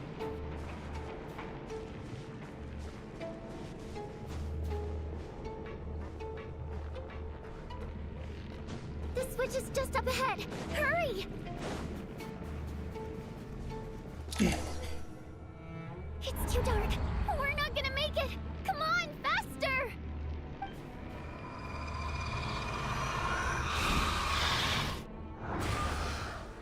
Traveler!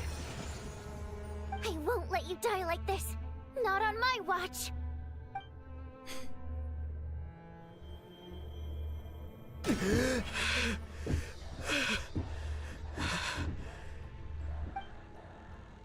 Even though it's not permanent, dying is definitely not a pleasant experience. Great. You're back. Yeah, thanks to you. Time for you to get out of here. Quick, before the light runs out. What about you? You're not coming with me? I can't. I've already been used up. A guardian spirit's skills are finite.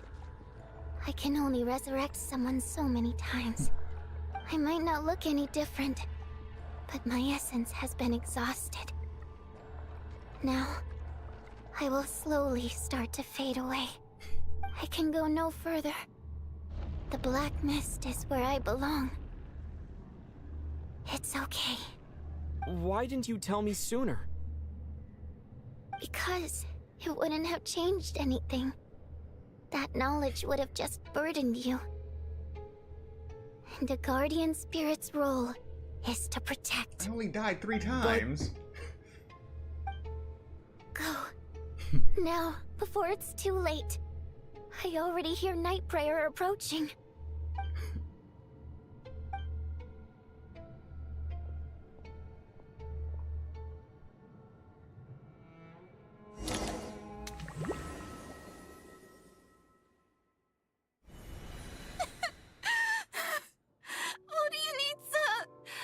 How could this happen?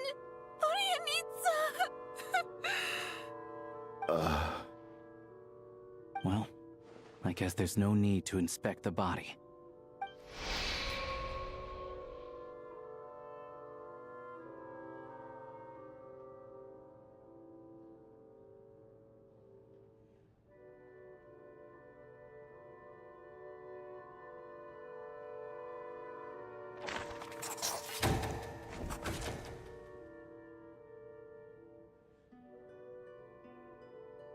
This wasn't supposed to happen. You lied to us, didn't you, Chuganov? You've been lying from the start. Take a long, hard look at yourself before you go around accusing other people. I suspected you on day one, Lelik, and now look where we are. By some strange coincidence, you've never been targeted. You just happen to have survived this long? No, you should be the prime suspect. And you, little hunter, ever so content with staying on the sidelines. Yet, you were the one who stopped us from leaving from the start! Why are you trying to keep us here? Now you're just lashing out indiscriminately. That's either a sign of anxiety or a guilty conscience. Where was all this passion and bravado before? Decided to fight until the bitter end. Is that it? Is that a threat? Fine, bring it on! You think I'm afraid to die after all this? You want to kill me? Go ahead. I'd like to see you try. After all the trauma of the past few days, everyone's been pushed to the breaking point. Valeri and Mitya aren't here anymore. Someone else needs to step up and take charge. But first, I need to think this through. Considering everyone left, who's the most likely candidate for the deceased?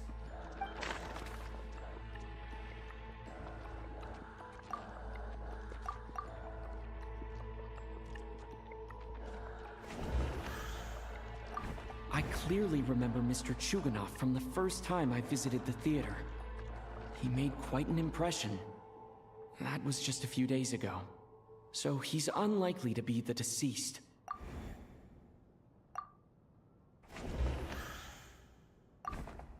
Of those who remain, the only person we've never met before is Tonya. There is room to doubt her true identity. People are easily misled by first impressions.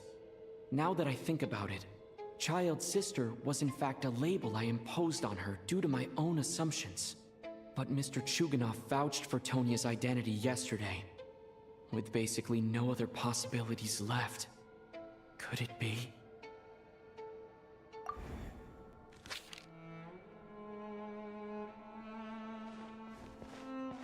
Tonya, how's Tusser been lately? Tusser? Your brother Ajax must have mentioned me in his letters home, right? Did he say anything about a blonde traveler? No. And my brother's name is Razik, not Ajax.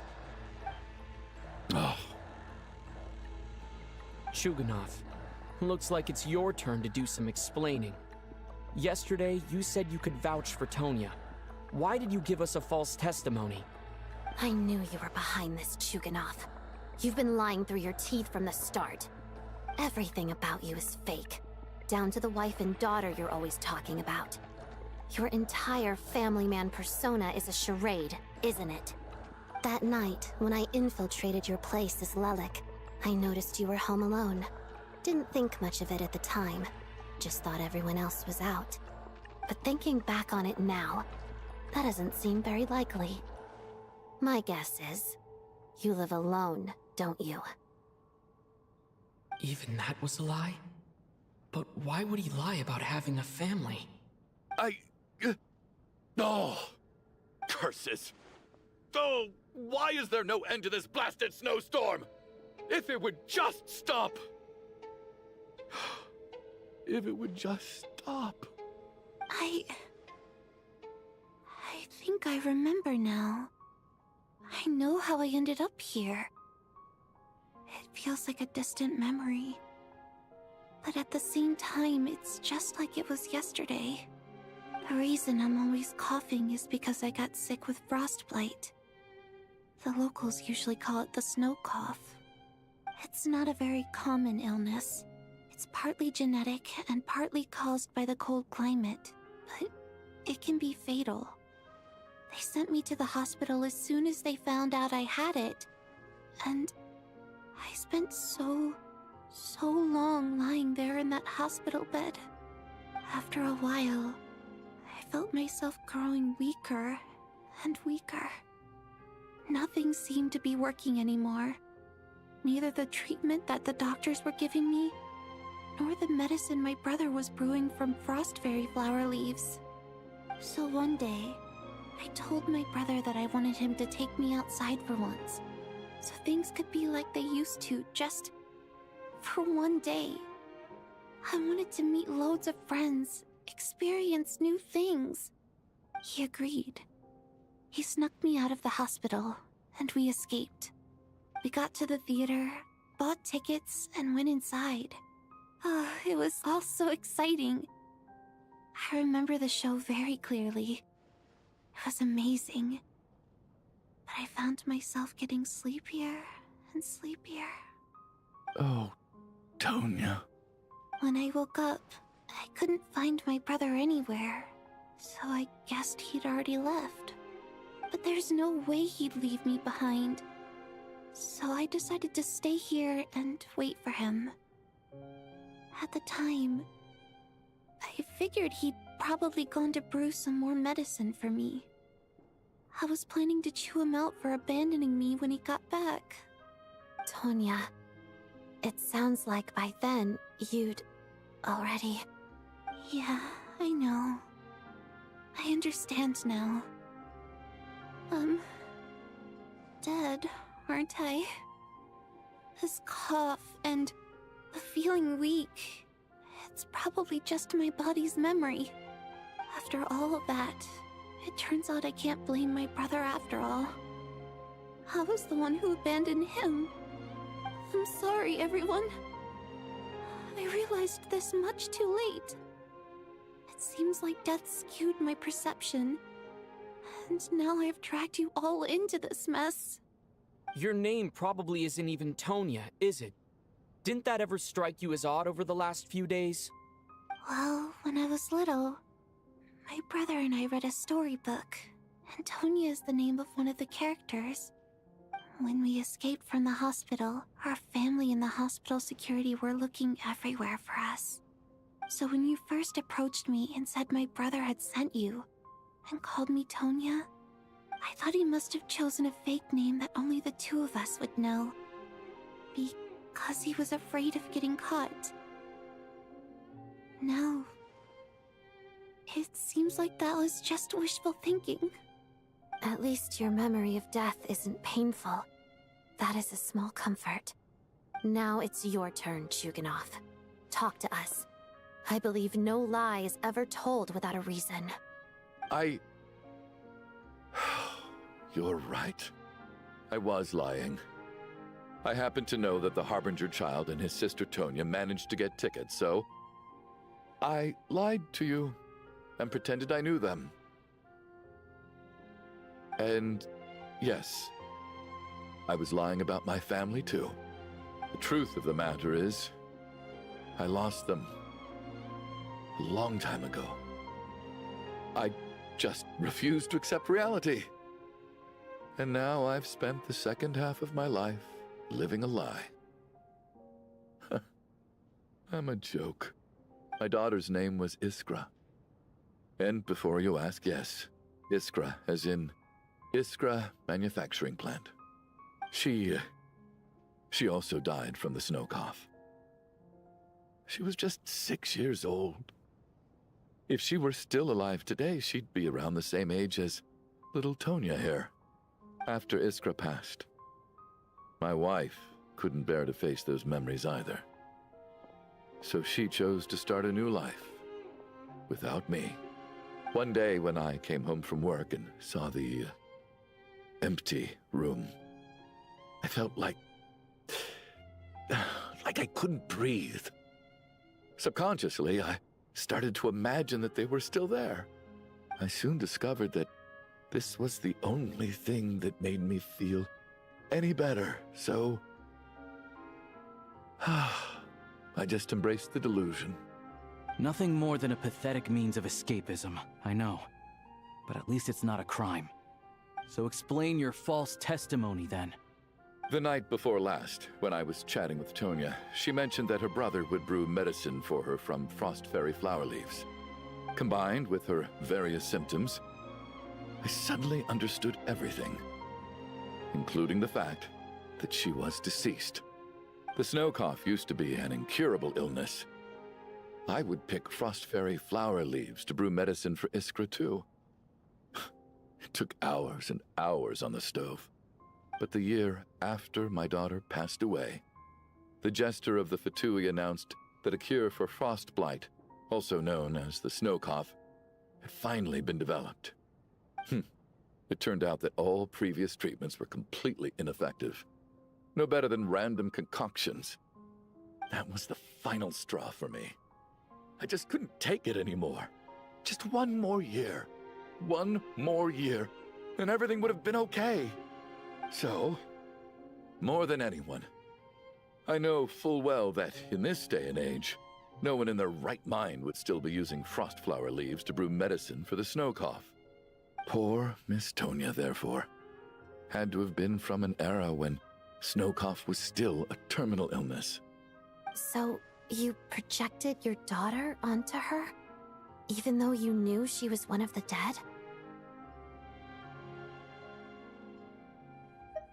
That doesn't make any sense. You knew she was already dead. What did you hope to achieve by protecting her? I just don't believe in your crackpot theories, nor do I approve of your actions. How can you just declare a living person dead and throw them out into that snowstorm? Nitia's gone. My good buddy Shram's gone. And now it's Tonya's turn, isn't it? The others I can make my peace with, but little Miss Tonya, here she is, standing right in front of us, alive and breathing, and fighting her own battles. Yet you're quite happy to say she's dead? I just want her to live. Once this snowstorm is over, the very moment it stops, I'm going to march out that door and find someone who can fetch the very best medicine for her snow cough. I'll be damned if I'm gonna let you cast her out into the snowstorm before I have the chance to cure her. Not again! Not this time! Not when the cure is right within our grasp! I'd never be able to forgive myself. Mr. Chuganov, stop. I can't let you do this. Tonya. By the sounds of it, you've known I was dead since the night before last, right? I really liked Mr. Valeri, Mr. Mitya, and Miss Vodyanitsa. And now they're all dead because of me. I'm not happy about that. The reality is, you've been trying to fight your own demons through me. But all you've really done is trap me inside your delusion along with you. No! Listen to me. I want to save you. I do!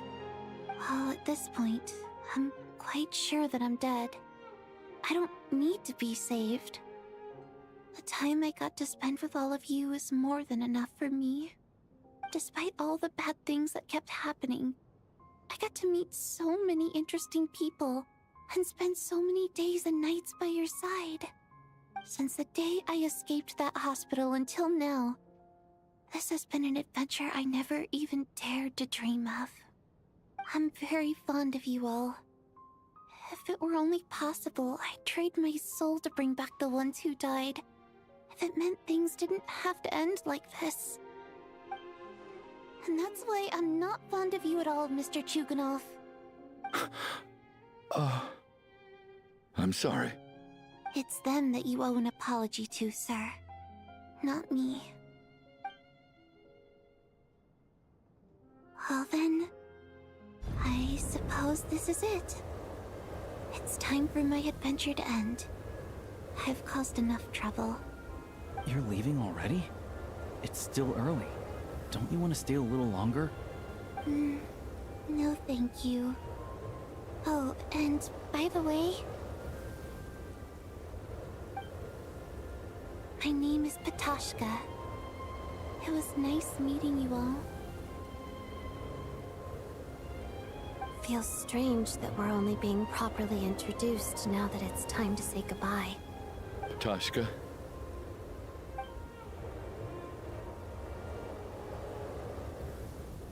What are you doing, Tuganov? Are you crazy?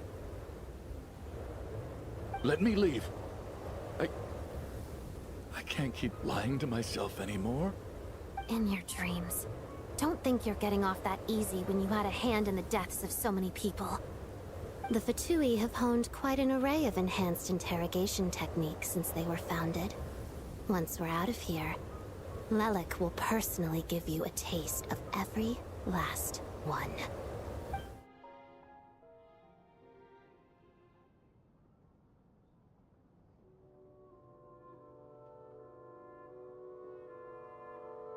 I think we should leave.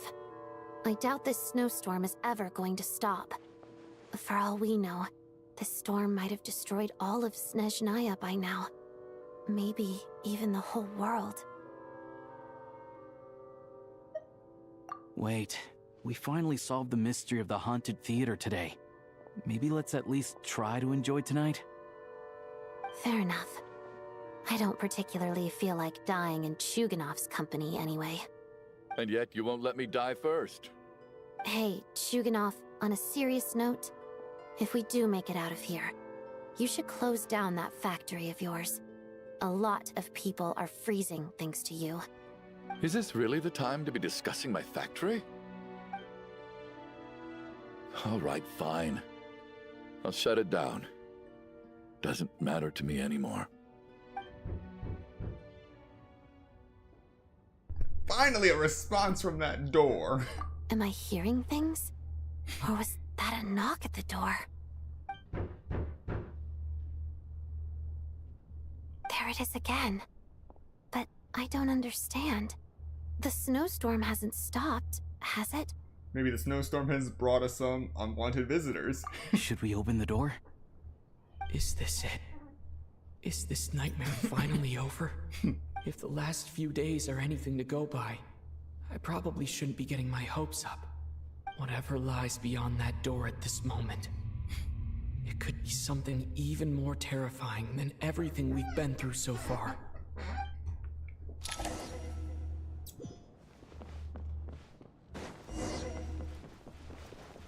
Either we're saved or we fight. Either way, we're still fighting for our lives.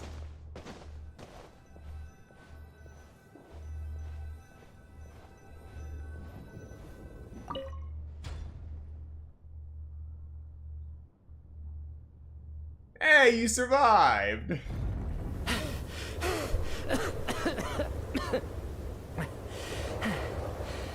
Hey everyone, I'm back. How are you doing? Feeling any better? Much better, thanks. Whew, it is so good to have you guys here. I was a little worried that the theater would be empty by the time I got back. Let me see. Tonya and Vodyanitsa are missing, which means... Vodyanitsa died last night. And then you discovered that Tonya was the other dead person. Am I right? Not Tonya. Petashka. First, tell us how you made it back here. Given the conditions outside, no one should be able to return alive.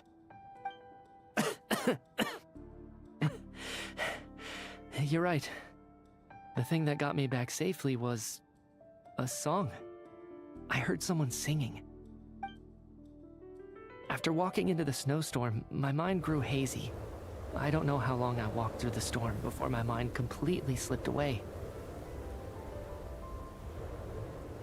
Then, suddenly, I heard the sound of singing. The voice instantly brought me back to my senses, and I regained consciousness. So I followed the voice, searching for the source of the singing. I searched and searched, until finally, just a few moments ago, there was the entrance to the theater right in front of me. It's strange how, when he's monochrome, all of his gems still have color.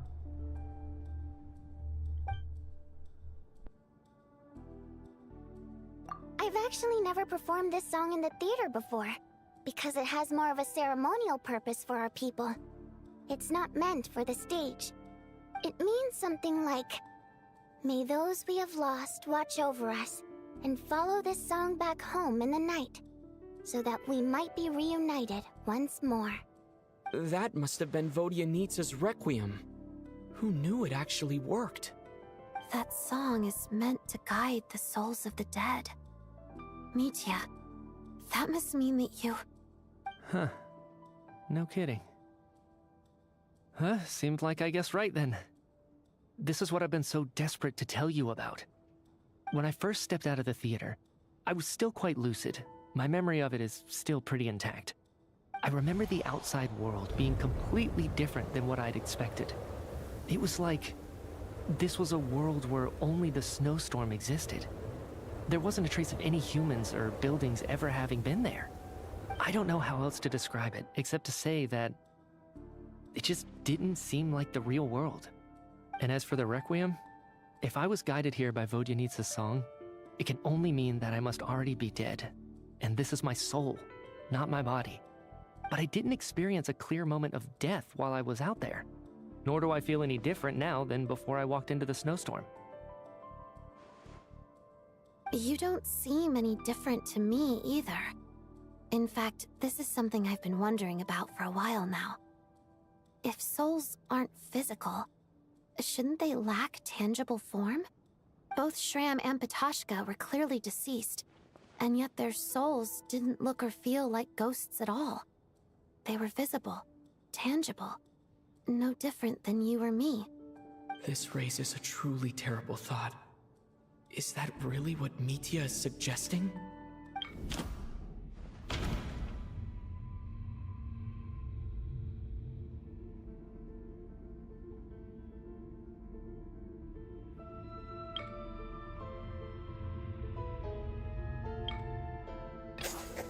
Mitya's soul was summoned back by the Requiem, confirming that he is indeed already dead. And yet, he looks no different from us. Of course, if even the long-deceased like Mr. Shram can blend in with us undetected, then maybe we've all been dead from the very start. And all of us are now souls wandering the theater.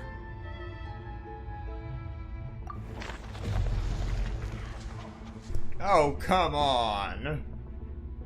This is messed up. Yes. I think that this is probably the afterlife. What did you say?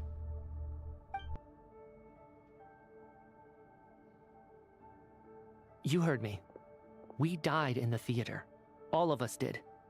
But due to an obstruction in the theater's ley lines, our souls are trapped here, while an endless, infinite snowstorm rages outside. It's ironic, really. All that time, we were working so hard to figure out who the deceased among us were, when the truth was, we were all deceased. The only difference being some of us died more recently than others. Do you remember that note, "Death is near"? Seems like we misunderstood what it meant after all. Death was nearer than we wanted to think all along. The note simply meant that all of us were already dead. So all our attempts to survive, You're getting close. our search for the deceased, it was all for nothing? Hard to say. At the very least, we helped 2 lost souls find clarity and go to where they belong. The presence of those 2 is probably what caused our souls to be drawn in by the ley lines. In which case, the deaths we've awoken to over the past few days were just souls returning to the ley lines for good. If what you're saying is true, doesn't that make us the lost souls now? Huh, no wonder. This afternoon, when I was moving Vodyanitsa's body, I noticed that the other bodies in the room hadn't decayed one bit after all these days. That's further proof that those aren't physical bodies at all, but merely our shells here in the afterlife. Am I really dead? This doesn't feel real to me at all. No, That's impossible. This cannot be how it all ends. I still find it hard to believe that all of us are dead. How exactly did we die in the real world? None of us have any memories of dying, right? Not even knowing how we died is preposterous. Good grief! Surely there has to be some reason. Exactly. It's hard to rest in peace when you don't even know how you died. It gave me lots to think about as I strode out into the snowstorm. I racked my brains trying to remember the cause of my death, the exact moment I died, the root of all of this, right up until my consciousness faded. Wait. Hold on. Right before I lost consciousness, I think I saw something. I can't remember. And I think I lost my notebook and pen. Mitya, your hand. Is that blood on your fingers? Huh? You're right. There's blood on the fingertips of my right hand. Looks like it's already dried. When did that happen? What the? The culprit. I guess this was what I saw. I must have desperately drawn it in my own blood right before losing consciousness. What's wrong? Do you recognize the symbol? It's Renova, the ruler of death. Huh? Alosha, do you still remember that Snezhnayan folktale you told me about? It was about the Grim Reaper. When someone's about to die, he appears as an incarnation of someone familiar to guide their soul into the afterlife. And as soon as you recognize his face, your life is over. I heard a similar tale when I was little. You think the Grim Reaper in this story refers to the ruler of death you mentioned? That's right. In which case, death is near could also mean that the Grim Reaper is here disguised in a familiar form. Finally! Death, the deceased, and the Grim Reaper? So it's a triple entendre. When I first saw this note, I thought it contradicted the investigation report. But now it seems like that was the whole intention. So the Grim Reaper deliberately misled us. Then, we started suspecting each other and searched for the deceased while they hid in plain sight.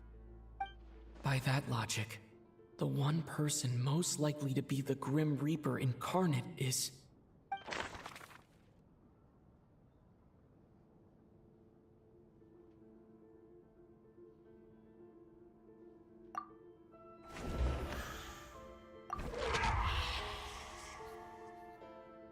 No doubt about it.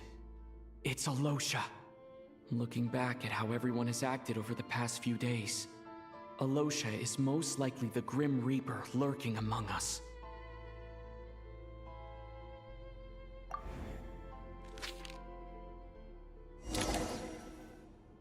Is it you, Alosha?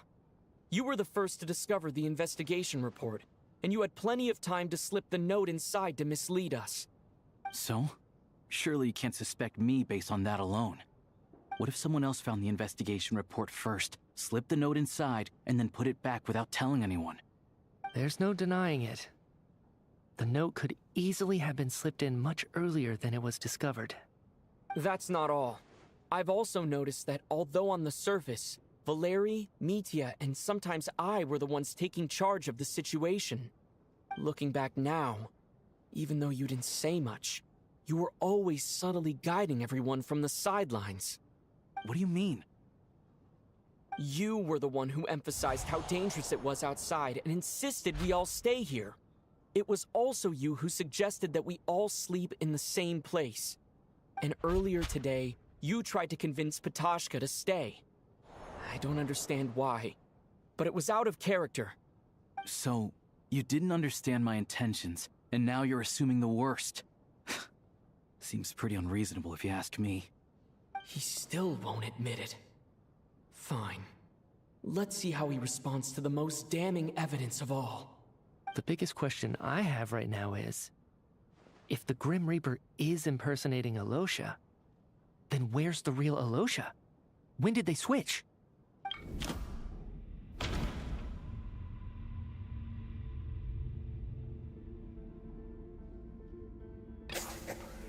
That's right. This was the moment. Right at the start, before any victims had even emerged, Alosha was switched with the Ruler of Death while everyone's guard was still down.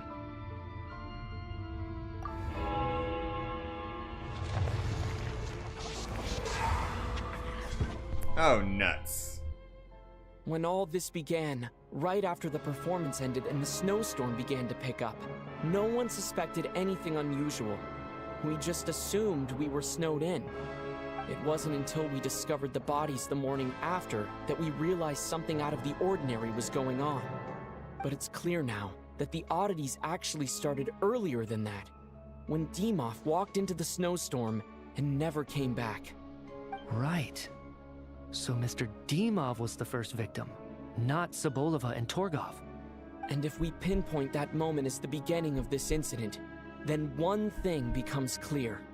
Alosha, you are the only person who walked into the snowstorm and came back without the help of Vodyanitsa's Requiem. More precisely, Alosha never came back at all. The one who came back was the Grim Reaper. Not bad. Well, since you've backed me into a corner, I suppose there's no point in keeping up the act anymore. Alosha? You're the Grim Reaper? I am no such tired cliché. Mortals should address me as the ruler of death.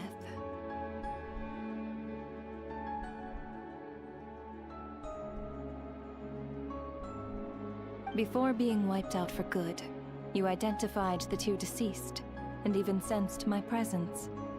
A commendable achievement. Far beyond what I expected. I heard you can ferry souls. Those deaths each night.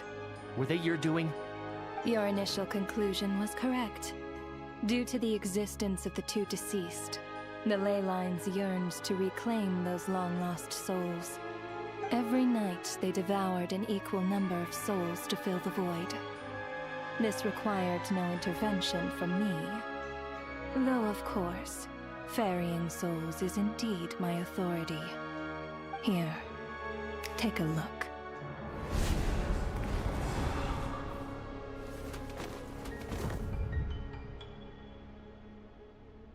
What are you doing? That takes care of today's two. Don't get so worked up. You are already dead, and your souls must return to the ley lines. I know we're already dead. You murdered us, didn't you? Murdered? No. Murder is when mortals usurp my authority. Death is my jurisdiction.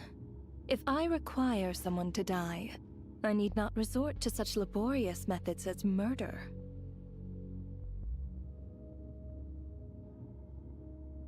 You simply met the criteria to trigger my curse of death. I know about the curse of immortality. So there's another death-related curse too? You cursed us? When? And why would you do such a thing? So often, humans pray to me, begging to know when their death will come, and what form it will take. But few people ask why. If you must have an answer, know that death comes simply because one's time has come. So you're not gonna tell us the truth? Hold your tongue. By all rights, you shouldn't even be allowed to speak with me. Those angels from the past are to blame for the reckless renovation of the ley lines here. It's made my work on this occasion infuriatingly complicated. Work? So trapping us here, making us watch our friends die, that's just another day at work for you? You clearly have a lot of questions. Fine. As a reward for your remarkable accomplishments over the past few days, I shall answer a few of your inquiries, provided they aren't too unreasonable. After the physical body dies, the soul must return to the ley lines for that person's death to be considered complete. My work encompasses the entire process of death, including, naturally, the guiding of souls into the ley lines, with which you are now so familiar. You must also be rather familiar with Natlan's Night Kingdom, I presume? It was I who supported the creation of the Night Kingdom. It provided a convenient means of guiding the souls of Natlan. Here, too, the ley lines connected to the theater underwent some modifications. The angels hoped to make them capable of accommodating the souls of some special creations. But this actually hindered their ability to accept ordinary souls to some degree.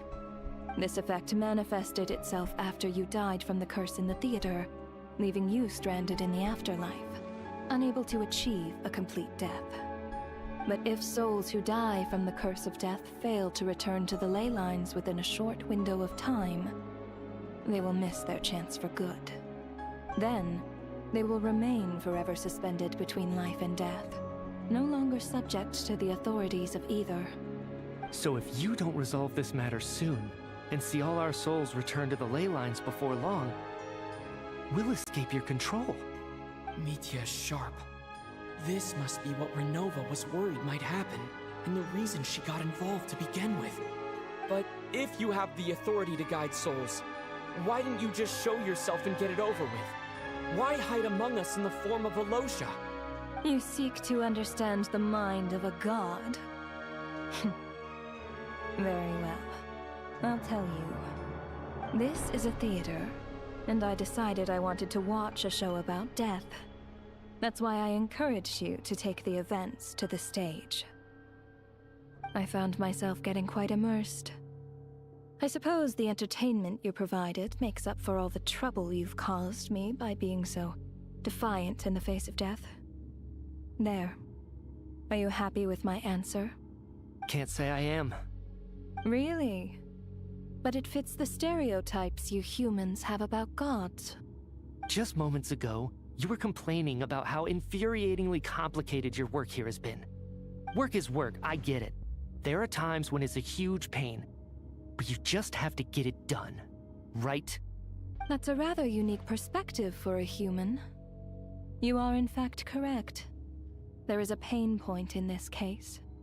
Due to the obstruction in the theater's ley lines, there is a hard limit on the number of souls they can receive each day, making it impossible for me to ferry all your souls at once.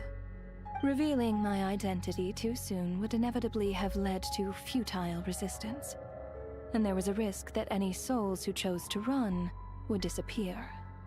Then there was the issue of the 2 lost souls you called the deceased.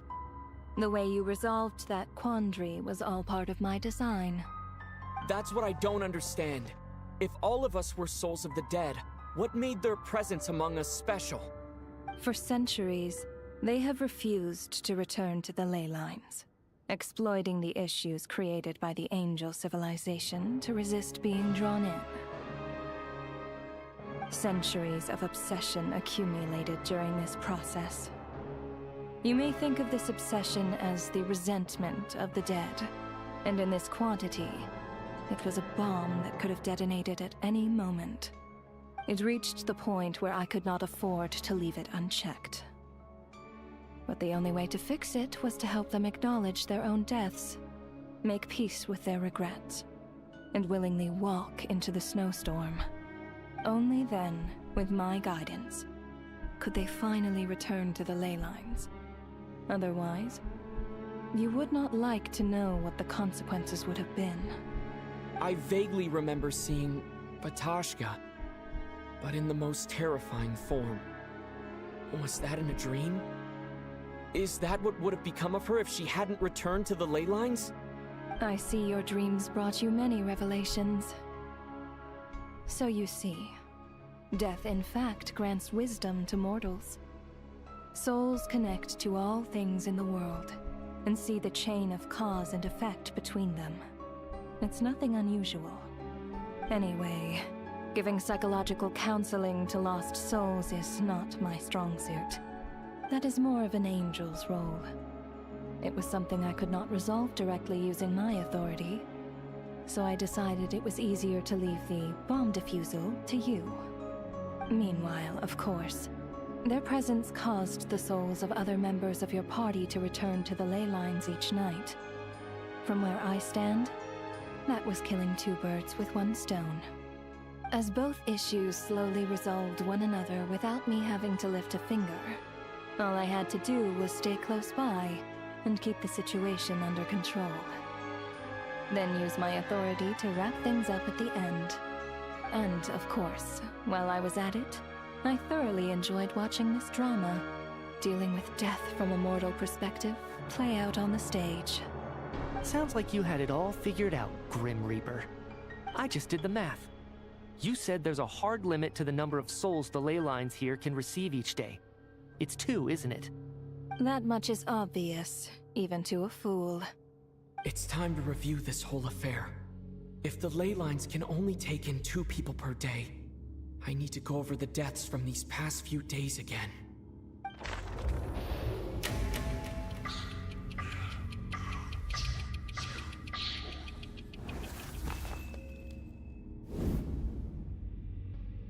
Looking back now, none of us had the faintest idea at the time. Alright, before we actually continue this any further, we're going to take a quick 5-minute break, and hopefully this will be the last break. So use this time to get up, stretch, get something to eat, drink, do what you gotta do, and I will see you in 5 minutes.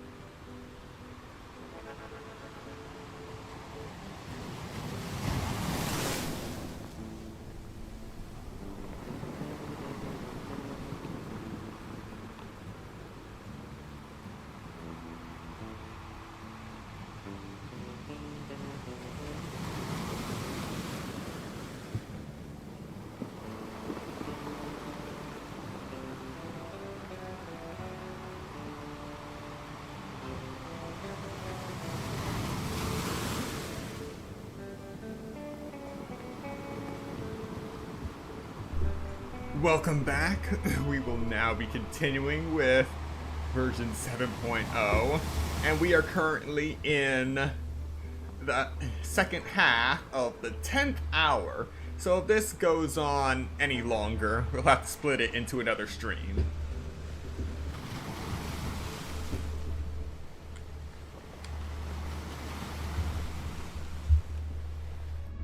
Alright. From the moment that staff member named Demoff walked into the snowstorm, the incident had already begun.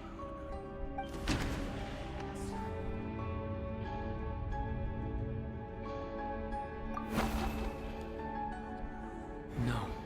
Let me go over this again.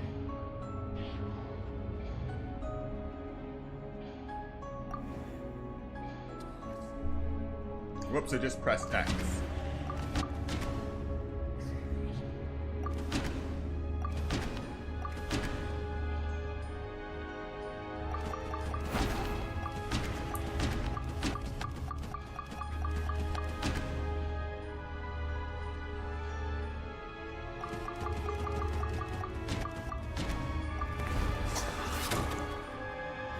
Was the second to walk into the snowstorm after Demoff to investigate. During this process, the ruler of death assumed his identity, making him one of the victims.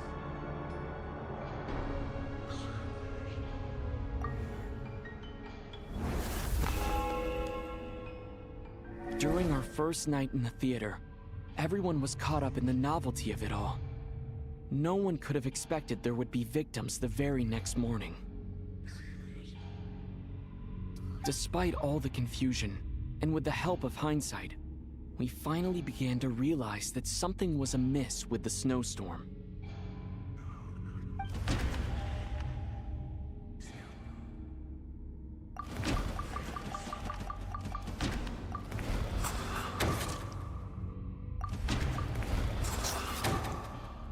The ley lines devoured Torgov and Sobolova on the first night. At the time, we thought this might be a murder case connected to Lelik.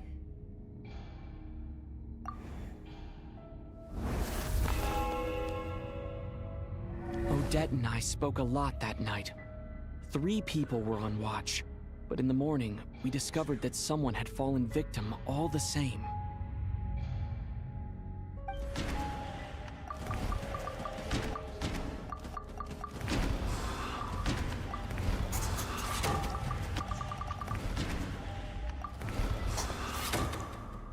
The deaths of Kulish and Rampana caused everyone to stop suspecting Lelik. Unexplainable phenomena occurred one after another, leading Mitya to suspect that we were caught up in a supernatural event.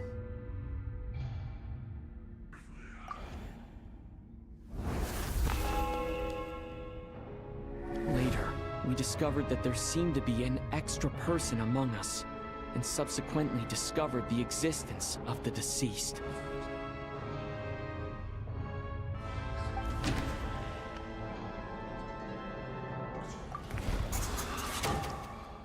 Mr. Schramm realized he was the deceased and walked into the snowstorm to return to the ley lines of his own accord.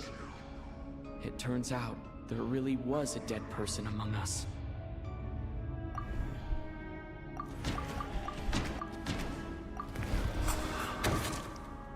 We thought it was all over, but Mr. Valeri's death was a rude awakening for everyone. The ley lines consumed him during the night regardless. A lot happened today. Mr. Valeri's death led us to discover the connection between the number of deceased and the number of victims during the night. Rest in peace, Mr. Door.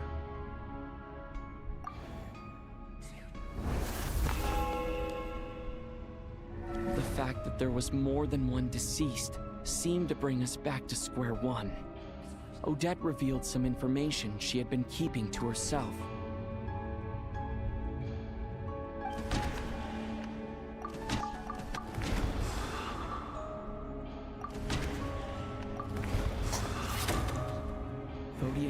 Was swallowed by the ley lines in her sleep, but the requiem she sang before falling asleep was quite a game changer.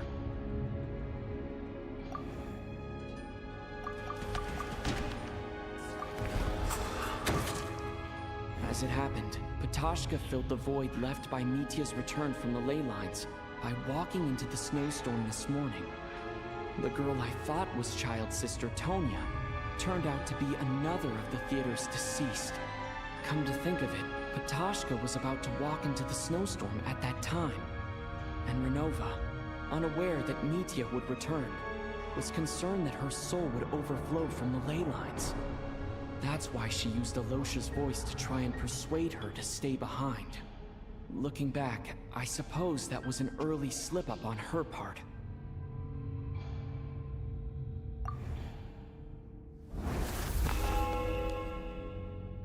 No one could have expected anyone who walked into the snowstorm to return. But just after nightfall, Mitya returned, bringing crucial information with him. Various truths began to surface, including that all of us were already dead, and that the ruler of death was here among us. Then, after revealing her true form, Renova callously claimed 2 souls.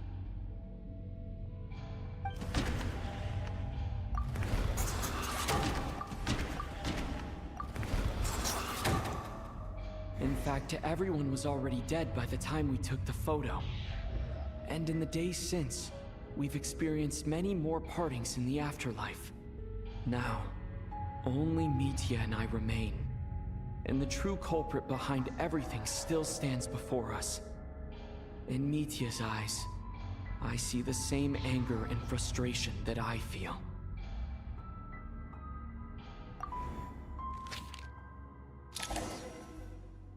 That covers everything. It's all clear now. Your work isn't finished here yet, is it? The Traveler and I are still standing here, safe and sound. The Water Imp's song threw things off a little, but it is of no consequence. The ley lines have already anchored your soul, and the first ray of light tomorrow morning will take you back. I, meanwhile, need to review my attitude towards the Water Imp race. So the reunion in the night that Vodyanitsa mentioned, I suppose that was never meant to be a permanent reunion. That just leaves you, Traveler. My power only allows me to temporarily separate your soul from your body. The ley lines of Tevat would not accept you, and your soul is firmly anchored to your body by your will. For a descender like you, who is not bound by Tevat's rules, your death can only be brought through the most violent of means, such as directly destroying either your body or soul. I have no interest in involving myself with Descenders, for now. Although, this may change if Asmodee remains missing, or you insist on interfering with our affairs. One last question then. All our struggles and sacrifices here, they were meaningless from the very beginning, weren't they? Death abides no reason. Besides, what you call sacrifice is merely a concept created by humanity. To me, it is nothing more than a self-indulgent charade in the face of death. Mere mortals fantasizing that their actions could reclaim something from my grasp. A truly laughable idea.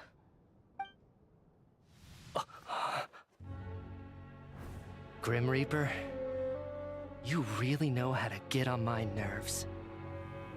I'm not here to ingratiate myself with you.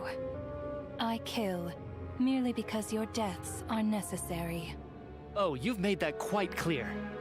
But humans don't take well to being scorned. Not even by the gods.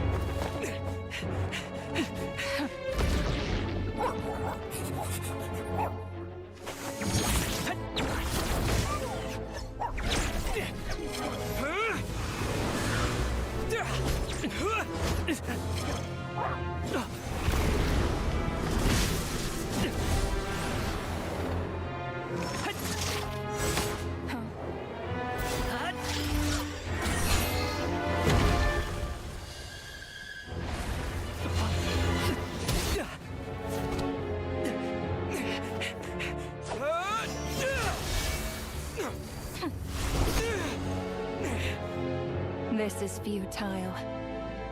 You must know that you are powerless against me in my own domain. I suggest that you save your strength. For what? Maybe we can't change anything. But if nothing else, we can at least teach you to have some respect for the dead. Audacious.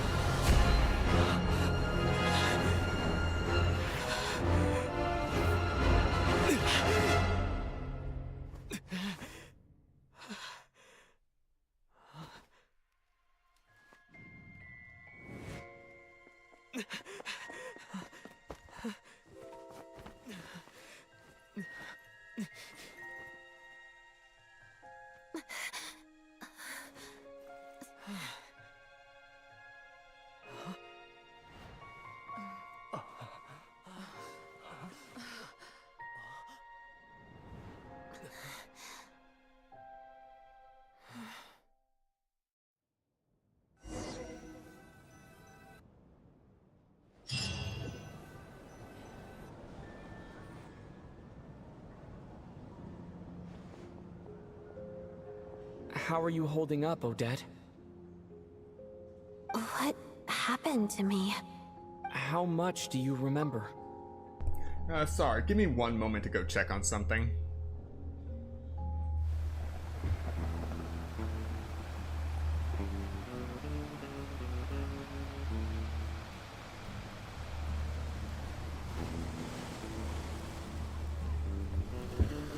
Alright, sorry about that.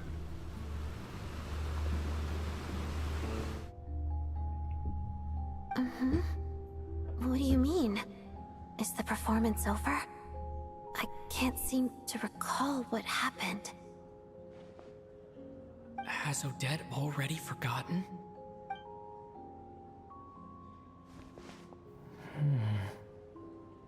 Mitya? Oh, I'm sorry. I guess I spaced out there for a second. Remind me who you are? Don't you remember anything?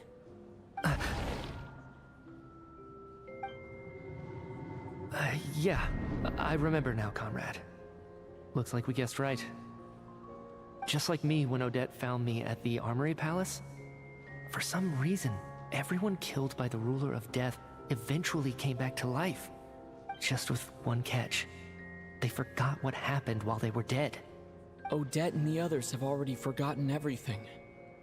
Why were you able to remember this time? Could this be the reason? You said this is the Ruler of Death's symbol, right? I don't see anything there. You don't? Huh. Okay, I guess that makes sense. I carved this into my hand in the afterlife, so it's not visible in the physical world. Does that mean I carved this symbol into my soul? What an unsettling thought. Still, at least I get to remember what happened. I suppose it's a blessing in disguise. Sounds like something Anaxagoras would do. What about you, though? The Ruler of Death mentioned that you're a descender? Is that why you can remember? A full explanation would get complicated very quickly. But that's essentially it. Well then, now that it's all over, let's figure out what we've learned. The first thing I notice is that everything here is precisely as we left it, right before our deaths. This confirms that time passes differently in the afterlife than in the real world. They say that right before death, time slows down, and your whole life flashes before your eyes. That must be how you know you have one foot in the afterlife by that point. Anyway, clearly the few days we spent in the afterlife probably only amounted to a few short minutes in the real world. This also aligns with previous reports of widespread temporary memory loss among the Armory Palace personnel. Now it seems likely that those were all brief deaths caused by the Grim Reaper's so-called curse of death. To those unaware of the truth, dying and coming back to life must feel similar to a short bout of catatonia.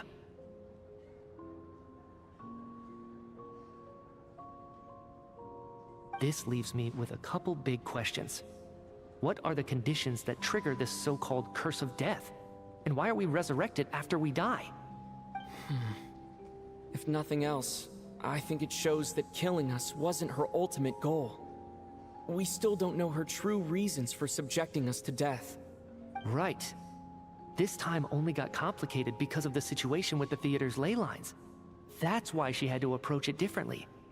If the previous incidents of amnesia among the researchers are anything to go by, killing us is usually a pretty routine matter.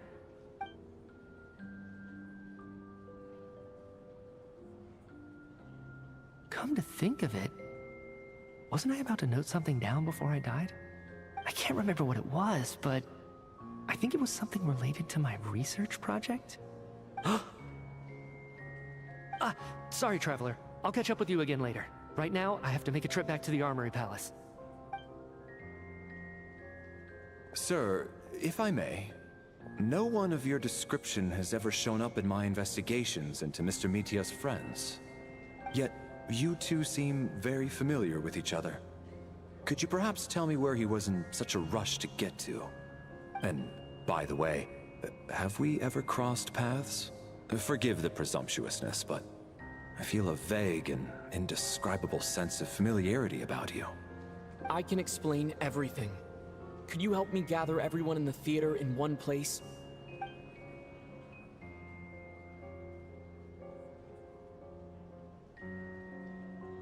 Everyone gathers on stage once again, but this time you do so in the real world without everything outside being devoured by a snowstorm. Due to the unique properties of the theater's ley lines, it seems no one has completely forgotten about their experiences in the afterlife. As you recount the tale of what happened, people slowly begin to remember, as if assessing memories of a distant dream. Everyone is lost in thought. Everyone confirms their own fate with each other, until, finally, today's show draws to a close.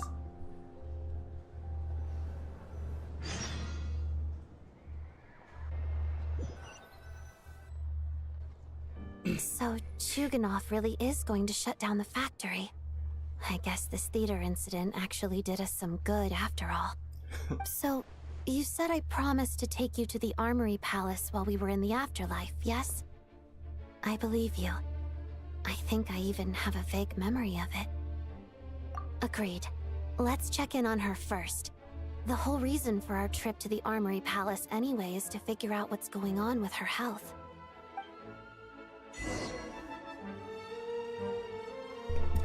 Alright, we finally made it out! And this is still here.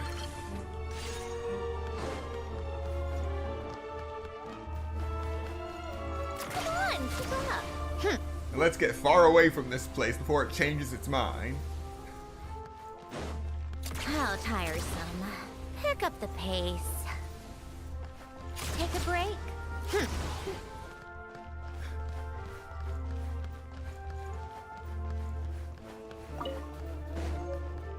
Ah yes, the frostberry flower. We heard a lot about it during that whole ordeal, and it's good that we can collect it.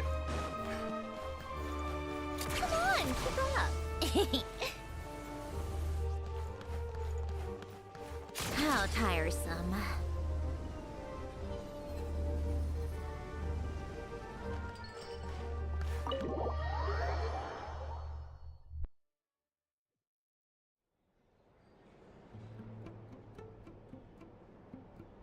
I'm finally back. Even though a long time has passed from my perspective, as far as Paimon's concerned, I probably just went out to watch a very short show. I should keep my emotions in check when I see Paimon again, or it'll seem weird. Wait. The atmosphere here feels off. Shh. Stay quiet. Let's go inside and take a look. Have we still not been able to notify Child yet? We need new orders. What if that person comes back again?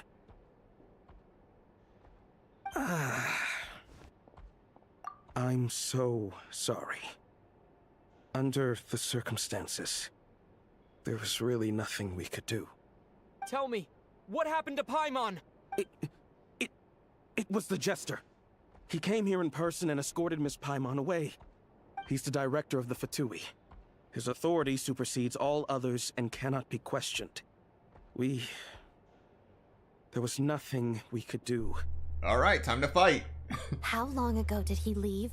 And what was Paimon's status? It was about an hour ago. Miss Paimon was fast asleep at the time. The Jester simply walked off with her as if it was only natural.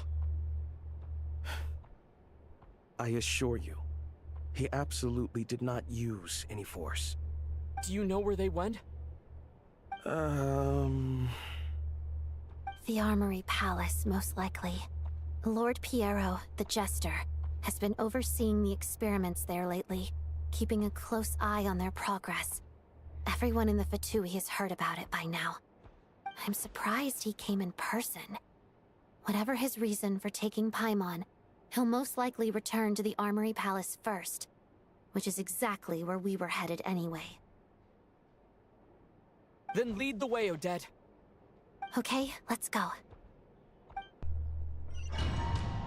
You know, I expected to raid a Fatui facility eventually, I just didn't think it would happen in the first 10 hours. It's just up ahead. Or first 11 hours now. Let's get inside. We're in the 11th hour. I'll go alone. You know I'm planning to force my way in. You're with the Fatui, so you should stay outside. I was hardly planning on taking you through the official channels anyway. I'm here to force my way in, just like you. Lovely. I may be a Fatus, but I'm also Lelik, enemy of Project Stuzha. Paimon's safety is paramount right now. With me around, you'll have an extra pair of hands. There might be devices inside that are easier for an insider to deal with. If you say so. Let's go. There's no time to hesitate. Ladies and gentlemen, it's time for a raid.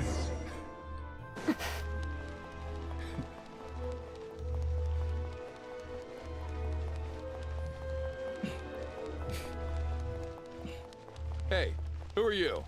This part of the Armory Palace is under restricted access. What do you think you're doing? Peace was never an option. We're short on time.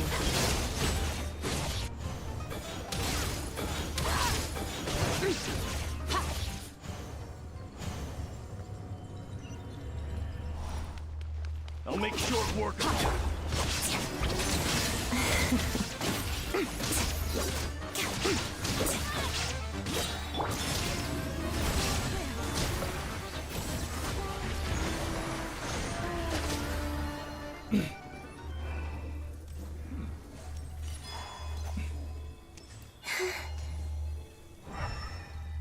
Alright, all these machines are offline.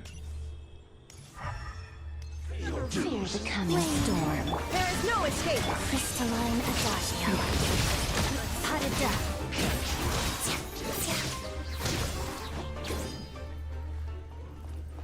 Well, I think I'm gonna like Odette's battle style.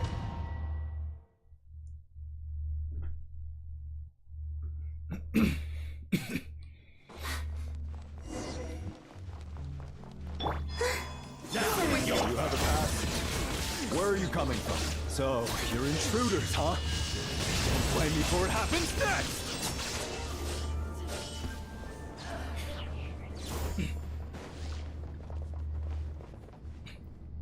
You know, this looks a lot like the fortress in Nodcry. The Armory Palace is hidden this deep in? This place is much bigger than I imagined. They're conducting top-secret research after all. The deeper it's hidden, the better, is standard Fatui logic. There's even snow down here. It's like sand seeping in everywhere. The style doesn't really look like the Fatui's handiwork, though. They must have requisitioned some structures from a past civilization. It also serves as a bit of a disguise. Oh boy.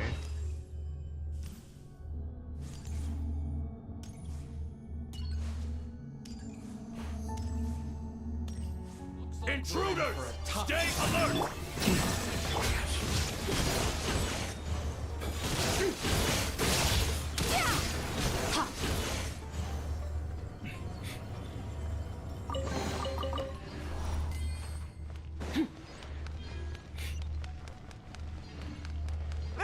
Intruders? Don't come any closer! Just what are you guys trying to do here? I'm sure we'll eat your scalp!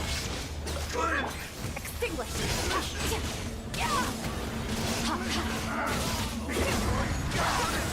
Three moons converge.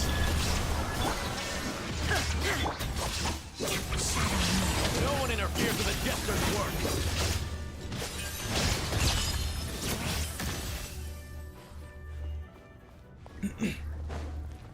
What is this?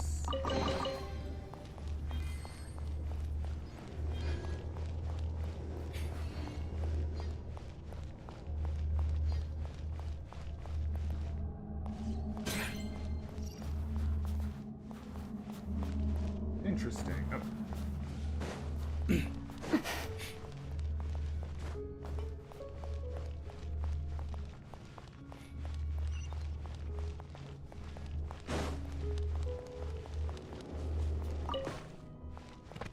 Potato, wheat, cabbage. What the? Oh.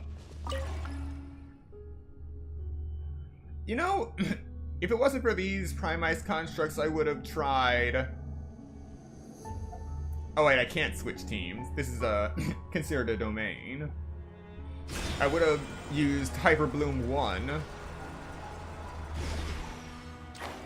and just leaped over with Varessa. But this is a nice change of pace too. 10 hours without Hyper Bloom. Looks like no one's guarding this place. There's something off about that decoration over there. Look out! Let's deal with these before we move on.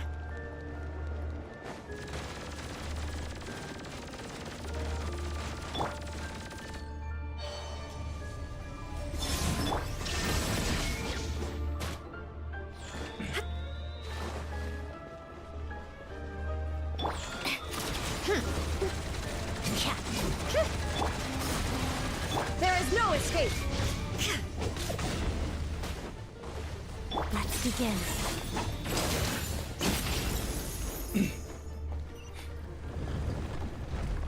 All right. I didn't take any shots.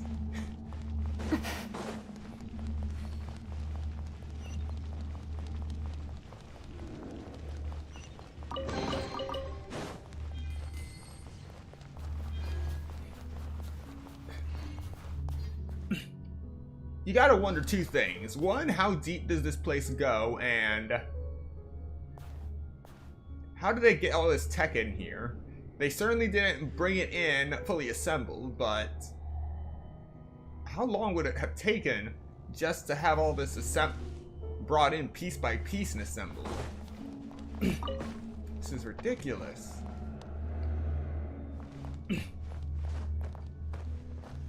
Oh.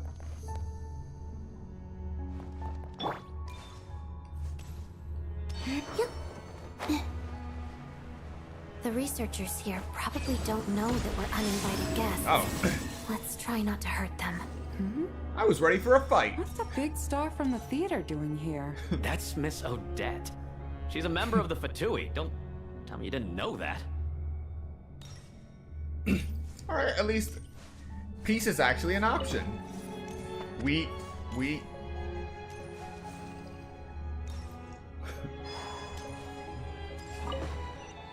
Tomato, potato.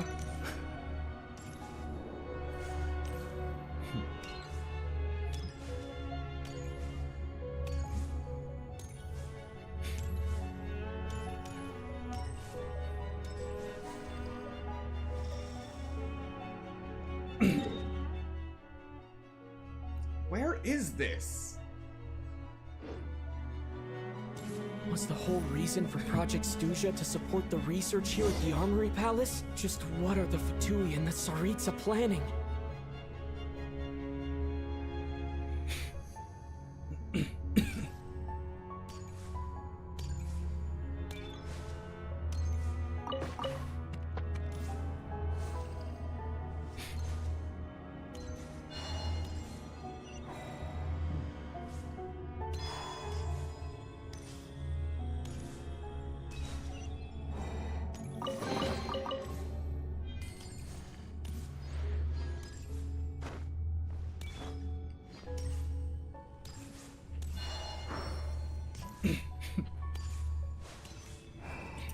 Whoa! Who are you? Never seen you around here before.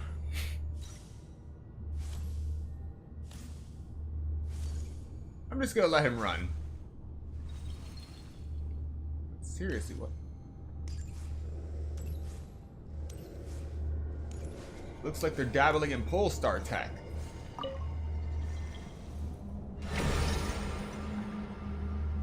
I think I see some images. It's the prism's power at play, causing images of the past to reappear, albeit only as illusions. Let's make our way through here.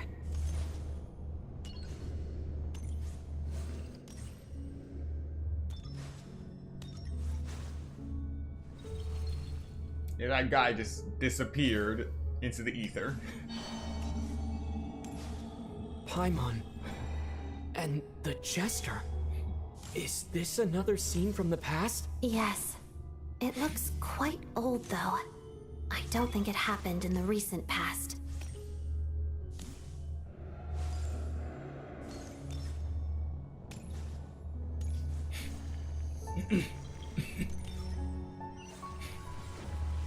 What's going on here?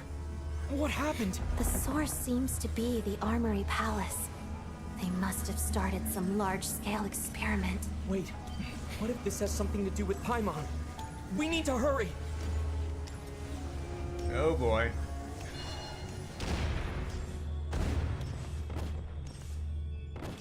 Oh.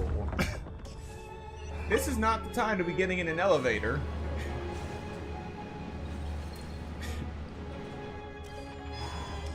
We're almost there.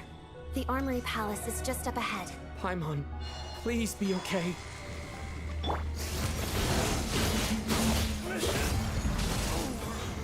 Flame, shine down. Together. Pirouette.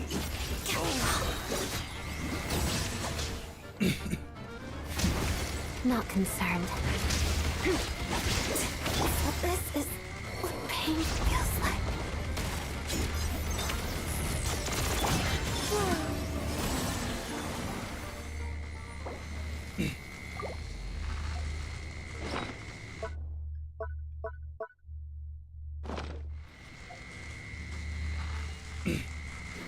I have no idea why I don't have access to my food pouch.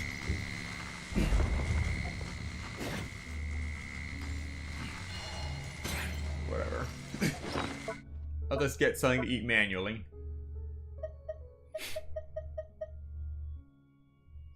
Alright, where are you? Where are you?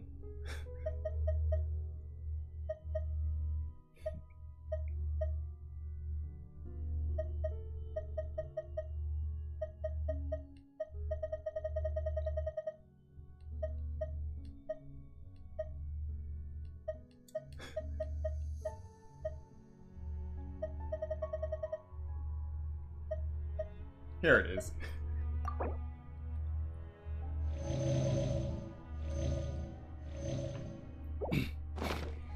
It's been a long time since I've eaten something like that.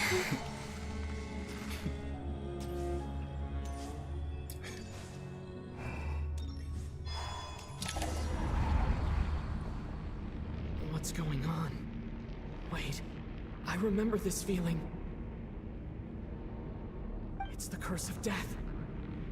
No, not now. Why is the curse of death striking again already?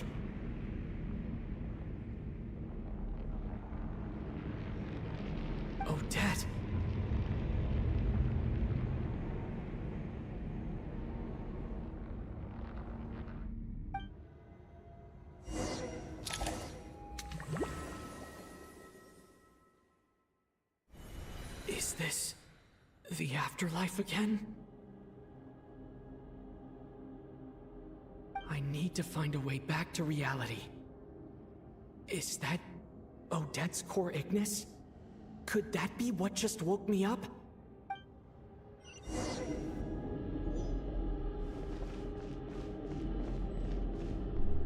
Can't run. Uh-oh.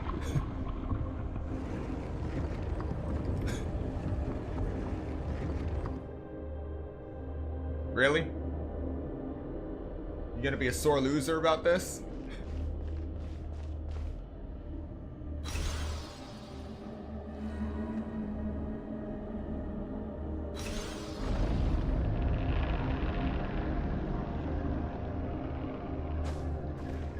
Oh, I remember this.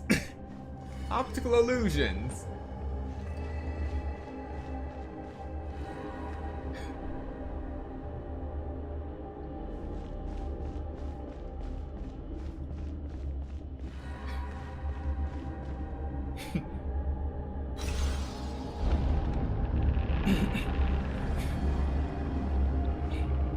Oh boy. More black mist nonsense.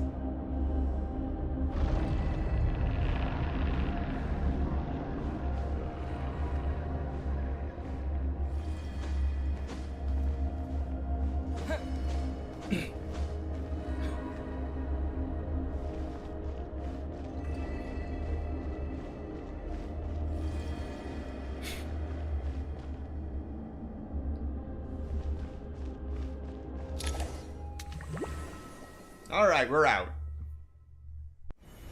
Odette? Odette! No signs of life. But past experience says that she should be resurrected before too long. Right?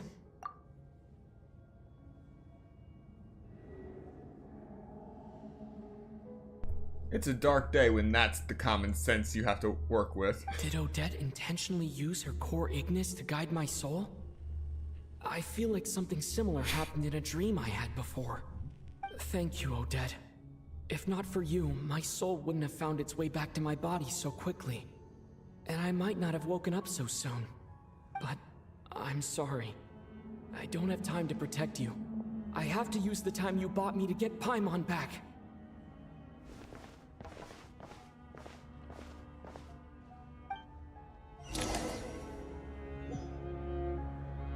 Alright, let us continue onward. We're not working with a trial now. And once again, I keep forgetting to work on this sword.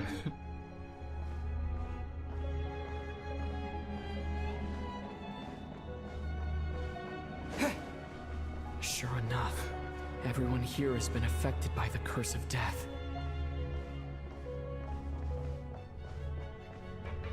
Paimon! Paimon! No, wait. Paimon probably didn't escape Renova's curse either. She won't be able to respond to me right now. I'll have to find her myself.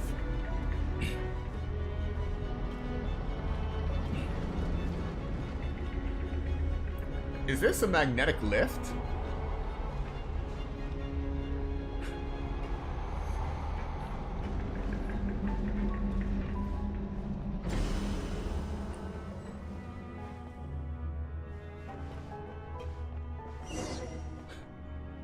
Found her.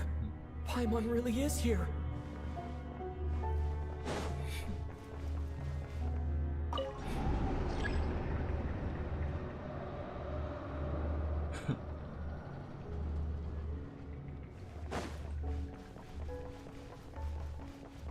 Mitya! Is this the laboratory he works in? What happened here to trigger the curse of death again so soon? I'll have to ask him when he wakes up. Finding Paimon has to take priority now.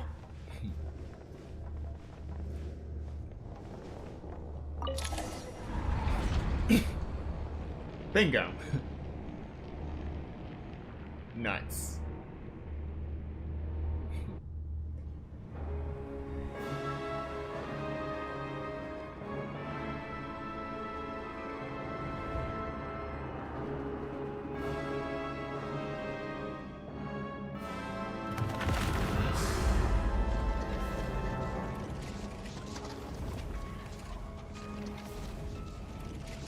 You don't learn, do you?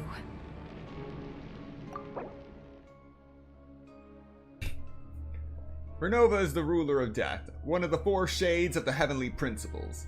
In carrying out their will, she fulfills the duty appointed to her. For what reason does death come? Only because the destined hour has arrived. You've already been involved in one mass death, and now you show up at the scene of another. This might have passed for a coincidence the first time, but a second time? Am I to assume you are intentionally interfering in Snezhnaya's affairs? Judging by your expression, it seems that you understand little of what is going on here. In that case, a word to the wise. Do not interfere in Snezhnaya's affairs. A civilization that fails to learn its lesson constantly depletes its own worth. It will one day lose any reason for its existence. And as a descender, you are perfectly suited to be the lifeline to which a dying civilization might desperately cling. Consider your position carefully. No advice needed. I'll make my own judgments. Suit yourself. When the day of reckoning arrives, not even a descender can hope to escape unscathed. The time for resurrection fast approaches. The mortals here are not yet worthy to behold my form. So that will be all for today.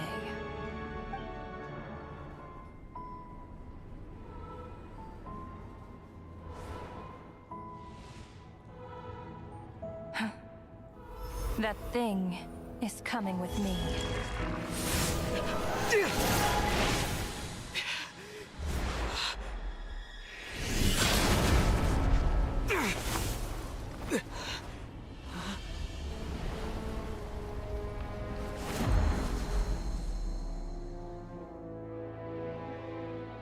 You awoke sooner than I thought. The curse of immortality is stubborn, unable to enter the ley lines, yet not content to remain a spirit. Ruler of death, what do you want? You perplex me. Both you and you. That thing may be a creation of Celestia, but it possesses none of Celestia's power, let alone authority. Your obsession with it baffles me. No matter, the resurrection will soon begin. It's worthless anyway. I'll reclaim it next time.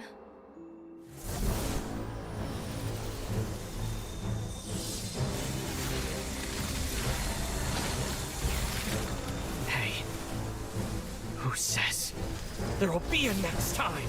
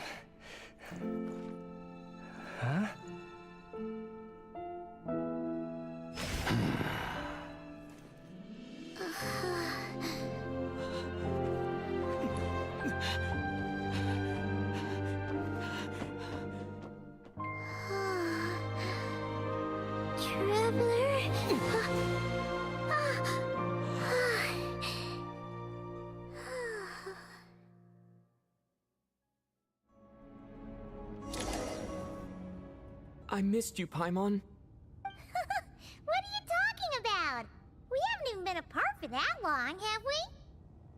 It was... different this time. You seem to be in pretty good shape.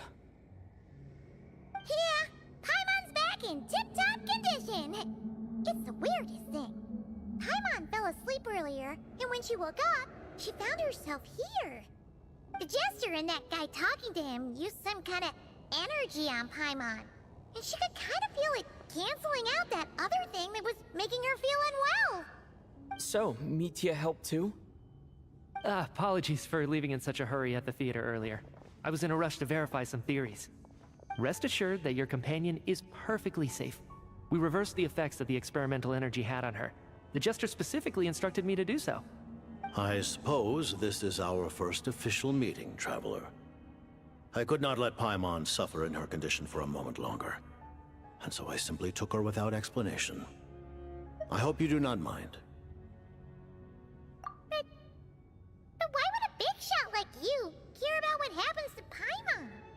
As I said when you first arrived in Snezhnaya, we once spent some time together in the distant past. Oh yeah, you did mention that. And Paimon did think you seemed strangely familiar the first time we met. I'm afraid the reminiscing will have to wait. Mitya, let us continue with the report. What conclusions, if any, did you reach from conducting the final experiment of our energy research ahead of schedule? The good news is, my hypothesis regarding the Ruler of Death has been verified. As for the bad news, I recommend we suspend the experiments and Project Mistelton until further notice. Currently, we have no means with which to make a breakthrough. I say this purely as a scientist, guided by reason alone. I will trust your judgment. We shall put the project on hold until the Ruler of Death has been eliminated. Wait, what are you guys talking about? You want to get rid of Renova? Like, how? By killing her? By whatever means necessary, so long as it removes the threat she poses to us. Until then, everything we do will be in vain. After what just happened, I've ascertained Renova's goal. Or rather, the trigger condition for the Curse of Death. Okay, let's hear it. What she's doing is blocking Snezhnaya's technological progress, preventing us from possessing any means with which to threaten the heavenly principles. Just like the little lapdog she is. So, any ideas, research, or experiments that lead to technological progress can trigger the curse. Just now, for instance, I was set to launch a final phase energy experiment ahead of schedule. If the experiment was successful, we could have achieved a crucial breakthrough. As expected, though, the moment the experiment began, all the researchers, technicians, and witnesses died from the curse. All that effort, not to mention the energy and materials we relied on Project Stuzha to gather for us, went to waste. In the end, nothing was gained. Okay, this actually explains a lot, especially why Project Stuzha has gone from a 6-month project and just dragged on and on and on. Not from a lack of trying, but because they are being readily impeded by a curse. Does that mean something similar happened when we were at the theater? That's right. During the performance, I thought of an important breakthrough regarding the experiment, and wound up dragging everyone into this. So the nature of the curse seems to be something like... when moments of technological progress occur, all life in the vicinity is taken away. What a violent method! Of course, that meant the curse was normally limited to the Armory Palace. Since outsiders are forbidden from entering, this mass death phenomenon went unnoticed. Until Odette came along. I believe she was the first witness. The Curse of Death was triggered just before she infiltrated the Armory Palace that day. But you mentioned something about a final stage experiment. Doesn't that mean you've actually made some progress? That's right. Even with the gods locking certain key components out of reach, Humanity can still advance technology in incremental steps accumulated over time. But, as I'm sure Renova anticipated, even incremental progress has its limits, a point where the truth you're seeking must be put to the test in an experiment. You mean the experiment you were just about to do? Yes, we were at a critical juncture, a moment where the quantitative was about to translate into fundamental qualitative change. With this single experiment, we could have brought everything we've worked for to fruition. But now, after already being forced to fumble around in the dark all this time, it feels like we've truly hit an impenetrable wall. As long as Renova's curse of death persists, we won't be able to advance the experiment or obtain any results. And with Project Stuzha having been in effect all this time, at our nation's current strength, repeated trial and error is simply unsustainable. Only by eliminating Renova first will it be possible to continue advancing our plans. But she's the ruler of death! She can just kill whoever she wants, right? That's gotta be the scariest power ever! Is it even possible to beat her? We'll see. But one thing's for sure. She definitely can't just do whatever she wants. The best proof of that is me, standing here, very much alive. You're saying... Wouldn't it be easier to just kill all of us researchers for good? Why resurrect us over and over again?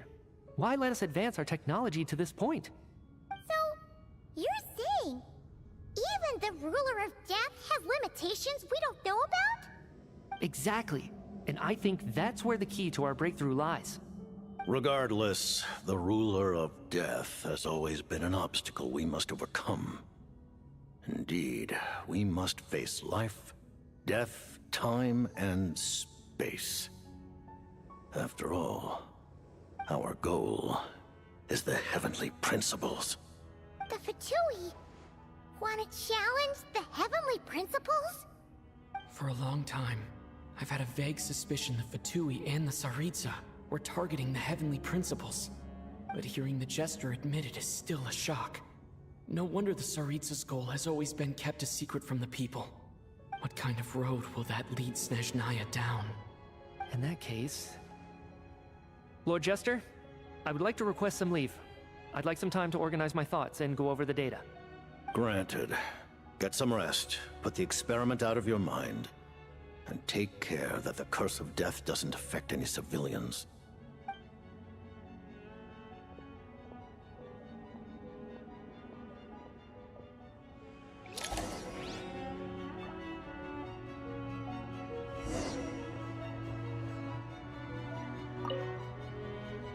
While there is yet time, allow me to offer you my hospitality, honored guest of Snezhnaya.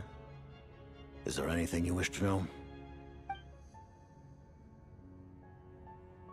I remember hearing the term Mistleton from Columbina. Yeah! Paimon wanted to ask about that when the name came up just now. What is it? Paimon's heard of Project Stuzha, but not this one. As you know, Project Stuzha is a series of measures enacted to consolidate our nation's resources, the greater purpose of which is to serve Project Mistleton. Many of the things you have encountered thus far are essentially for the advancement of that project. This includes the Kuvaki Experimental Design Bureau in Nodtrai. Researching Kuvaki was merely a facade. Its core objective was to use local resources and research findings to build Mistleton itself. And that's a weapon built for the final battle against the heavenly principles, isn't it? Huh? How did you know that? I was given some intel, and I made some deductions. Wait. You must mean that thing over there. Oh, Paimon's gotta take a closer look at this thing. Especially after you guys sent so many people to Nodtrai to work on it. Kuvaki alone will not break through Celestia's defenses, let alone challenge the heavenly principles. The heavenly principles are no doubt accustomed to combating the power of the light realm, and elemental energy is simply the power of the human realm, converted to that form by the heavenly principles themselves. Any attempt to use this power against its creator would be a futile endeavor. For now, therefore, we have set our sights on the form of energy associated with the third descender and the stellar linchpins. This may hold the potential to allow Mistleton to contend with the heavenly principles. You could say that by reverse engineering the stellar linchpins to extract the energy within, we have obtained a source of anti-Celestia energy. Wait, so this reverse engineering of stellar linchpins, is that the research that produced illusions?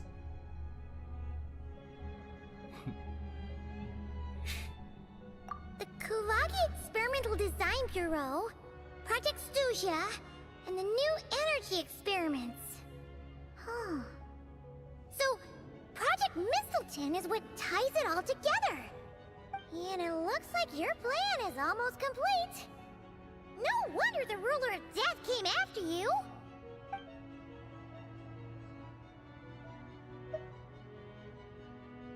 Her Majesty the Tsaritsa has embarked upon an expedition to vanquish a monster.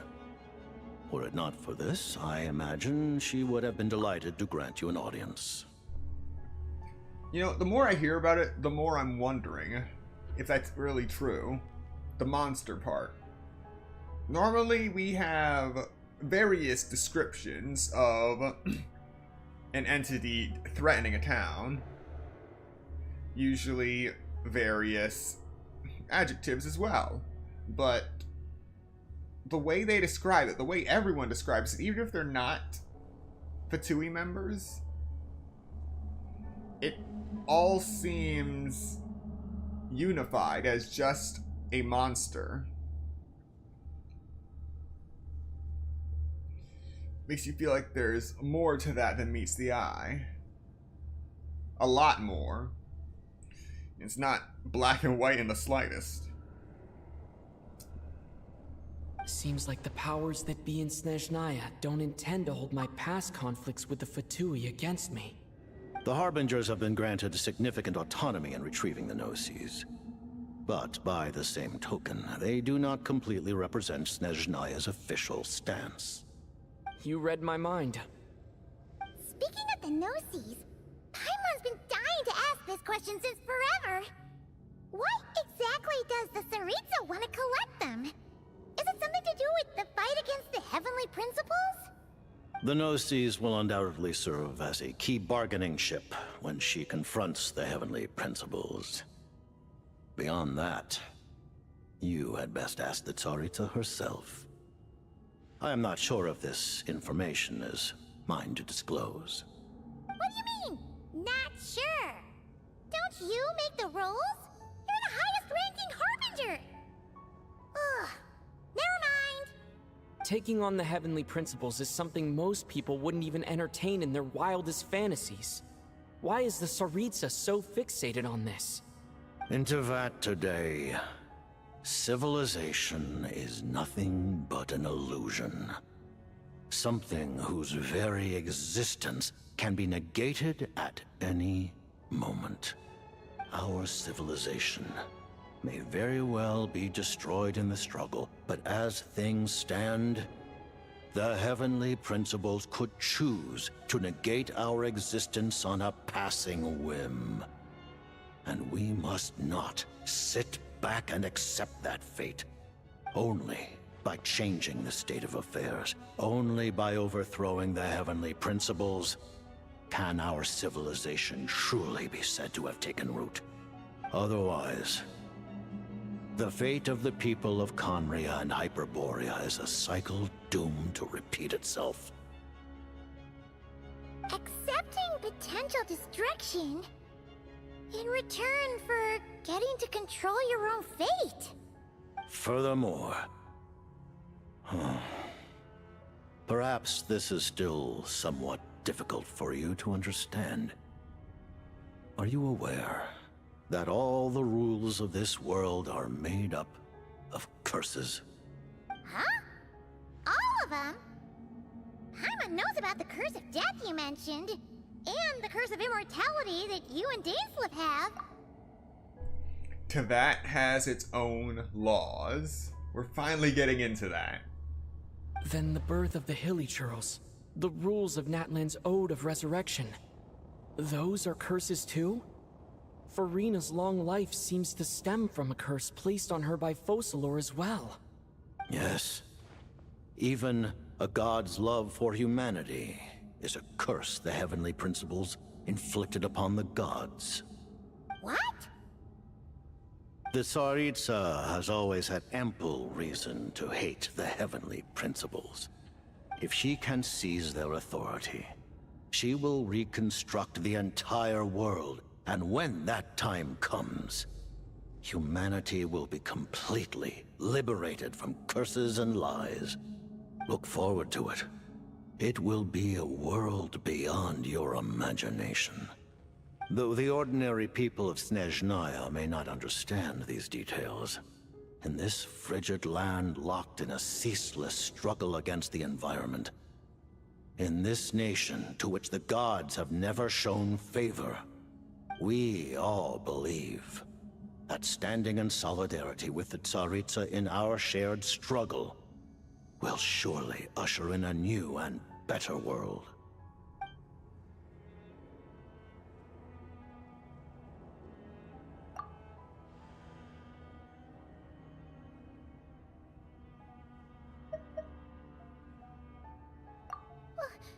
Paimon really doesn't remember.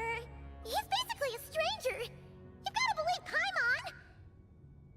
Allow me to explain. The reason Paimon reacted to the anti-Celestia energy developed by the Armory Palace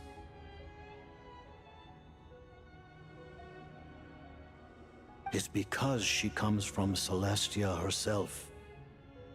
More specifically, she is one of its creations. Paimon? A creation of Celestia? Oh, right. I was blinded by anger earlier, but thinking back on it, Renova also said that Paimon is a creation of Celestia. But she lacks Celestia's power or authority. As you know, the lunar fragments in Nodcry were pulled down from the sky using Fatui technology. But the first application of this technology was in Conria over 500 years ago. I used this technology upon the heavens, and the response I received was none other than Paimon descending from Celestia. I presented her to the Vinster King, but he took no interest in this gift, nor did it satisfy him. Paimon then took up temporary residence in my palace until, of course, the arrival of the Cataclysm.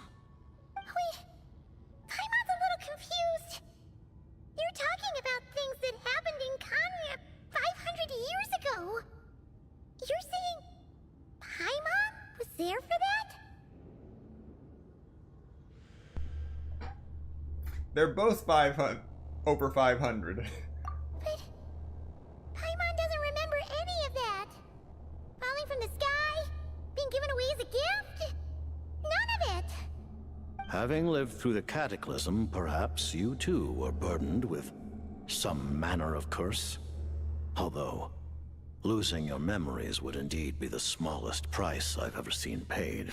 But it's not just her memories from Conria. Paimon doesn't even know how she spent the last 500 years. She only has memories from the past few years. No matter how hard she tries to remember. What was Paimon like back in Conria? Did she know a whole lot because she came from Celestia? Was she super smart? Unfortunately, when you arrived in Conria, your consciousness was like that of a newborn infant. None could say what kind of being you once were in Celestia. During the time you lived in Conria, your personality was no different from how it is now.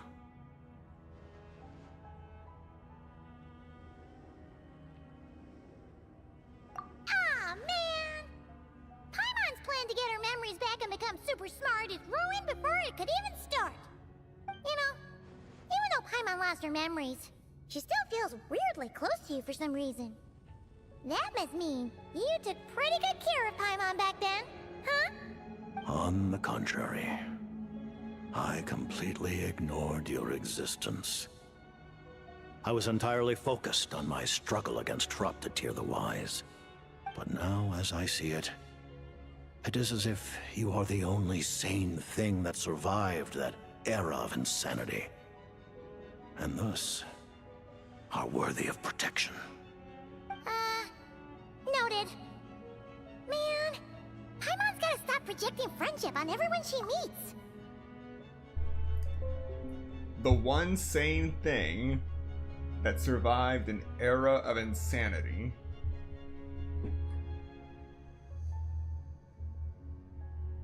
That is the perfect way to describe the last 500 years. But, Traveler? Even though you know Paimon's some creation of Celestia now, you still want her, right? You're not going to abandon her? Paimon is still Paimon. As long as you're not the Heavenly Principles, we're good. Oh, phew! That's a relief. Paimon's just learning about this too. She's barely even processed it.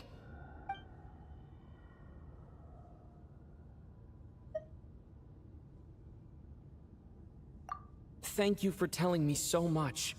I'm a bit surprised, honestly. I didn't expect you to be quite so transparent with me. Given the circumstances, the Fatui need not hide anything from our allies. Allies? To advance Project Mistleton, we must first resolve our issue with the Ruler of Death. And, if I presume correctly, you have no intention of letting her actions go unpunished either, do you? That's right. Ever since she said she intends to reclaim Paimon when we next meet, I figured reconciliation was out of the question.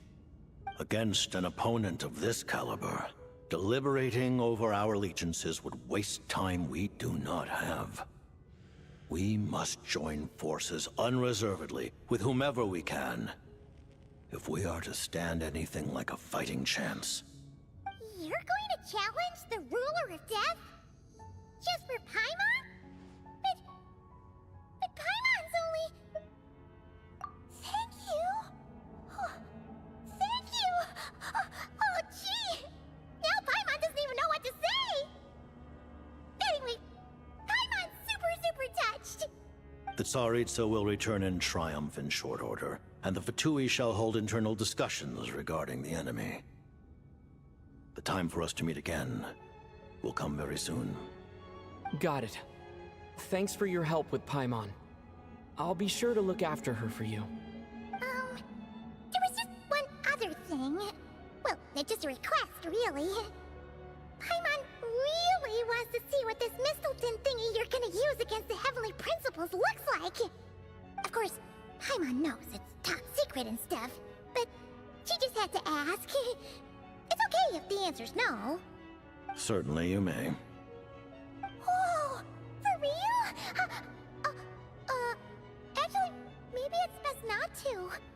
What if her Nova suddenly pops up again? She might take this chance to... While the technology is not yet fully developed, it has nevertheless reached the stage where Celestia's creations are unable to damage it. In that regard, you may rest assured. Oh. Wow. No wonder Paimon felt so out of sorts recently, even though it was super far away. Alright then! Paimon's ready to take a sneaky peek at this top secret super weapon!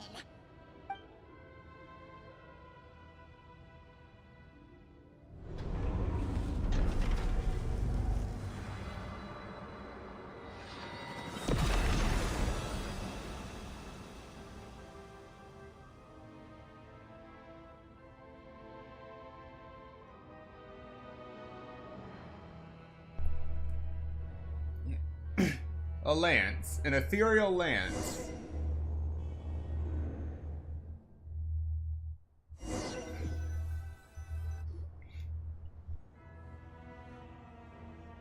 Huh?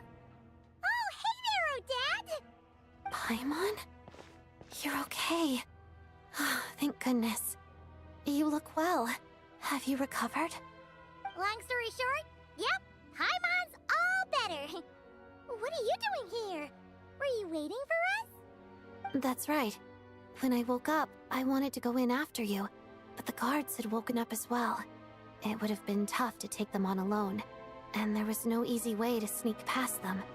So I returned the way I came and waited for you here. It was thanks to you that my soul found its way back to my body so quickly. Thank you. Huh. That actually worked? Nice. I just figured I'd try my luck when that ominous feeling struck me. Really, you should be thanking this thing instead. Anyway, and now that things here are all taken care of, I have other things I should get back to.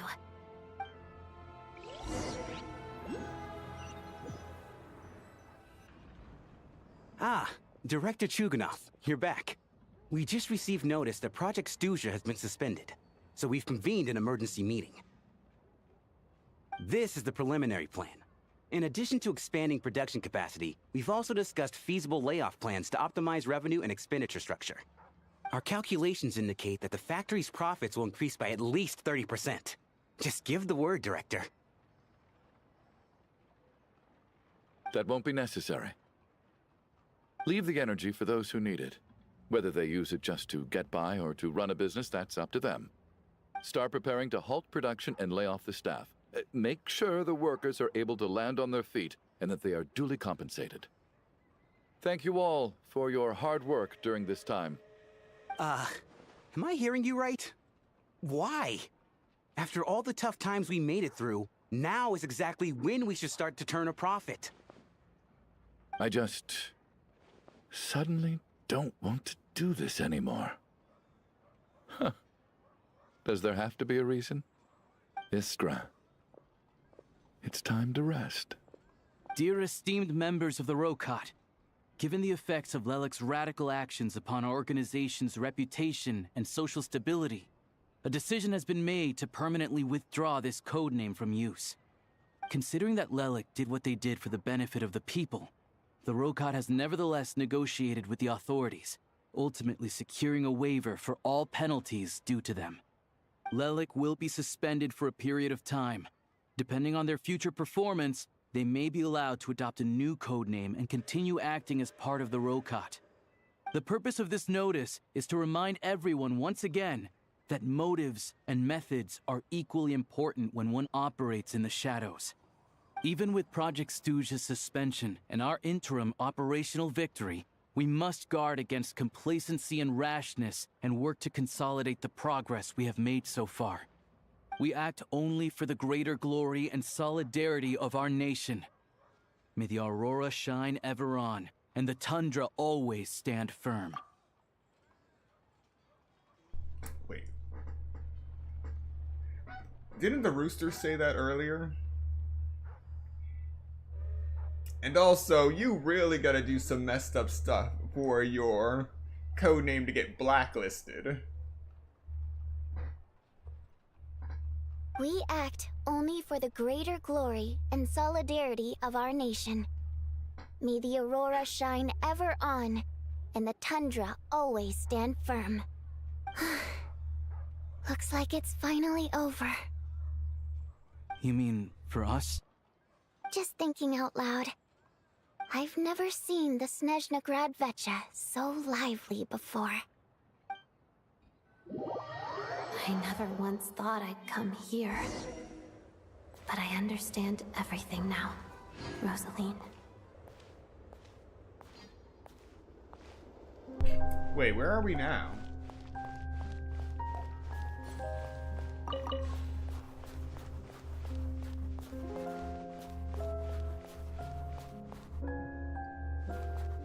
Wait.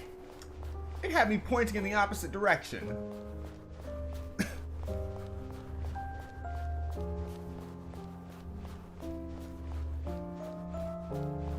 Go to Signora's tomb. I've seen Spirit Seeker performed many times, including by your mother. Why do you bring that up all of a sudden?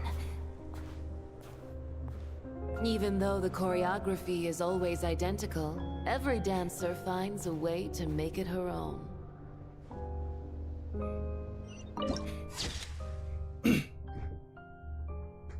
Where frost entombs all sorrows. So you actually want to talk to me about ballet? I just think it would be a pity if the dance was lost to history. She didn't teach it to you, did she? That was an unusually subtle taunt for you.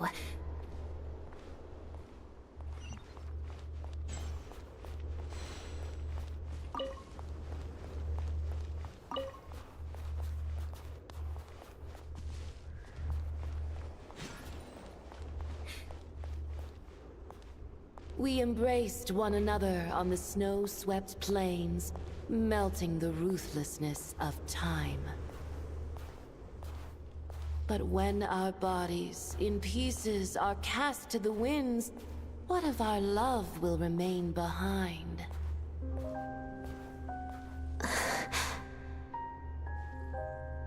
Don't tell me you can't sing. Shush.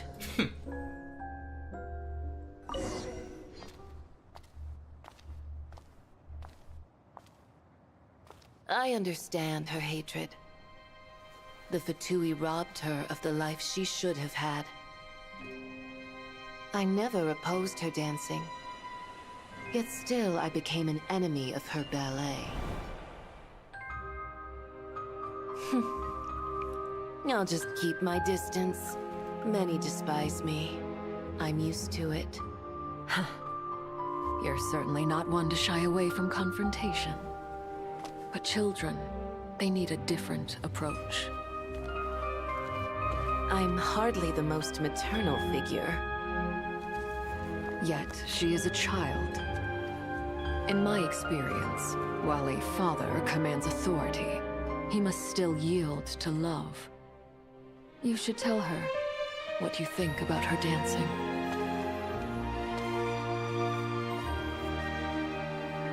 Odette will soon take the stage at the Koralyevsky Theater. This could be your chance. Geonosis secured. It went smoothly. I'll be there. Have them send me an invitation.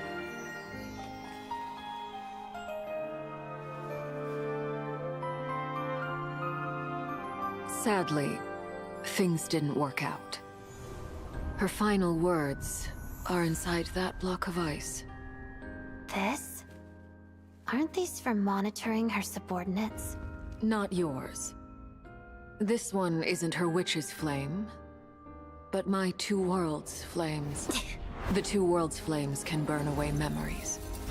It was my parting gift to Rosaline.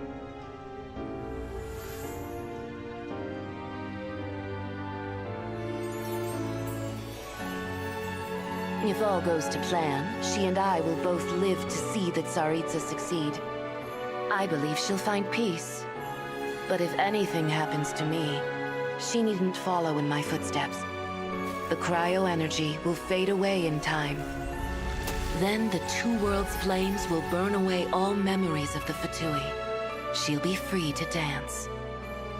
She deserves this. I will handle the aftermath. The choice is yours, child.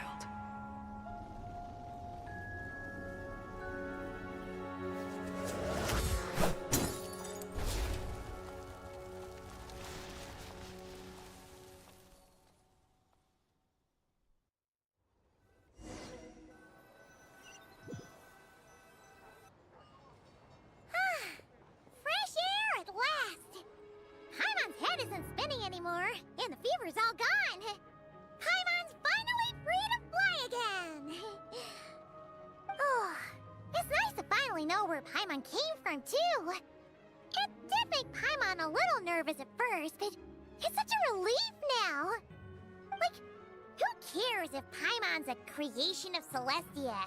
She's probably not anyone that important. Probably just the fairy of food and fun or something.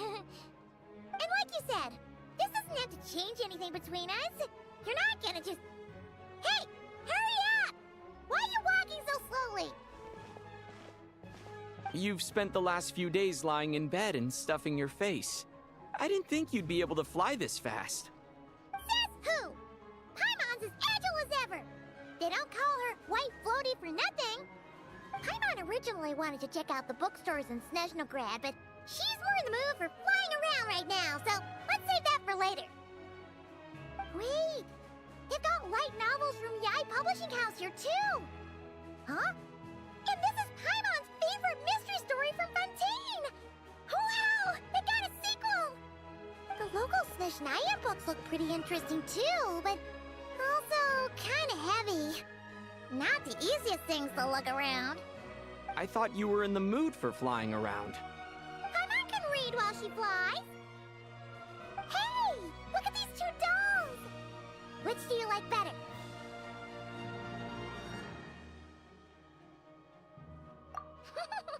Alright! Boss, we'll take both. Paimon will have the other one.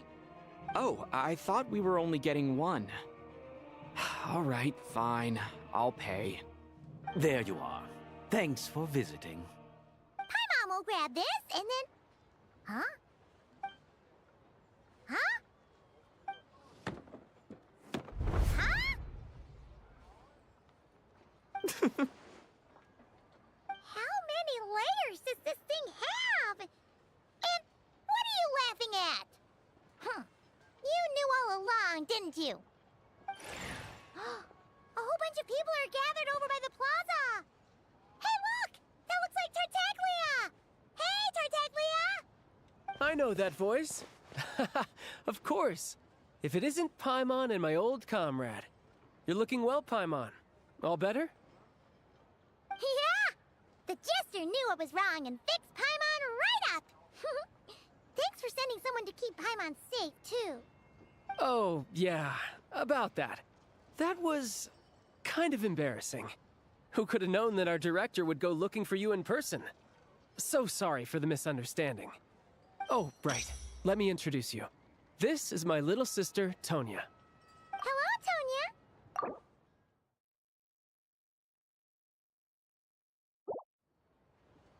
Hello. Firstly, I'm really sorry about my brother. Sounds like he's caused you no end of trouble. Hey now, why'd you have to start with that? Not that it isn't true, of course. So she's the real Tonya. She said you two didn't manage to meet up at the theater. She waited ages for me, and when I didn't show, she got a little worried and went outside. I know, right? He didn't bother to say a word to me. I searched up and down the city for him, and he only told me about it when I finally caught him at the gates of Glupov. I've been rushed off my feet lately, so I didn't get the chance to go home. I just figured the Traveler would fill you in when he got there. Well, the snow was bad, and you're never late. So I was really worried about you. How was I supposed to know that you'd stood me up? I'm sorry, Tonya. I really am. I'll make it up to you somehow. Just... please don't tell Mom and Dad. Although the mix-up led to a series of misunderstandings, it's probably for the best that the real Tonya didn't get caught up in that mess. Besides, it's obvious that Tartaglia isn't usually one to break a promise. He only gave his ticket to me because he had to look into Lelik. No, it's fine. It just meant I didn't get to see the show in the end. By the way, what did you think? You were one of the first people to see it, you know? I would say... the best is yet to come. Huh? What kind of review is that? Hey, look!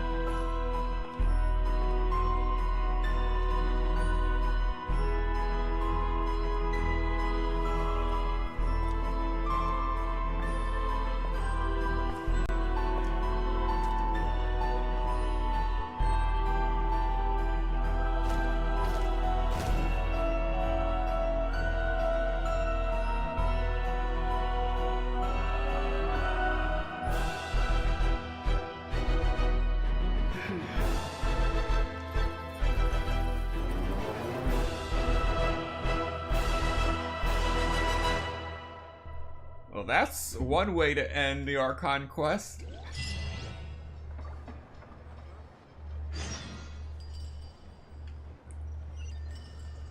And with that, we have finally reached the end. And while I am in no rush to end this stream, we are coming up on the 12th hour, which hasn't happened since 2022, the release of The Legend of Zelda Tears of the Kingdom. And as a result, we lost about an hour of footage there. So if you were there while it was live, you're the only one who's going to get to see that footage. Anyway, thank you so much to everyone who came to watch this stream today and those who come to watch the playback later. Be sure to like, comment, subscribe, and turn on notifications so you will be notified of the next Genshin Impact stream. And I will see you next time. Seriously, what's the point in all these endless meetings?